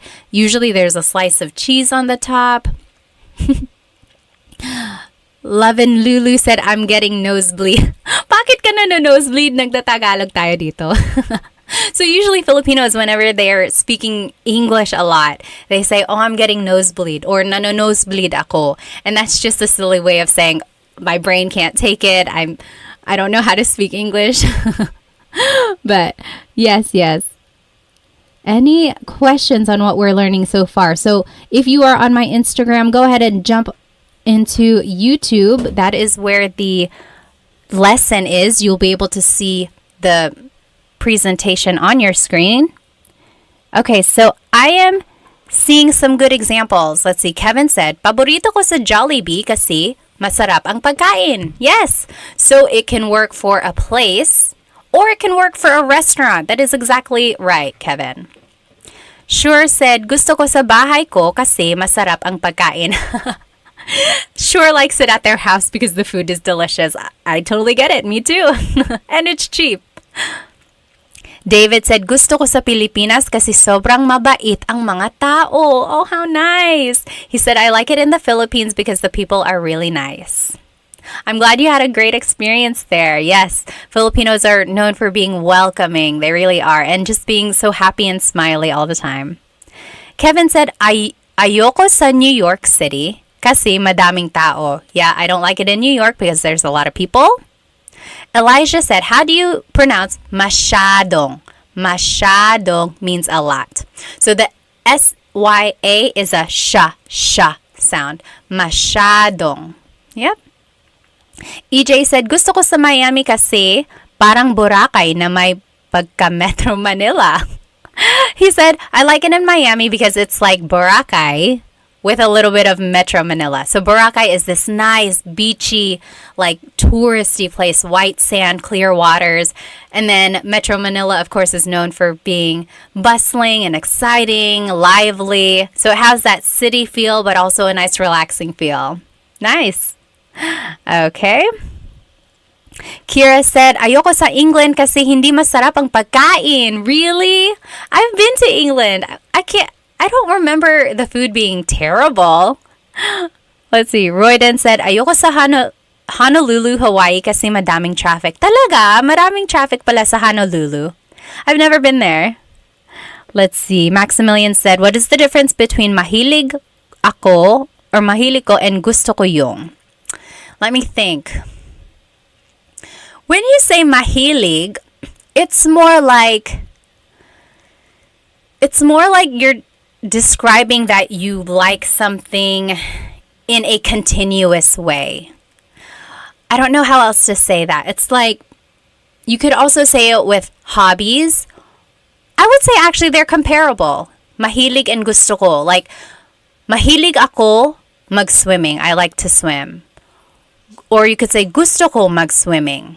I like to swim. So yes, I would actually say they're comparable. They're almost the same. I'm sure there are times when one is more preferred over the other. Or actually gusto ko has more uses. But yes, you could use them interchangeably most of the time. Yeah. Samantha says, gusto ko sa Tagaytay kasi maganda ang mga tanawin. Yes, I like it in Tagaytay because the views are beautiful. So Tagaytay is in the Luzon area and you can see these volcanoes over there. Ah, so nice. Gusto ko sa Minnesota kasi ito ay tagsibol. What is tagsibol? Brandon said, paborito ko sa Japan kasi masarap ang pagkain. Yes, I bet. The only time I've been in Japan was for a layover. I've been there many times, but only for layovers to the Philippines. Hopefully one day I can go see the sights and stuff. Gusto ko sa Korea kasi magaganda ang mga babae. Talaga, EJ, yun talaga. He said, I like it in Korea because the women are beautiful. Wendy said, gusto ko kapag sinabi ng kaibigan ko, na babush dahil nakakatawa. Babush. Ah! Babush. So she likes it when her friend says babush kasi nakakatawa. Paborito ko sa pizza kasi masarap ang tanawin. Sa pizza? Did you... I think you meant to say... I don't know what you meant to say. You said, I like it at pizza because the views are delicious? Let's see. Oh, Leaf said, hi, nako ate. Is there ever any announcement of these live streams? I would definitely love to catch them live and never see them being announced. Sorry, I put them on my story on Instagram, and I put it on my TikTok story, and then I put it on the community post on YouTube, and then I put it on my Facebook story as well. So if you ever see a story, you might want to open it because it might be alive. Oh, tagsibol is spring. Okay. Yes, Bayani said, mahilig means something that you love doing on a daily basis. Again, it's that idea of doing it like at a continuous level. Like you just love doing it or you love doing it a lot. Let's see. Ayoko sa Vegas kasi mainit dito, Elijah said. Yeah, he doesn't like it he or she doesn't like it in Vegas because it's hot there. Okay, let's move on now. Let's see. Let's finish up our poll. Back up. Anyone have any questions on these kasi phrases? So, kasi just means because. So remember, if someone asks you a bakit question, so why, you can always ask kasi. Bakit ka umiiyak? Why are you crying? Kasi masakit ang ulo ko because my head hurts. Or why, bakit ka galit? Why are you mad? Kasi ... Kasi hindi ka nakikinig because you're not listening. Okay? So that's what kasi is. And then we were able to put together the gusto and ayoko phrases that we learned. Any questions about these things? Feel free to write them in the comments. Otherwise, I'm going to go ahead and pull up our bracket challenge here. If you are joining me on Instagram, jump onto YouTube because then you can join our poll, our contest here. So we are choosing our favorite Filipino American celebrities. And let me show you what we got so far. So first, we were doing Bruno Mars versus Olivia Rodrigo, and Bruno Mars won that. Then we did Vanessa Hudgens versus Shay Mitchell. Vanessa Hudgens won that. Then we did comedians, so Christine Gambino or Happy Slip, and Joe Coy. Joe Coy won that. And then there was her and Nicole Scherzinger. Her won that one. That one was a pretty close one, actually. Let's do Bruno Mars versus Vanessa Hudgens. Let me see. I am starting a poll. So go ahead and sign into your YouTube account and then join our poll if you would like to vote. So Bruno Mars versus Vanessa Hudgens. So this is where it gets a little unfair because they're all different genres now, right? Because Bruno Mars is a singer, Vanessa Hudgens is an actress. But I mean, who's your ultimate favorite Filipino American celebrity? Go ahead and vote Bruno Mars or Vanessa Hudgens. I'm just reading up on some of these comments here.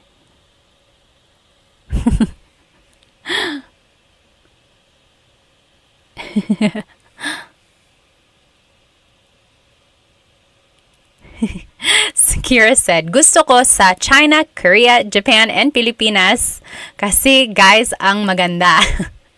Or you could say kasi guwapo ang mga lalaki because the guys are handsome. Liza on Instagram is voting for Bruno Mars. Jump onto my YouTube so you can cast your vote in. So we are doing a live Tagalog lesson on my YouTube channel here. Actually, now we're not doing a live. We're not doing a lesson. We're actually just doing a contest to see who our favorite Filipino American celebrity is. And it's between Bruno Mars and Vanessa Hudgens right now. Take 10 seconds. Oh, I didn't know that. Sure said the lead guitar player from Metallica is Benoy. He's my fave. I didn't know that. Okay, 3, 2, 1. Bruno Mars. Bruno Mars is the winner. He is going to move forward. I didn't make my bracket right, but you get the idea. There it is. Next is Joe Coy versus her. Who is your ultimate favorite Filipino celebrity? Filipino American celebrity. Favorites. Let's see. Joe Coy or her. Oh, that's hard. I love her. And I love Joe Coy. But you got to choose one. Only one. If you were going to be stuck on an island, who would you choose to be with? Elijah said, I wonder if some of these celebrities speak Tagalog. I know Christine and Joe Coy do. I don't know. Maybe they do, or maybe they can understand. Kirk Hammer is the guitarist. Oh, okay, Jed. Awesome. Bayani said, kind of unfair because Vanessa Hudgens didn't get a lot of opportunities in Hollywood. Yeah, you're right. She was more on like Disney and stuff. Although she has other movies too. Oh, on my Instagram, we have a lot of votes for her. Oh, wow. Even on YouTube. I'm actually kind of surprised. I thought Jo Koy would win. So again, if you're joining me on Instagram, we are on YouTube doing a live Tagalog lesson. We are doing our bracket challenge. And we're choosing between Jo Koy and her for our favorite Filipino-American celebrity. Okay. 5, 4, 3, 2, 1. And her is the winner. I really thought Jo Koy was going to go pretty far in this. Her. Okay. Oh, this is going to be a close one. So this is for all the marbles. Bruno Mars versus her. Bruno Mars versus her. This is really hard. I don't even know if I could choose. Favorite. So Bruno Mars or her. Hello, hello. If you're just joining on Instagram, we are on YouTube and we are doing a poll. Oh, Sure said, hindi ko kilala or hindi ko alam her. Her is a hip-hop, R&B pop singer. She plays the guitar. She is half Filipino. Yes, you should definitely check her out. She was on the Super Bowl with Usher this year. She's so talented. Oh, goodness, goodness. She's on a commercial. I think it's State Farm. Is it State Farm? No, Nationwide, I think. It's Nationwide. But she's so good. Brandon said, Tito Mars. He's just Tito now. Wow, Bruno Mars is winning. Let's see here. Take another 30 seconds to vote. In the meantime, I'm going to ask you, what are some things you want to learn in these lives? Go ahead and write it in the comments. What do you want to learn in our next live? I want to know so that I can make a lesson plan for us. Okay, 5, 4, 3, 2, 1. Bruno Mars is the ultimate favorite Filipino-American celebrity. Okay. I'm going to answer some of your questions here. So someone asked here on Instagram, how do you say this? How do you say this in Tagalog? Let me open up my screen again here for our friends on YouTube. Again, this is a live Tagalog lesson on YouTube. Feel free to join us here. Oh, I must have... Okay, so the question was, how do you say this in Tagalog? Oops, let me turn my screen back on. Oh, where is it? There it is. Oh, wrong. Anyway, if you want to say, how do you say this in Tagalog? It would be, ano ang blank sa Tagalog? Ano ang blank sa Tagalog? So, how do you say in Tagalog? So, someone asked that on my Instagram here. How do you say blank in Tagalog? It would be, ano ang blank sa Tagalog? That is a very good phrase to know, because if you're traveling in the Philippines or even if you're just trying to learn more vocabulary, always ask this phrase. So I would say like, ano ang car sa Tagalog? Ano ang car sa Tagalog? Kotse. Kotse, right? So ano ang blank sa Tagalog? Or ano ang Ano ang dog sa Tagalog? Oh, sa Tagalog, aso. So that is a good phrase to know if you just want to learn more vocabulary. Ano ang blank sa Tagalog? Yes. Let's see. What else? What else? Oh, someone asked, what is the difference between hindi ko alam and ewan ko? Hindi ko alam, ewan ko. Anyone know? What is the difference between hindi ko alam and ewan ko?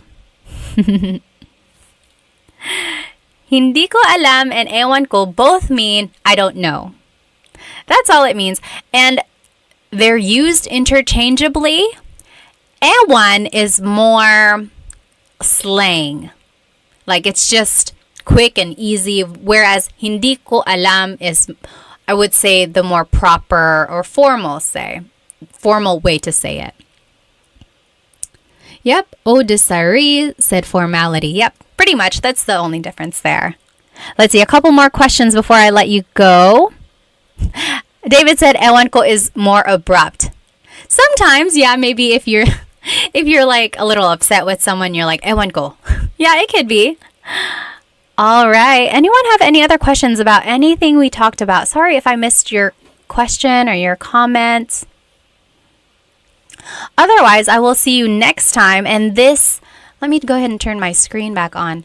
I will make sure that this recording is up on my YouTube channel. Hello.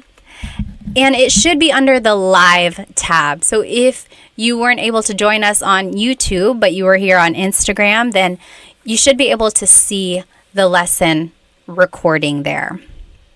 Okay, well, I will let you guys go. I hope you have a good rest of the night, and I hope to see you next time. Paalam! Hello, everybody. Welcome to another live Tagalog lesson. Let me go ahead and start my Instagram as well. You know I like to do a couple different platforms. Hello, everybody. Welcome to another Tagalog Time live lesson. You are joining me on Instagram right now, but if you would like, you can jump onto my YouTube channel, but actually there isn't a presentation. Today, we're actually going to be doing something fun. We're going to be playing Tagalog Bingo. I'm sorry, not Bingo. Jeopardy, Tagalog Jeopardy.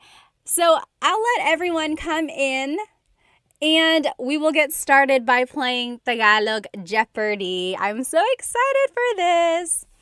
In the meantime, go ahead and write where you are currently watching and your age and maybe a fun fact about yourself. Let me know if you need any audio changes or anything like that. My name is Pat. I'm 32. I'm currently here in North Carolina. It is 8:54 over here where I live. What time is it over there? Oh, it's backwards on the cam. Let me see if I can fix that. Hang on. I know there is a way to do it. I'm going to log off and log back on. Okay, hang on one sec. Wait, maybe I can do it from here. Oh, yes, I did it. Is that better? Can you see? Yes, that should be good, right? Okay, awesome.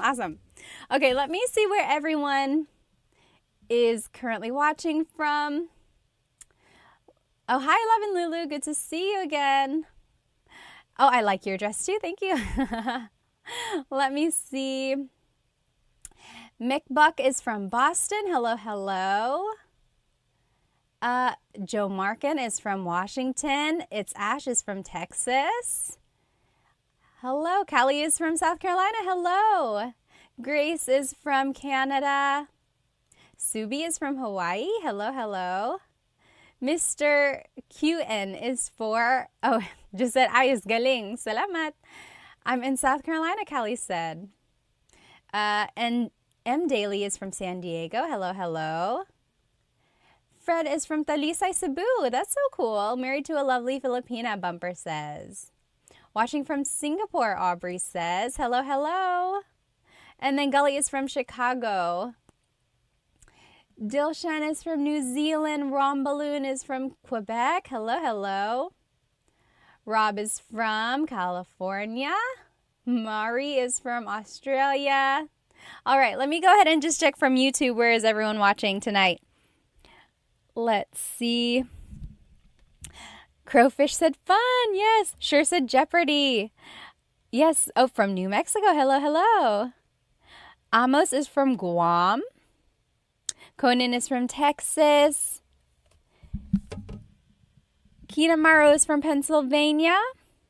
Robert from San Antonio. Vince from Santa Barbara. Hello, hello. Rolando from Vegas.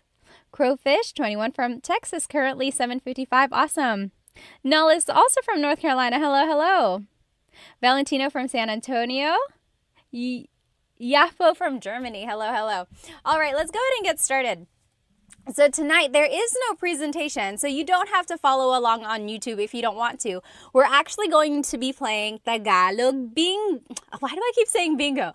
Tagalog Jeopardy. Tagalog Jeopardy, all right? So here are the different headings or the different categories that you can choose from. So there's, where am I? Over here. Tagalog facts. Okay, Tagalog facts. Then there's nouns. It's hard to see in reverse here. Nouns. Then there's verbs. Common phrases. Questions. So just like some common questions in Tagalog. And then Philippines trivia. So it's not even really Tagalog. It's just about the Philippines in general. Okay? Who would like to go first? Just type it in the comments. Name your category and then the price. So it goes from 100 to 500. I tried to make 500 a little bit harder, but it can only get so hard, right? All right, so what do you think? Anyone want to try what? Oh, okay. Sure said phrases for 100. All right. Phrases for 100. Common phrases for 100. Okay, here we go. Ready? This is easy. How do you say, hi, how are you in Tagalog? How do you say, hi, how are you in Tagalog? Write it in the comments. Hi, how are you in Tagalog? So, phrases for 100. The clue was, hi, how are you? What is it in Tagalog? Anyone know? Team D Texas said, ¿Cómo estás? Very close because it is from Spanish. ¿Cómo Very good. ¿Cómo ka? ¿Cómo ka? And if you want to be respectful, ¿Cómo po kayo? ¿Cómo po kayo? So anytime you're using po, you have to change ka to kayo because you change a singular you pronoun to the plural you pronoun. So, ¿Cómo po kayo or ¿Cómo ka? Very good. Sure said, what is kumusta ka? Yes, if you want to be official, make sure your answer is in a question format. If not, it's okay. All right. What is the next question that we should do? Hang on, I saw some up here. Okay, TMD Texas said, trivia for 500. Okay, go big or go home, obviously. Philippines trivia for 500. Let's see what it is. Where is it? Right here. Oh, can I get it? Trivia for 500. So, see, this one's not very hard. What is the national animal of the Philippines? What is the national animal of the Philippines? So we're doing Philippines trivia for 500. What is the national animal of the Philippines? Yes, TMD Texas said carabao. Calabao in Tagalog, calabao. Carabao in English. Carabao, caribou, water buffalo, all of that is the same thing. Calabao. So that is the national animal. Thalamomo said pusit. Pusit is a squid. Very good. Williams said the Jollibee. Almost. Oh, Amos on YouTube said the eagle. So the Philippine eagle is... I'm trying to think now because I guess it depends on who you ask. Some would say the Philippine eagle is the national animal. Some would say the kalabaw. But I can see either way. Yes, good answer, good answer. Nay Hidden said aso. Aso is dog. No, not quite. Okay, what should we choose next? So if you're just joining us, we are doing Tagalog Jeopardy. And here are our categories: Tagalog facts, nouns, verbs, common phrases, questions, and Philippines trivia. And it goes from 100 to 500. Okay, Brandon said verbs for 300. Verbs for 300. Here we go.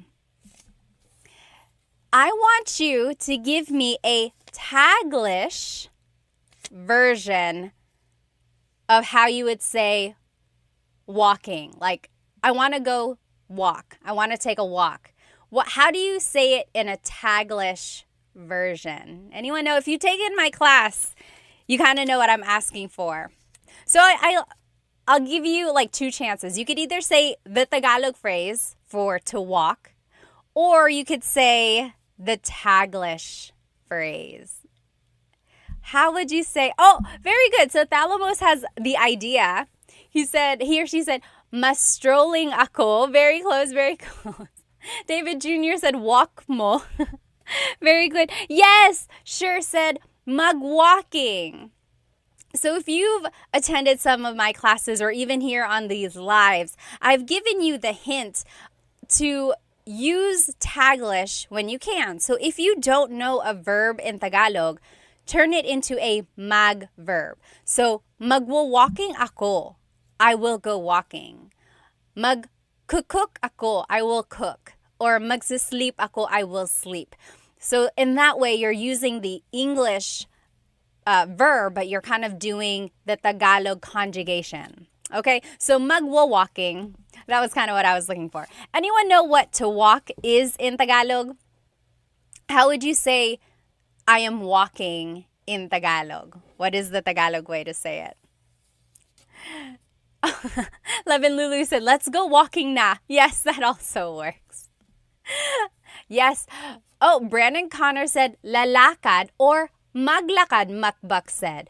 So very good. So you might hear maglakad. So maglalakad ako or naglalakad ako. But you might also hear the verb lalakad. Lalakad ako. I've heard that as well. They are used interchangeably. Some might prefer one over the other. So yes, lakad, maglakad, lalakad. Very good, very good. All right, let's keep going. What is our next question? Someone choose. So Tagalog, what is it? Tagalog facts, nouns, verbs, common phrases, or questions. I'm going to scroll up and see what people suggested earlier, just so you don't have to keep writing it in. Let's see. It's too far to scroll back. Okay, Tagalog facts for 300, KFXXO said. Tagalog facts for 300. Here we go. Are you ready? Name 3 languages that have influenced Tagalog. Name 3 languages that have influenced Tagalog. So there's been lots of influences in Tagalog, like not just 3. I'm sure like lots and lots, there are lots of components of Tagalog that have been, from different areas. But yes, name 3 that have had like a very major impact in the language. Very good, very good. So I'm seeing Spanish. Oh, Arabic. I didn't think of that. That wasn't one on my list. Yes, English. There's one more. Yes, there it is. So grub down Chinese. So I'm seeing Japanese in there as well. Yes, my main 3 from what I've kind of looked up is Spanish, then Chinese, actually, and then English. So those are 3 main influences in Tagalog. And of course, Tagalog itself is an Austronesian language, as they call it. So there's a lot of overlap in languages in the Southeast Asia region. So there's a lot of like similarities there. Very good, you guys. Okay, next, let's see. what has everyone suggested? Question for 200. Question for 200, someone said. Here we go. How would you say, where are you from in Tagalog? So questions for 200, the question was, how would you say, where are you from in Tagalog? Where are you from? Yes, very good. Brandon Connor said, taga saan ka? Taga saan ka? So taga means from, saan means where, ka is referring to you. Taga saan ka? Taga saan ka? Now, how would you reply? Very good, very good. Almost polyglot said on YouTube, taga saan ka? Conan said, saan mo? Not quite, not quite. Yes, taga saan ka? And then how would you reply if you wanted to say, oh, I'm from Manila? Yes, Brandon Connor, you got it right. So, taga California, ako. Makpak said, taga Boston. And then you could say, ako. Very good, very good. Rio Rossi, taga Tondo. Talaga, you must be tough. TMD Texas said, taga dito. I'm from here. Very good, very good. And David Jr. just said, San Diego po. You could say that. Very good. So if you want to say, where are you from? It's taga saan ka? Taga saan ka? Where are you from? If you want to reply, it would be taga blank ako. So taga Manila ako, and so on. Okay, very good, very good. Someone suggested verbs for 100. Verbs for 100. Here we go. Easy peasy. How do you say to eat in Tagalog? How do you say to eat in Tagalog? What is to eat? Anyone? Anyone? What is to eat in Tagalog? To eat in Tagalog is kain. Kain, yes. Mari said kain na. Very good. Julia Chu, kumain. KFXXO said kaon. Kaon is actually Bisaya. I hear that a lot from my in-laws. Kaon. Very good, very good. Very close. Mukbak, kumain. Yes, very good. Everyone got it right. Kumain, kain. Yes. Kain, magkain. So, Sean said magkain. So, kain is actually not a mag verb. It's an verb, sometimes an in verb. So, yeah, you wouldn't really use mag with the word kain. But I see where you're coming from. All right, very good, very good. Okay, next, what is our next clue going to be? Let me see if I can scroll up and see what people have suggested. What should our next clue be? Okay, I see Philippine trivia for 200. Philippine trivia for 200. How many islands are in the Philippines? How many islands are in the Philippines, or how many make up the Philippines? This one is tricky, depending on who you ask. Yes, so Ria Rossi says 7,107. So that's a very common number. I think it's in like some songs. It's just like the trivia that everyone knows. 7,107.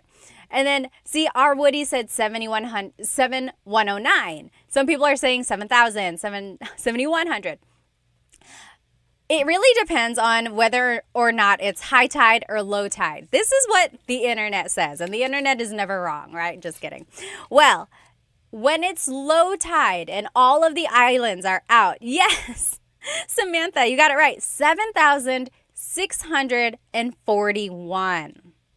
So when it's low tide and all of the possible islands are out, it's 7,641.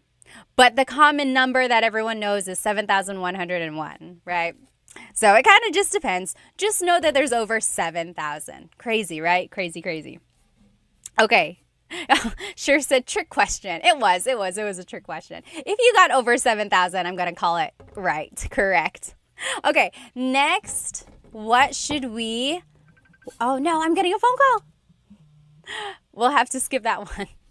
Okay, what should our next question B. So we have Tagalog facts, we have nouns, we have verbs, we have common phrases, questions, and then trivia. I think my nouns is falling down here. Okay. Oh, Kenneth said, how many of the islands are inhabited? That is a very good question. I don't know the exact number, but I know it's not all of them. Like a very large amount are just almost like rocks in the sea, and they count that as an island. Very good question. Okay, let's see here. Tablamo Game said nouns for 100. Nouns for 100. This is going to be easy. Ano ang dog sa Tagalog? Ano ang dog sa Tagalog? Easy, right? Easy 100. Ano ang dog sa Tagalog? Ano ang dog sa Tagalog? Yes, Going Banana said aso. Mukbuk said aso. Very good. You all got it right. Yes, Adriano, Lainey, Brandon, Connor, you got it right. Very good. Yes, almost. Polyglot on YouTube. Very good, very good. So dog in Tagalog is aso. Did you hear my question? Is blank in Tagalog? Keep that question in mind the next time you want to say something in Tagalog. Don't get stumped by not knowing a vocabulary word. Ask. Just ask.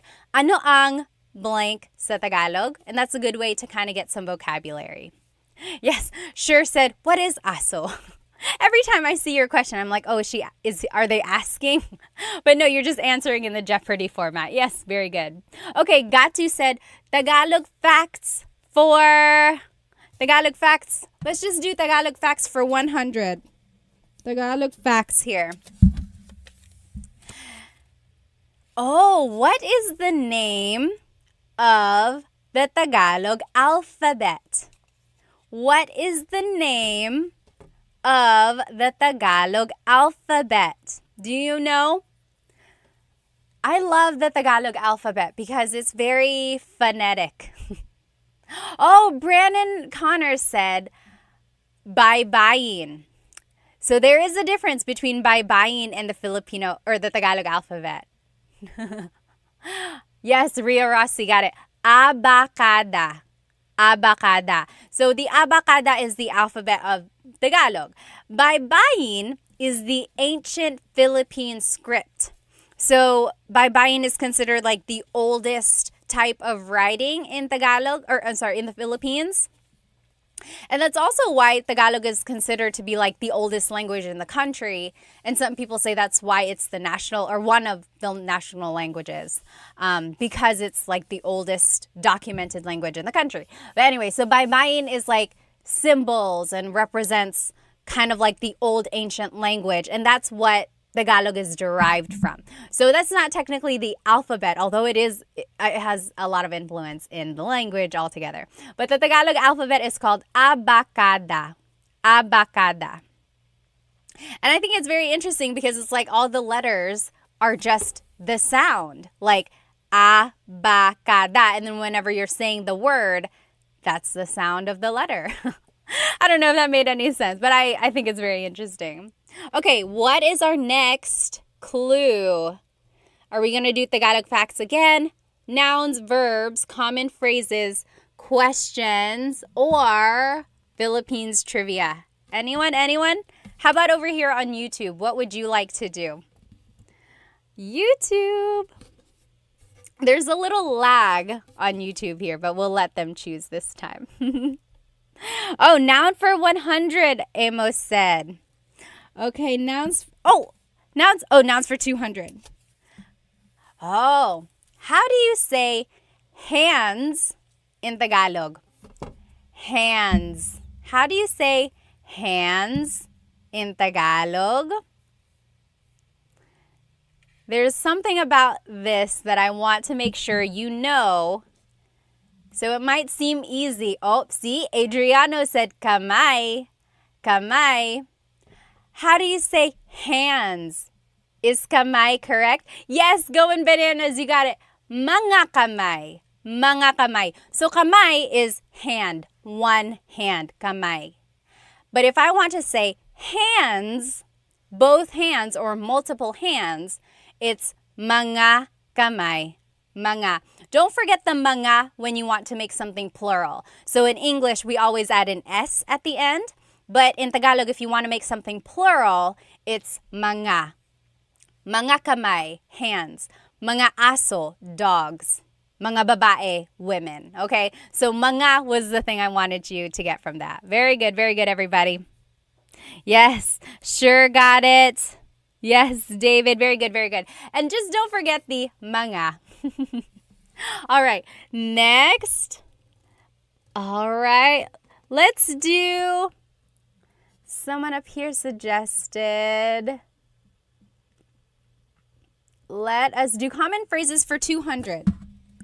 Common phrases for 200 here.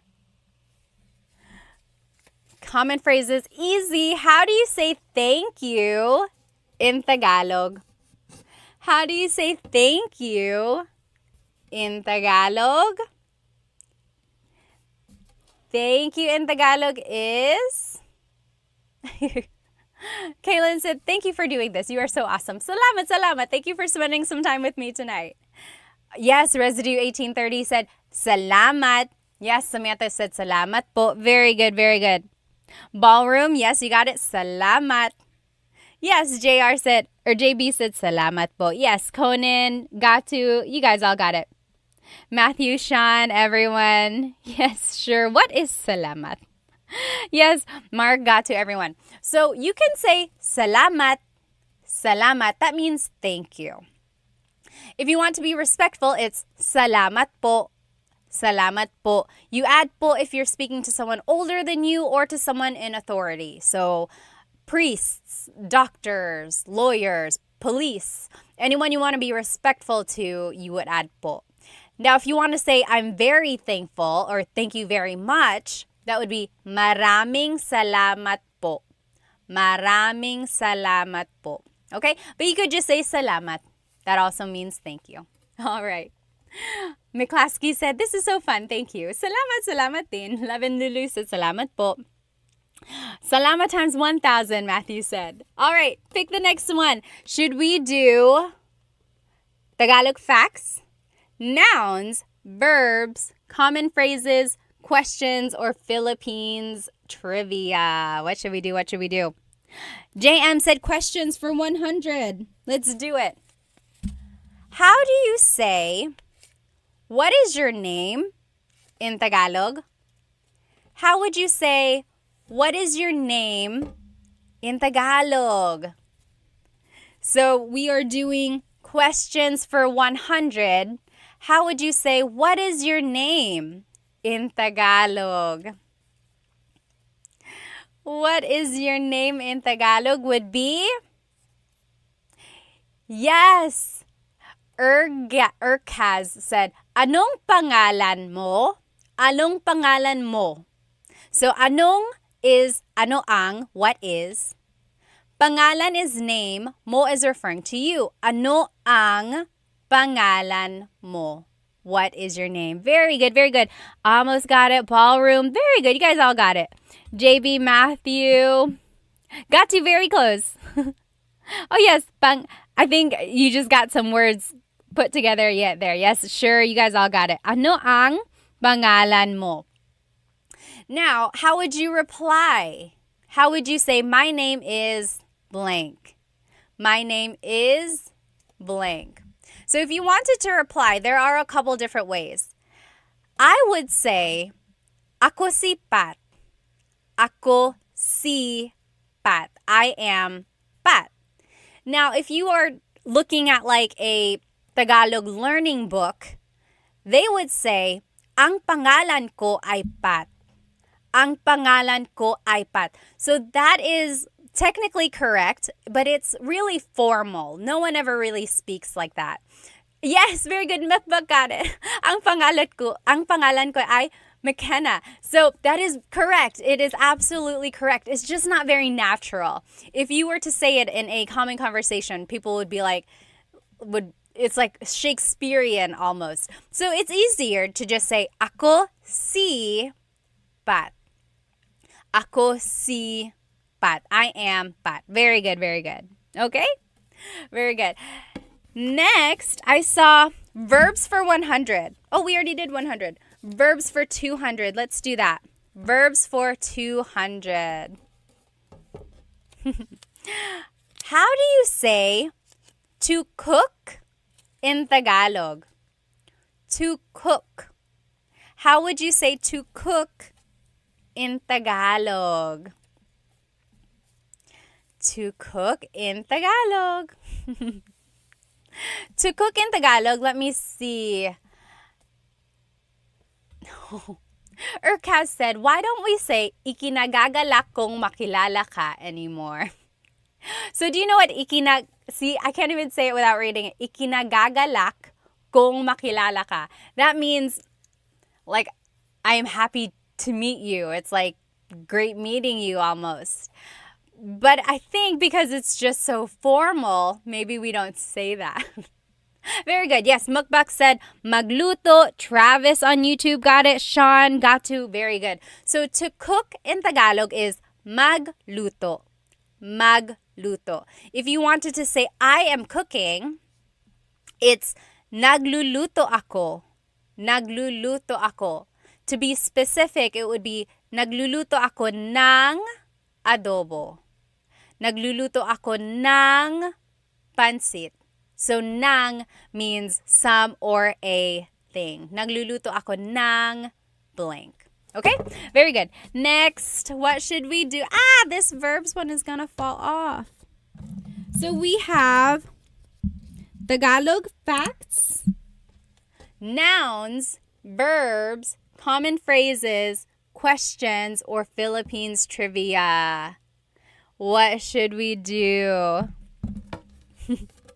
Should we do Tagalog facts, nouns, verbs, common phrases, questions? Okay, we should do facts. McClaskey said. Let's do Tagalog facts for 200. Tagalog facts. Oh, what fraction of Tagalog comes from Spanish? So, like, what fraction of all the words in Tagalog have a Spanish origin? Is it like half of the words, 3/4 of the words? What do you think? How much of the Tagalog language comes from Spanish? What do you think? Oh, McClaskey said half. Oh, Urkat said 30%. Mukbak said 3/4. So there is a lot of influence from Spanish in the Tagalog language. So according to my research, of course, the internet never lies. Just kidding. It's 1/3. 1/3 of Tagalog has Spanish origins. And it's interesting because different dialects, different languages in the Philippines have different amounts of Spanish in them. So my in-laws are from Cebu and they speak Bisaya. And there is a lot of Spanish words there. Like there's a lot in Tagalog, but it's like there are some things that they would say that Tagalog they don't say. And it's just very like a lot more Spanish in what they're saying. All right. Yeah, so it's 1/3. 1/3 of Tagalog has a Spanish origin. 1/3 of all the words. Okay. I saw Philippine trivia. Let's do Philippine trivia for 100. Name 2 countries that colonized the Philippines. Bonus points if you can give a time period. Name 2 countries that colonized the Philippines.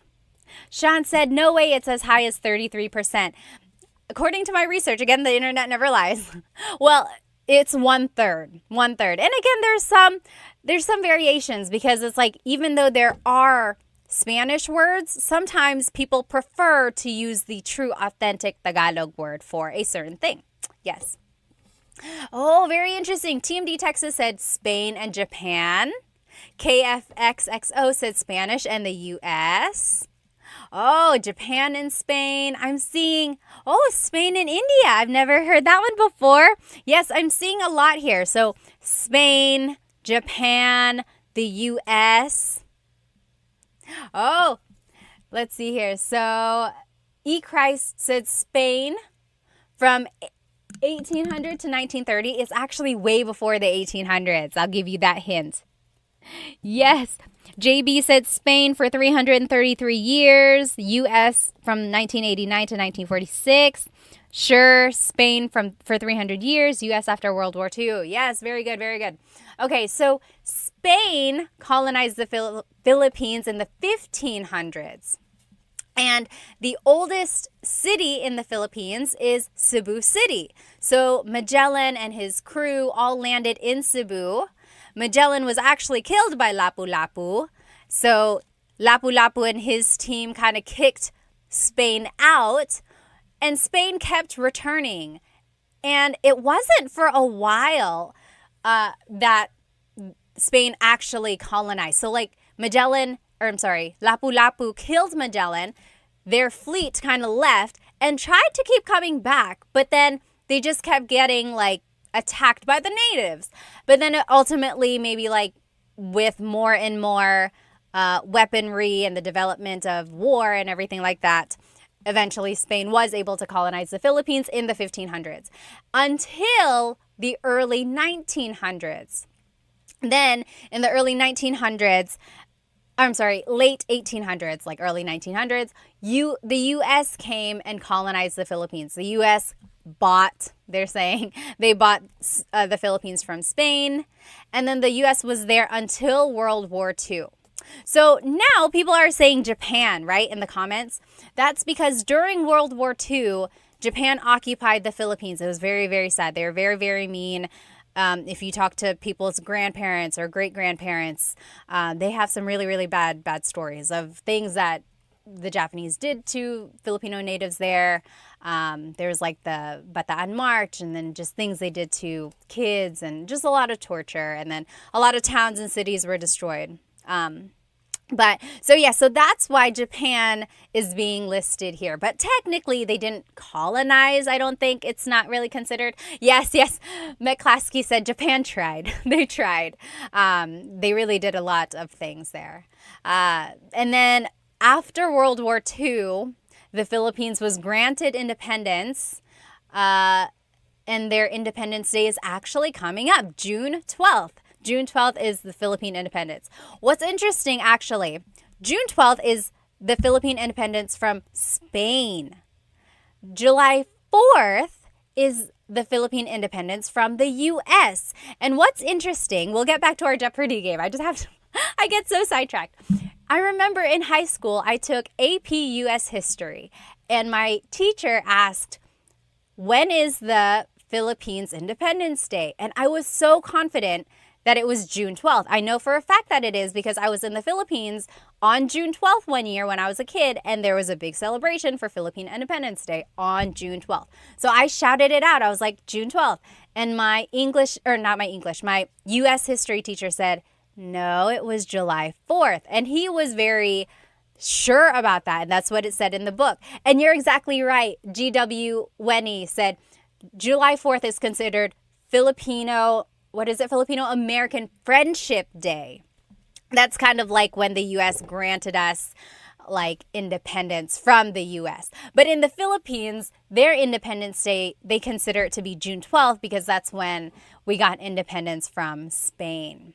Very interesting. I'll never forget that. Like, I was so confident. I was like, June 12th. And he was like, no, it was July 4th. And I was just so confused because in the Philippines, it was celebrated on June 12th. So now I get it. Okay.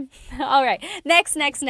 So are we going to do Tagalog facts, nouns, verbs, common phrases, questions, or Philippines trivia? Okay, Sean said it wasn't bought. It was a settlement given to the U.S. after the Spanish-U.S. War. I see. It was like their settlement there. Yeah. Yes, Sean said given the Philippines. Very good, very good. Oh, interesting. Dio said the reason the U.S. granted independence was because they didn't want to rebuild the Philippines after World War II. Oh. Okay, Jay said phrases let's do phrases for 300. That's 400. We're just going to do 400 because that's what I grabbed. How would you say We already did this. My name is blank. My name, just try it again. How would you say, my name is blank? I didn't realize I made another one for that. So remember, we learned, how do you say, what is your name? Ano ang pangalan mo? And then if you want to say my name is, it would just be ako si blank. Ako si Pat. Very good. Okay. I saw one up here. Let's see.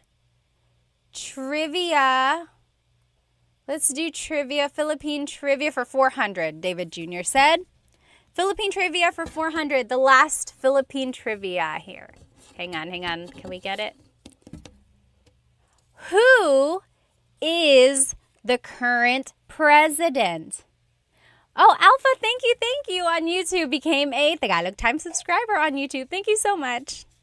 Who is the current president of the Philippines? Oh no, lost my audio and microphone. Is it back? Can you hear me on YouTube? It said lost the audio on the microphone. Hello. Let me know if you can hear it again.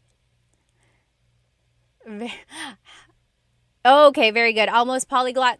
So I think you can hear me because you're answering. So who is the current president of the Philippines? So yes, President Bongbong Marcos. Who is Bongbong? BBM, yes.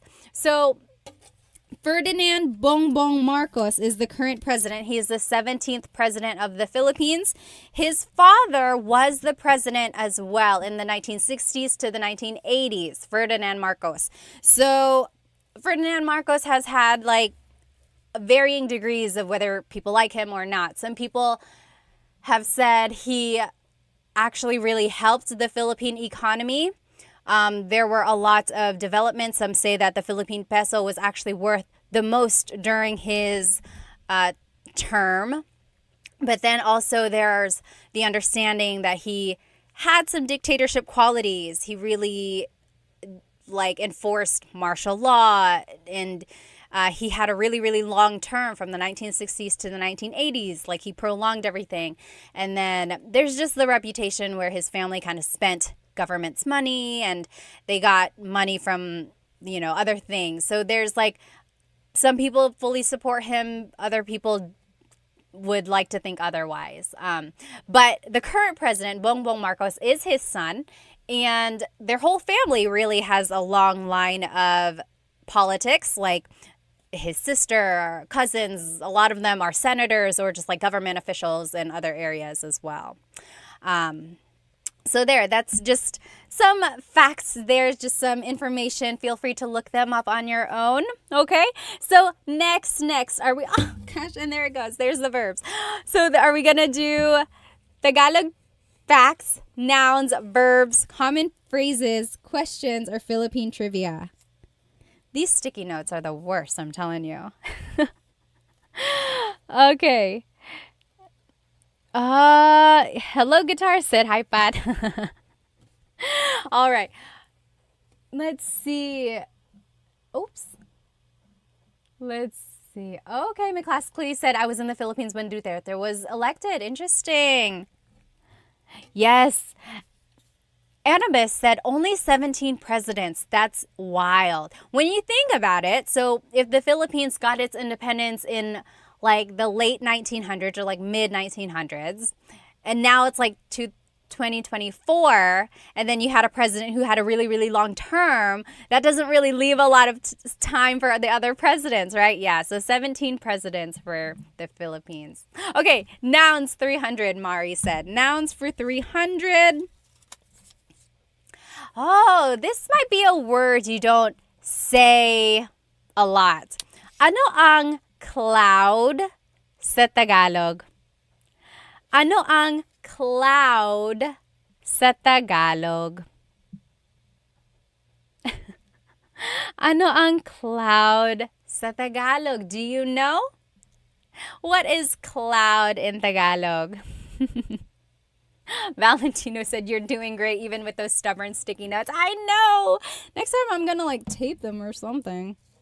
I wanted to do it virtual or on the computer, but then it was hard for me to figure out how to have my camera on and have it big enough to enjoy the actual game. You know what I mean? Oh, remind me to show you the back of this board. It's very interesting. Yes, very good, very good. McClaskey, Urkaz, you got it. Ulap. Ulap. Sure said mug cloud. So the mug prefix only works for verbs, unfortunately. Very good. Almost polyglot. Cloud is ulap. Ulap. Chibis Cheryl said, my husband is Filipino and doesn't even know. Cloud in Tagalog is ulap. Ulap. Yes. Again, it's one of those words you don't say a lot, like unless you have to or unless you like come across it. So ulap is cloud. Ulap. Ulap. All right, next clue. Let's see, where are we at? Let's finish up Tagalog facts for 400. It's the last one in that category. Then we'll take off this sticky note. Ta-da! It's gone. Tagalog facts. I love this fact, you guys. I love this. Where did the name Tagalog come from? Where did the name Tagalog come from? Oh. Ray Patson said, has anyone used sticky notes, like used the method of putting sticky notes around your house for learning Tagalog, and has that work? So I love that trick as well. Like if you are trying to learn vocabulary words, just put sticky notes on things around your house. Okay. Yes, Christ, you got it. So anyone else know? Yes, Annabus got it. Ballroom. Very good. Yes. Jay, you got it. Yes, Annadelle. So my question was, where does Tagalog get its name? So back in the day when the Spaniards colonized the Philippines, they heard native Tagalog speakers talking near a river. And they were like, what is this language? Ilog in Tagalog is river. So the Spanish called it Taga-ilog, like the people living there, Taga-ilog, from the river. So like river dwellers. So then the people speaking it were considered Taga-ilog, and they just considered their language Tagalog.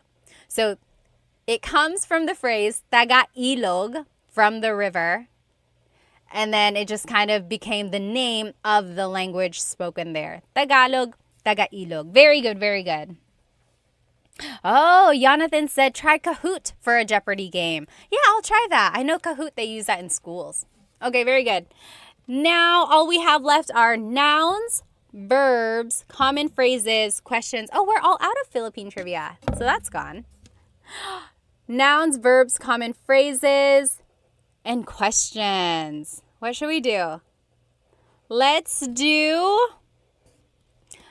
Anyone? Sure said, what a great lesson. I know, right? I love trivia, and I love learning things. Okay, we're gonna do, anyone? Nouns, they are tough, McClaskey said. Okay, so if you joined me, you might hear some thunder. It's thundering hard now. So nouns for 400. Tell me 2 ways to say bed in Tagalog. 2 ways to say bed in Tagalog. So the past couple weeks I've been doing lives and like repeat lessons, and I did a lesson on vocabulary words about the house. Do you remember what the Tagalog word is for bed? Bed. And there are 2 words or 2 ways to say bed. Yes, Going Bananas said kama. Oh, there are 3 ways. So Christ said tulugan. Tulugan. Tulugan means a place to sleep. Yes, that wasn't included in our lesson. So there's kama, which means bed. Christ said tulugan. Tulugan means a place to sleep. There's one more. Yes, McClaskey, you got it. Higaan. Higaan. Higaan is a place to lie down. Very good, very good. Very good. Yes. Sean, Jay, Claudio, you guys all got it. Conan, yes, higaan. Very good, very good. So those are 3 ways to say bed. Kama, tulugan, and higaan. I like that in Tagalog, you can just kind of turn a verb into a noun. So tulog is to sleep. Tulugan is a place to sleep. Higa is to lie down. Higaan is a place to lie down. Yes, Sir David Sir David R, you got it right. Very good. Let's finish off nouns since there's only one left. What is our last noun clue? Oh, this is kind of similar. How do you say chair in Tagalog? How do you say chair in Tagalog? Chair in Tagalog, two ways. I like this second way to say chair. It's not used a lot. Oh, yes. Binyeves said silya. So, okay, we'll say 3. That wasn't on my list. Yes, Mukbak said upuan. Upuan. Christ, you got it right. Oh, Annabis, it's tulog. Tulog means chair. Tulog. Not tulo. Tulog. Very close. Yes.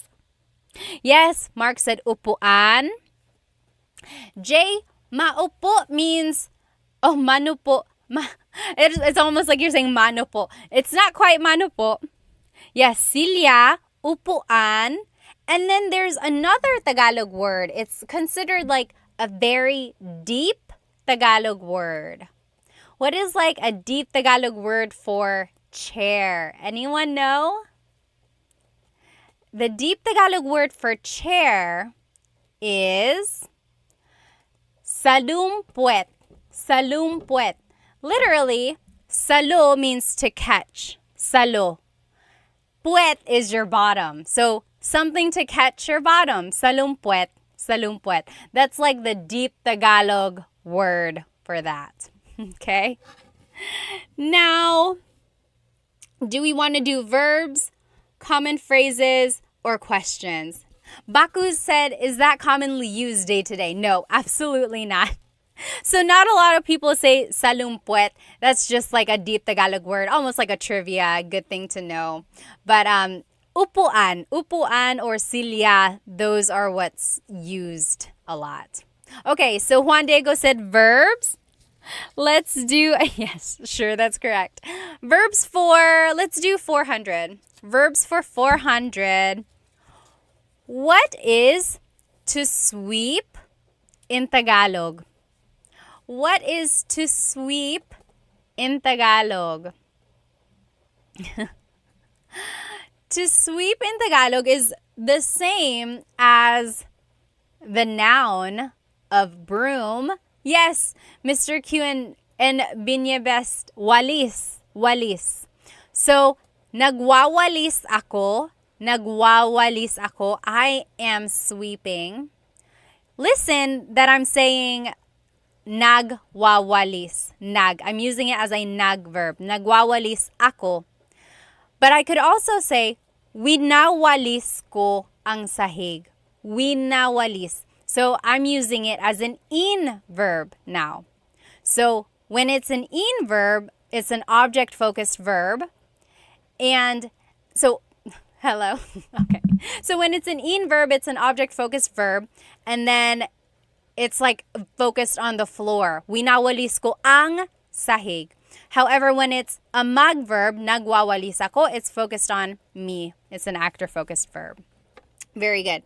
Let's finish off verbs since we only have one left. What is to wink in Tagalog? What is to wink in Tagalog? Do you know? What is to wink? I remember learning this when I was a kid and I was like, wow, because it's not a verb you hear every day. Do you know what is to wink in Tagalog?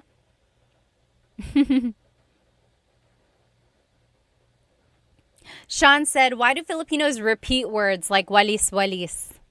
Sometimes I think it's just to emphasize that they are sweeping. But technically it's just walis. Yes, very good. Going Bananas said kindat. Kindat. Yes, very good. So kindat, kindat, wink. kumikindat. So, kumikindat ako, I am winking. Kumikindat ako. Kindat, wink. Okay? Very good, very good. 2 more categories, only 4 more clues. Let's do common phrases for 3. Common phrases for 300. What are 2 ways to say, I don't know? 2 ways to say, I don't know. How can you say, I don't know, 2 different ways? Yes, Justin Dizon said, hindi ko alam. Hindi ko alam. And then Cosmo Scary said, ewan ko. So those are the 2 ways you can say it. Hindi ko alam means I don't know. Ewan ko means I don't know either. So they are used interchangeably. Hindi ko alam and ewan ko. Very good. Let's finish off common phrases since we only have 1 left. Common phrases. How do you say goodbye in Tagalog? Or like, how would you say it in a casual way? So you might hear me say it at the end of my videos, but that's actually not the common way to say goodbye. I just say it at the end of my videos just to kind of close my videos off. Yes, I know everyone is saying paalam, paalam because I say it. That is technically goodbye in Tagalog, but how would you say it like in a casual way? Yes, E-Cry said, kita kits, kita kits. Kita kits means like, see you later, see you soon.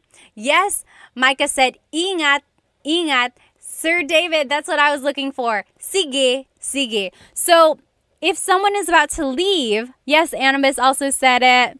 David on YouTube. So, a lot of people say, sige, ingat. Okay, take care. Sige. So, it's like, oh, sige, alis na ako. Okay, I'm leaving now. So, there's no real like goodbye. It's almost just like, okay, okay. See you later. Okay, so that's one thing to know there. Okay, we finished off common phrases. 2 more. Let's do questions for 400. How do you say, what are you doing? What are you doing? How do you say, what are you doing in Tagalog? Let's see. What in Tagalog is ano? Yes, Cosmo Scary said it on YouTube. Anong ginagawa mo? Very good. Justin Dizon got it. Anong ginagawa mo? Let's see here. A Amorous Rap Sing said, anong ginawa mo? That's past tense. Anong ginawa mo means, what did you do? Anong ginawa mo? But in the present tense, what are you doing? It's anong ginagawa mo. Okay? Anong ginagawa mo? And then the last clue of the night. Questions for 500. How do you say what happened in Tagalog? What happened in Tagalog? How would you say that? What happened in Tagalog? What happened in Tagalog is... I saw someone write it there. Oh. Sean, I'll answer your question in just a minute. Yes, very close, close, Micah. Yes, Abigail got it. Anong nangyari? Anong nangyari? What happened? Anong nangyari? Anong nangyari? What happened? Very good. Sean said, how do you say to a group of people, what are you doing? So if you're talking to more than one person, you wouldn't say, anong ginagawa mo? That's just one person. Anong ginagawa mo? What are you doing? But if you're asking a group of people, what are you all doing? It would be, anong ginagawa nyo? Anong ginagawa nyo? Nyo is the you plural. There we go. We finished it. We finished all of this. Do you want to see the back of this board? This is a little like wall decor. I don't really have space to put it behind me, so I haven't found a place to hang it up. But it is like a piece of wooden art with, does anyone know the name of this dance that's being depicted? This is considered the national dance of the Philippines. Anyone know? This is the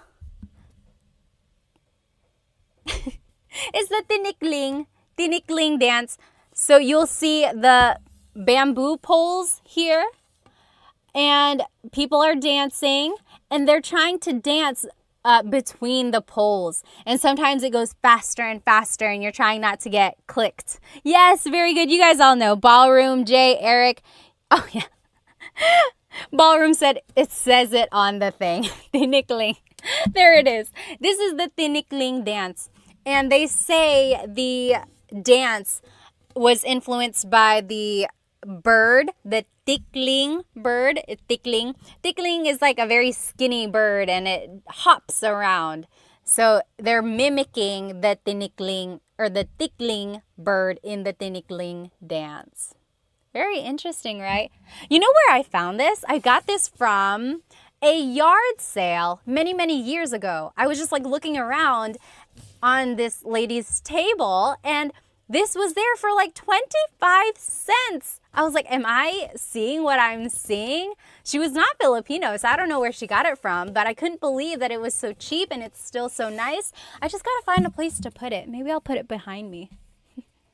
All right, you guys, I gotta go. I hope you have a good rest of your night.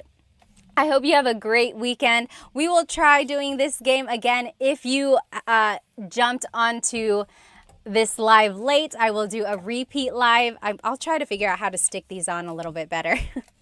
But otherwise, I hope you have a good rest of your day and night. Oh, Miss Date said, oh, nice, it was made for you. You're right, but you know, I wasn't even doing Tagalog Time when I found it. It just happened to to show up. Oh my goodness. I will see you guys next time, okay?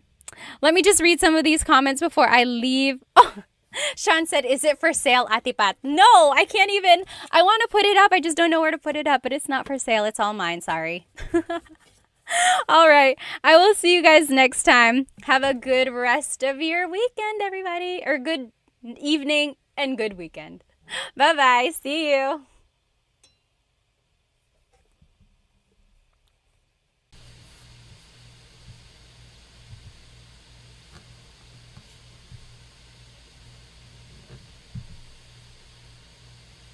Okay, good. So we are going to go ahead and get started. So sorry for the delay.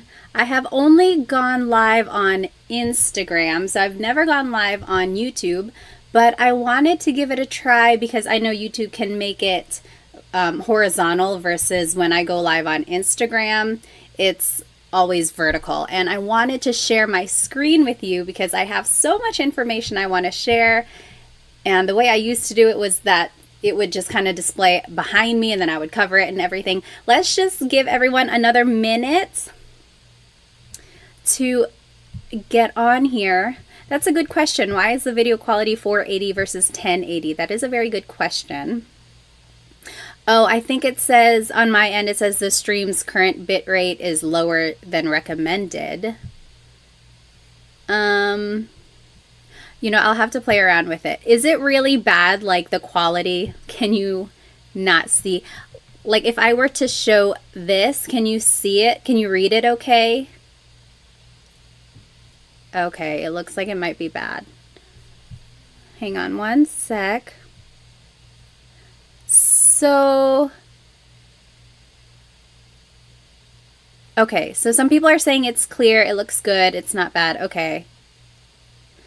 Okay, we'll just keep it like this for now. If it goes really bad, then let me know.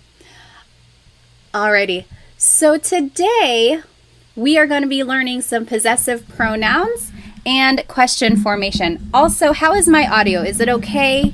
Is it fuzzy? Is it too soft? Let me know. And sorry if I'm looking to the side because I have two monitors here. This one is where all of the information is, and over here is where all of the comments are. Okay, good. So it looks like the quality is good. We're going to go ahead and jump right into this. So go ahead and grab yourself a piece of paper and something to write with. Audio sounds good too. Good. We got everything going. We're going to get going here. So I'm going to actually turn off my face just because I'm covering up some of what we need to see. So this is what we're going to be learning today. So we're going to be doing some possessive pronouns. So my, your, his or her. Then we'll learn some adjectives. Then we'll put it all together into a simple sentence structure. And then at the very end, we will learn some question words, how to ask questions in Tagalog. And one of those question words is ba, which I'm sure you've heard many times if you've talked to anyone in Tagalog. Let me just catch up on some of these comments here. There is a delay on my end, so if I'm saying it, you're probably hearing it maybe like 10 seconds later. Okay, alrighty. So let's jump right into it. So here are some possessive pronouns. I will say that there are different types of possessive pronouns. We are going to be learning my, your, his or her, ours. But then there are also other possessive pronouns that are mine, yours, like it's yours, and then theirs. That's a different type of possessive pronoun. These possessive pronouns are the ones that can go in a sentence. If you hear me pause, it's just because I am catching up on some of these comments. I really don't want to miss anyone's questions. Okay, alrighty. So let's just start by going over some of these possessive pronouns. Ko is my, bahay, or I'm sorry, like bahay ko, my house, bahay ko. Mo is your singular. So bahay mo, that's your house, bahay mo. Nya is his or her, nya. And as you can see, it's gender neutral. So this could be talking about a woman or a man. So bahay niya, it's his house or her house. You really have to listen to the context clues to determine who someone is talking about. And then natin is ours inclusive, namin is ours exclusive. So there are two different types of ours. Natin means you and me, all of us. We are all living in the same house. That's our house. Natin. Everyone is included, so that's inclusive. Namin is exclusive. So that's just like me and my husband, Chris. It's our house. Bahay namin. You're not included. I'm just telling you about it. Bahay namin. So that's exclusive because you're not included. Then there's ninyo and nyo, which is your plural. So maybe you all as a class, you all live in one house. Bahay nyo. That's your house, all of you. And then there's nila, their house. So over there, that's their house. Bahay nila. Okay, so those are the different types of possessive pronouns. And in order to make a sentence, usually we're using it to describe something. So it's like, my house is red. Pula ang bahay ko. So here are just some adjectives. We will start with colors. Colors in Tagalog is mga kulay. Pula is red. Kahel is orange. Dilaw is yellow. Verde is green. Azul is blue. Lila is purple.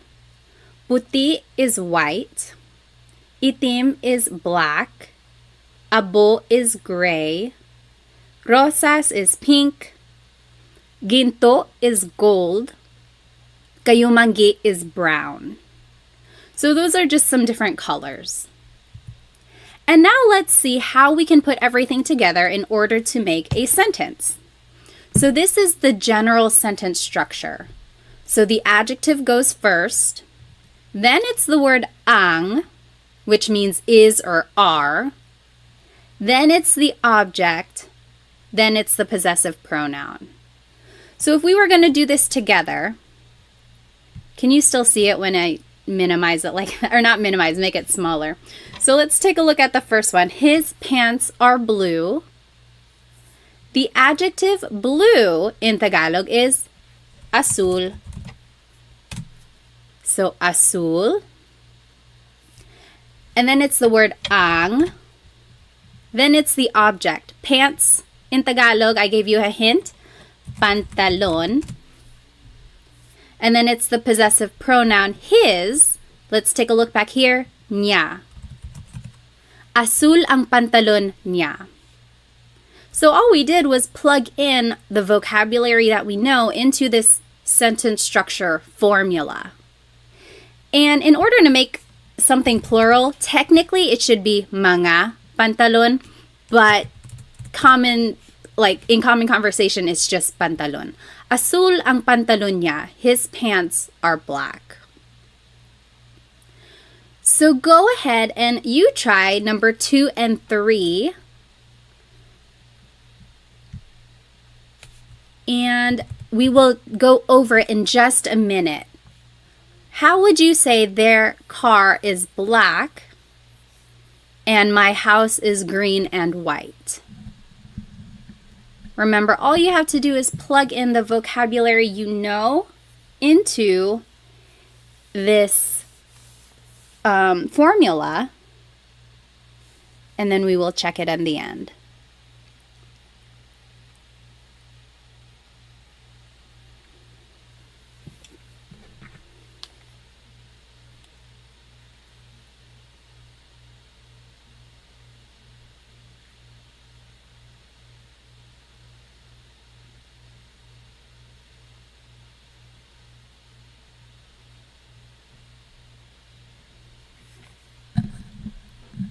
Yes, okay, so I am seeing some of the right answers, or one of them is already in the chat. Go ahead and take maybe just another minute or two just to answer or translate what is their car is black and my house is green.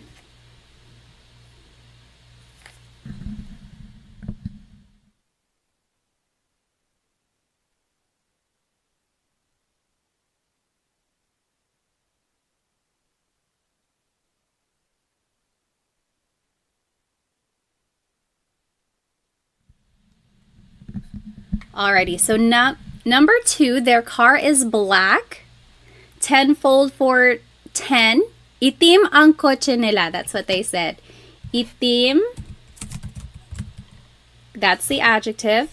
Then it's the word ang, which means is or.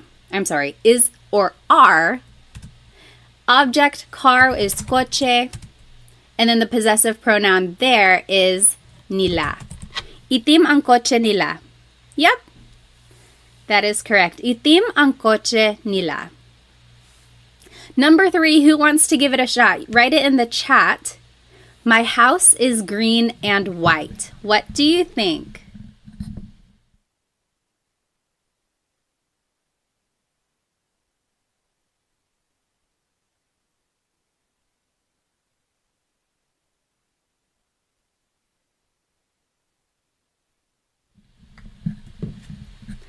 Oh, I see some good answers in the chat here. So let's see. Nellify, Chelsea G, Daniel, Maximilian. Yep, I'm seeing it all right. So green, verde, and in Tagalog is at. At. Verde at, puti is white. Ang, house is bahay, and my is ko. Verde at puti ang bahay ko. Very good. Yes, you're getting it all right. So a question up here by Tim. Very good question. When learning, how do you pronounce the words phonetically? It's quite overwhelming seeing the words, and I'm taken aback. I completely understand that. Just from having learned a second language in high school, sometimes the pronunciation is the most intimidating part. You don't want to sound like too much like a beginner. It can get embarrassing. I totally understand. The good thing about Tagalog is that when you're reading it, just sound out every word or every sound and letter that you see. There are not very many silent letters. Everything is kind of how it's spelled. So I would say focus on the vowels.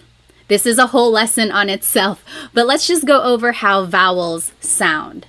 I will actually go ahead and make a new slide for this. So the letter A is more like an ah sound, ah, ah. And sometimes in English, the letter A is very short, like bat and hat. We don't want it flat like that. We want it more open, so ah, ah. Not like an opera singer. It's not ah, but really make your mouth. Let me turn on my camera here. I think that might help. Sorry again, this is my first time coming on YouTube for the live. Yes, okay. So let's talk about pronunciation. So the letter A, ah, ah, ah. Not ah and not ah, just ah, ah. So let's practice saying salamat, salamat, salamat. It's not salamat and it's not salamat. It's really just like in the middle. It's flat. Salamat. Okay? So that's the letter A. Then the letter E is the same as in English. Eskwelahan. Then the letter I is an E sound. E. Isda, fish, or isa, one. E. Sometimes in English, the letter I has a very short I sound, like big or dig. We don't want that sound. We want an E sound. So that's the letter I. Then the letter O is O. Not aw, but more like an O. Sometimes I think of it like having a ball in your mouth. Your tongue gets kind of pushed back and down a little bit, and the inside of your mouth is open and wide. So O, like opo. It's not opo, it's opo. That's the letter O. And then letter U is an U sound. U. So ulan, upuan, rain and chair, u. Not like under or umbrella. The letter U in Tagalog has an u sound. So when you're practicing pronunciation, I would say focus more on the vowels first, and then consonants will come later, and then usually the stress goes on the second syllable. But all of that will come the more you practice Tagalog. Let's get back to our lesson. Very, very good question though. Let me just catch up on some of these comments here. Let's see. So again, we just learned the possessive pronouns. We learned some adjectives, and then we learned how to put everything together into a sentence. Yes, so Ben said, I heard Filipino only has one pronunciation for each vowel. For the most part, yes, all the vowels have a short sound. It's not like A can sound like 8. A always sounds like ah. Yep. I love your earrings. Thank you. They're from Sunkissed Pinay. I wear them all the time. Okay. Alrighty. So let's move on. So we just learned the possessive pronouns. Now we're just going to do some more practice. Over here in the top left corner are the possessive pronouns we just learned. So ko, mo, niya, natin, namin, ninyo, nyo, and nila. Those are the possessive pronouns.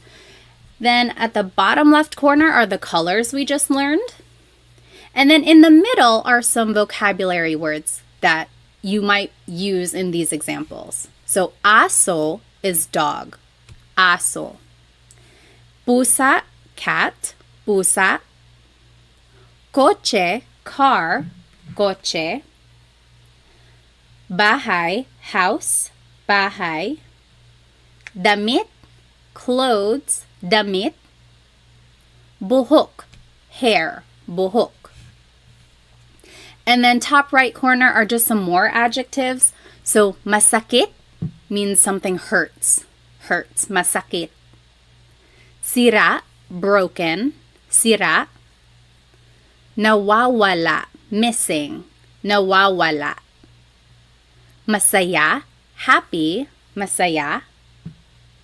Bago, new. Bago. Malayo, far, or far away. Malayo. Masarap, delicious. Masarap. And then malamig, cold. Malamig. So that was a lot of adjectives, a lot of vocab there. All of those things you might be able to use in these examples coming up. Then just to review, here is the sentence structure that we just practiced. Adjective goes first. Then it's the word ang, which means is or are. Then it's the object. And then it's the possessive pronoun. The possessive pronoun goes at the end. And then here's the example. His pants are blue. Azul ang pantalon niya. Everything just was plugged into this formula that we learned. So let's do the first one together. Your singular hair is black. So remember the adjective goes first. Black in Tagalog is itim. Then it's the word ang. Then it's the object. Hair is buhok. And then it's the possessive pronoun your, which is mo. Itim ang buhok mo. Any questions on that example or anything we've learned so far? If you have a question, just type it into the comments or in the chat.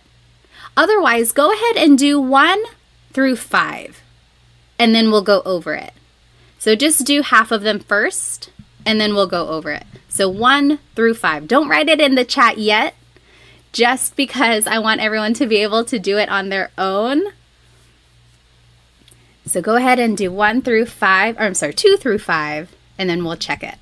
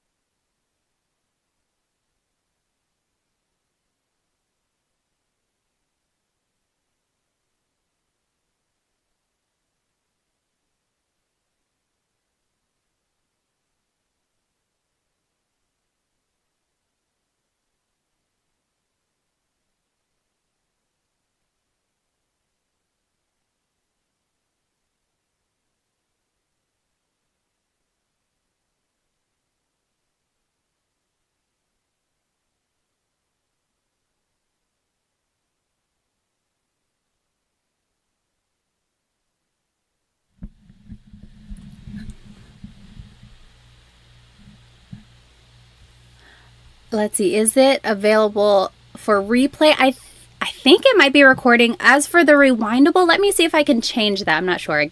Oh, okay. I think I just need to enable this.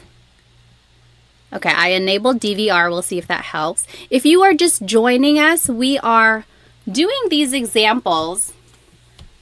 So we learned the possessive pronouns and some adjectives, and then we are using this sentence structure to make a simple sentence. We did the first one together. Your hair is black. Itim ang buhok mo. Then you just plug everything into this formula up here.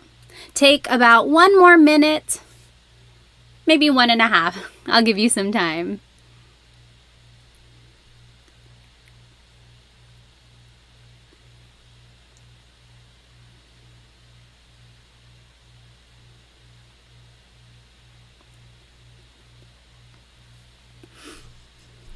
Oh, that is a very good question, Chelsea G.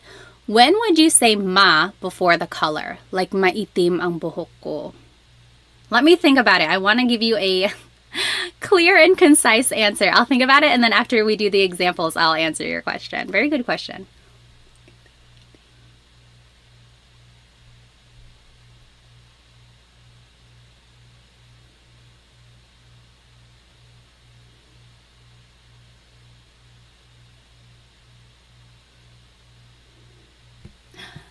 Okay, we'll go ahead and start with number 2. My head hurts. Head is ulo. Oh, Angel, missing in Tagalog in the top right corner, nawawala. Nawawala, missing. Okay, so number 2, you go ahead and write it in the chat. My head hurts. What do you think that is in Tagalog? My head hurts. Whoops, sorry.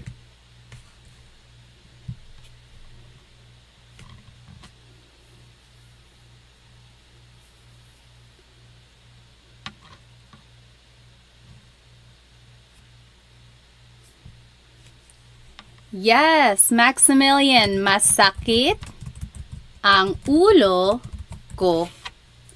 So remember, adjective goes first, masakit. Then it's the word ang. Then it's the object ulo. Then it's the possessive pronoun ko. Masakit ang ulo ko. Yep. Number 3, my hands are cold. Hands in Tagalog is mga kamay. What do you think that is in Tagalog? My hands are cold. Let's see. My hands are cold.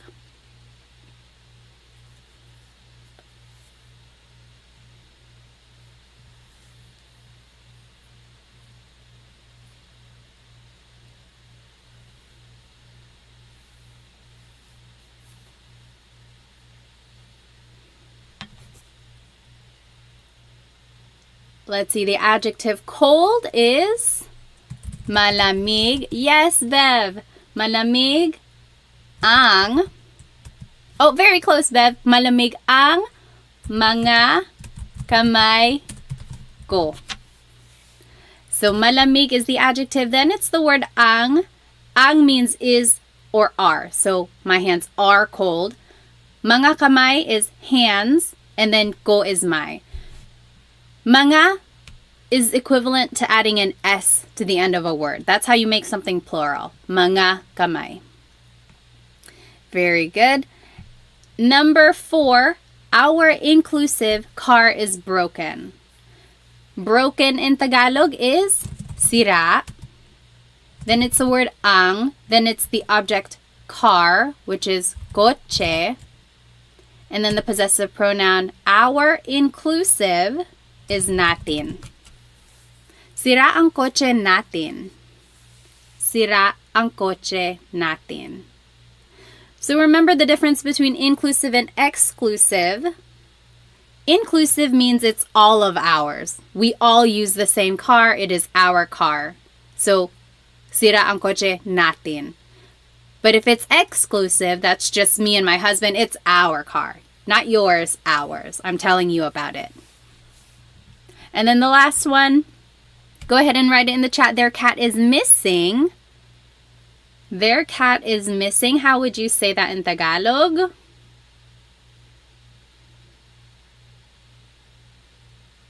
Yes. Dean got it. Nawawala. Nawawala, that means missing. Ang pusa nila. Nawawala ang pusa nila. Their cat is missing. So remember everything, all of the vocab is already here. It's just a matter of plugging it into this sentence structure. Let me catch up on some of these. No, you're not slow. Totally fine, totally fine. When would you use I versus ang for the verb is? Let me think about it. So, I see what you mean. Because sometimes I can mean is. So Rachel asked a good question. When would you use I, ay, versus ang for the verb is? I want to say I is more like an adverb. So it's more related to a verb versus ang, which is more related to an adjective. If I can think of a good I example, I'll write it in the chat or I'll mention it, but I can't think of one right now. For the most part, in these cases, ang is more fitting. And I think it is because like the adjective is going first. It's just the sentence structure in this case. Very good question. If I can think of an example when I is used, I'll bring it up. Back to the question for, let's see, when would you say ma in front of an adjective? So Chelsea G said, maitim ang buhok ko. That also means my hair is black. However, I would say in that case, maitim is like saying my hair is kind of black.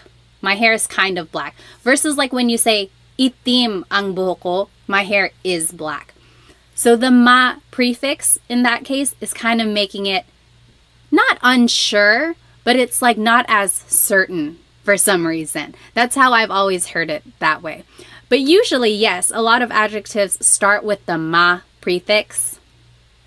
Itim is one of those where it does not. Or like for colors, when you add the ma prefix, it's almost like you're just kind of describing it, but it's not exactly that. I don't know if that's making any sense at all. But it's one of those things where it's like, it's almost right. And if you said it in Tagalog, no one's going to be like, oh my gosh, they don't know what they're talking about. But it's just more correct to use itim without the ma. Very good question. Let's go ahead and finish up these examples. So 6 through 9. And go ahead and write the answers in the chat so that we can go over it a little bit quicker. I will make it a little bit bigger so that we can see it better. Okay, go ahead and take maybe 3 minutes. Just do 6 through 9 and then we'll go over it.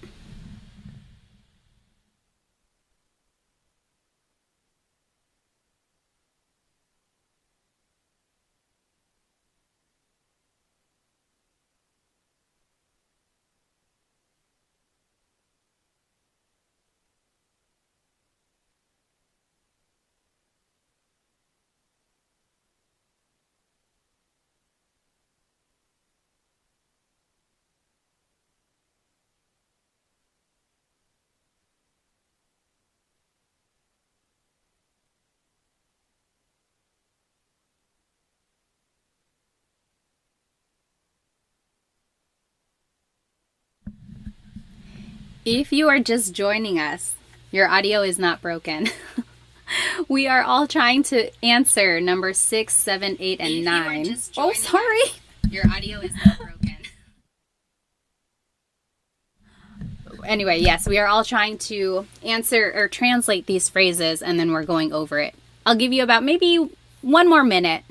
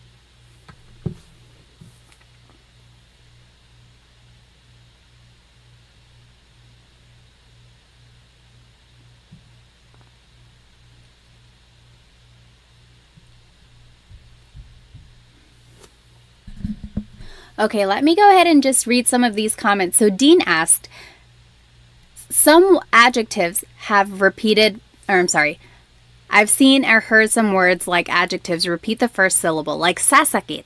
Yes. I can think of a phrase like sasakit ang ulo mo. Don't watch too much TV because sasakit ang ulo mo. That means your head will hurt. So it's almost like a verb in that case. Sasakit, it will hurt. Or mawawala. Don't hold your phone over the river. Mawawala yan. It will go missing or you'll lose it. Mawawala. So sometimes these adjectives can be used like a verb. And that's usually when there is a repeated first syllable. Very good question there. Let's see. Number 6. Your food is delicious. Someone said it.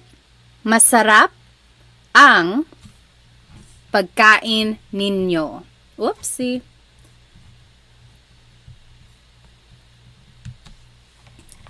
Delicious is masarap. Then it's the word ang. Then pagkain is food. Your, ninyo or nyo.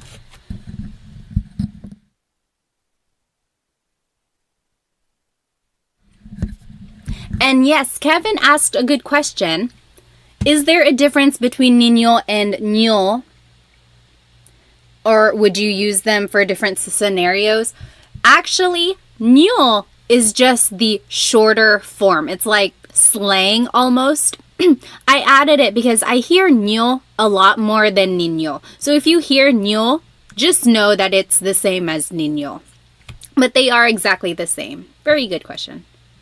Next, his clothes are new.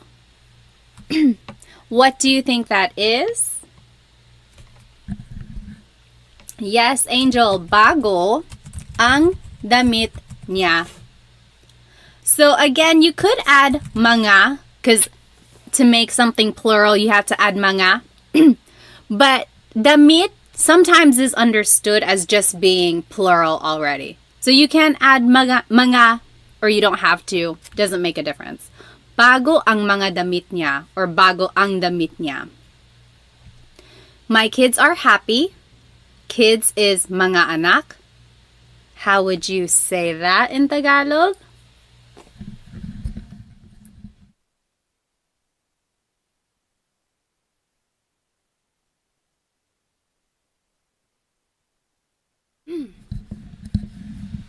Yes, masaya ang mga anak ko. My kids are happy. Masaya ang mga anak ko. Lastly, our exclusive house is far away. So, our house is far away. Malayo ang bahay namin. Malayo ang bahay namin. Our house is far away. Good. Yes, Angel, you can add mga, but again, you don't have to. That's perfectly fine if there's no mga damit. Any questions about possessive pronouns or adjectives or the sentence structure that we learned?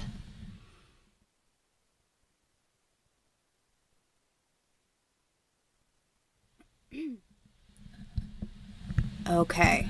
If you think of a question, feel free to write it in the chat. Otherwise, I want to try this poll here. They say you can do a poll. Hang on.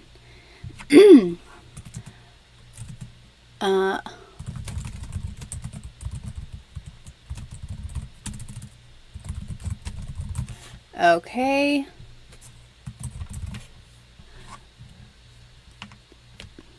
There was a question, what is broken in Tagalog? Sira.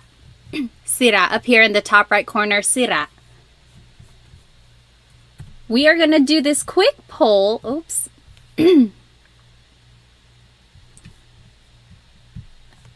Let's see. Okay. See if that works. We're going to do a little contest to see what our favorite food is. Oh, it's not even showing up on your screen. Hang on one moment.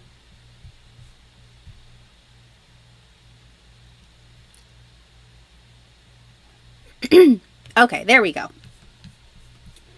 So let's see what everyone's favorite Filipino food is. We have this little bracket. We're going to see what the winner is. Can you guys see the bracket?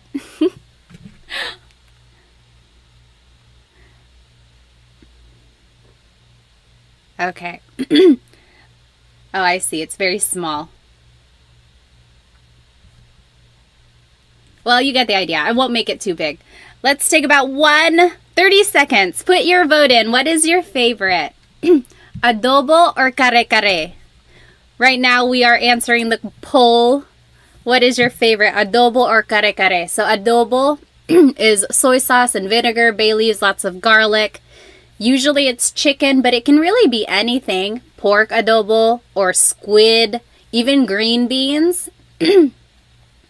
Then kare-kare is usually beef, and it's like a peanut butter sauce. So yummy.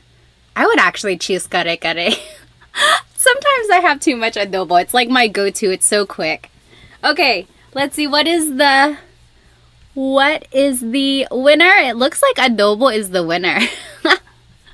Okay, adobo is gonna move forward. Sorry, kare-kare.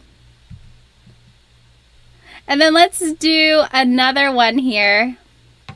Oops. What? Oh, no. Okay. And then Pansit or sinigang? Which would you choose?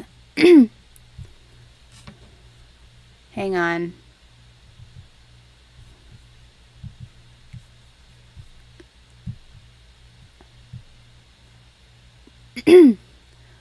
Let's see. Now I can't do a poll. Whatever. Which would you choose? Pansit or sinigang? Which would you choose? Oh yeah, adobo 1. So 70% by 30%. Por kare-kare. Favorite food. Sinigang or pansit? Okay, there. I started the poll. Put your vote in. Take 1 minute. And we'll see which one wins. Ooh, it's close.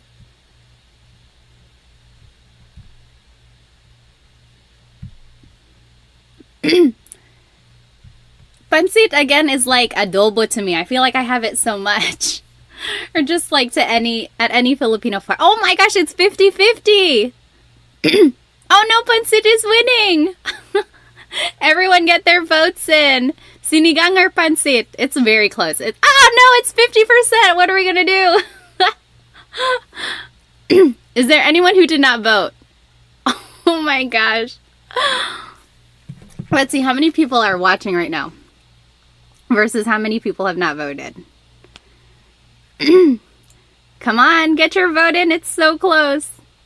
Okay, there are 57 of you and there are only 34 votes. Put your vote in. Pansit or sinigang? It is 50-50. We don't have a winner. Why is it nilaga on there? Well, there's still more choices. Oh, I see. On the bracket. Oh my goodness. There's no winner. Pansit. Okay, unfortunately, Pansit is the winner because we have to end the poll. Pansit is moving forward. Poor sinigang. Okay. Let's go back to our studying here. We'll finish up our contest in just a minute. Let me get back to the screen. This one. Okay. Now let's jump into question words. I asked what people were interested in learning. A lot of people said they want to learn more conversational Tagalog. And what is more conversational than questions? It's very good to start any sort of conversation with a question, like how is your day or what are you doing? So these are some good question words to know. Ano means what? Sino means who. Saan means where. Kailan means when. Paano means how. Bakit means why. And there's no particular reason why bakit is this lighter color. I think it just happened to be like that. So for any of these question words, you can say them by themselves. Like if someone said something and you didn't hear it, you can say ano. Just say it by itself. Ano. Or if someone is calling, or someone was like, hey, someone called you, and then you're like, who? Sino? Who?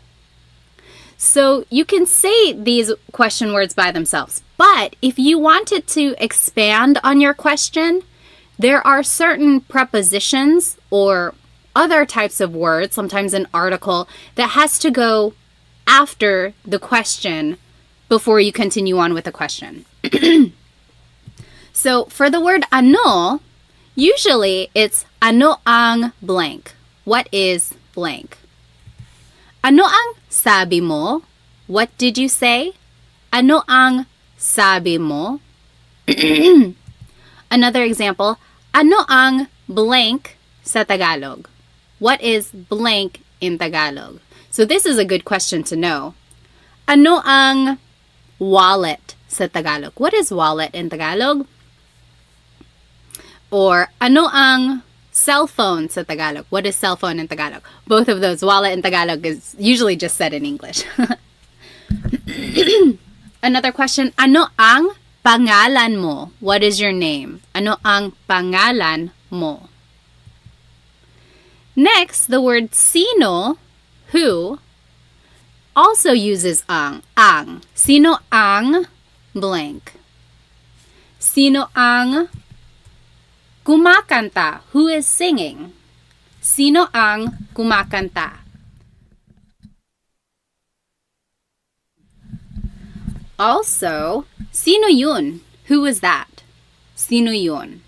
So sometimes you can just use a demonstrative pronoun, this or that. Sino yun? Sino ito? Who is this? Next, saan and nasaan.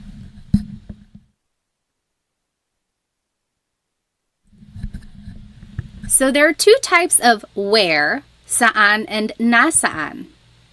Saan always goes with a verb, like, saan pupunta si Jake? Where is Jake going? Saan pupunta si Jake? Nasaan always goes with a noun. Nasaan ang CR? Where is the bathroom? CR is comfort room, and that's what a lot of Filipinos call the bathroom in the Philippines. Nasaan ang noun?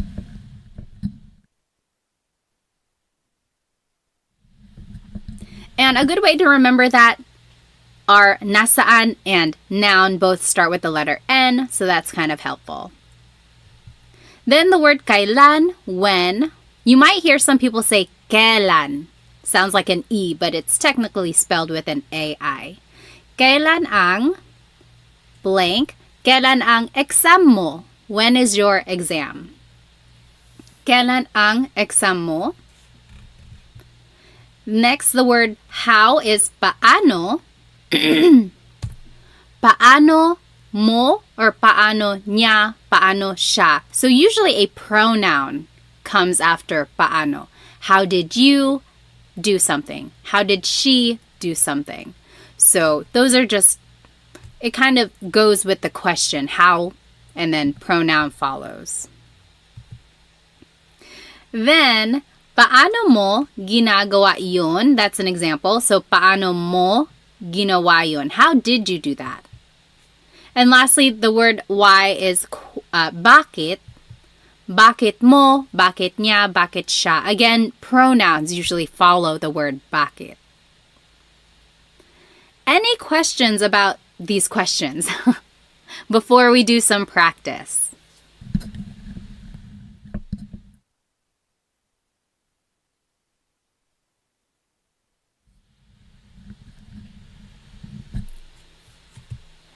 Let's see here.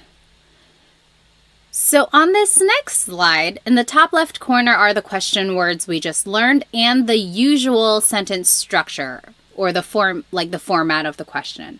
Bottom left corner are the possessive pronouns we just learned. And then to the right are the questions that I want you to translate into Tagalog. So let's do the first one together. What is your name?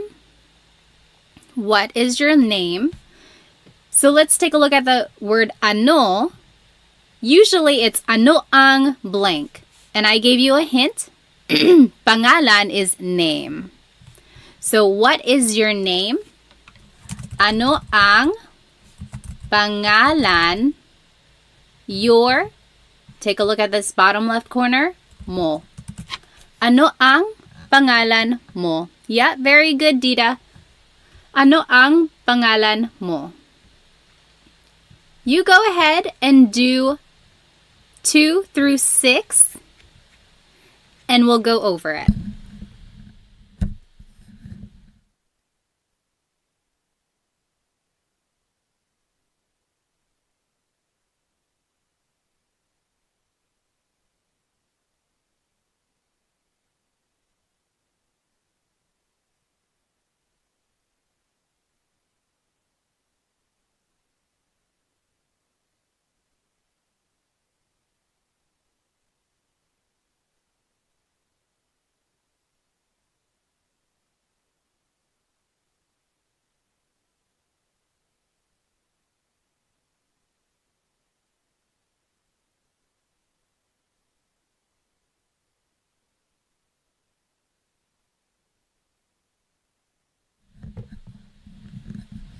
If you are just joining us, we are translating these questions on the right side into Tagalog.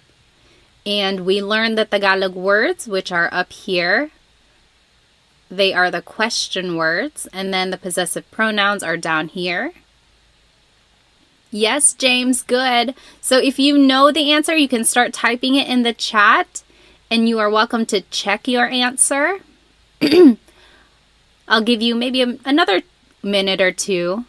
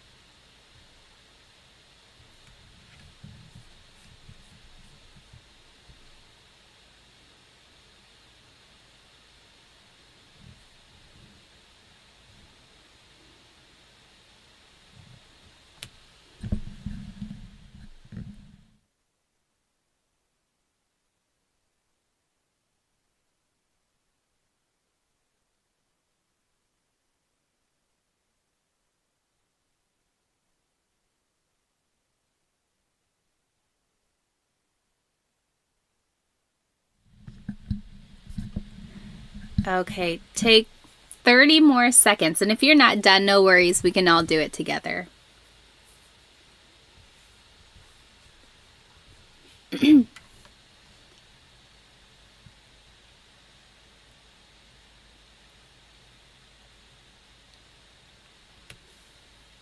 Okay, number 2, where is Alex going to sleep? Where is Alex going to sleep? So let's take a look at the word where. So we have to choose, is it saan or nasaan? So since it's matutulog, that's a verb. Saan matutulog si Alex. The word si is the linking word before a proper noun. So anytime you're talking about a person, it's si. Saan matutulog si Alex? When is your birthday? Birthday in Tagalog is kaarawan. What do you think that is in Tagalog?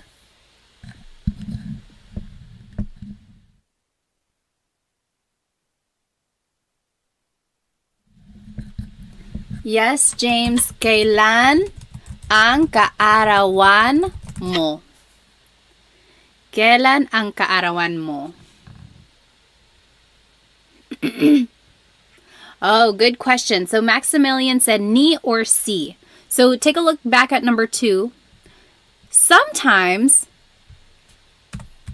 ni is the linking word. That's more of a possessive linking marker though. Like bahay ni Alex, kotse ni Alex. So that's Alex's house, Alex's car. That's ni. But if you're talking about what Alex is going to do, it's si. So, saan matutulog si Alex? Okay, next. Who is their father? Tatay. Tatay is father. Sino ang tatay? There in Tagalog is nila. Nila. There is a question up here. Oh, Chelsea, when do you use ang versus yung? So we've been using ang, but sometimes you might hear sino yung tatay nila. Ang translates to is or are. Yung is also is or are, but it's very specific, like there, like that specific dad. So who is their dad versus who is their dad? Okay, that's a very bad explanation. A good thing to, or like a good explanation is the dress versus the dress. So, ang damit versus yung damit. Yung is the emphasis, the dress. It's that particular dress or that particular dad or that particular thing. That's when yung is used. Yung is used a lot, actually, in common conversation. But ang and yung are usually interchangeable. If you use one over the other, you're not wrong. It's not going to be incorrect. The more you hear Tagalog, I think you'll catch on to when people use ang versus yung. When in doubt, go ahead and use ang, I would say, because it's usually more correct a lot of the times. But yung is also used a lot. Okay, where is your house? Bahay. Where in Tagalog is either saan or nasaan. We're asking about a noun, so it's going to be nasaan. Nasaan ang bahay mo? Nasaan ang bahay mo? Yep. And then lastly, why are you scared? Why in Tagalog is bakit. And then it's usually the pronoun. You is ka. Bakit ka natatakot? I don't expect you to have known this because we didn't talk about the pronoun ka in this lesson. But if you have heard this phrase before or if you are familiar with ka, then that is the pronoun that you use. So it's different from mo because this isn't a possessive pronoun. Ka is a subject pronoun. And some verbs use a possessive pronoun, some use a subject pronoun. And that's another lesson in itself. Any questions about this lesson? So yes, James, what is the difference between nasaan and saan? Very good question. So saan always goes with a verb. So where is he going to sleep? What is he eating? What are they watching? Anytime it's asking about a verb, or I'm sorry, that last one wasn't one. It's like anytime it's related to a verb, you use saan. But if you're asking about where something is, then you have to use nasaan. Nasaan and noun, that's kind of how I look at it. I'm just reading the comments here. Yes. Okay. Any questions on these examples? Let me go ahead and let's finish our food battle here.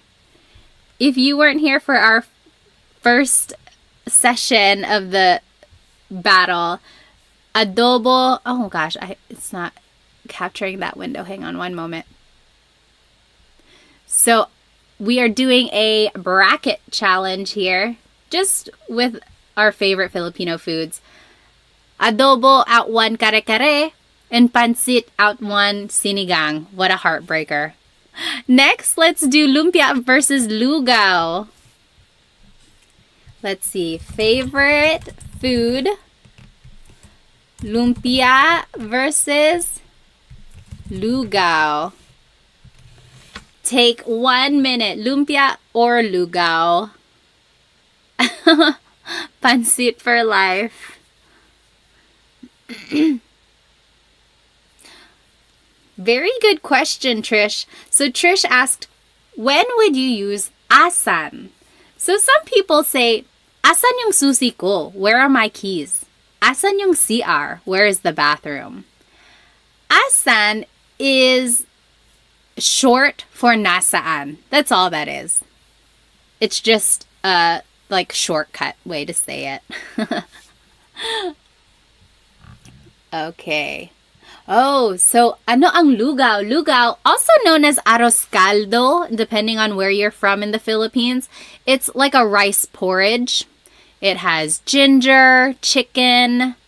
Some people put tripe and rice. The rice is what makes it really thick. It's super yummy.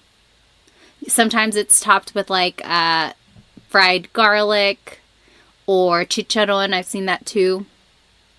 Yep, also known as arroz caldo. Oh my goodness, lumpia is winning by a landslide. I'm not surprised. I mean, you can't go wrong with fried spring rolls. Okay, so lumpia is the winner there. And then last one, dinugaan versus lechon.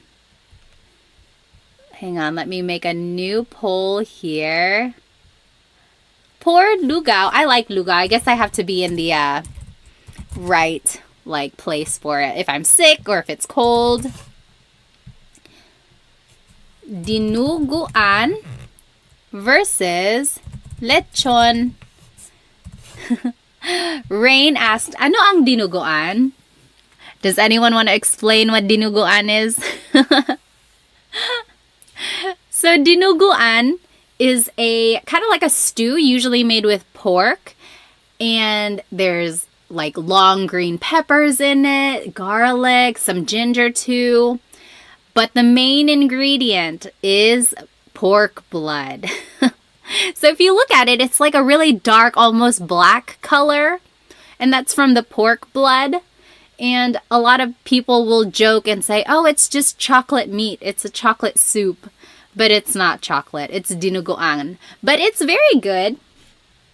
Don't knock it till you try it, I would say. Let's see, who's winning? Oh, lechon. Lechon. You can't go wrong with lechon either, especially when the skin is so crispy. Lechon. Okay. Yeah, chocolate meat. Yeah, I think everyone has heard that, especially if you have someone who's not Filipino at a party. They're going to say, oh yeah, try this. It's just chocolate meat. Okay, let's go back to our lesson here. Now, we are going to be learning about this word ba. Let me switch over. Oops. Let me switch over to the other slide. There we go. So, ba. This is a question word. There is no real translation in English, but it's used when the question is asking for a yes or no answer. So, for example, kumain ka na ba? Yes or no. Have you eaten yet? Yes or no. Or, ready ka na ba? Are you ready yet? Yes or no. So, anytime it's asking for like a yes or no question, it's usually it has a ba in there. But whenever you want to add ba, there are certain placements of it in the question. It's not like the word po, where you can add po at the end of anything you say to make it respectful. Ba, you actually have to add in certain places in the phrase or in the question in order for it to make sense. Okay, so usually, ba goes after the word na, which means already, or after a pronoun like ka, mo, or ko. So if any of those appear in the question or in a phrase, ba would go after that. We will see examples of these. So, nandito na ba si Benji? Is Benji here yet? There's the word na. So ba goes after that. Remember, if na appears in the phrase, that's where ba would go. Or, bumili ka ba ng bigas? Did you buy rice? Bumili ka ba ng bigas? There's the pronoun ka. Remember, it was in the rule. Ba goes after a pronoun. Bumili ka ba ng bigas? Did you buy rice? I want to point out that if you take out ba in any of these questions, then it's just a statement. Nandito na si Benji. Benji is here. Nandito na si Benji. Or, bumili ka ng bigas. Go buy rice. Or, you bought rice. Bumili ka ng bigas. So, when you take out the word ba, then it's just a statement. As soon as you add the word ba, it turns it into a question. I think that's so interesting. One small word has such a big impact on its meaning. And here's just another example. Nakapunta ka na ba sa Pilipinas? This is showing that if there's a pronoun and the word na, ba would go after both of those. So remember in the rule it said if na and a pronoun are in a phrase, ba would go after that. So if both of them are in a phrase, then ba goes after both of them. Nakapunta ka na ba sa Pilipinas? Have you been to the Philippines yet? All right, so that's rule number 1. Next, ba goes after an adjective or a noun. For example, Kotse ba yan ni Sarah? Is that Sarah's car? So there's the noun kotse. Ba is after that. Mabait ba si Tito Boy? Is Tito Boy nice? Mabait is an adjective meaning nice. Ba goes after that. So it goes after an adjective or a noun. Okay? And then ba goes after a verb. Naligo ba yung mga bata? Did the kids take a shower? Naligo ba yung mga bata? And then magtatrabaho ba si Mark bukas? Will Mark go to work tomorrow? So there's the verb magtatrabaho, meaning to go to work, will go to work. Ba goes after that. So for the most part, ba goes after the first word. It's usually the second word.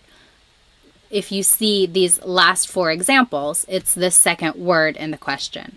However, you have to watch out for na or a pronoun because it would go after that. Let's take a look at some examples. I think it will kind of put everything in make it more sense. So turn these into a question. The first one, kumain ka ng almusal. You ate breakfast. Kumain ka ng almusal. Let's do that one together. Remember our rules. Let's just go word by word. So kumain ka ng almusal. Usually ba goes as the second word. Kumain ba? But, you got to keep reading. There's ka. That's a pronoun. Remember rule number 1. Ba has to go after that. So it would go after the word ka. Kumain ka ba ng almusal? Kumain ka ba ng almusal? Because remember, technically it goes after a verb, like in rule number 3. But you got to keep reading and you'll see that there's a pronoun and it goes after pronouns. So I want you to go word by word throughout these examples and see if you can figure out where ba would go. So for number 2, nasa eskwelahan na ang mga bata. The kids are at school already. Where do you think ba would go? You can type it into the chat. Nasa eskwelahan na ang mga bata. Where would ba go?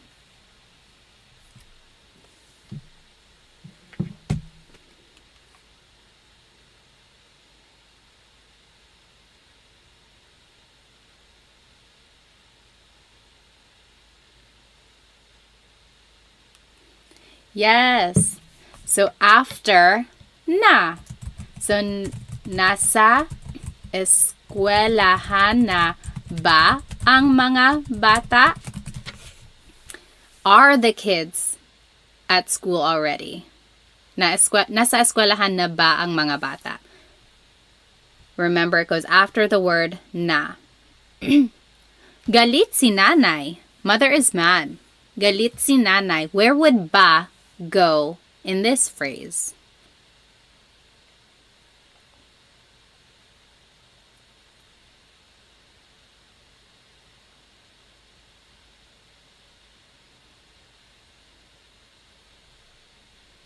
Galit si nanay. Mother is mad. Where would ba go? Yes, Maximilian. So after an adjective, so galit is an adjective meaning mad. So galit ba si nanay? Is mother mad? Galit ba si nanay? Yep.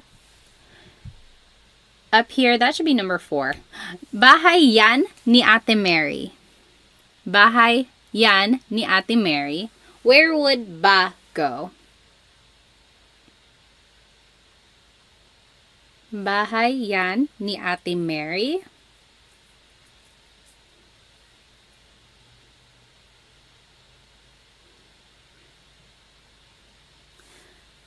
Remember, it goes after a noun.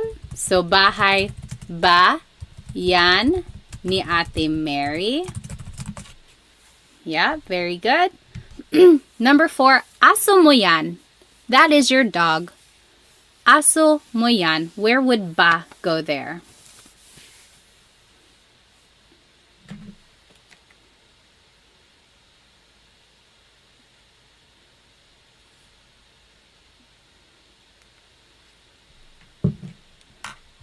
After mo, aso mo ba yan? Yep. Aso mo ba yan? Very good. And then last one, pupunta dito si Luke bukas. Luke is coming here tomorrow. Pupunta dito si Luke bukas. Where would ba go?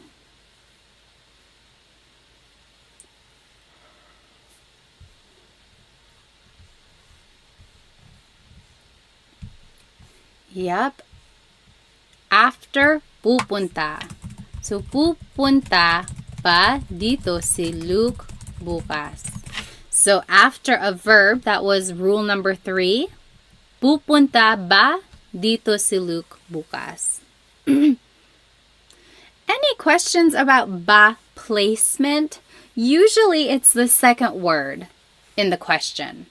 You just have to watch out for na or any pronouns because ba would go after that. All right. Last thing here before I let you go. This last slide is an interesting activity because so far I've been having you translate things from English to Tagalog. But now I want you to translate things from Tagalog to English. So here are some common questions in Tagalog.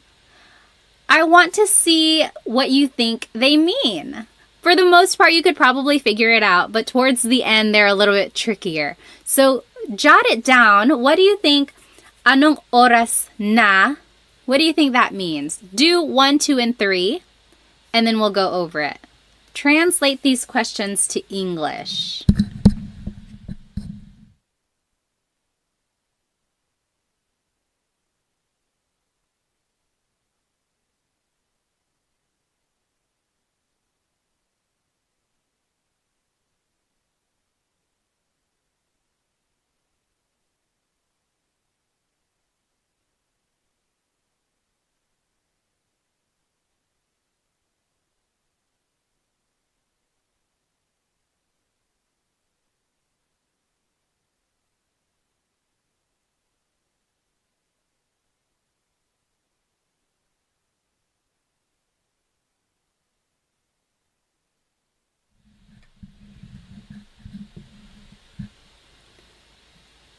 Okay.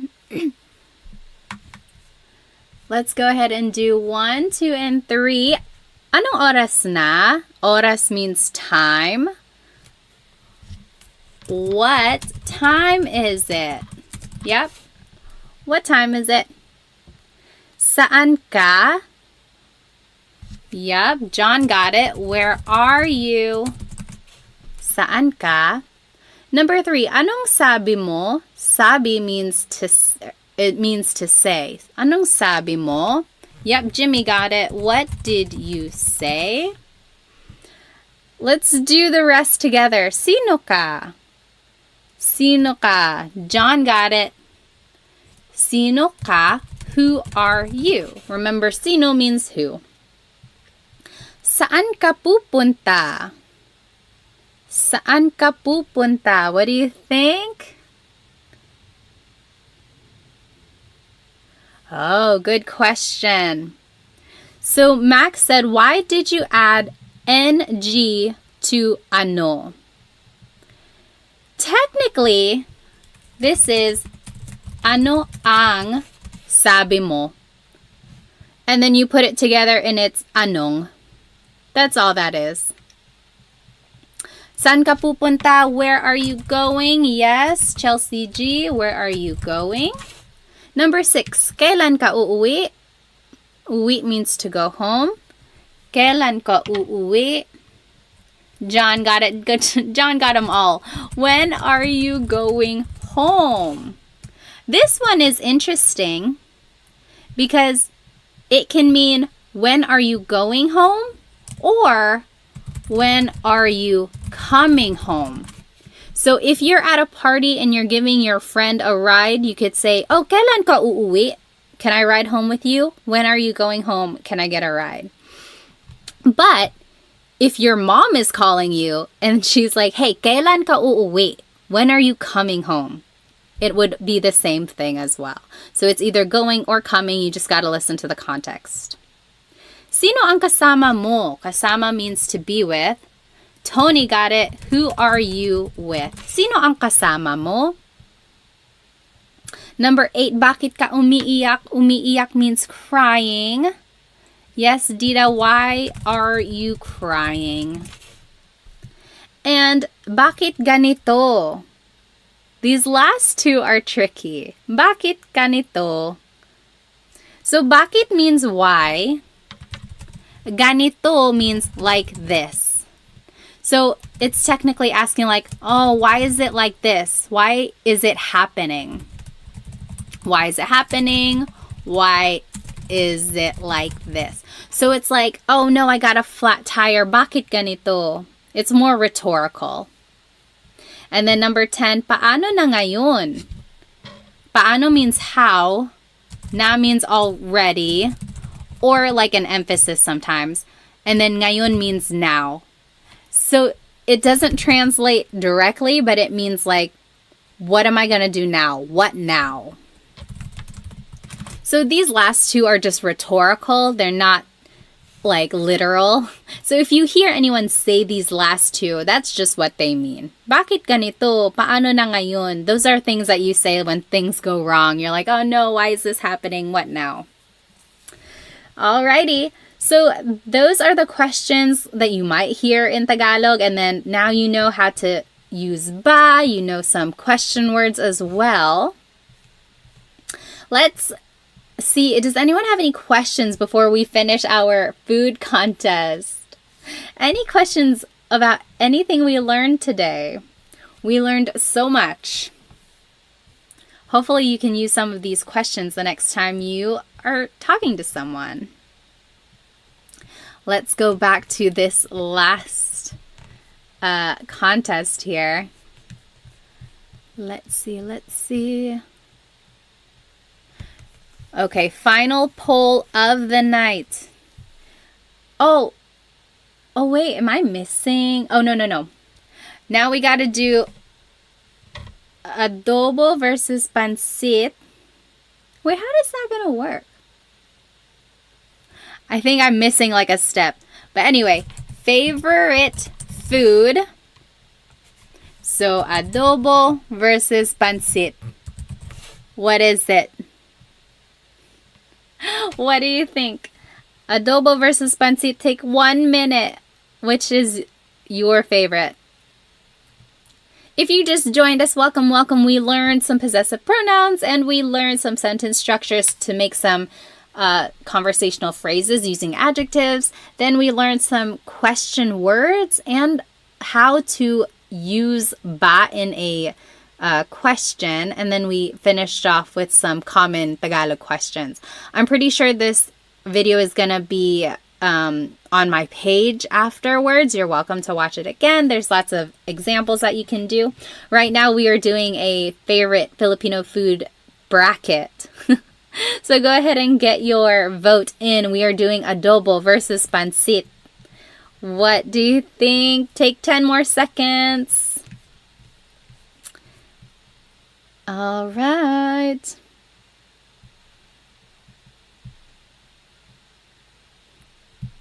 Okay, let's see. Oh, adobo is the winner. Adobo with lots and lots of rice, of course. Okay. And then last one. Or I guess we would have another one after this. Let's see. Lumpia versus lechon. Favorite food. Lumpia versus lechon. Oh, that's a hard one. They're both crispy and yummy. Which would you choose? Lumpia versus lechon. Let's see. Lumpia versus lechon. Those are both very popular party foods, too. I think I would probably choose lumpia. Oh no, it's 50-50 again. Make sure to get your votes in. Every vote counts. Oh, lechon is winning. Let's see. Get your vote in. Lumpia versus lechon. 10, 9, 8, 7, 6, 5, 4, 3, 2, 1. It is a tie. Oh, lechon won. Oh no, now lumpia won. Okay, 3, 2, 1. And oh, lechon won. Lechon is the winner. And then last one. Now it's between lechon and adobo. Who is going to be the winner here? Lechon or adobo? Adobo has been a crowd favorite tonight. Adobo versus lechon. 1 minute. I'm going to set a timer. Adobo versus lechon. Hang on. The minute is starting now. Get your vote in. Amy said adobo will totally win. Oh, I don't know. Lechon is winning right now. Make sure you get your vote in. Adobo versus lechon. If you're just joining, no, this is not a Tagalog lesson. We just finished our lesson now. We are just figuring out the ultimate favorite Filipino food. You have 30 seconds to vote. Get your vote in. Every vote counts. This is for the championship. Adobo versus lechon. Who's it gonna be? Oh no! Lechon is winning. Amy, you jinxed it. I'm just joking. Let's see. 10, 9, 8, 7, 6, 5, 4, 3, 2, 1. Lechon is the winner. It does take a long time to make a lechon. It's totally worth all the effort. Lechon is the winner. Okay. When do I do my live Tagalog lessons? I haven't done one until like tonight. I used to do them pretty frequently on Instagram. And then I went to the Philippines and then life got so busy. But now I'm hoping to do these a little bit more. Thank you so much for sticking with me. And sorry I was late. I was trying to figure out this whole technology thing. I usually did them on Instagram. And on Instagram, it's usually vertical. So this was my first time doing these on YouTube because I wanted to share my screen. So it looked like it was working. Hopefully we can do it a little bit more efficiently next time. Let's see. I think Dita was asking, what is the difference between saan and nasaan? So yes, saan always goes with a verb. Saan ka pupunta? Where are you going? Saan ka matutulog? Where are you sleeping? Versus nasaan is with a noun. So nasaan ang mga bata? Where are the kids? If you're asking about a thing, you have to use nasaan. Nasaan noun. Nasaan noun. That's how I remember it.